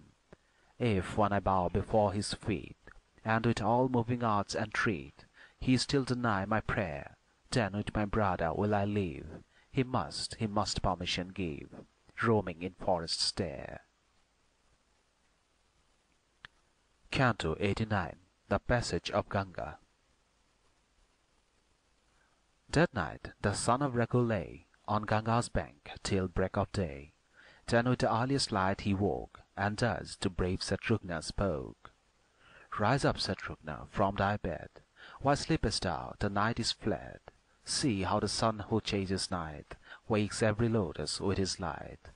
Arise, arise, and first of all the Lord of Sringaveda call, for he his friendly aid will lend, our army over the flood to send. Thus urged, Satrugna answered, I, remembering Rama's sleepless lie, as does the brothers each to each, the lion melted and its speech. Came Guha, the Nishada's king, and spoke with kindly questioning. Hast thou in comfort passed, he cried, the night upon the river side? With thee how fares it, and are these thy soldiers healthy and at ease? Thus the Nishada's lord inquired, in gentle words which love inspired, and Bharat, Rama's faithful slave, thus to the king his answer gave. The night has sweetly passed, and we are highly honoured, king, by thee. Now let the servants' boats prepare, our army over the stream to bear. The speech of Bharat Guha heard, and swift to his bidding steered. Within the town the monarch sped, and to his ready kinsman said, Awake, its kinsman, rise, its friend. May every joy your lives attend. Gather its boat upon the shore, and ferry all the army over. Thus Guha spoke, nor they delayed, but rising quick their lord obeyed, and soon from every side secured 500 boats were ready moored. Some reared aloft the mystic sign, and mighty bells were hung in line. Of firmest build gay flags they bore, and sailors for the helm and war. One such King Guha chose, whereon of fair white cloth a awning shone, and sweet musicians charmed the ear, and bade his servants urge it near. Then Bharat swiftly sprang on board, and then Satrugna, famous lord, to whom with many a royal dame Kausalya and Sumitra came. The household priest went first in place, the elders and the Brahman race, and after them the monarch's train of women born in many a wane. Then high to heaven the shouts of those who fired the army's hearts arose, with theirs who bedded along the shore, or to the boats the baggage bore. Full freighted with that mighty force, the boats sped swiftly on their course, by royal Guha's servants manned, and gentle gales the banners fanned. Some boats a crowd of dames conveyed, in others noble coursers neighed. Some chariots and their cattle bore, some precious wealth and golden store. Across the stream its boat was rowed, there duly disembarked its load, and then returning on its way, sped here and there in merry play.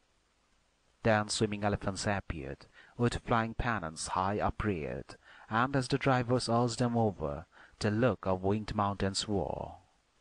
Some men in barges reached the strand, others on rafts came safe to land.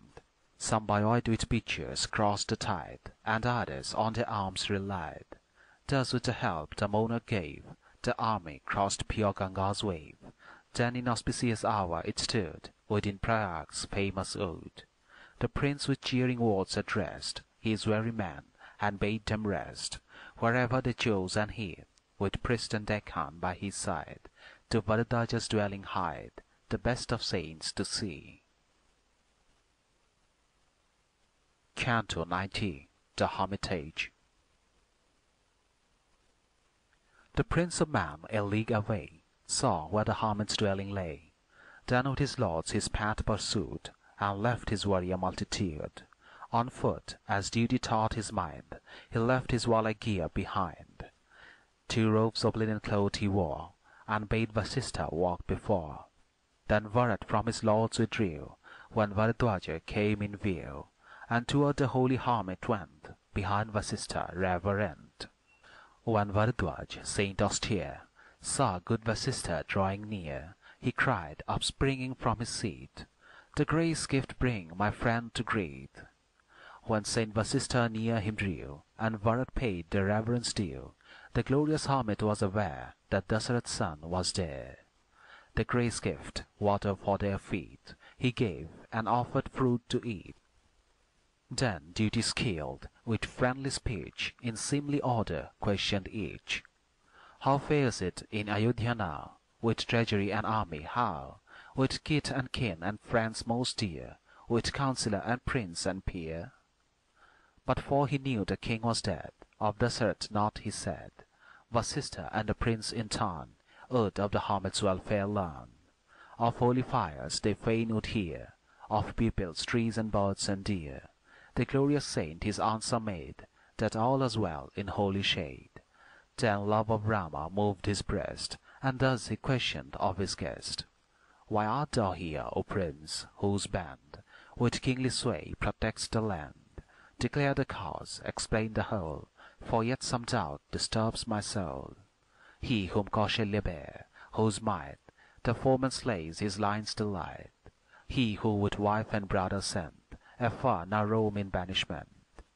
Famed prince, to whom his father spake this order for a woman's sake, away and in the forest spend thy life till 14 years shall end. Hast thou the wish to harm him bent on sin against the innocent? Wouldst thou thine elders' realm enjoy, without a thorn that can annoy?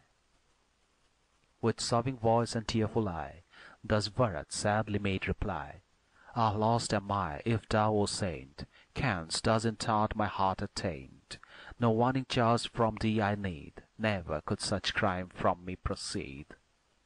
The words my guilty mother spake, when fondly jealous for my sake. Think not that I, to triumph moved, those words approve or ever approved. O hermit, I have sought this place, to win the lordly hero's grace, to throw me at my brother's feet, and lead him to his royal seat. To this my journey's aim and end, thou shouldst, O saint, thy favour lend. Where is the Lord of Art? Do thou, most holy, say, where roams he now? Then by the saint Vasistha pressed, and all the gathered priests beside, to Bharat's dutiful request, the hermit graciously replied, "Worthy of thee, O prince, this deed, true son of Raghu's ancient seed. I know thee reverent, well controlled, the glory of the good of old. I grant thy prayer in this pursuit, I know thy heart is resolute. It is for thy sake those words I said, that wider still thy fame may spread. I know where Rama duty tried, his brother and his wife abide. Where Chitrakuta's heights arise, thy brother Rama's dwelling lies. Go thither with the morning's light, and stay with all thy lords tonight, for I would show thee honour high, and do not thou my wish deny." End of Cantos 88, 89 and 90.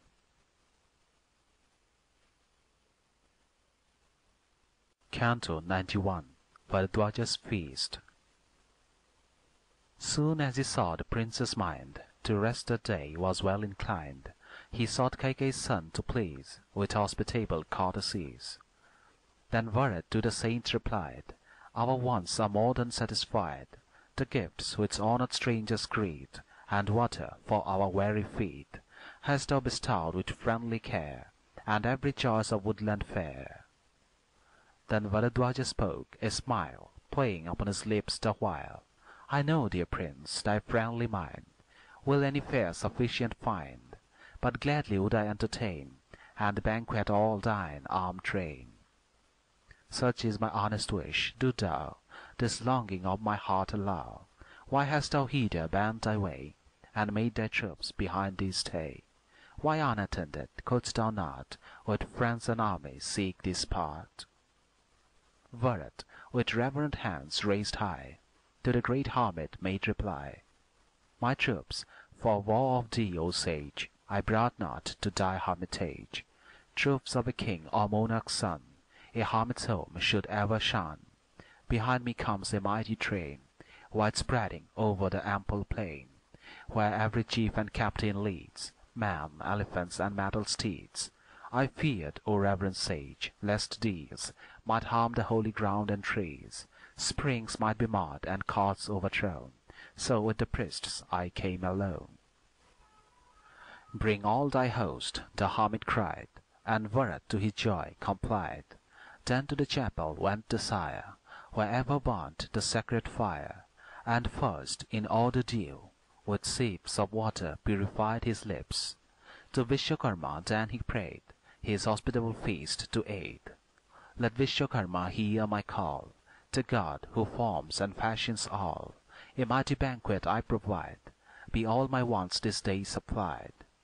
Lord Indra at their head, the three, who guard the worlds I call to me. A mighty host this day I feed, be now supplied my every need. Let all the streams that eastward go, and those whose waters westering flow, both on the earth and in the sky, flow hither and my wants supply.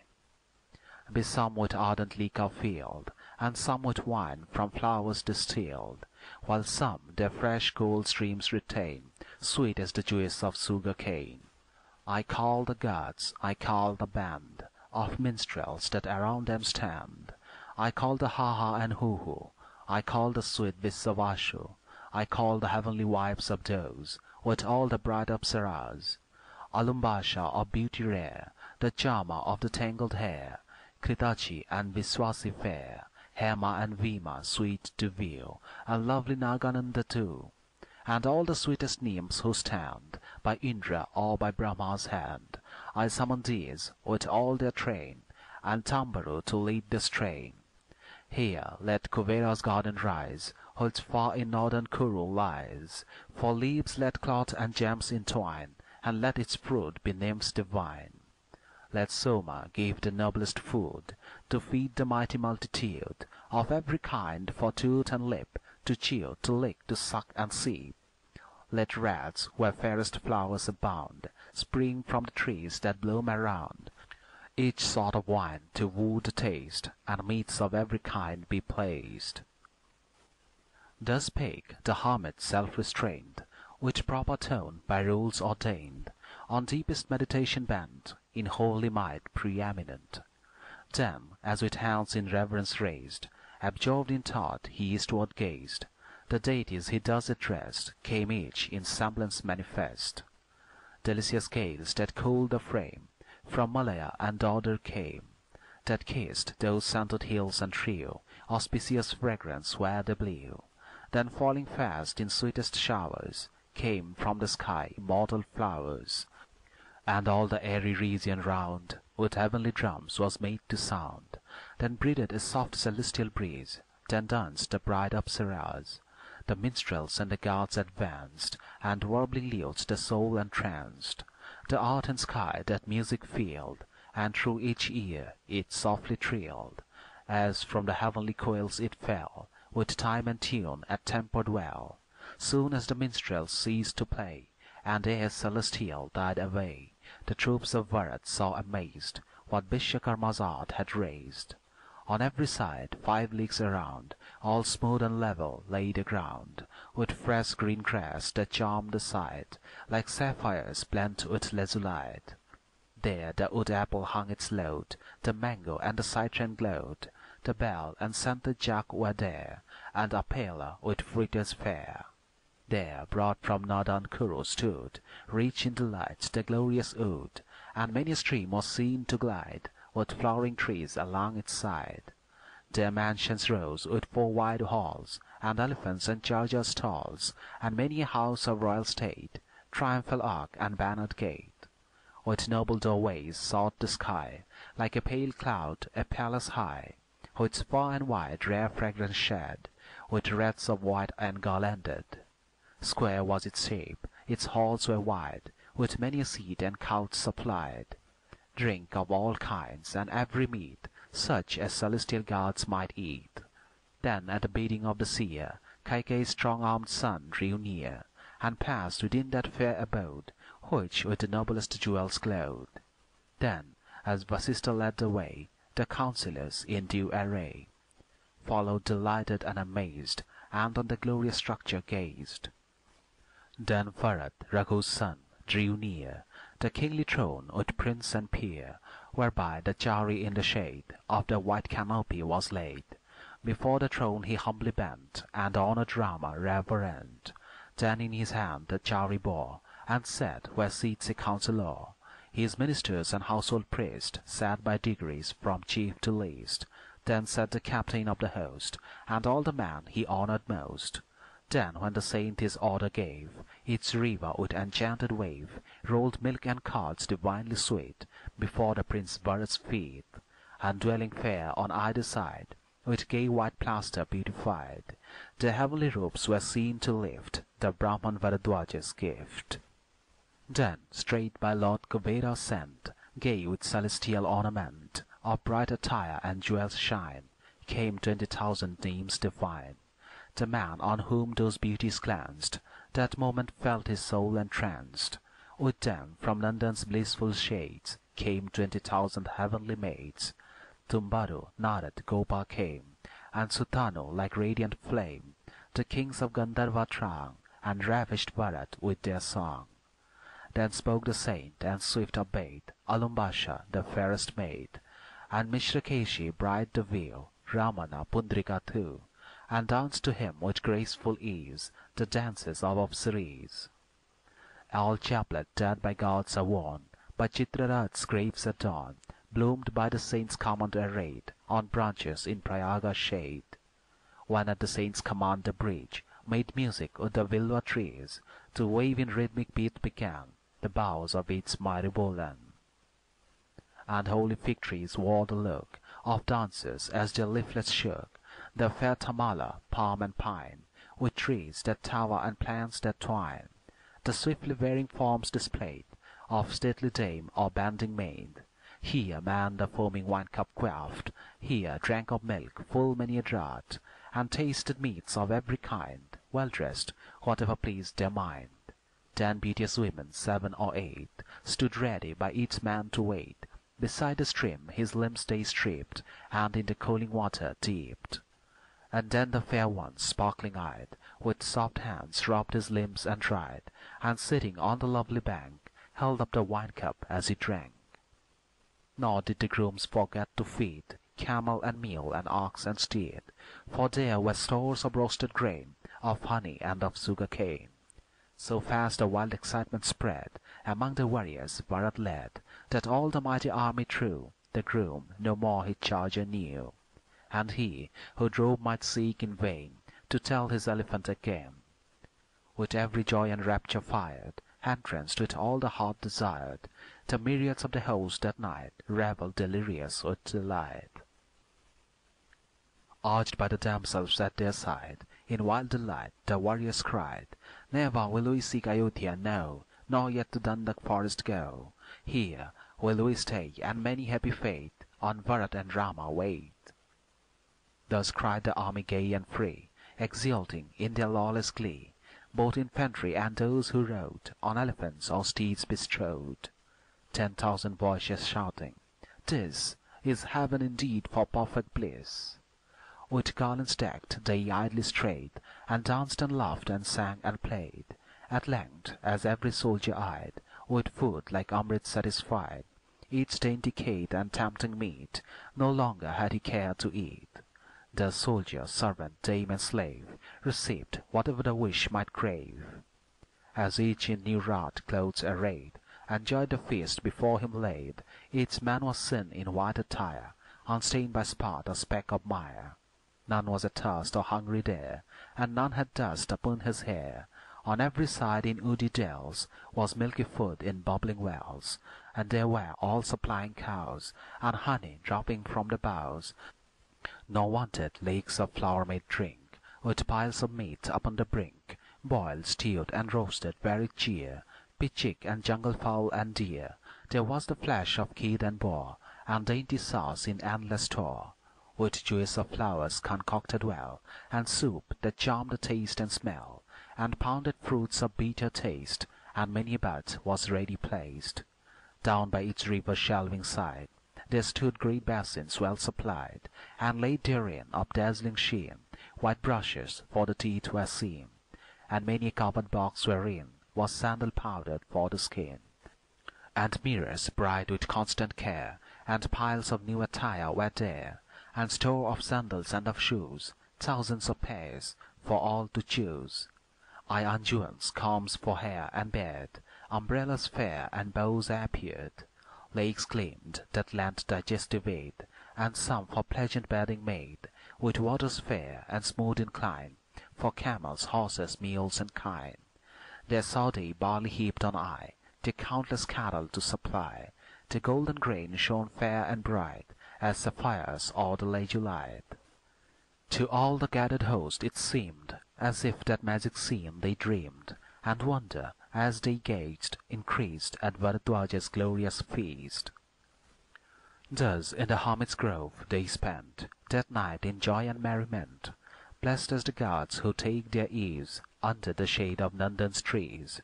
Each minstrel bade the saint adieu, and to his blissful mansion flew, and every stream and heavenly dame returned as swiftly as she came. Canto 92. Bharat's Farewell. So Bharat with his army spent the watches of the night content, and gladly with the morning's light drew near his host the anchorite. When Bharadwaja saw him stand, with hand in reverence joined to hand, when fires of worship had been fed, he looked upon the prince and said, O blameless son, I pray thee tell, did the past night content thee well?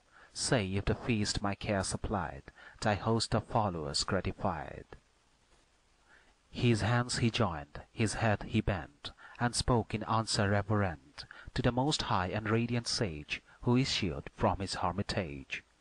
Well have I passed the night, thy feast gave joy to every man and beast, and I, great lord, and every peer were satisfied with sumptuous cheer. Thy banquet has delighted all, from highest chief to meanest thrall, and rich attire and drink and meat banish the thought of toil and heat. And now, O hermit good and great, a boon of thee I supplicate. To Rama's side my steps I bend, do thou with friendly eye command. O tell me how to guide my feet to virtuous Rama's lone retreat. Great hermit, I entreat thee say, how far from here and which the way? Thus, by fraternal love inspired, the chieftain of the saint inquired. Then thus replied the glorious seer, of matchless might, of vows austere.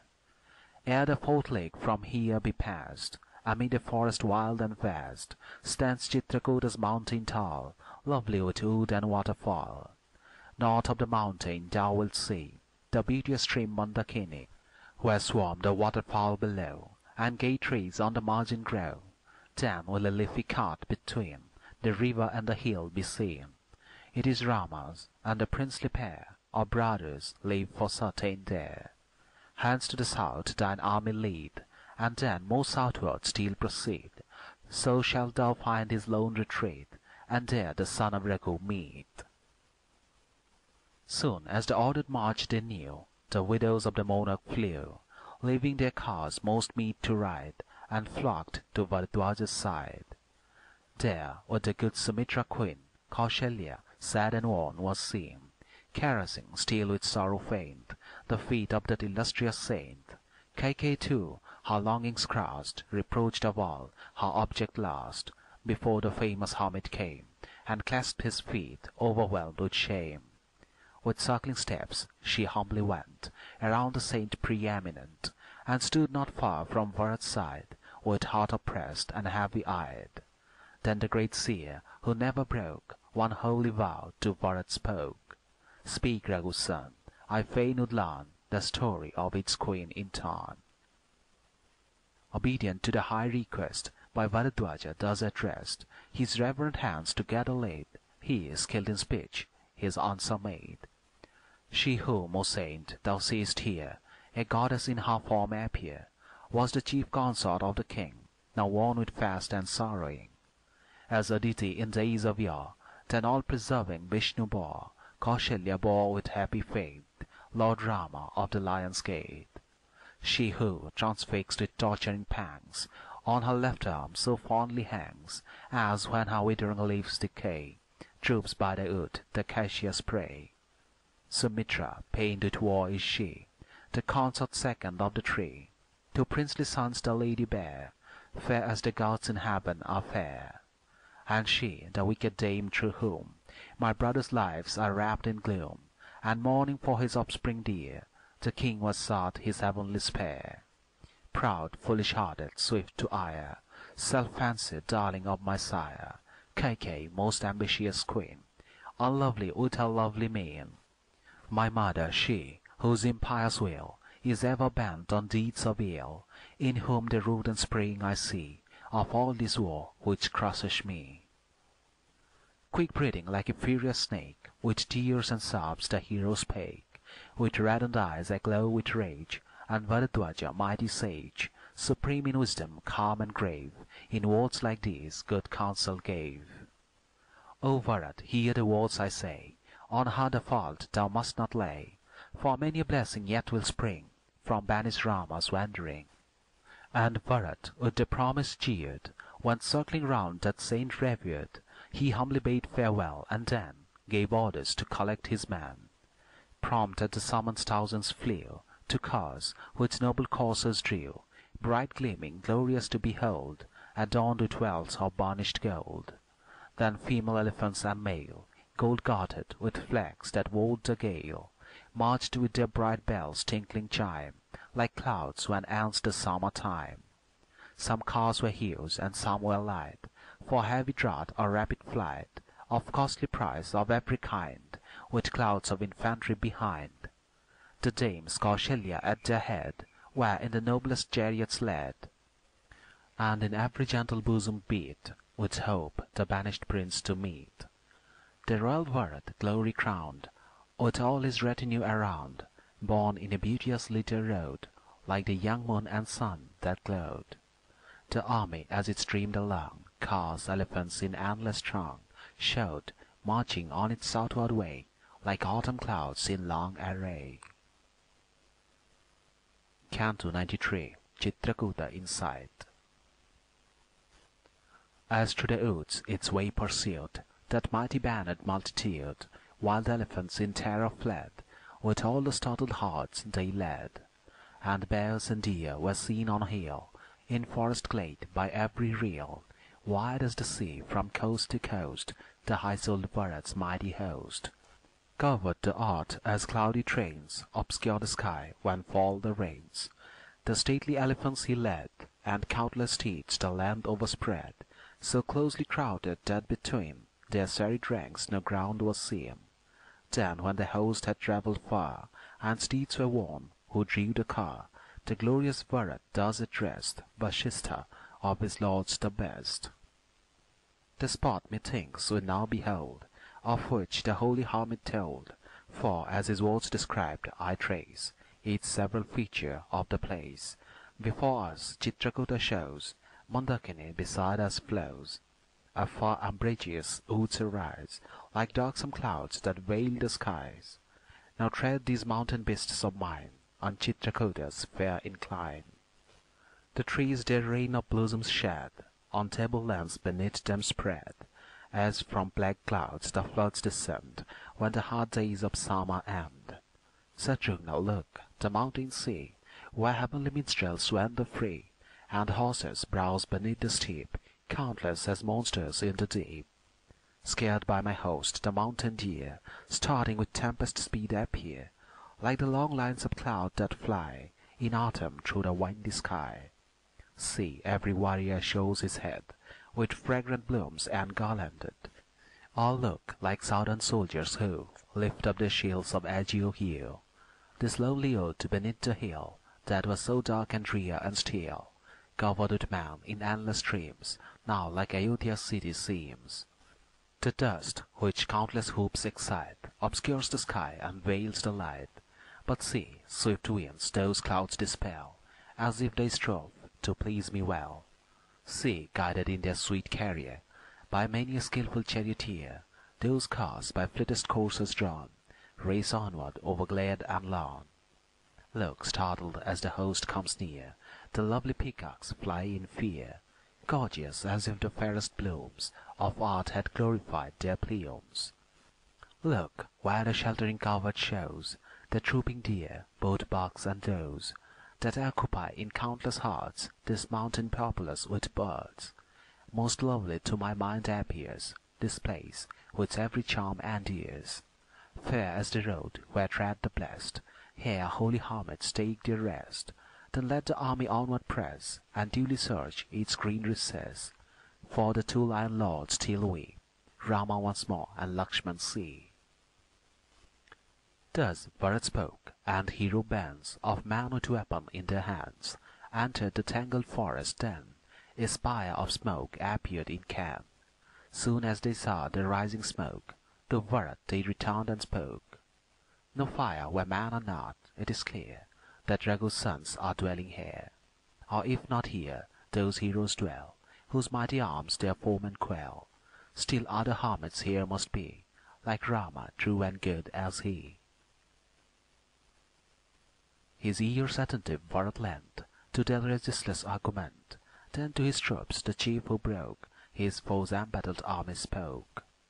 Here let the troops in silence stay, one step beyond they must not stray. Come Drishti and Sumandra, you, with me alone their path pursue. Their leader's speech the warriors heard, and from his place no soldier stirred, and Bharat bent his eager eyes where curling smoke was seen to rise. Their host his order well obeyed, and halting there in silence stayed, watching where from the thicket's shade they saw the smoke appear, and joy through all the army ran. Soon shall we meet, thought every man, the prince we hold so dear. End of Cantos 91, 92 and 93.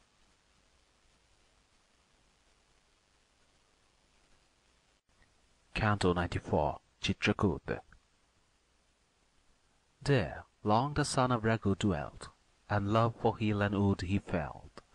Then his Videhan spouse to please, and his own heart of war to ease, like some immortal Indra so, might Sargas charms to Sasi so.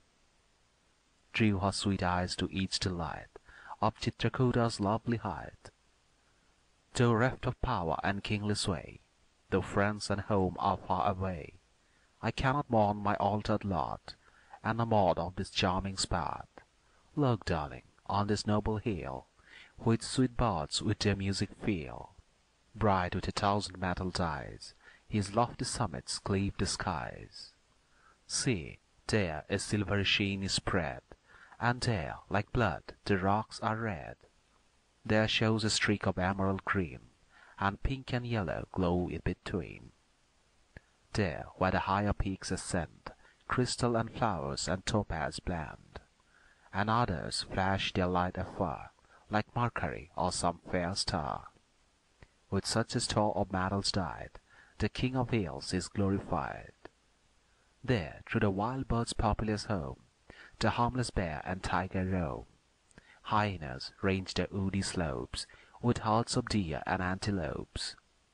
See, love, the trees that clothe his side, all lovely in their summer pride, in richest wealth of leaves arrayed, with flower and fruit and light and shade. Look, where the young rose-apple glows, what loaded boughs the mango shows. See, waving in the western wind, the light leaves of the tamarind, and mark the giant peepal true, the feathery clump of tall bamboo. Look, on the level lands above, delighting in successful love, in sweet enjoyment many a pair of heavenly minstrels revels there, while overhanging boughs support their swords and mantles as they sport. Then see that pleasant shelter where play the bright daughters of the air.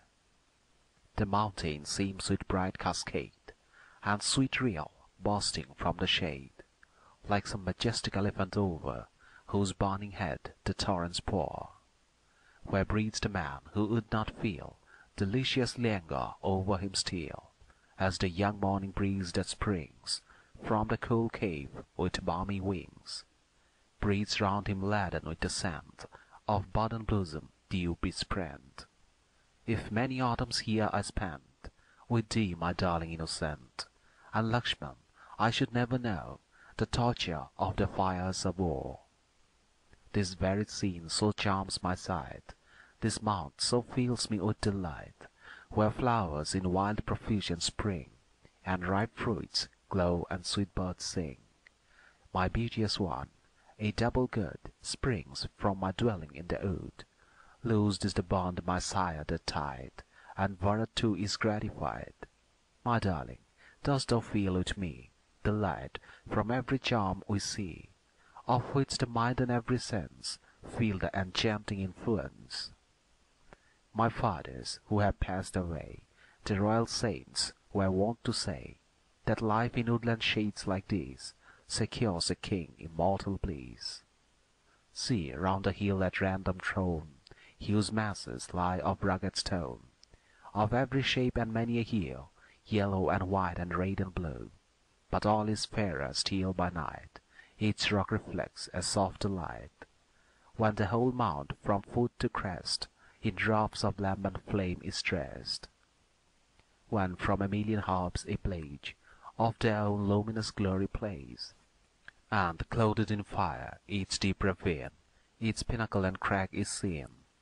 Some parts the look of mansions wear, and others are as gardens fair, while others seem a massive block of solid undivided rock.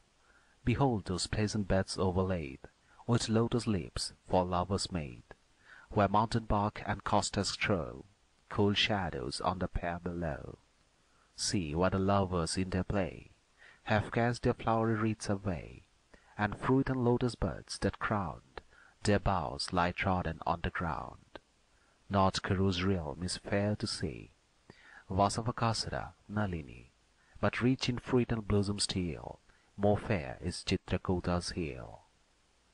Here shall the years appointed glide, with thee, my beauty, by my side, and Lakshman ever near. Here shall I live in all delight, make my ancestral fame more bright, tread in their path who walk aright, and to my oath adhere. Canto 95, Mandakini. Then Rama, like the lotus-eyed, descended from the mountain-side, and to the maternal lady showed the lovely stream that softly flowed. And thus Ayodhya's lord addressed his bride of dames the loveliest, child of Videha's king her face, bright with the fair moon's tender grace.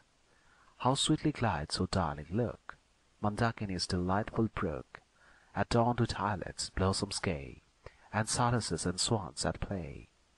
The trees with which her banks are lined show flowers and fruit of every kind. The match in radiant sheen is see of King Kuvera's Nalini.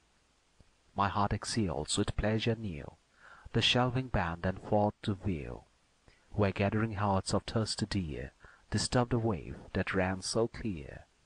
Now look, those holy hermits mark, in skins of deer and coats of bark, with twisted coils of matted hair, the reverend men are bathing there.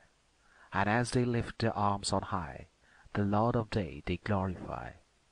These best of saints, my large-eyed spouse, are constant to their sacred vows. The mountain dances while the trees bend their proud summits to the breeze, and scatter many a flower and bud from branches that overhung the flood. There flows the stream like lucid pearl, round islets here the currents whirl, and perfect saints from middle air are flocking to the waters there. See, there lie flowers in many a heap, from boughs the whistling breezes sweep, and others wafted by the gale, down the swift current dance and sail. Now see that pair of wildfowl rise, exulting with their joyful cries. Hark, darling, wafted from afar, how soft their pleasant voices are! To gaze on Chitrakota's hill, to look upon this lovely reel, to bend mine eyes on thee, dear wife, is sweeter than my city life. Come, bathe we in the pleasant reel, where dancing waves are never still, steered by those beings pure from sin, the sanctities who bathe therein. Come, dearest, to the stream descend, approach her as a darling friend, and dip thee in the silver flood, which lotuses and lilies stud. Let this fair hill Ayodhya seem, its sylvan things her people deem, and let these waters as they flow, our own beloved Saryu show. How blessed, mine own dear love, am I, thou fond and true art ever nigh, and duteous faithful Lakshman stays beside me, and my word obeys. Here every day I bade me tries, fruit, honey, roots for food suffice, and never my thoughts with longing stray to distant home or royal sway. For who this charming brook can see, where hearts of rhodria wander free, and on the flowery wooded brink apes, elephants, and lions drink, nor feel all sorrow fly? Thus eloquently spoke the pride of Raghu's children to his bride, and wandered happy by her side, where Chitrakuta azure dyed uprears his peaks on high. Canto 96. The Magic Shaft. Thus Rama showed to Janak's child the varied beauties of the wild, the hill, the brook, and each fair spot, then turned to seek their leafy cot. North of the mountain Rama found a cavern in the sloping ground, charming to view. Its floor was strewn with many a mass of ore and stone. In secret shadow far retired, where gay birds sang with joy inspired, and trees their graceful branches swayed, with loads of blossom downward weighed. Soon as he saw the cave which took its living heart and changed the look, thus Rama spoke to Sita, who gazed wondering on the sylvan view. Does this fair cave beneath the height with a young lady charm thy sight? The latest resting here a while, the languor of the way beguile. That block of stone, so smooth and square, was set for thee to rest on there, and like a thriving cassia tree, this flowery shrub overshadows thee. Thus Rama spoke, and Janak's child, by nature ever soft and mild, in tender words which love betrayed, her answer to the hero made. O pride of Raghu's children still, my pleasure is to do thy will. Enough for me thy wish to know, for hast thou wandered to and fro. Thus Sita spake in gentle tone, and went obedient to the stone, of perfect face and faultless limb, prepared to rest a while with him. And Rama, as she thus replied, turned to his spouse again, and cried, Thou seest, love, this flowery shade, for sylvan creatures pleasure made, how the gum streams from trees and plants, torn by the tusks of elephants. Through all the forest clear and high resounds the shrill cicala's cry. Hark, how the kite above us moans, and calls her young in piteous tones. So may my hapless mother be, still mourning in a home for me. There mounted on the lofty sal, the loud Bringaraj repeats his call. How sweetly now he tunes his throat, responsive to the coil's note. Or else the bird that now has sung may be himself the coil's young. Linked with such winning sweetness are the notes he pours irregular. See, round the blooming mango clings that creeper with her tender rings. So in thy love, when none is near, thine arms are thrown round me, my dear. Thus in his joy he cried, and she, sweet speaker on her lover's knee, of faultless limb and perfect face, grew closer to her lord's embrace. Reclining in her husband's arms, a goddess in her wealth of charms, she filled his loving breast anew with mighty joy that thrilled him true.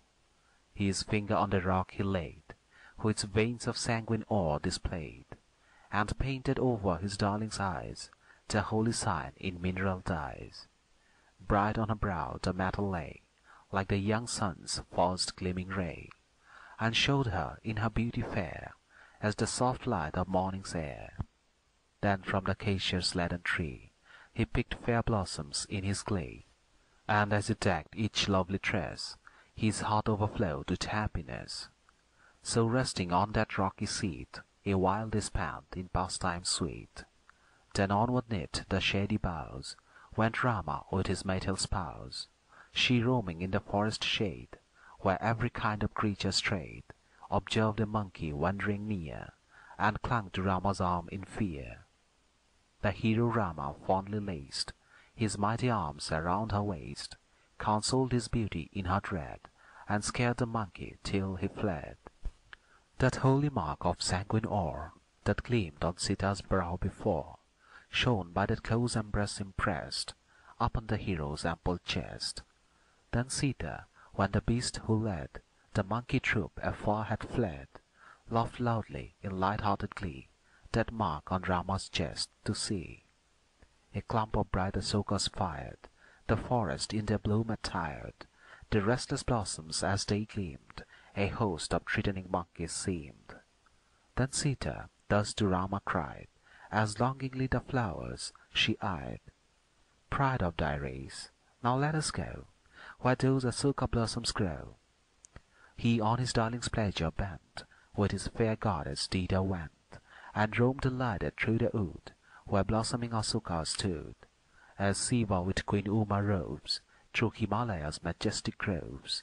Bright with purpureal glow the pair of happy lovers spotted there, and each upon the other set a flower inwoven coronet.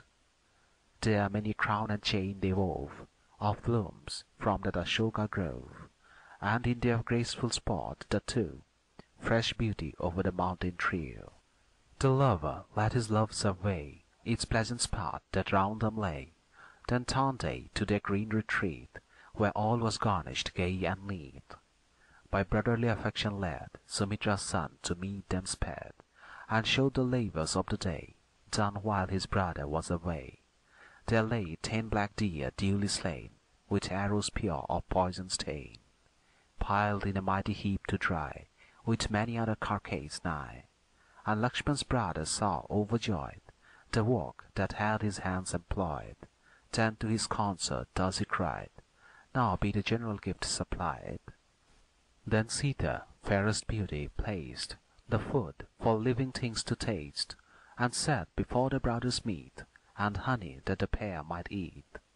They ate the meal her hands supplied, their lips with water purified. Then Janak's daughter sat at last, and duly made her own repast.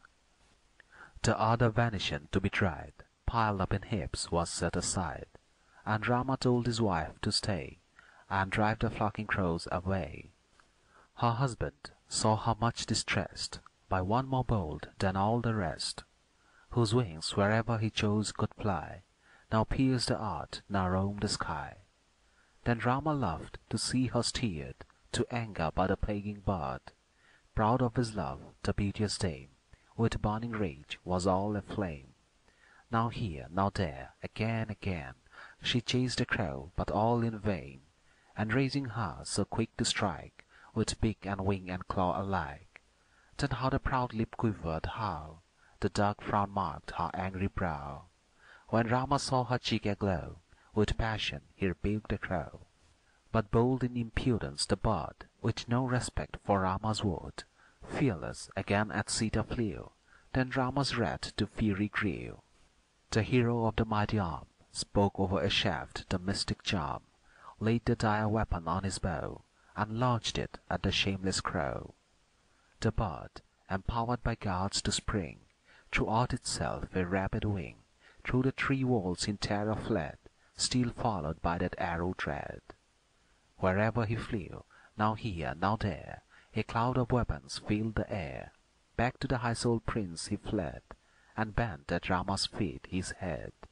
And then, as Sita looked, began his speech in accents of a man. "O pardon, and for pity's sake, spare, Rama, spare my life to take. Wherever I turn, wherever I flee, no shelter from the shaft I see." The chieftain heard the crow entreat, helpless and prostrate at his feet, and while soft pity moved his breast, with wisest speech the bird addressed. I took the troubled Sita's part, and furious anger filled my heart. Then on the string my arrow lay, charmed with a spell, thy life to slay. Thou seekest now my feet to crave forgiveness and thy life to save. So shall thy prayer have due respect. The suppliant I must still protect, but never in vain this dart may flee. Yield for thy life a part of thee. What portion of thy body, say, shall this mine arrow rend away? Thus far, O bird, thus far alone, on thee my pity may be shown. Forfeit a part thy life to buy, it is better so to live than die. Thus Rama spoke, the bird of air, pondered his speech with anxious care, and wisely deemed it good to give one of his eyes that he might live. To Raghu's son he made reply, "O Rama, I will yield an eye, so let me in thy grace confide, and live hereafter single-eyed." Then Rama charged the shaft, and lo, full in the eye it smote the crow, and the Videha lady gazed upon the ruined eye amazed. The crow to Rama humbly bent, then where his fancy led he went. Rama with Lakshmana by his side, with needful work was occupied. End of Cantos 94, 95 and 96.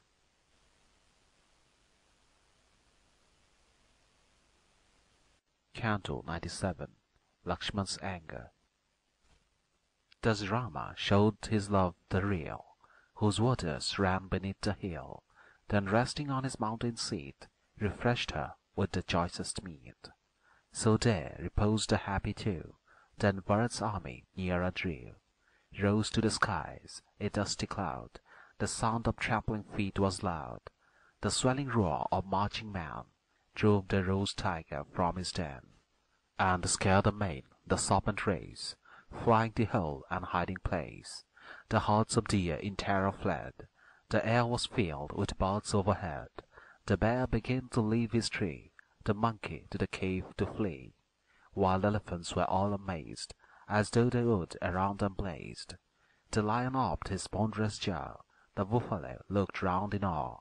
The prince, who heard the deafening sound, and saw the sylvan creatures round fly wildly startled from their rest, the glorious Lakshmana thus addressed: "Sumitra's noble son, most dear, hark, Lakshmana, what a roar I hear! The tumult of a coming crowd, appalling, deafening, deep and loud. The din that yet more fearful grows, scares elephants and buffaloes, are frightened by the lions, deer, are flying through the wood in fear. I fain would know who seeks this place, comes Prince or monarch for the chase, or does some mighty beast of prey frighten the sylvan hearts away? It is hard to reach this mountain height, yea, even for birds in airy flight. Then fain, O Lakshmana, would I know what cause disturbs the forest so." Lakshmana in haste the wood to view climbed a high sal that near him grew. The forest all around he eyed, first gazing on the eastern side, then northward. When his eyes he bent, he saw a mighty armament of elephants and cars and horse, and men on foot a mingled force, and banners waving in the breach, and spoke to Rama words like these: "Quick, quick, my lord, put out the fire, let Sita to the cave retire. Thy coat of mail around thee throw, prepare thine arrows and thy bow." In eager haste thus Lakshmana cried, and Rama, lion lord, replied: "Still closer be the armies camped, and say who leads the warlike band."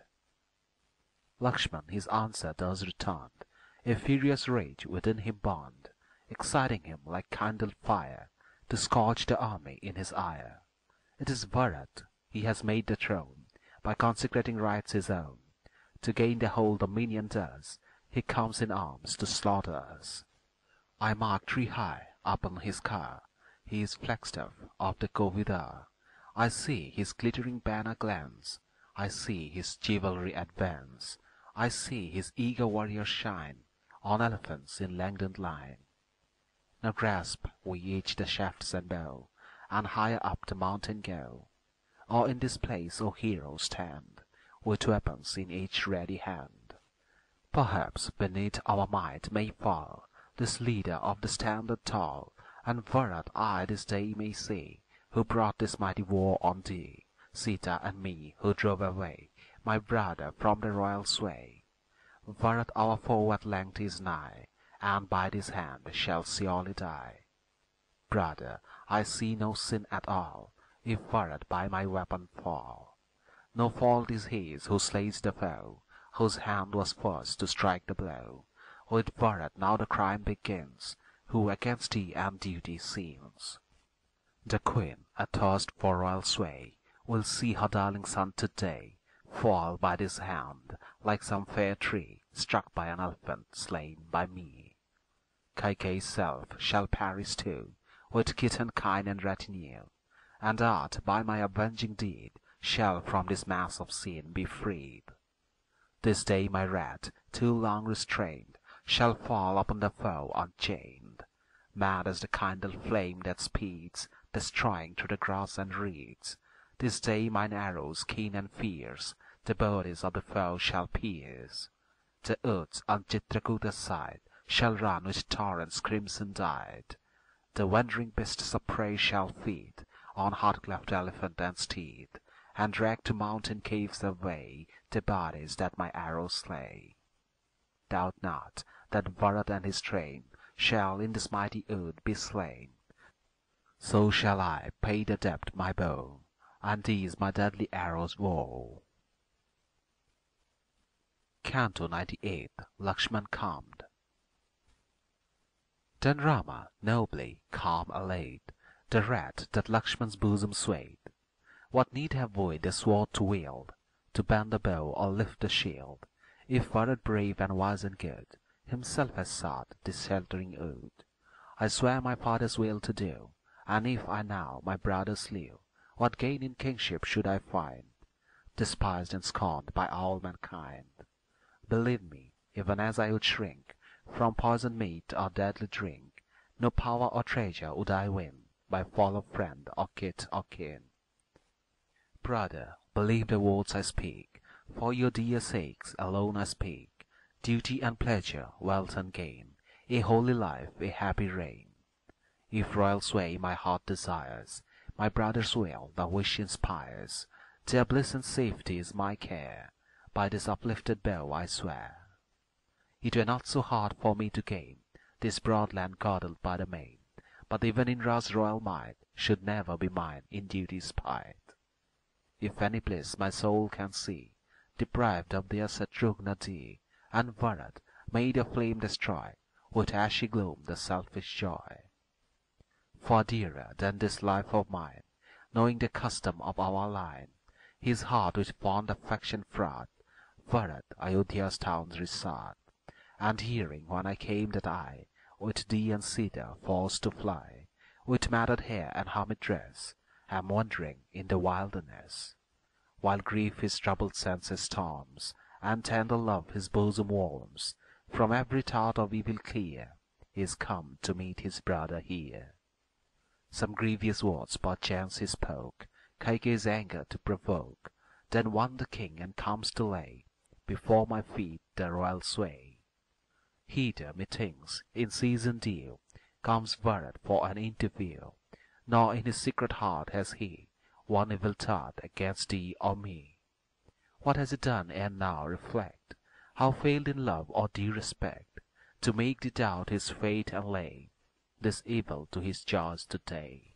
Thou shouldst not join with Bharat's name, so harsh a speech and idle blame. The blows thy tongue and Bharat deals, my sympathizing bosom feels. How, urged by stress of an ill, should sons of their fathers lifeblood spill, or brothers slay in impious strife a brother dearer than his life? If thou these cruel words hast said, by strong desire of empire led, my brother Bharat will I pray to give to thee the kingly sway. Give him the realm, my speech shall be, and Bharat will, methinks, agree. Thus spoke the prince whose chief delight was duty and to aid the right, and Lakshmana keenly felt the blame, and shrank within himself for shame. And then his answer thus returned, with downcast eye and cheek that burned: Brother, I win to see thy face, one sire himself has sought this place. Thus Lakshmana spoke and stood ashamed, and Rama saw and thus exclaimed: It is the strong-armed monarch, he is come, methinks, his sons to see, to bid us both the forest quit, for joys for which he deems us fit. He thinks on all our care and pain, and now would lead us home again. My glorious father hence will bear Sita, who claims all tender care. I see two coursers, fleet as storms, of noble breed and lovely forms. I see the beast of mountain sides, who bears the king our father wise. The aged victor march this way, in front of all the armed array.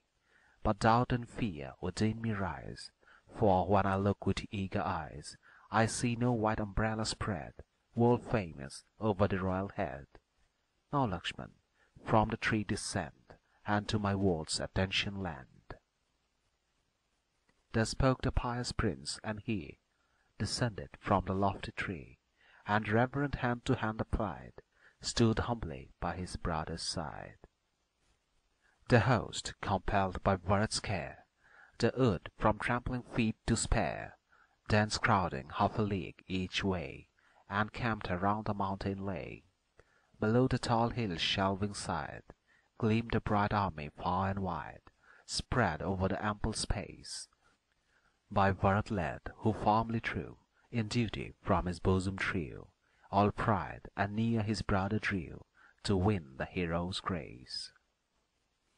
Canto 99. Bharat's Approach.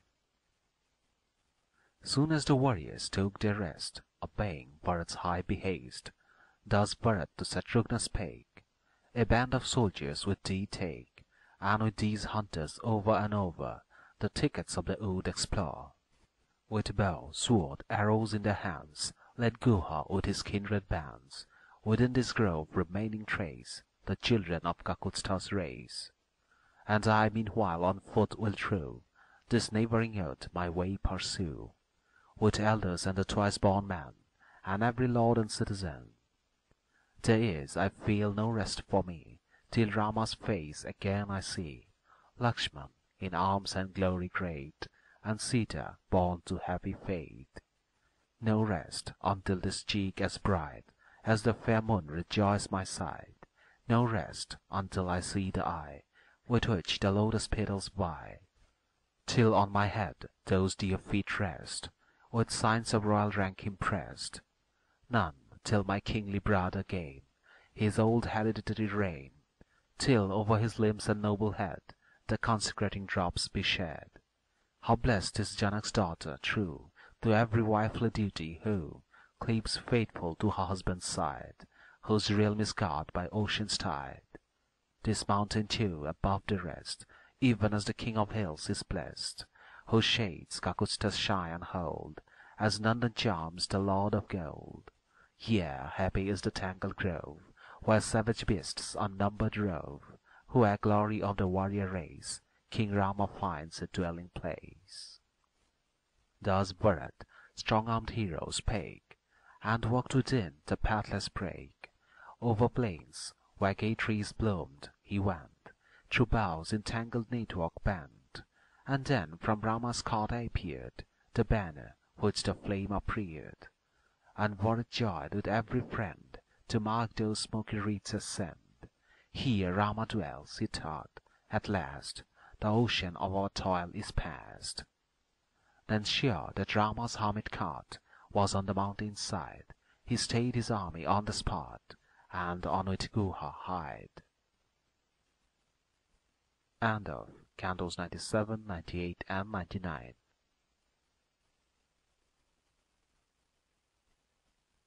Canto 100. The Meeting.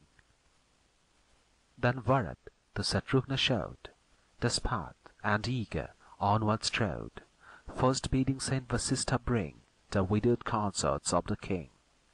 As by fraternal love impelled, his onward course the hero held. Sumatra followed close behind, Shatrugna with an anxious mind.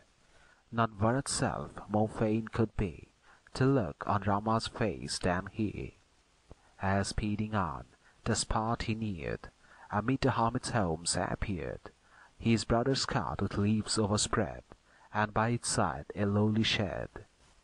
Before the shed great heaps were left of gathered flowers and billets cleft, and on the trees hung grass and bark, Rama and Lakshman's path to mark, and heaps of fuel to provide against the cold stood ready dried.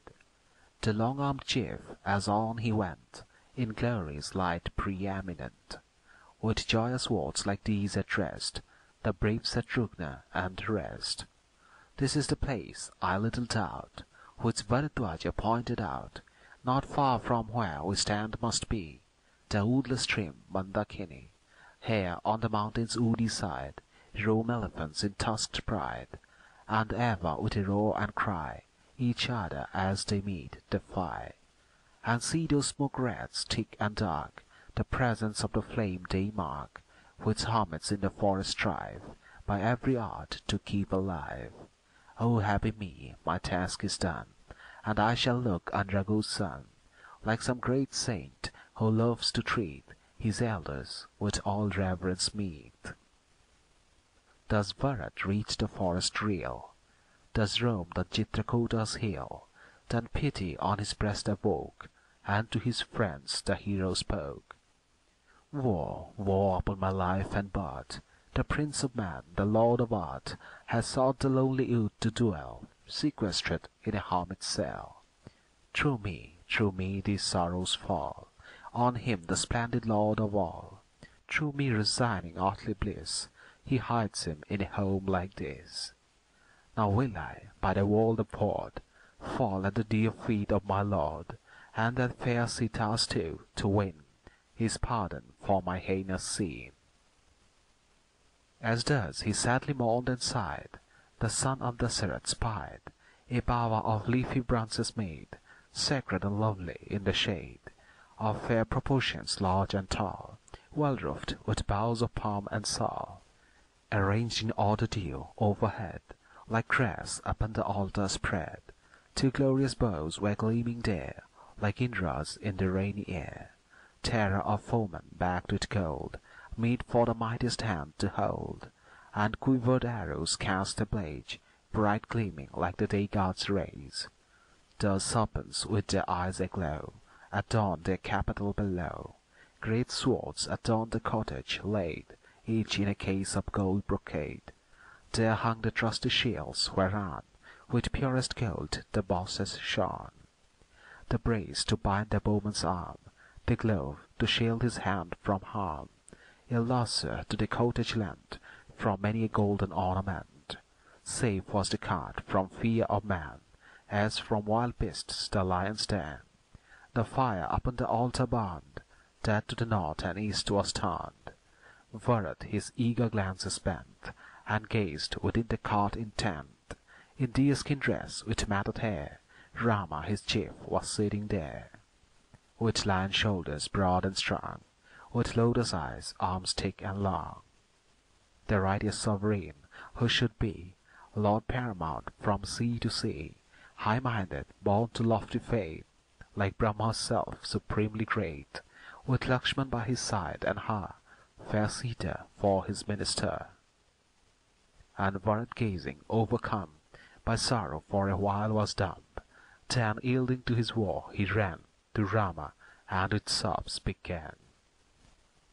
He who a royal seat should feel, with subjects round to do his will, my elder brother, see him here, with sylvan creatures waiting near, the high-souled hero wont to wear the costliest robes exceeding fair, now banished in a deerskin dress, here keeps the path of righteousness. How brooks the son of Raghu now the matted locks which load his brow, around whose princely head were twined sweet blossoms of the rarest kind. The prince, whose merits grew acquired by rites performed as he desired, would now a store of merit gain, bought by his body's toil and pain.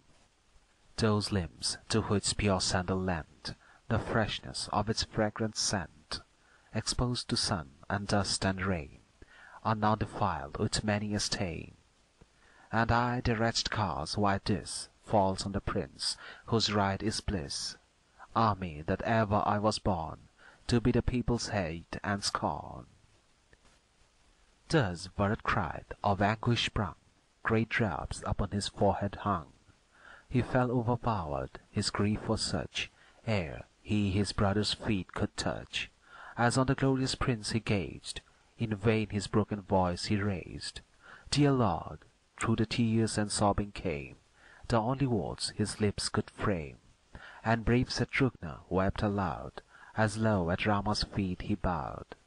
Then Rama, while his tears ran fast, his arms around his brothers cast.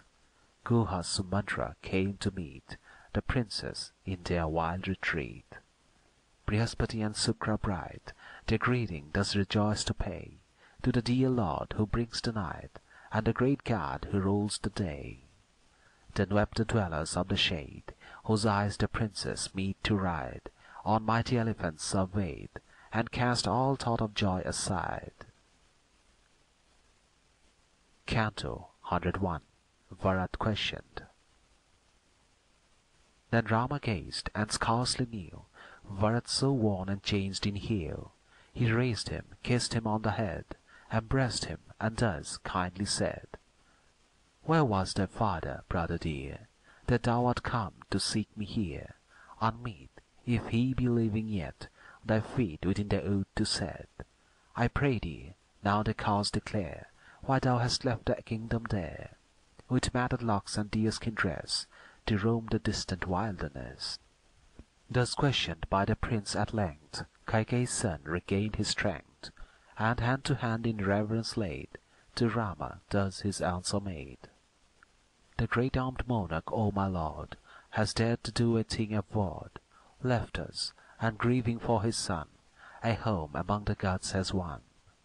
My mother, Queen Kaikeyi, gave the order to the king her slave, and at the bidding of the dame, he wrought the sin which mars his fame. Athirst for sway, her hopes are crushed, she mourns her son, her husband lost, and through her impious crime will go for punishment to hell below. Now, O my lord, forgive me all, be gracious to thy lowly thrall, anointed king, accept today, like Indra's self, the royal sway. Be gracious, prince, to lord and peer, and widowed queens who seek thee here, accept the kingdom thine by right, and so thy faithful friends delight. Let the broad land no longer be all widowed and forlorn of thee. Let the full moon of autumn reign, triumphant, over the night again. These lords and I before thee bend, O Rama, to our prayer attend. O do not thou disgrace deny, thy brother, pupil, slave am I. Look on this venerable ring, advices of our sire the king. From age to age, so honored thou, shouldst grant their supplication now. As weeping thus the hero prayed, his head at Rama's feet he laid.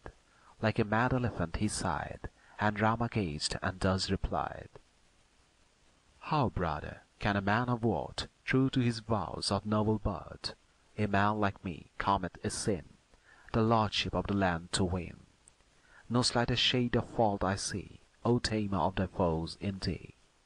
But never shouldst thou in childish thought the queen thy mother blame in art. O brother wise and sinless, know the sacred laws would have it so, that from good wife and son require obedience to their lord and sire. And we are all the kings, for thus the virtuous ever reckon us. Yea, brother, be it known to thee, his wives and sons and pupils way. His is the right, if he deem fit, to bid me throned as monarch seat, or in a coat of bark expel, and deerskin in the wood to dwell. And oh remember, best of all, who acts as claims of duty call, as to a virtuous sire is due, such honor claims a mother too. So they, whose lives have ever been by duty led, the king and queen, said, Rama, seek the forest shade, and I, what could I else, obeyed. Thou must the royal power retain, and over the famed Ayodhya reign. I, dressed in bark, my days will spend, where Dandak's forest wilds extend. So Dasaratha spoke, our king, his share to each apportioning, before his honored servants' eyes. Then, heir of bliss, he sought the skies. The righteous monarch's honored will, whom all revered, must guide thee still, and thou must still enjoy the share assigned thee by our father's care. So I, till twice 7 years are spent, will roam this wood in banishment, contented with the lot which he, my high-souled sire, has given me. The just the monarch gave and deared to all mankind, by all revered, peer of the Lord supreme, far better, richer far in gain, of every blessing than to reign over all the worlds, I deem. Canto 102. Bharat's Tidings. He spoke, and Bharat thus replied, If, false to every claim beside, I never in kingly duties fail, what will my royal life avail? Still, should the custom be observed, from which our line has never swerved, which to the younger son never gives the kingdom while the elder lives, now to Ayodhya rich and fair, with me, O Raghu's son, repair, and to protect and gladden all our house, thyself as king install. A king the world's opinion deems, a man to me a god he seems, whose life in virtuous thoughts and deeds the lives of other men exceeds. When I in distant Kaikeyi stayed, and thou hast sought the forest shade, our father died, the saints' delight, so constant in each holy rite. Scarce with thy wife and Lakshmana thou hadst journeyed forth to keep the vow, when mourning for his son forspent, to heavenly rest the monarch went. Then up, O Lord of man, away, his funeral rites of water pay. I and Shatrugna, ere we came, neglected not the sacred claim, but in the spirit world, they say, that gift alone is fresh for aye, which best beloved hands have poured, and thou his dearest art, my Lord. For thee he longed, for thee he grieved, his every thought on thee was bent, and crushed by war of thee bereaved, he thought of thee as hence he went. End of Cantos 100, 101, and 102.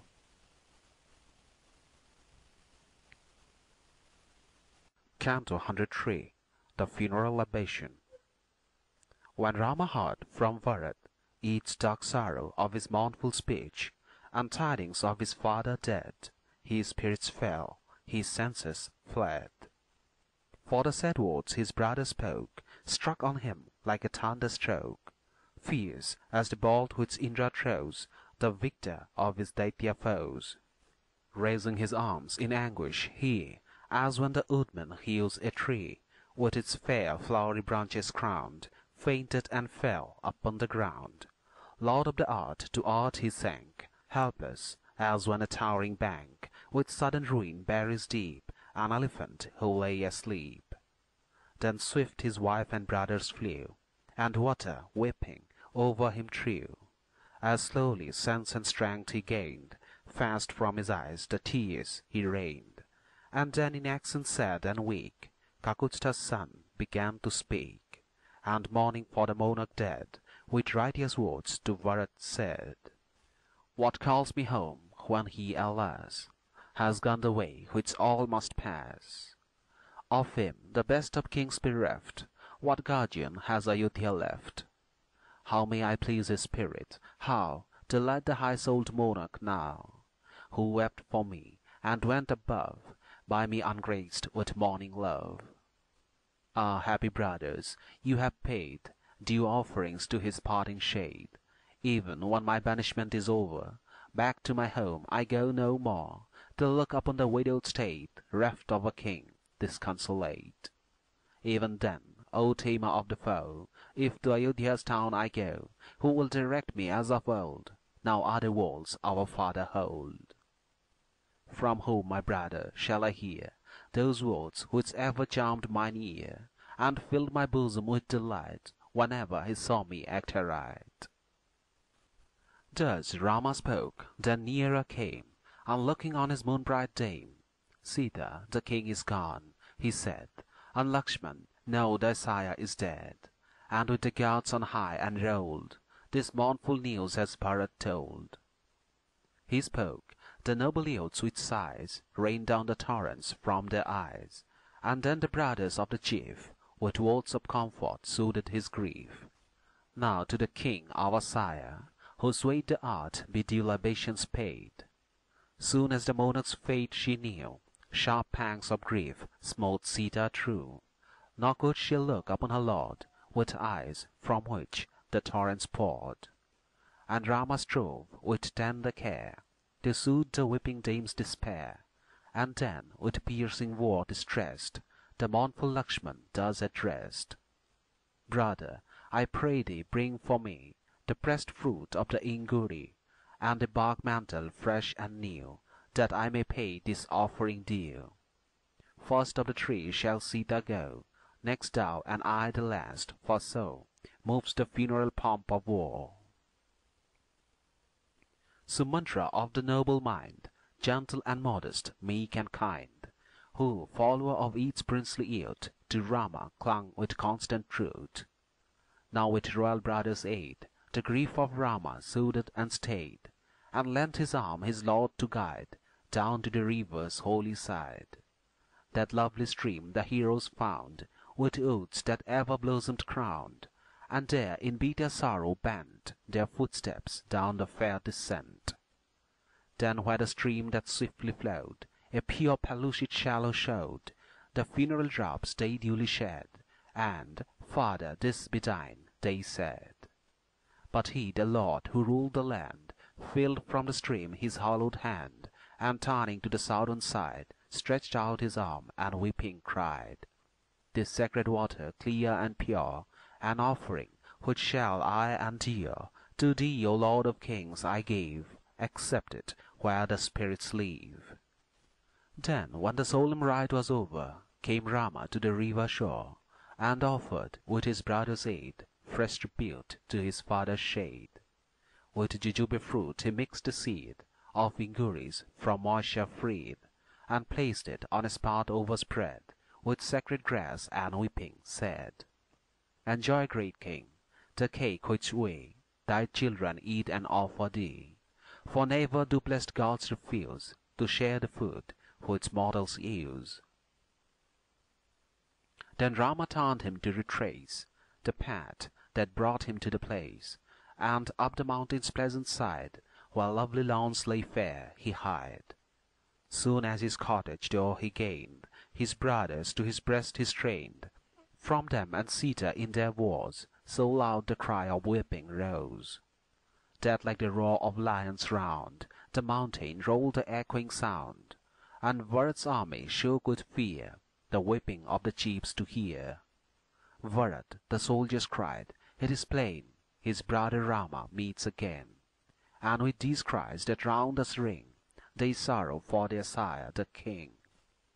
Then, leaving car and wain behind, one eager thought in every mind, swift toward the weeping every man, as each could find a passage, ran. Some did abandon their eager course, with car and elephant and horse, and youthful captains on their feet, with longing sped their lord to meet.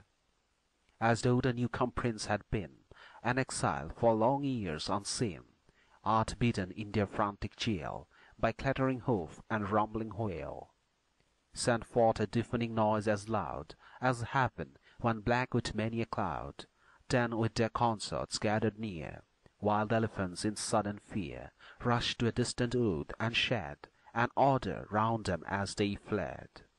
And every sylvan thing that dwelt within those shades the terror felt, deer, lion, tiger, boar and roar, bison, wild cow and buffalo. And when the tumult wild they heard, with trembling pinions flew each bird, from tree, from thicket, and from lake, swan, coil, curlew, crane, and drake. With men the ground was overspread, with startled birds the sky overhead. Then on his sacrificial ground the sinless, glorious chief was found, loading with curses deep and loud, the humpback and the queen, the crowd, whose cheeks were wet, whose eyes were dim, in fond affection ran to him. While the big tears their eyes bedewed, he looked upon the multitude, and then, as sire and mother do, his arms about his loved ones threw. Some to his feet with reverence pressed, some in his arms he strained, each friend with kindly words addressed, due share of honor gained. Then, by their mighty war overcome, the weeping heroes' cry filled like the roar of many a drum, hill, cavern, earth, and sky. Canto 104. The Meeting with the Queens. Vasishtha, with his soul athirst, to look again on Rama first, in line the royal widows placed, and then the way behind them traced. The ladies moving, faint and slow, saw the fair stream before them flow, and by the bank their steps were led, which the two brothers visited. Kausalya, with her faded cheek and weeping eyes, began to speak, and thus in mournful tones addressed the Queen Sumitra and the rest. See, in the wood the banks descend, which the two orphan youths frequent, whose noble spirits never fall, the wars surround them reft of all. Thy son with love that never tires draws water hence which mine requires. This day for lowly toil unfit, his pious task thy son should quit.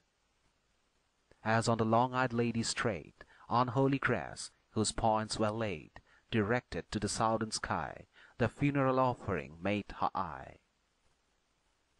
When Rama's humble gift she spied, thus to the queens Kausalya cried, the gift of Rama's hand behold, his tribute to the king high-souled, offered to him as text require, Lord of Ikshaku's line, his sire. Not such I deem the funeral food of kings with godlike might endued. Can he who knew all pleasures, he who ruled the earth from sea to sea, the mighty lord of monarchs, feed on injuries extracted seed? In all the world there cannot be a war I win more sad to see than that my glorious son should make his funeral gift of such a cake. The ancient text I oft have heard, this day is true in every word.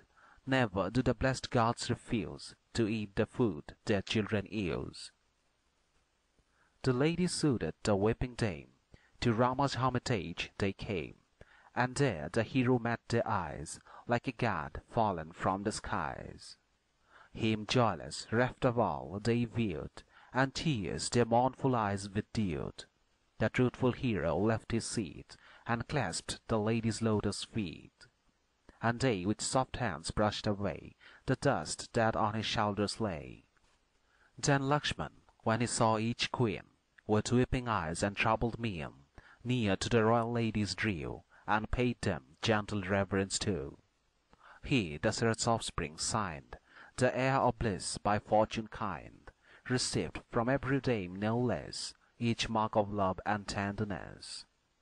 And Sita came and bent before the widows, while her eyes ran over, and pressed their feet with many a tear, they when they saw the lady dear, pale, worn-out, dwelling in the wild, embraced her as a darling child. Daughter of a royal Janak, bride of Dasarath's son, they cried, how couldst thou, offspring of a king, endure this war and suffering in the wild forest, when I trace each sign of trouble on thy face? That lotus which the sun has dried, that lily by the tempest tried, that gold whereon the dust is spread, that moon whence all the light is fled, sorrow assails my heart, alas, as fire consumes the wood and grass. Then Rama, as she spoke distressed, the feet of Saint Vasishtha pressed, touched them with reverential love, then near him took his seat, thus Indra clasps in realms above the heavenly teacher's feet. Then with each counsellor and peer, Bharat, of duteous mind, with citizens and captains near, sat humbly down behind. One with his hands to him upraised, in devotee's attire, Bharat upon his brother gazed, whose glory shone like fire.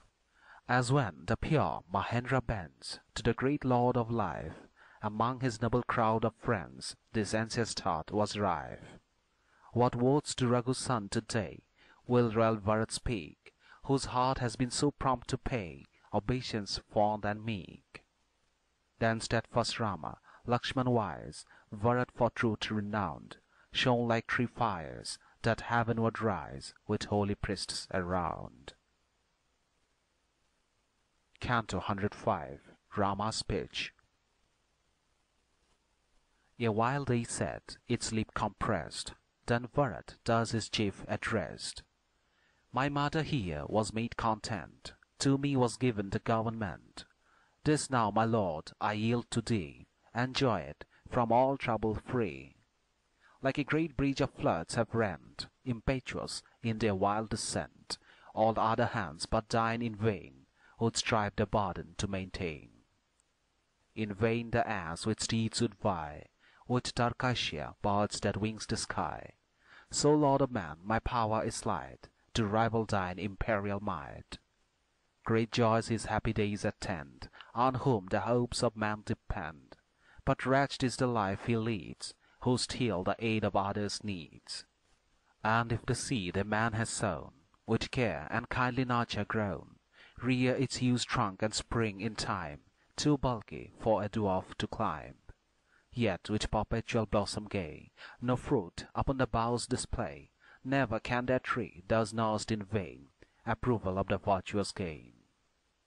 The simile is meant to be applied, O mighty armed, to thee, because, our Lord and Leader, thou protectest not thy people now. O be the longing wish fulfilled of every chief of house and guild, to see again their sun-bright Lord, victorious to his realm restored. As thou returnest through the crowd, let roars of elephants be loud, and each fair woman lift her voice, and in her new-found king rejoice. The people all with longing moved, the words that Bharat spoke approved, and crowding near to Rama pressed, the hero with the same request. The steadfast Rama, when he viewed his glorious brother's mournful mood, with each ambitious thought controlled, thus the lamenting prince consoled. I cannot do the things I will, for Rama is but a mortal still. Fate with supreme resistless law, this way and that its slave will draw. All gathered heaps must waste away, all lofty law and powers decay. That is the end of life, and all, now firmly joined, apart must fall. One fear the ripened fruit must know, to fall upon the earth below. So every man who draws his breath must fear inevitable death. The pillared mansion, high, compact, must fall by time's strong hand attacked. So mortal man, the gradual prey of old and ruthless death, decay. The night that flies no more returns, Yamuna for the ocean yearns. Swift her impetuous waters flee, but roll not backward from the sea. The days and nights pass swiftly by, and steal our moments as they fly, even as the sun's unpitying rays drink up the floods in summer blaze. Then for thyself lament and live, for that of other man to grieve, for if thou go or if thou stay, thy life is shorter day by day.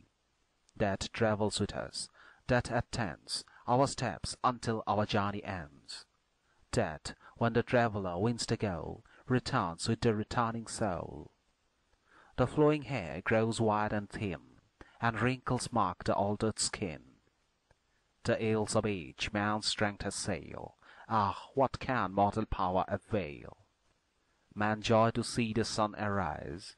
They watch him set with joyful eyes, but never reflect, too blind to see how fast their own brief moments flee.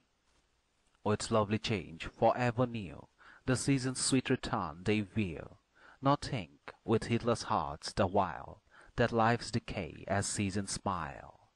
as happily on the boundless main, meet drifting larks and part again. So wives and children, friends and gold, ours for a little time we hold. Soon by resistless laws of fate, to meet no more we separate. In all this changing world not one, the common lot of all can shun. Then why with useless tears deplore the dead whom tears can bring no more? As one might stand upon the way, and to a troop of travellers say, "If ye allow it, sirs, I too will travel on the road with you." So why should mortal man lament, when on that path his feet are bent, which all men living needs must tread, where sire and ancestors have led? Life flies as torrents downward fall, speeding away without recall. So virtue should our thoughts engage, for bliss is mortal's heritage. By ceaseless care and honest zeal, for servants and for people's weal, by gifts, by duty nobly done, our glorious sire the skies has won. Our Lord the King, over earth who reigned, a blissful home in heaven has gained. By wealth in ample largesse spent, and many a rite magnificent, with constant joy from first to last, a long and noble life he passed. Praised by the good, no tears should dim our eyes, O brother dear, for him. His human body, worn and tried by length of days, he cast aside, and gained a godlike bliss to stray in Brahma's heavenly home for aye. For such the wise as we are, deep in Veda lore, should never weep. Those who are firm and ever wise spurn vain lament and idle sighs. Be self-possessed, thy grief restrain, go in that city dwell again. Return, O best of man, and be obedient to our sire's decree, while I with every care fulfill our holy father's righteous will, observing in the lonely wood his charge approved by all the good. Thus Rama of the lofty mind to Bharat spoke his righteous speech, by every argument designed obedience to his sire to teach. End of Cantos 103, 104 and 105.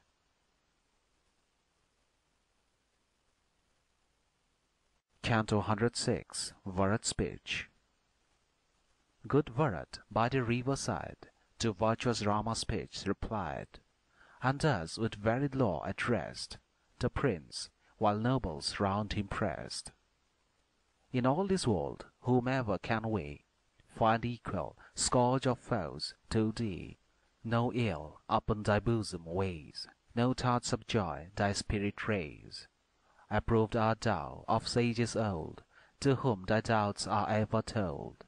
Alike in death and life, to thee, the same to be and not to be.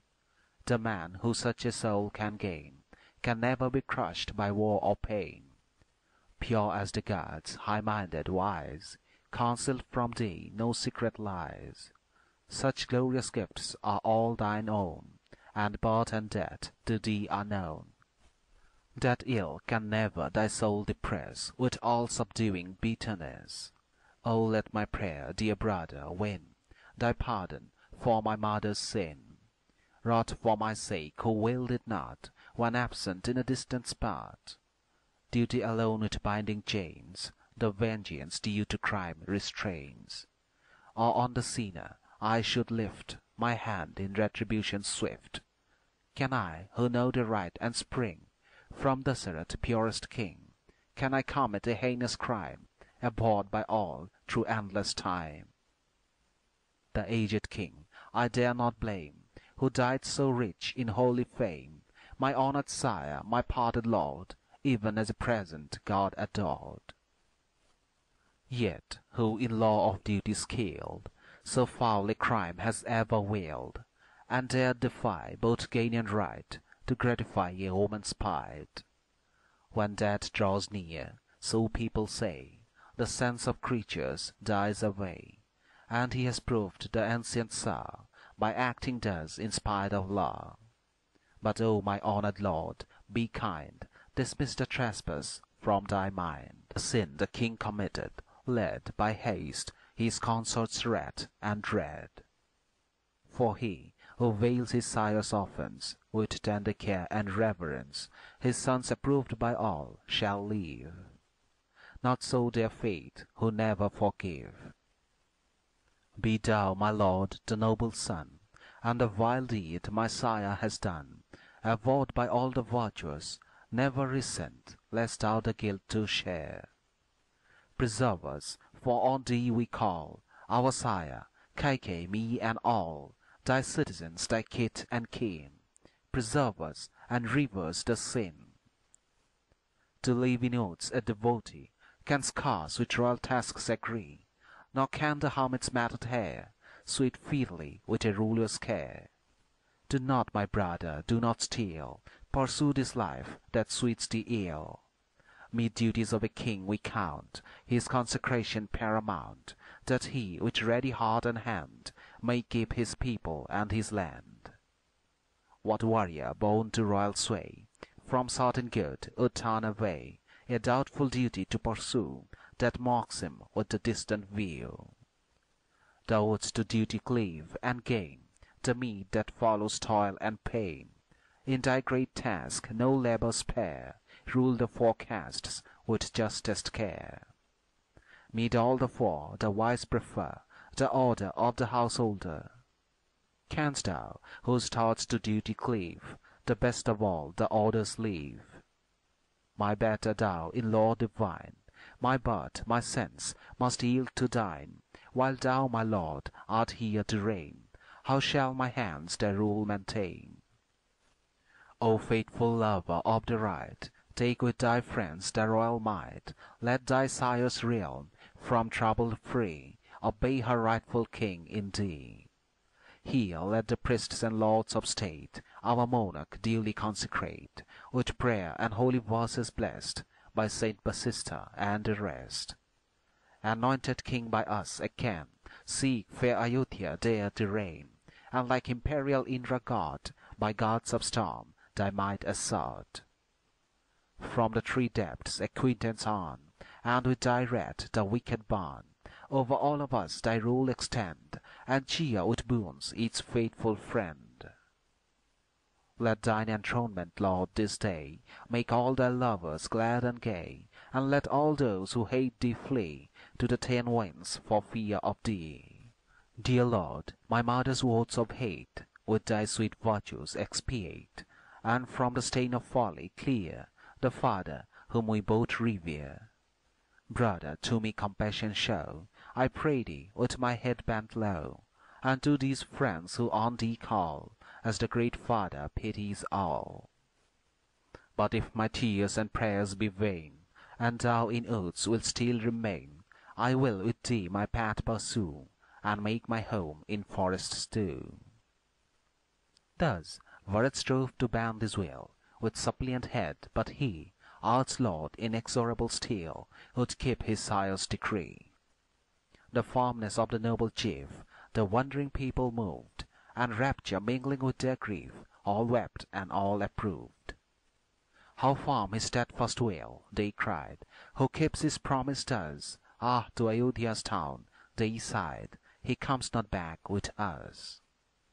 The holy priest, the swains who tilled the earth, the sons of trade, and even the mournful queens were filled with joy as Bharat prayed, and bent their heads down weeping still, a while his prayer to aid. Canto 107. Rama's Speech. Thus by his friends encompassed round, he spoke, and Rama, far renowned, to his dear brother thus replied, whom holy rites had purified. O thou, whom Queen Kaikeyi bare, the best of kings, thy words are fair. Our royal father, when of yore he wed her, to her father swore the best of kingdoms to confer, a noble dowry meet for her. Then grateful, on the deadly day of heavenly gods and demons fray, a future boon on her bestowed, to whose sweet care his life he owed. She to his mind that promise brought, and then the best of kings besought to bid me to the forest flee, and give the rule, O prince, to thee. Thus bound by oath, the king, our lord, gave her those boons of free accord, and bade me, O thou chief of men, live in the woods 4 years and 10. I to this lonely wood have hied, with faithful Lakshmana by my side, and Sita, by no tears deterred, resolved to keep my father's word. And thou, my noble brother, too, shouldst keep our father's promise true, anointed ruler of the state, maintain his word inviolate. From his great debt, dear brother, free our lord the king for love of me. Thy mother's breast with joy inspire, and from all war preserve thy sire. It is said, near Gaya's holy town, Gaya, great saint of high renown, this text recited when he paid due rites to its ancestral shade. A son is born, his sire to free from Pot's infernal pains, hence savior of his father he the name of Putra gains. Thus numerous sons are sought by prayer, in scripture trained with graces fair, that of the number one some day may funeral rites at Gaya pay. The mighty saints who lived of old this holy doctrine ever hold. Then best of men, our sire release from pains of hell and give him peace. Now Bharat, to Ayodhya speed, the brave Shatrugna with thee lead. Take with thee all the twice-born men, and please its lord and citizen. I now, O king, without delay, to Dandak wood will bend my way, and Lakshman and the Maital dame will follow still, our path the same. Now Bharat, lord of man be thou, and over Ayodhya reign. The sylvan world to me shall bow, king of the wild domain. Here let thy joyful steps be bent to that fair town to-day, and I, as happy and content, to Dandak wood will stray. The white umbrella over thy brow its cooling shade shall throw. I to the shadow of the bough and leafy trees will go. Shatrugna, for wise plans renowned, shall still on thee attend, and Lakshman, ever faithful found, be my familiar friend. Let us, his sons, O brother dear, the path of right pursue, and keep the king we all revere, still to his promise true. Canto 108, Javali speech. Thus Rama soothed his brother's grief. Then virtuous Javali, chief of twice-born sages, thus replied, in words that virtue's law defied. Hail, Raghu's princely son, dismiss a thought so weak and vain as this. Canst thou, with lofty heart and doubt, think with the dull ignoble crowd? For what are ties of kindred? Can one profit by a brother man? Alone the babe first opes his eyes, and all alone at last he dies. The man, I ween, has little sense, who looks with foolish reverence on father's or on mother's name, in others none a right may claim. Even as man may leave his house, and to a distant village roam, then from his lodging turn away, and journey on the following day. Such brief position mortals hold, in sire and mother, house and gold, and never will the good and wise the brief uncertain lodging prize. Nor, best of man, shouldst thou disown thy sire's hereditary throne, and tread the rough and stony ground, where hardship, danger, wars abound. Come, let Ayodhya rich and bright see thee enthroned with every right. Her tresses bound in single braid, she waits thy coming long delayed. O come, thou royal prince, and share the kingly joys that wait thee there, and live in bliss transcending price, as Indra lives in paradise. The parted king is not to thee, nor right in living man has he. The king is one, thou prince of man, another art, be counselled then. Thy royal sire, O chief, has sped on the long path we all must tread. The common lot of all is this, and thou in vain art robbed of bliss. For those, and only those, I weep, who to the path of duty keep. For here they suffer ceaseless war, and dying to destruction go. With pious care, each solemn day, will man their funeral offerings pay. See how the useful food they waste. He who is dead no more can taste. If one is fed, his strength renewed, whenever his brother takes his food.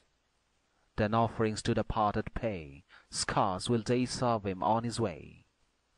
By crafty knaves these rules were framed, and to enforce man's gifts proclaimed. Give, worship, lead a life austere, keep lustral rites, quiet pleasures here. There is no future life, be wise, and do, O Prince, as I advise. Enjoy, my lord, the present bliss, and things unseen from thought dismiss. Let this advice thy bosom move, the counsel sage which all approve. To words honest prayer incline, and take the rule so justly thine. End of Cantos 106, 107 and 108.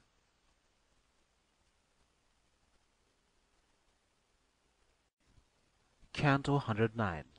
The Praises of Truth. By sage Javali does it rest, Rama of truthful hearts the best, with perfect skill and wisdom high, thus to his speech made feet reply. Thy words that tempt to bliss are fair, but virtue's garb they falsely wear. For he from duty's path who strays, to wander in forbidden ways, allured by doctrine false and vain, praise from the good can never gain. Their lives the true and boaster show, pure and impure, and high and low. Elsewhere no mark to judge between, stainless and stained, and high and mean. They, to whose lot fair signs may fall, were but as they who lack them all. And those, to virtuous thoughts inclined, were but as men of evil mind. If in the sacred name of right I do this wrong in duty's spite, the path of virtue meanly quit, and this polluting sin commit, what man who marks the bounds between virtue and vice with insight keen, would rank me high in after time, stained with this soul-destroying crime? Whither could I, the sinner, turn, how hope a seat in heaven to earn? If I my plighted promise break, and thus the righteous path forsake, this world of ours is ever led to walk the ways which others tread, and as their princes they behold, the subjects too their lives will mould. That truth and mercy still must be beloved of kings is heaven's decree. Upheld by truth the monarch reigns, and truth the very world sustains. Truth evermore has been the love of holy saints and gods above, and he whose lips are truthful here wins after death the highest sphere. As from a serpent's deadly tooth we shrink from him who scorns the truth. For holy truth is root and spring of justice and each holy thing, a might that every power transcends, linked to high bliss that never ends. Truth is all virtue's surest base, supreme in word and first in place. Oblations, gifts man offer here, vows, sacrifice, and rites austere, and holy writ on truth depend, so man must still that truth defend. Truth, only truth protects the land, by truth unharmed our houses stand. Neglect of truth makes man distressed, and truth in highest heaven is blessed. Then how can I, rebellious, break commandments which my father spake, I ever true and faithful found, and by my word of honor bound? My father's bridge of truth shall stand, unharmed by my destructive hand. Not folly, ignorance, or greed my darkened soul shall thus mislead. Have we not heard that God and shade turn from the hated offerings paid by him whose false and fickle mind no pledge can hold, no promise bind? Truth is all duty, as the soul, it quickens and supports the whole. The good respect this duty hence, its sacred claims I reverence. The warrior's duty I despise, that seeks the wrong in virtue's guise. Those claims I shrink from, which the base, cruel and covetous embrace. The heart conceives the guilty thought, Then by the hand the sin is wrought, and with the pair is leagued the third, the tongue that speaks the lying word. Fortune and land and name and fame, to man's best care, have right and claim. The good will eye to truth adhere, and its high laws must man revere. Base were the deed thy lips would teach, approved as best by subtle speech. Shall I my plighted promise break, that I these woods my home would make? Shall I, as were its words advise, my father's solemn charge despise? Firm stands the oath, which then before my father's face I soothly swore, which Queen Kaikeyi's anxious ear rejoiced with highest joy to hear. Still in the oath will I remain, with food prescribed my life sustain, and pleased with fruit and roots and flowers, ancestral shades and heavenly powers. Here every sense contented, still, heeding the bounds of good and ill, my settled course will I pursue, firm in my faith and ever true. Here in this wild and far retreat will I my noble task complete, and fire and wind and moon shall be partakers of its fruit with me. 100 offerings duly wrought, his rank over gods of Indra brought, and mighty saints their heaven secured, by torturing years on earth endured.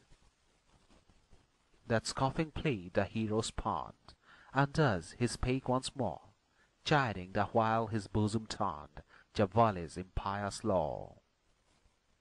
Justice and courage never dismayed, pity for all distressed, truth, loving honor duly paid, to Brahman, god and guest. In these, the truth and virtuous, say, should lives of man be passed. They form the right and happy way, that leads to heaven at last. My father's thoughtless act I chide, that gave thee honored place, whose soul, from virtue turned aside, is faithless, dark and base. We rank the Buddhist with the thief, and all the impious crew, who share his sinful disbelief, and hate the right and true.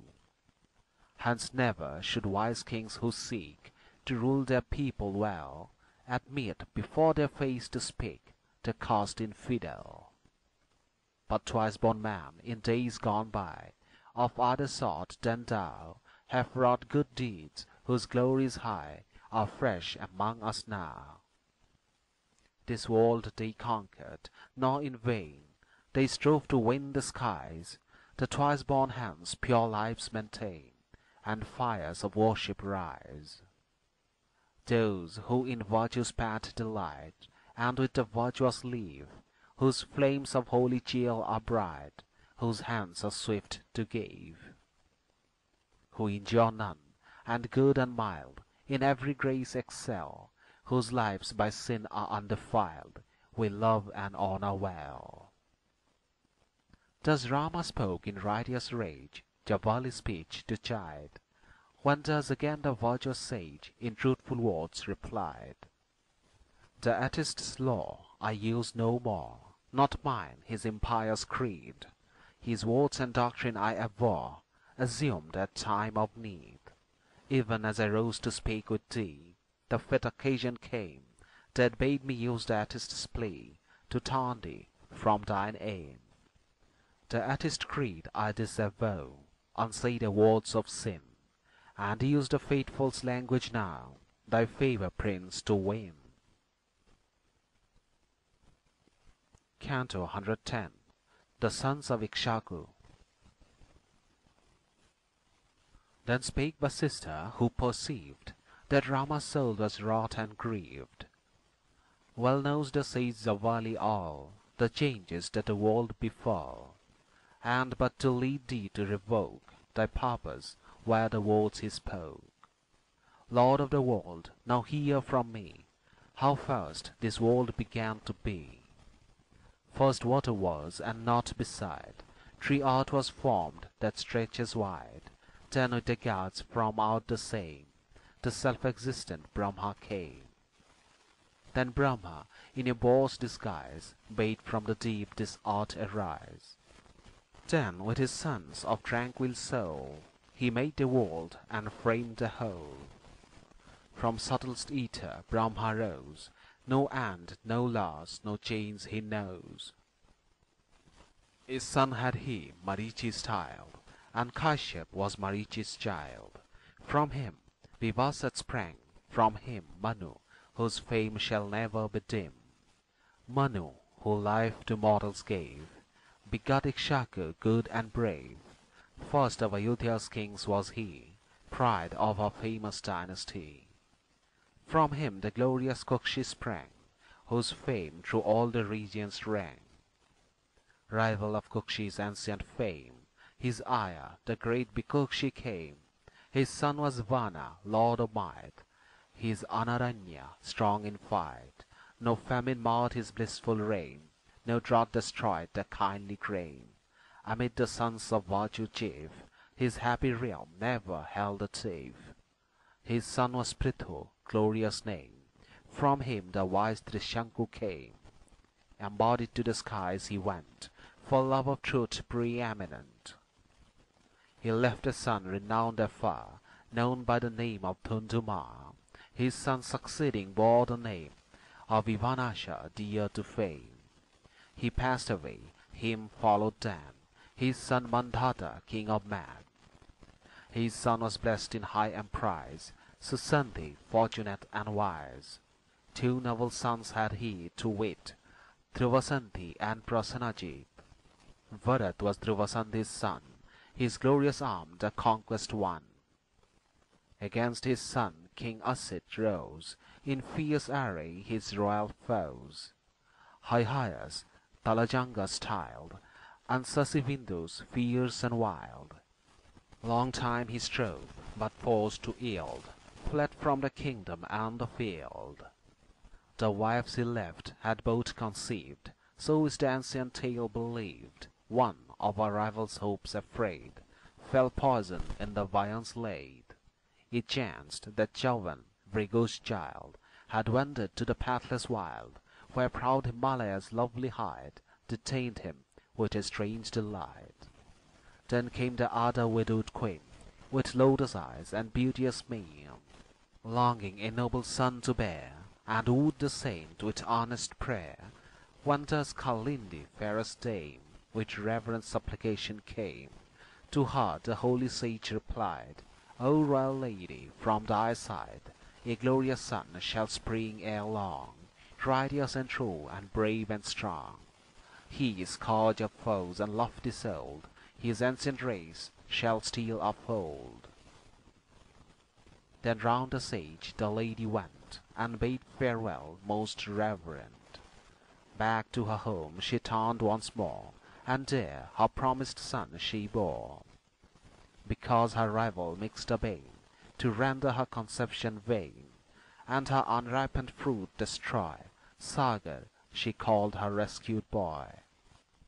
He, when he paid that solemn rite, filled living creature with affright. Obedient to his high decree, his countless sons dug out the sea. Prince Asamaj was Sagar's child, but him with cruel sin defiled, and loaded with the people's hate, his father banished from the state. To Asamaj his consort bare, bright Ansuman his valiant heir. Ansuman's son, Dilipa famed, begat a son Bhagirath named. From him renowned Kakutstha came, thou bearest still the lineal name. Kakutstha's son was Raghu, thou art styled the son of Raghu now. From him came Purushadak bold, fierce hero of gigantic mould. Kalamasapada's name he bore, because his feet were spotted over. Sankan his son, to manhood grown, died sadly with his host overthrown. But ere he perished sprang from him Sudarsan, fair in face and limb. From beautiful Sudarsan came Prince Agnivarna, bright as flame. His son was Sigraha, for speed unmatched, and Maru was his seed. Prasusruka was Maru's child, his son was Ambarisha styled. Nahus was Ambarisha's heir, with hand to strike and heart to dare. His son was good Nabag, from youth, renowned for piety and truth. From great Navak sprang children too, Aja and Subrat, pure and true. From Aja Dasarat came, whose virtuous life was free from blame. His eldest son art thou, his throne, O famous Rama, is thine own. Accept the sway so justly thine, and view the world with eyes benign. Forever in Ikshaku's race, the eldest takes his father's place, and while he lives no son beside, as Lord and King is sanctified. The rule by Raghu's children kept, thou must not spurn today, this realm of peerless wealth accept, and like thy father sway. Canto 111. Counsel to Bharat. Thus said Vasistha, and again to Rama spake in duteous train. All men the light of life who see, with high respect should look on tree. High honor never must be denied to father, mother, holy guide. First to their sires their birth they owe, now with maternal love they grow. Their holy guides fair knowledge teach, so man should love and honor each. Thy sire and thou have learned of me, the sacred guide of him and thee.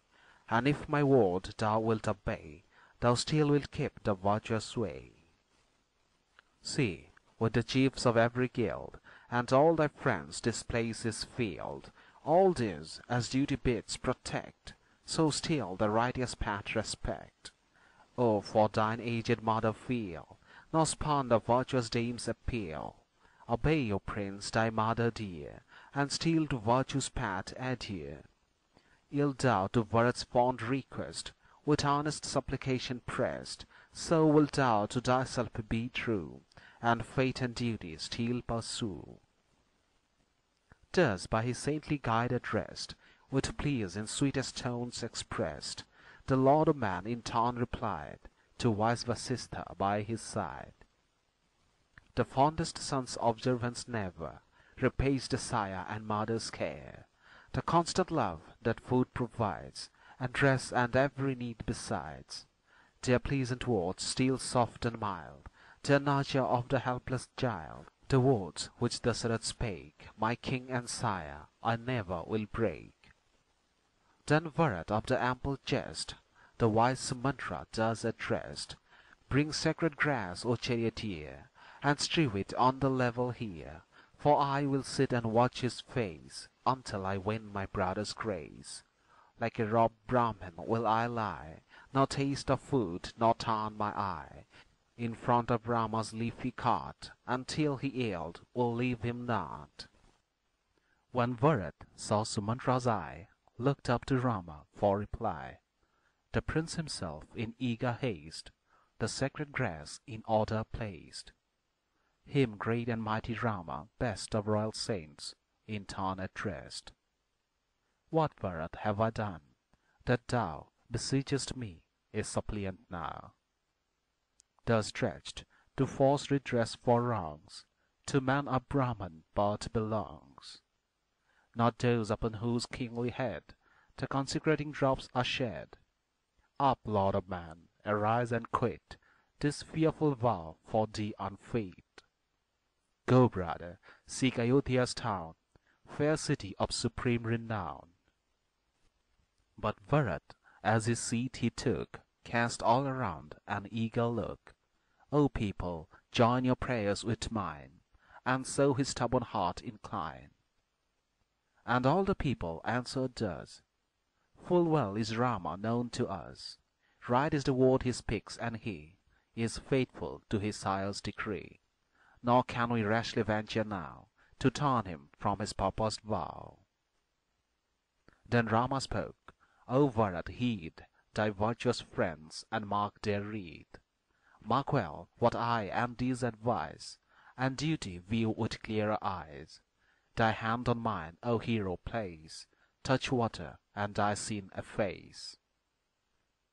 Then Bharat rose, his hand he dipped, and purifying water seeped. Each citizen, he cried, give ear, attend, each counsellor and peer. My mother planned, by me untaught, To win the sway I never sought.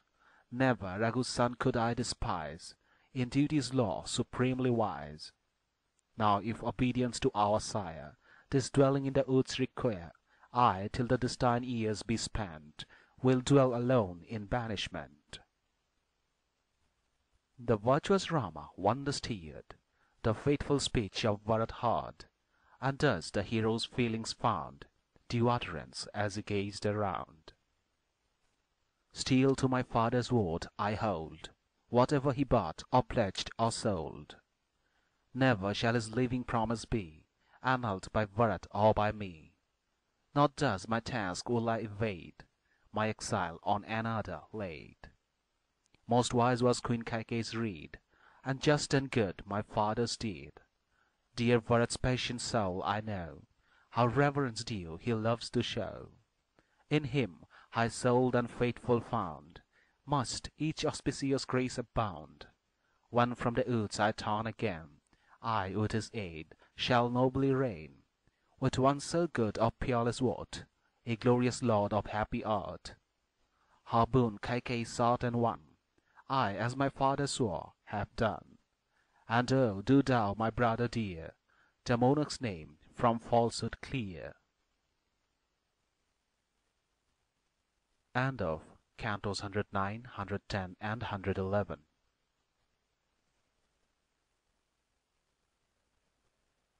Canto 112. The Sandals. High wonder, mingled with delight, took the great sages at the sight, thrilling their breasts who came to view the meeting of the peerless two. The saints and sages' holy train departed to their home again, and high each holy voice was raised, and thus the glorious brothers praised. High fate is his, the sire of two most virtuous souls, so brave and true. With wonder and with joy intense, our ears have heard their conference. Then the great sages, longing all to see the ten-necked tyrant fall, to Bharat, bravest of the brave, their salutary counsel gave. O thou of lofty lineage born, whom wisdom, conduct, fame adorn, thou for thy honored father's sake shouldst Rama's righteous counsel take. All debts to Queen Kaikeyi paid, thy sire his home in heaven has made. So virtuous Rama we would see, from filial obligation free. Thus gave each royal sage advice, high saint and bard of paradise. Then quickly vanishing from the view, each to his proper home withdrew. Then Rama's face his rapture showed, and his full heart with joy overflowed, while, as the sages parted thence, he paid his humble reverence. Then Bharat shook in every limb, as suppliant does, he spake to him. The duty of a king respect, held by our race in high respect. And oh, thy gracious ear incline, to heed my mother's prayer and mine. The mighty realm to rule and guard, for me alone is task too hard. No power have I the love to gain, of noble citizen and swain. All those who know thee, warrior friend, on thee their eager glances bend. As laboring hinds, who till the plain, look fondly for the Lord of rain. O wisest prince, thy realm secure, and make its firm foundation sure. Calcutta's son, thy mighty arm, can keep the nation free from harm. He spoke, and fell in sorrow drowned, at Rama's feet upon the ground. And there the hero soothed and sighed, and "Hear me, Raghu's son," he cried. Then Rama raised him up and pressed his brother to his loving breast, and sweetly, as a wild swan cried, to Bharat dark and lotus-eyed, "So just and true, thy generous soul, thy hand may well this art control. But many a sage his aid will lend, with counsellor and peer and friend. With these advice, their counsel ask, and so perform thy arduous task. The moon his beauty may forego, the cold forsake the hills of snow, and ocean over his banks may sweep, but I my father's word will keep. Now, whether love of thee or greed, thy mother led to plan the deed, forth from thy breast the memory throw, and filial love and reverence show. Thus spake Kausalya's son, again, Bharat replied in humble strain, to him who matched the sun in might, and lovely as the young moon's light. Put, noble brother, I entreat, these sandals on thy blessed feet. These, Lord of man, with gold bedecked, the realm and people will protect. Then Rama, as his brother prayed, beneath his feet the sandals laid, and these with fond affection gave to Bharat's hand, the good and brave. Then Bharat bowed his reverent head, and thus again to Rama said, Through 14 seasons will I wear the hermit's dress and matted hair, with fruit and roots my life sustain, and still beyond the realm remain, longing for thee to come again. The rule and all affairs of state I to these shoes will delegate. And if, O tamer of thy foes, when 14 years have reached their close, I see thee not that day return, the kindled fire my frame shall burn. Then Rama to his bosom drew dear Bharat and Shatrugna too. Be never wroth, he cried, with her, Kaikeyi's guardian minister. This glory of Ikshaku's line is Sita's honest prayer and mine. He spoke, and as the big tears fell, to his dear brother bade farewell. Round Rama, Bharat, strong and bold, in humble reverence paced, when the bright sandals wrought with gold above his brows were placed. The royal elephant who led the glorious pomp he found, and on the monster's mighty head those sandals duly bound. Then noble Rama, born to swell the glories of his race, to all in order bade farewell, with love and tender grace. To brothers, counsellors, and peers, still firm in duty proved, firm as the Lord of snow uprears his mountains unremoved. No queen, for joking sobs and sighs, could say her last adieu. Then Rama bowed with flooded eyes, and to his cart withdrew. Canto 113. Bharat's Return. Bearing the sandals on his head, away triumphant Bharat sped, and clomb Shatrugna by his side, the car wherein he wont to ride.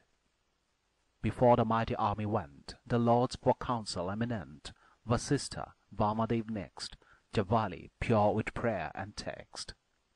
Then from that lovely river they turned eastward on their homeward way. With reverent steps from left to right they circled Chitrakota's height, and viewed his peaks on every side, with stains of 1,000 metals dyed.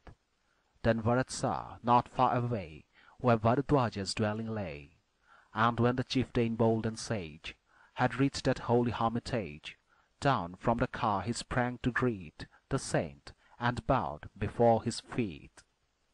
High rapture filled the hermit's breast, who thus the royal prince addressed.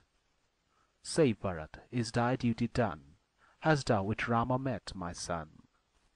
The chief, whose soul to virtue clave, this answer to the hermit gave.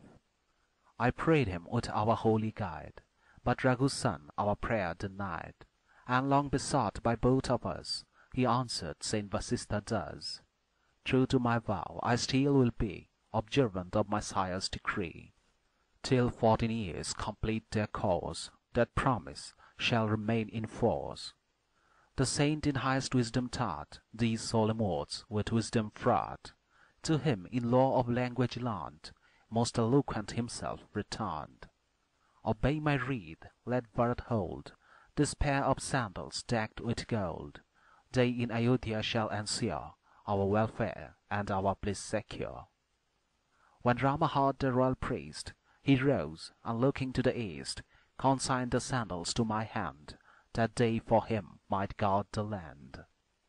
Then from the high-souled chief's abode I turned upon my homeward road, dismissed by him, and now this pair of sandals to Ayodhya bear. To him the hermit thus replied, by Bharat's tidings gratified, No marvel thoughts so just and true, thou best of all who right pursue, should dwell in thee, O Prince of Man, as waters gather in the glen. He is not dead, we mourn in vain, thy blessed Father lives again, whose noble Son we thus behold, like virtue's self in human mould. He ceased, before him Bharat fell, to clasp his feet and said farewell. His reverent steps around him bent, and onward to Ayodhya went. His host of followers stretching far, with many an elephant and car, wagon and steed and mighty train, traversed their homeward way again. Over holy Yamuna they sped, fair stream with waves engarlanded. And then once more the river's queen, the blessed Ganga's self was seen, then making over that flood his way, where crocodiles and monsters lay. The king to Sringaveda drew his host and royal retinue.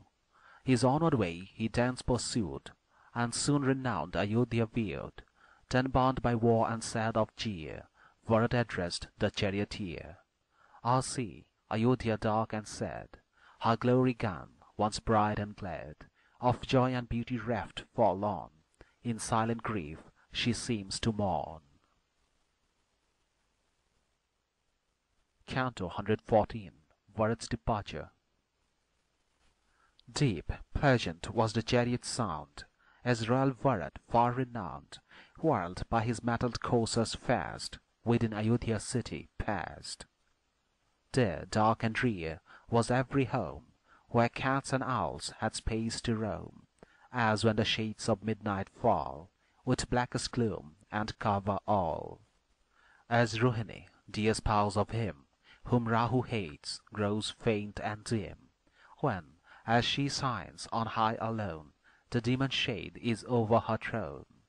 As bound by summer's heat aerial, scars trickling from her parent heel, with dying fish in pools half dried, and fainting birds upon her side, as sacrificial flames arise, when holy oil their food supplies, but when no more the fire is fed, sick lustreless and cold and dead, like some brave host that filled the plain, with harness rent and captain slain, when warrior elephants and steed, mingled in wild confusion bleed, as when, all spent her stalwart, rocks from her base the loosened out, like a sad fallen star no more wearing the lovely light it wore.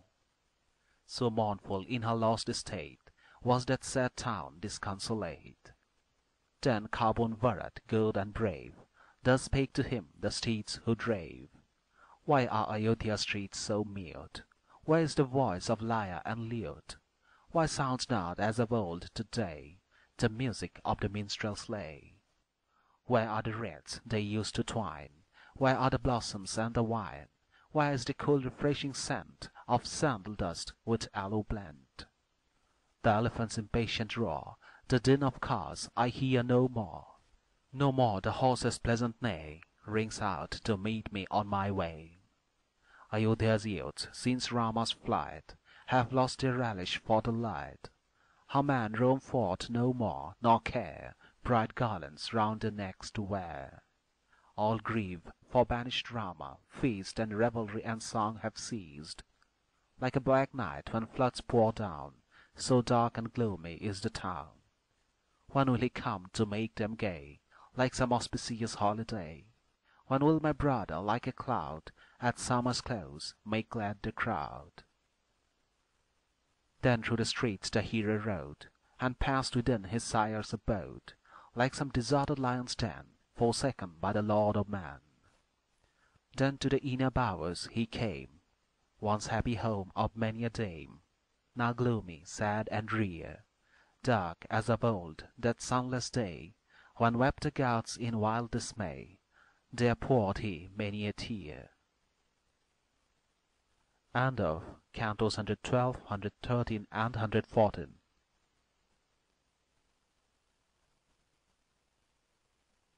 Canto 115.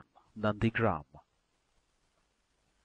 Then, when the pious chief had seen, lodged in a home, its widowed queen, still with his burning grief oppressed, his holy guides he thus addressed. I go to Nandigram at dew. This day, my lords, to all of you, I go, my load of grief to bear, reft of the son of Raghu dear. The king my sire, alas, is dead, and Rama to the forest fled. There will I wait till he, restored, shall rule the realm, its rightful lord. They heard the high-souled monarch's speech, and thus with ready answer each of those great lords their chief addressed, with Saint Vasistha and the rest. Good are the words which thou hast said, by brotherly affection led, like thine own self, a faithful friend, true to thy brother to the end. A heart like thine must all approve, which not from virtue's path can move. Soon as the words he loved to hear fell upon the Bharat's joyful ear, thus to the charioteer he spoke, My car with speed, Sumatra, yoke. Then Bharat, with delighted mien, obeisance paid to every queen, and with Shatrugna by his side, mounting the car, away he hied.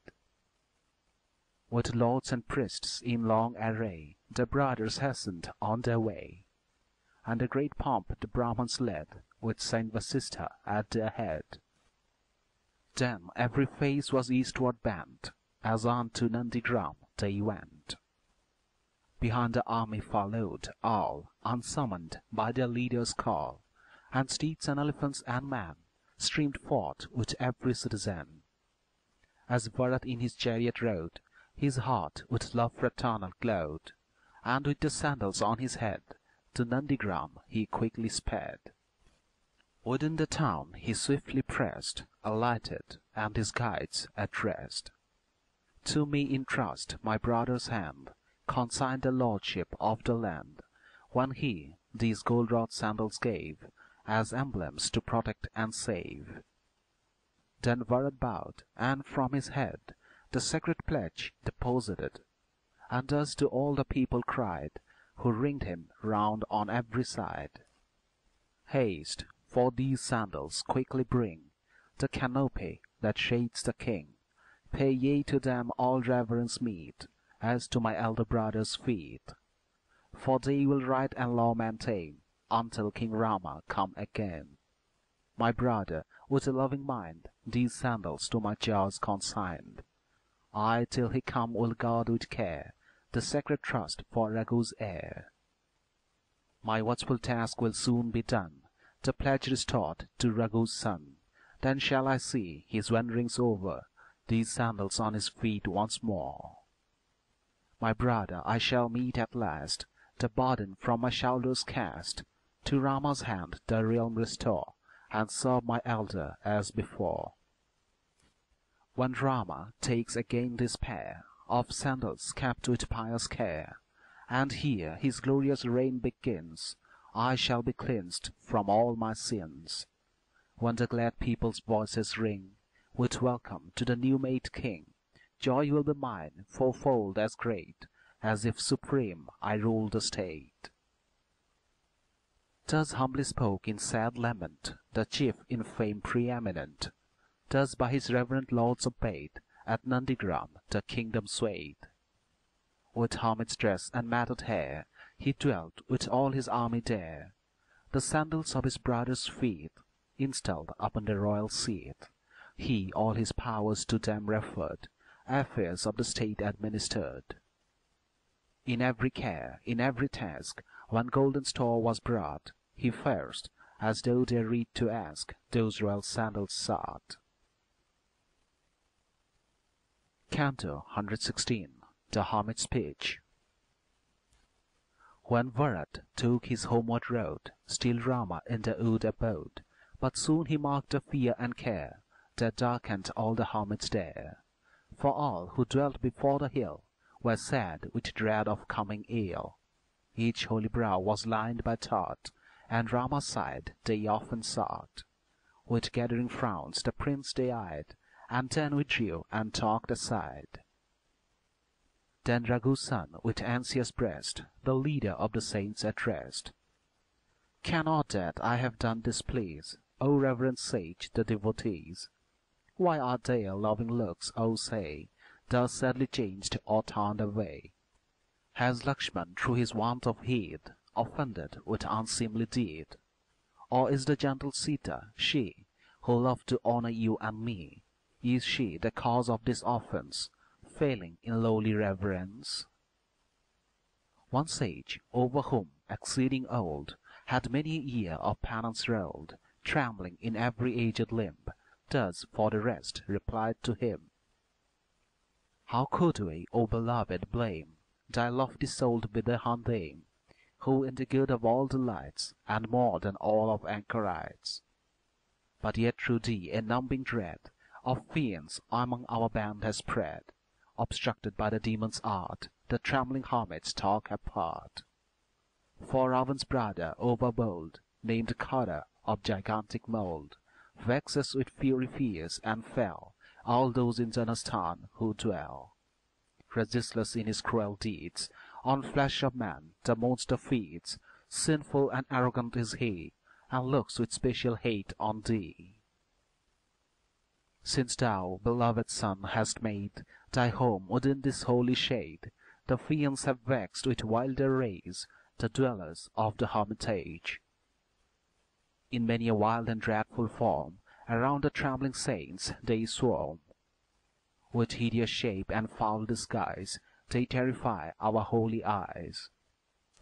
They make our loathing souls endure insult and scorn and sights impure, and flocking round the altar stay the holy rites we love to pay. In every spot throughout the grove with evil thoughts the monsters rove, assailing with their secret might each unsuspecting anchorite. Ladle and dish away they fling, our fires with floods extinguishing, and when the sacred flame should burn, they trample on each water urn. Now when they see their sacred wood plagued by this impious brotherhood, the troubled saints away would roam, and seek in other shades a home. Hence will we fly, O Rama, ere the cruel fiends our bodies tear. Not far away a forest lies, rich in the roots and fruit we prize. To this will I and all repair, and join the holy hermits there. Be wise, and with us thither flee, before this king.The injure thee. Mighty art thou, O Rama, yet each day with peril is beset, if with thy consort by thy side, thou in this wood wilt still abide. He ceased. The words the hero spake, the hermit's purpose failed to break. To Raghu's son farewell he said, and blessed the chief and comforted. Then with the rest the holy sage departed from the hermitage.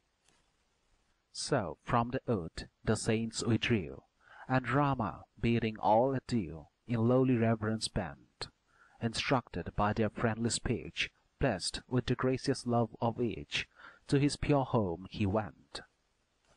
Nor would the son of Raghu stray a moment from the grove away, from which the saints had fled, and many a hermit thither came, attracted by his saintly fame, and the pure life he led. Canto 117. Anasuya. But dwelling in that lonely spot, left by the hermits pleased him not. I met the faithful Bharat here, the townsman and my mother dear. The painful memory lingers yet, and stings me with a vain regret. And here is the host of Bharat camped, and many a courser here has stamped, and elephants with ponderous feet have trampled through the calm retreat. So forth to seek a home he hied, his spouse and Lakshmana by his side. He came to Atri's pure retreat, paid reverence to his holy feet, and from the saint such welcome won, as a fond father gives his son.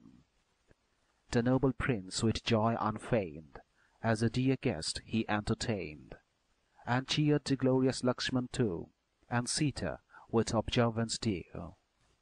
Then Anasuya and the cow of him who sought the good of all, his blameless venerable spouse, delighting in her holy vows, came from her chamber to his side. To her the virtuous hermit cried, "Receive, I pray, with friendly grace, this dame of my tell monarch's race." To Rama next he made known his wife, the devotee of saintliest life. 10,000 years this votaress spent on sternest rites of penance spent. She, when the clouds withheld their rain, and drought 10 years consumed the plain, caused grateful roots and fruit to grow, and ordered Ganga here to flow. So from their cares the saints she freed, nor let these checks their rites impede. She wrought in heaven's behalf, and made 10 nights of one, the gods to aid. Let holy Anusuya be an honored mother, prince to thee. Let thy Videhan spouse draw near to her whom all that live revere, stricken in years, whose loving mind is slow to wrath and ever kind. He ceased, and Rama gave assent, and said, with eyes on Sita bent, "O princess, thou hast heard with me this counsel of the devotee. Now that her touch thy soul may bless, approach the saintly votaress. Come to the venerable dame, far known by Anusuya's name. The mighty things that she has done, high glory in the world have won." Thus spake the son of Raghu. She approached the saintly devotee, who with her white locks, old and frail, shook like a plantain in the gale. To their true spouse she bowed her head, and "Lady, I am Sita," said, raised suppliant hands, and prayed her tell that all was prosperous and well. The aged matron, when she saw fair Sita true to duty's law, addressed her thus: "High fate is thine, whose thoughts to virtue still incline. Thou, lady of the noble mind, hast kin and state and wealth resigned, to follow Rama, forced to tread where solitary oats are spread. Those women gain high spheres above, who still unchanged their husband's love, whether they dwell in town or wood, whether their hearts be ill or good. The wicked, poor, or led away in love's forbidden paths to stray, the noble matron still will deem her lord a deity supreme. Regarding kin and friendship, I can see no better, holier tie, and every penance rite is dim beside the joy of serving him. But dark is this to her whose mind promptings of idle fancy blind, who led by evil thoughts away makes him who should command obey. Such women, O dear my tell dame, their virtue lose and honest fame, enslaved by sin and folly, led in these holy paths to tread. But they who good and true like thee, the present and the future see, like man by holy deeds will rise to mansions in the blissful skies. So keep thee pure from taint of sin, still to thy Lord be true, and fame and merit shalt thou win to thy devotion due. End of Cantos 115, 116 and 117.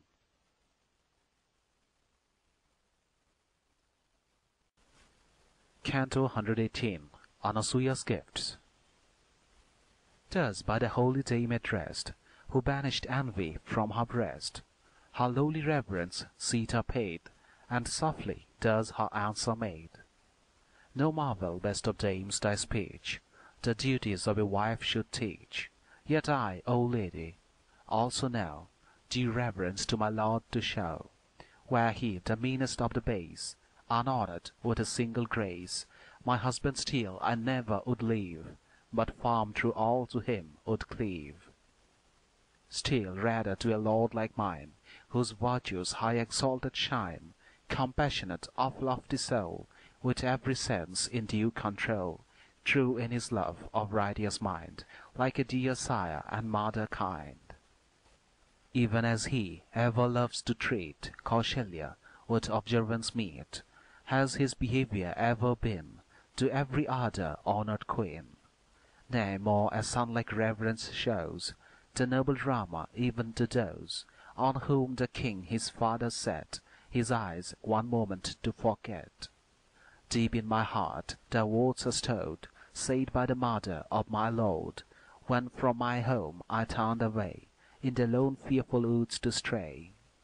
The counsel of my mother deep, impressed upon my soul I keep, when by the fire I took my stand, and Rama clasped in his my hand, and in my bosom cherished yet, my friend's advice I never forget. Woman her holiest offering pays, when she her husband's will obeys. Good Savitri her lord obeyed, and highest saint in heaven was made, and for the self-same virtue thou hast heaven in thy possession now. And she with whom no dame could vie, now a bright goddess in the sky, sweet Rohini, the moon's dear queen, without her lord is never seen, and many a faithful wife beside, for her pure love is glorified. Thus Sita spake, soft rapture stole through Anasuya's saintly soul, kisses on Sita's head she pressed, and thus the Maital dame addressed. I by long rites and toils endured, rich store of merit have secured. From this my wealth will I bestow, a blessing ere I let thee go. So right and wise and true each word, that from thy lips mine ears have heard. I love thee, be my pleasing task, to grant the boon that thou shalt ask. Then Sita marvelled much, and while played over her lips a gentle smile. All has been done, O saint, she cried, and naught remains to wish beside. She spake, the lady's meek reply swelled Anusuya's rapture high. Sita, she said, my gift to-day thy sweet contentment shall repay. Accept this precious robe to wear, of heavenly fabric rich and rare. These gems thy limbs to ornament, this precious balsam sweet of scent. O my dame, this gift of mine shall make thy limbs with beauty shine, and breathing over thy frame dispense its pure and lasting influence. This balsam on thy fair limbs spread, new radiance on thy lord shall shed, as Lakshmi's beauty lends a grace to Vishnu's own celestial face.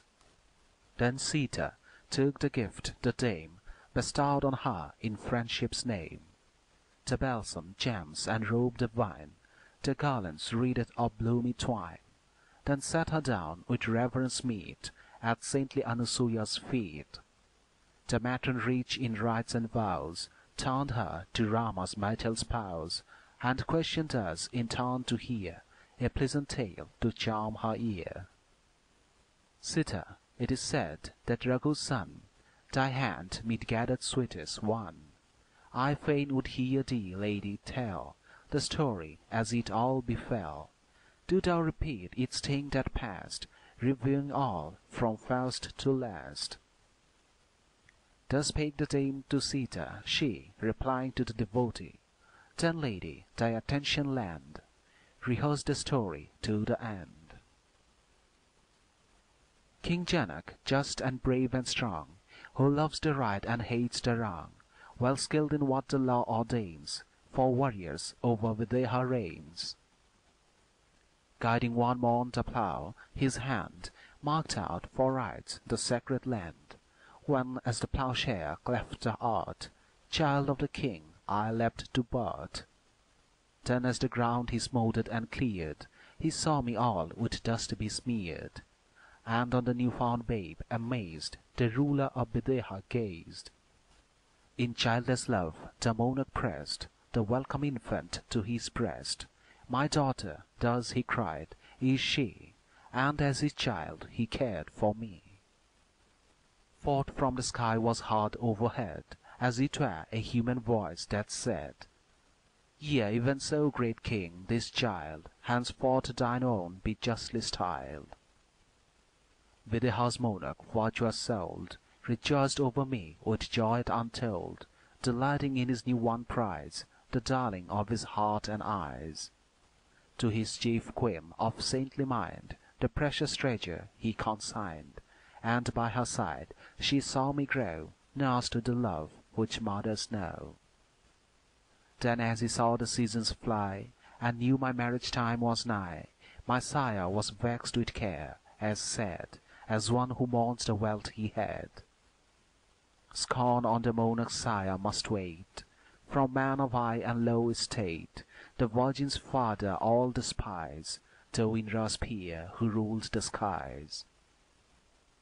More near he saw, and still more near, the scorn that filled his soul with fear, on troubles below ocean tossed, like one whose shattered bark is lost. My father, knowing how I came, no daughter of a mortal dame, in all the regions failed to see a bridegroom meet to match with me. Each way with anxious heart he scanned, and thus at length the monarch planned. The bride's election will I hold, with every rite prescribed of old. It pleased King Barun to bestow quiver and shafts and heavenly bow upon my father's sire who reigned, when Daksha his great rite ordained. Where was the man might bend or lift with utmost toil that wondrous gift? Not even in dreams could mortal king strain the great bow or draw the string. Of this tremendous bow possessed, my truthful father thus addressed the lords of many region all assembled at the monarch's call. Whoever this bow can manage, he, the husband of my child, shall be. The sweetest viewed with hopeless eyes that wondrous bow of mountain size. Then to my sire they bade adieu, and all with humbled hearts withdrew. At length with Vishwamitra came, this son of Raghu, dear to fame, the royal sacrifice to view.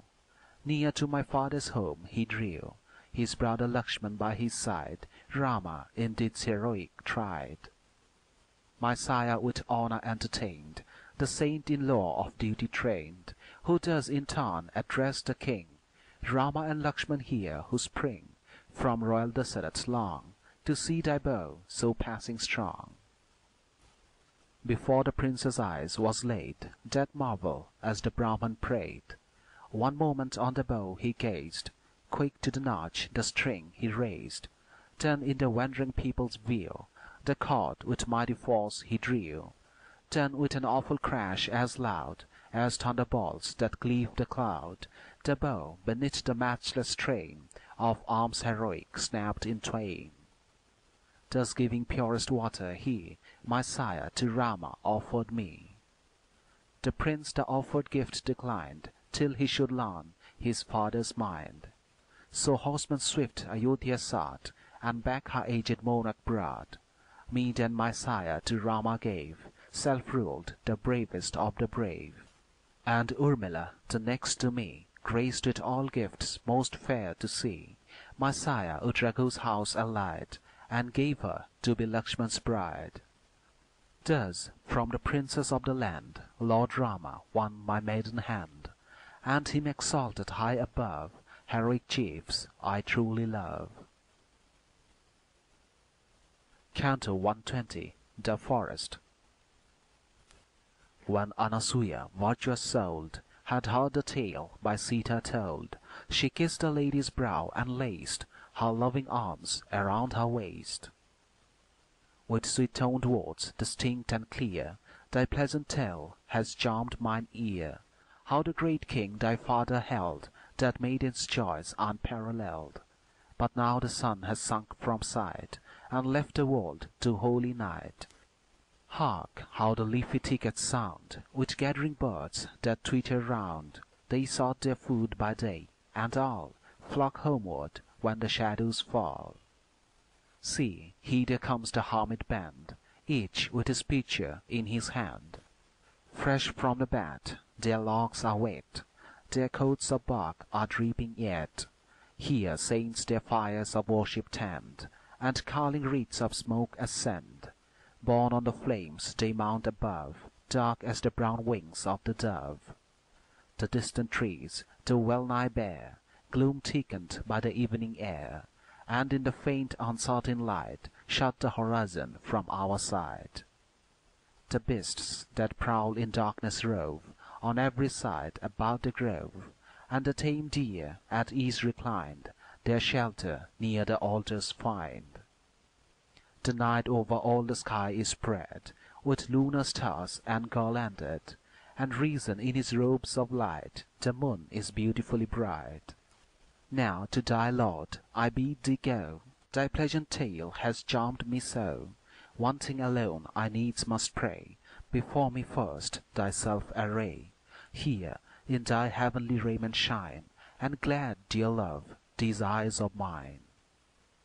Then like a heavenly goddess shone fair Sita with that raiment on. She bowed her to the matron's feet, then turned away her lord to meet.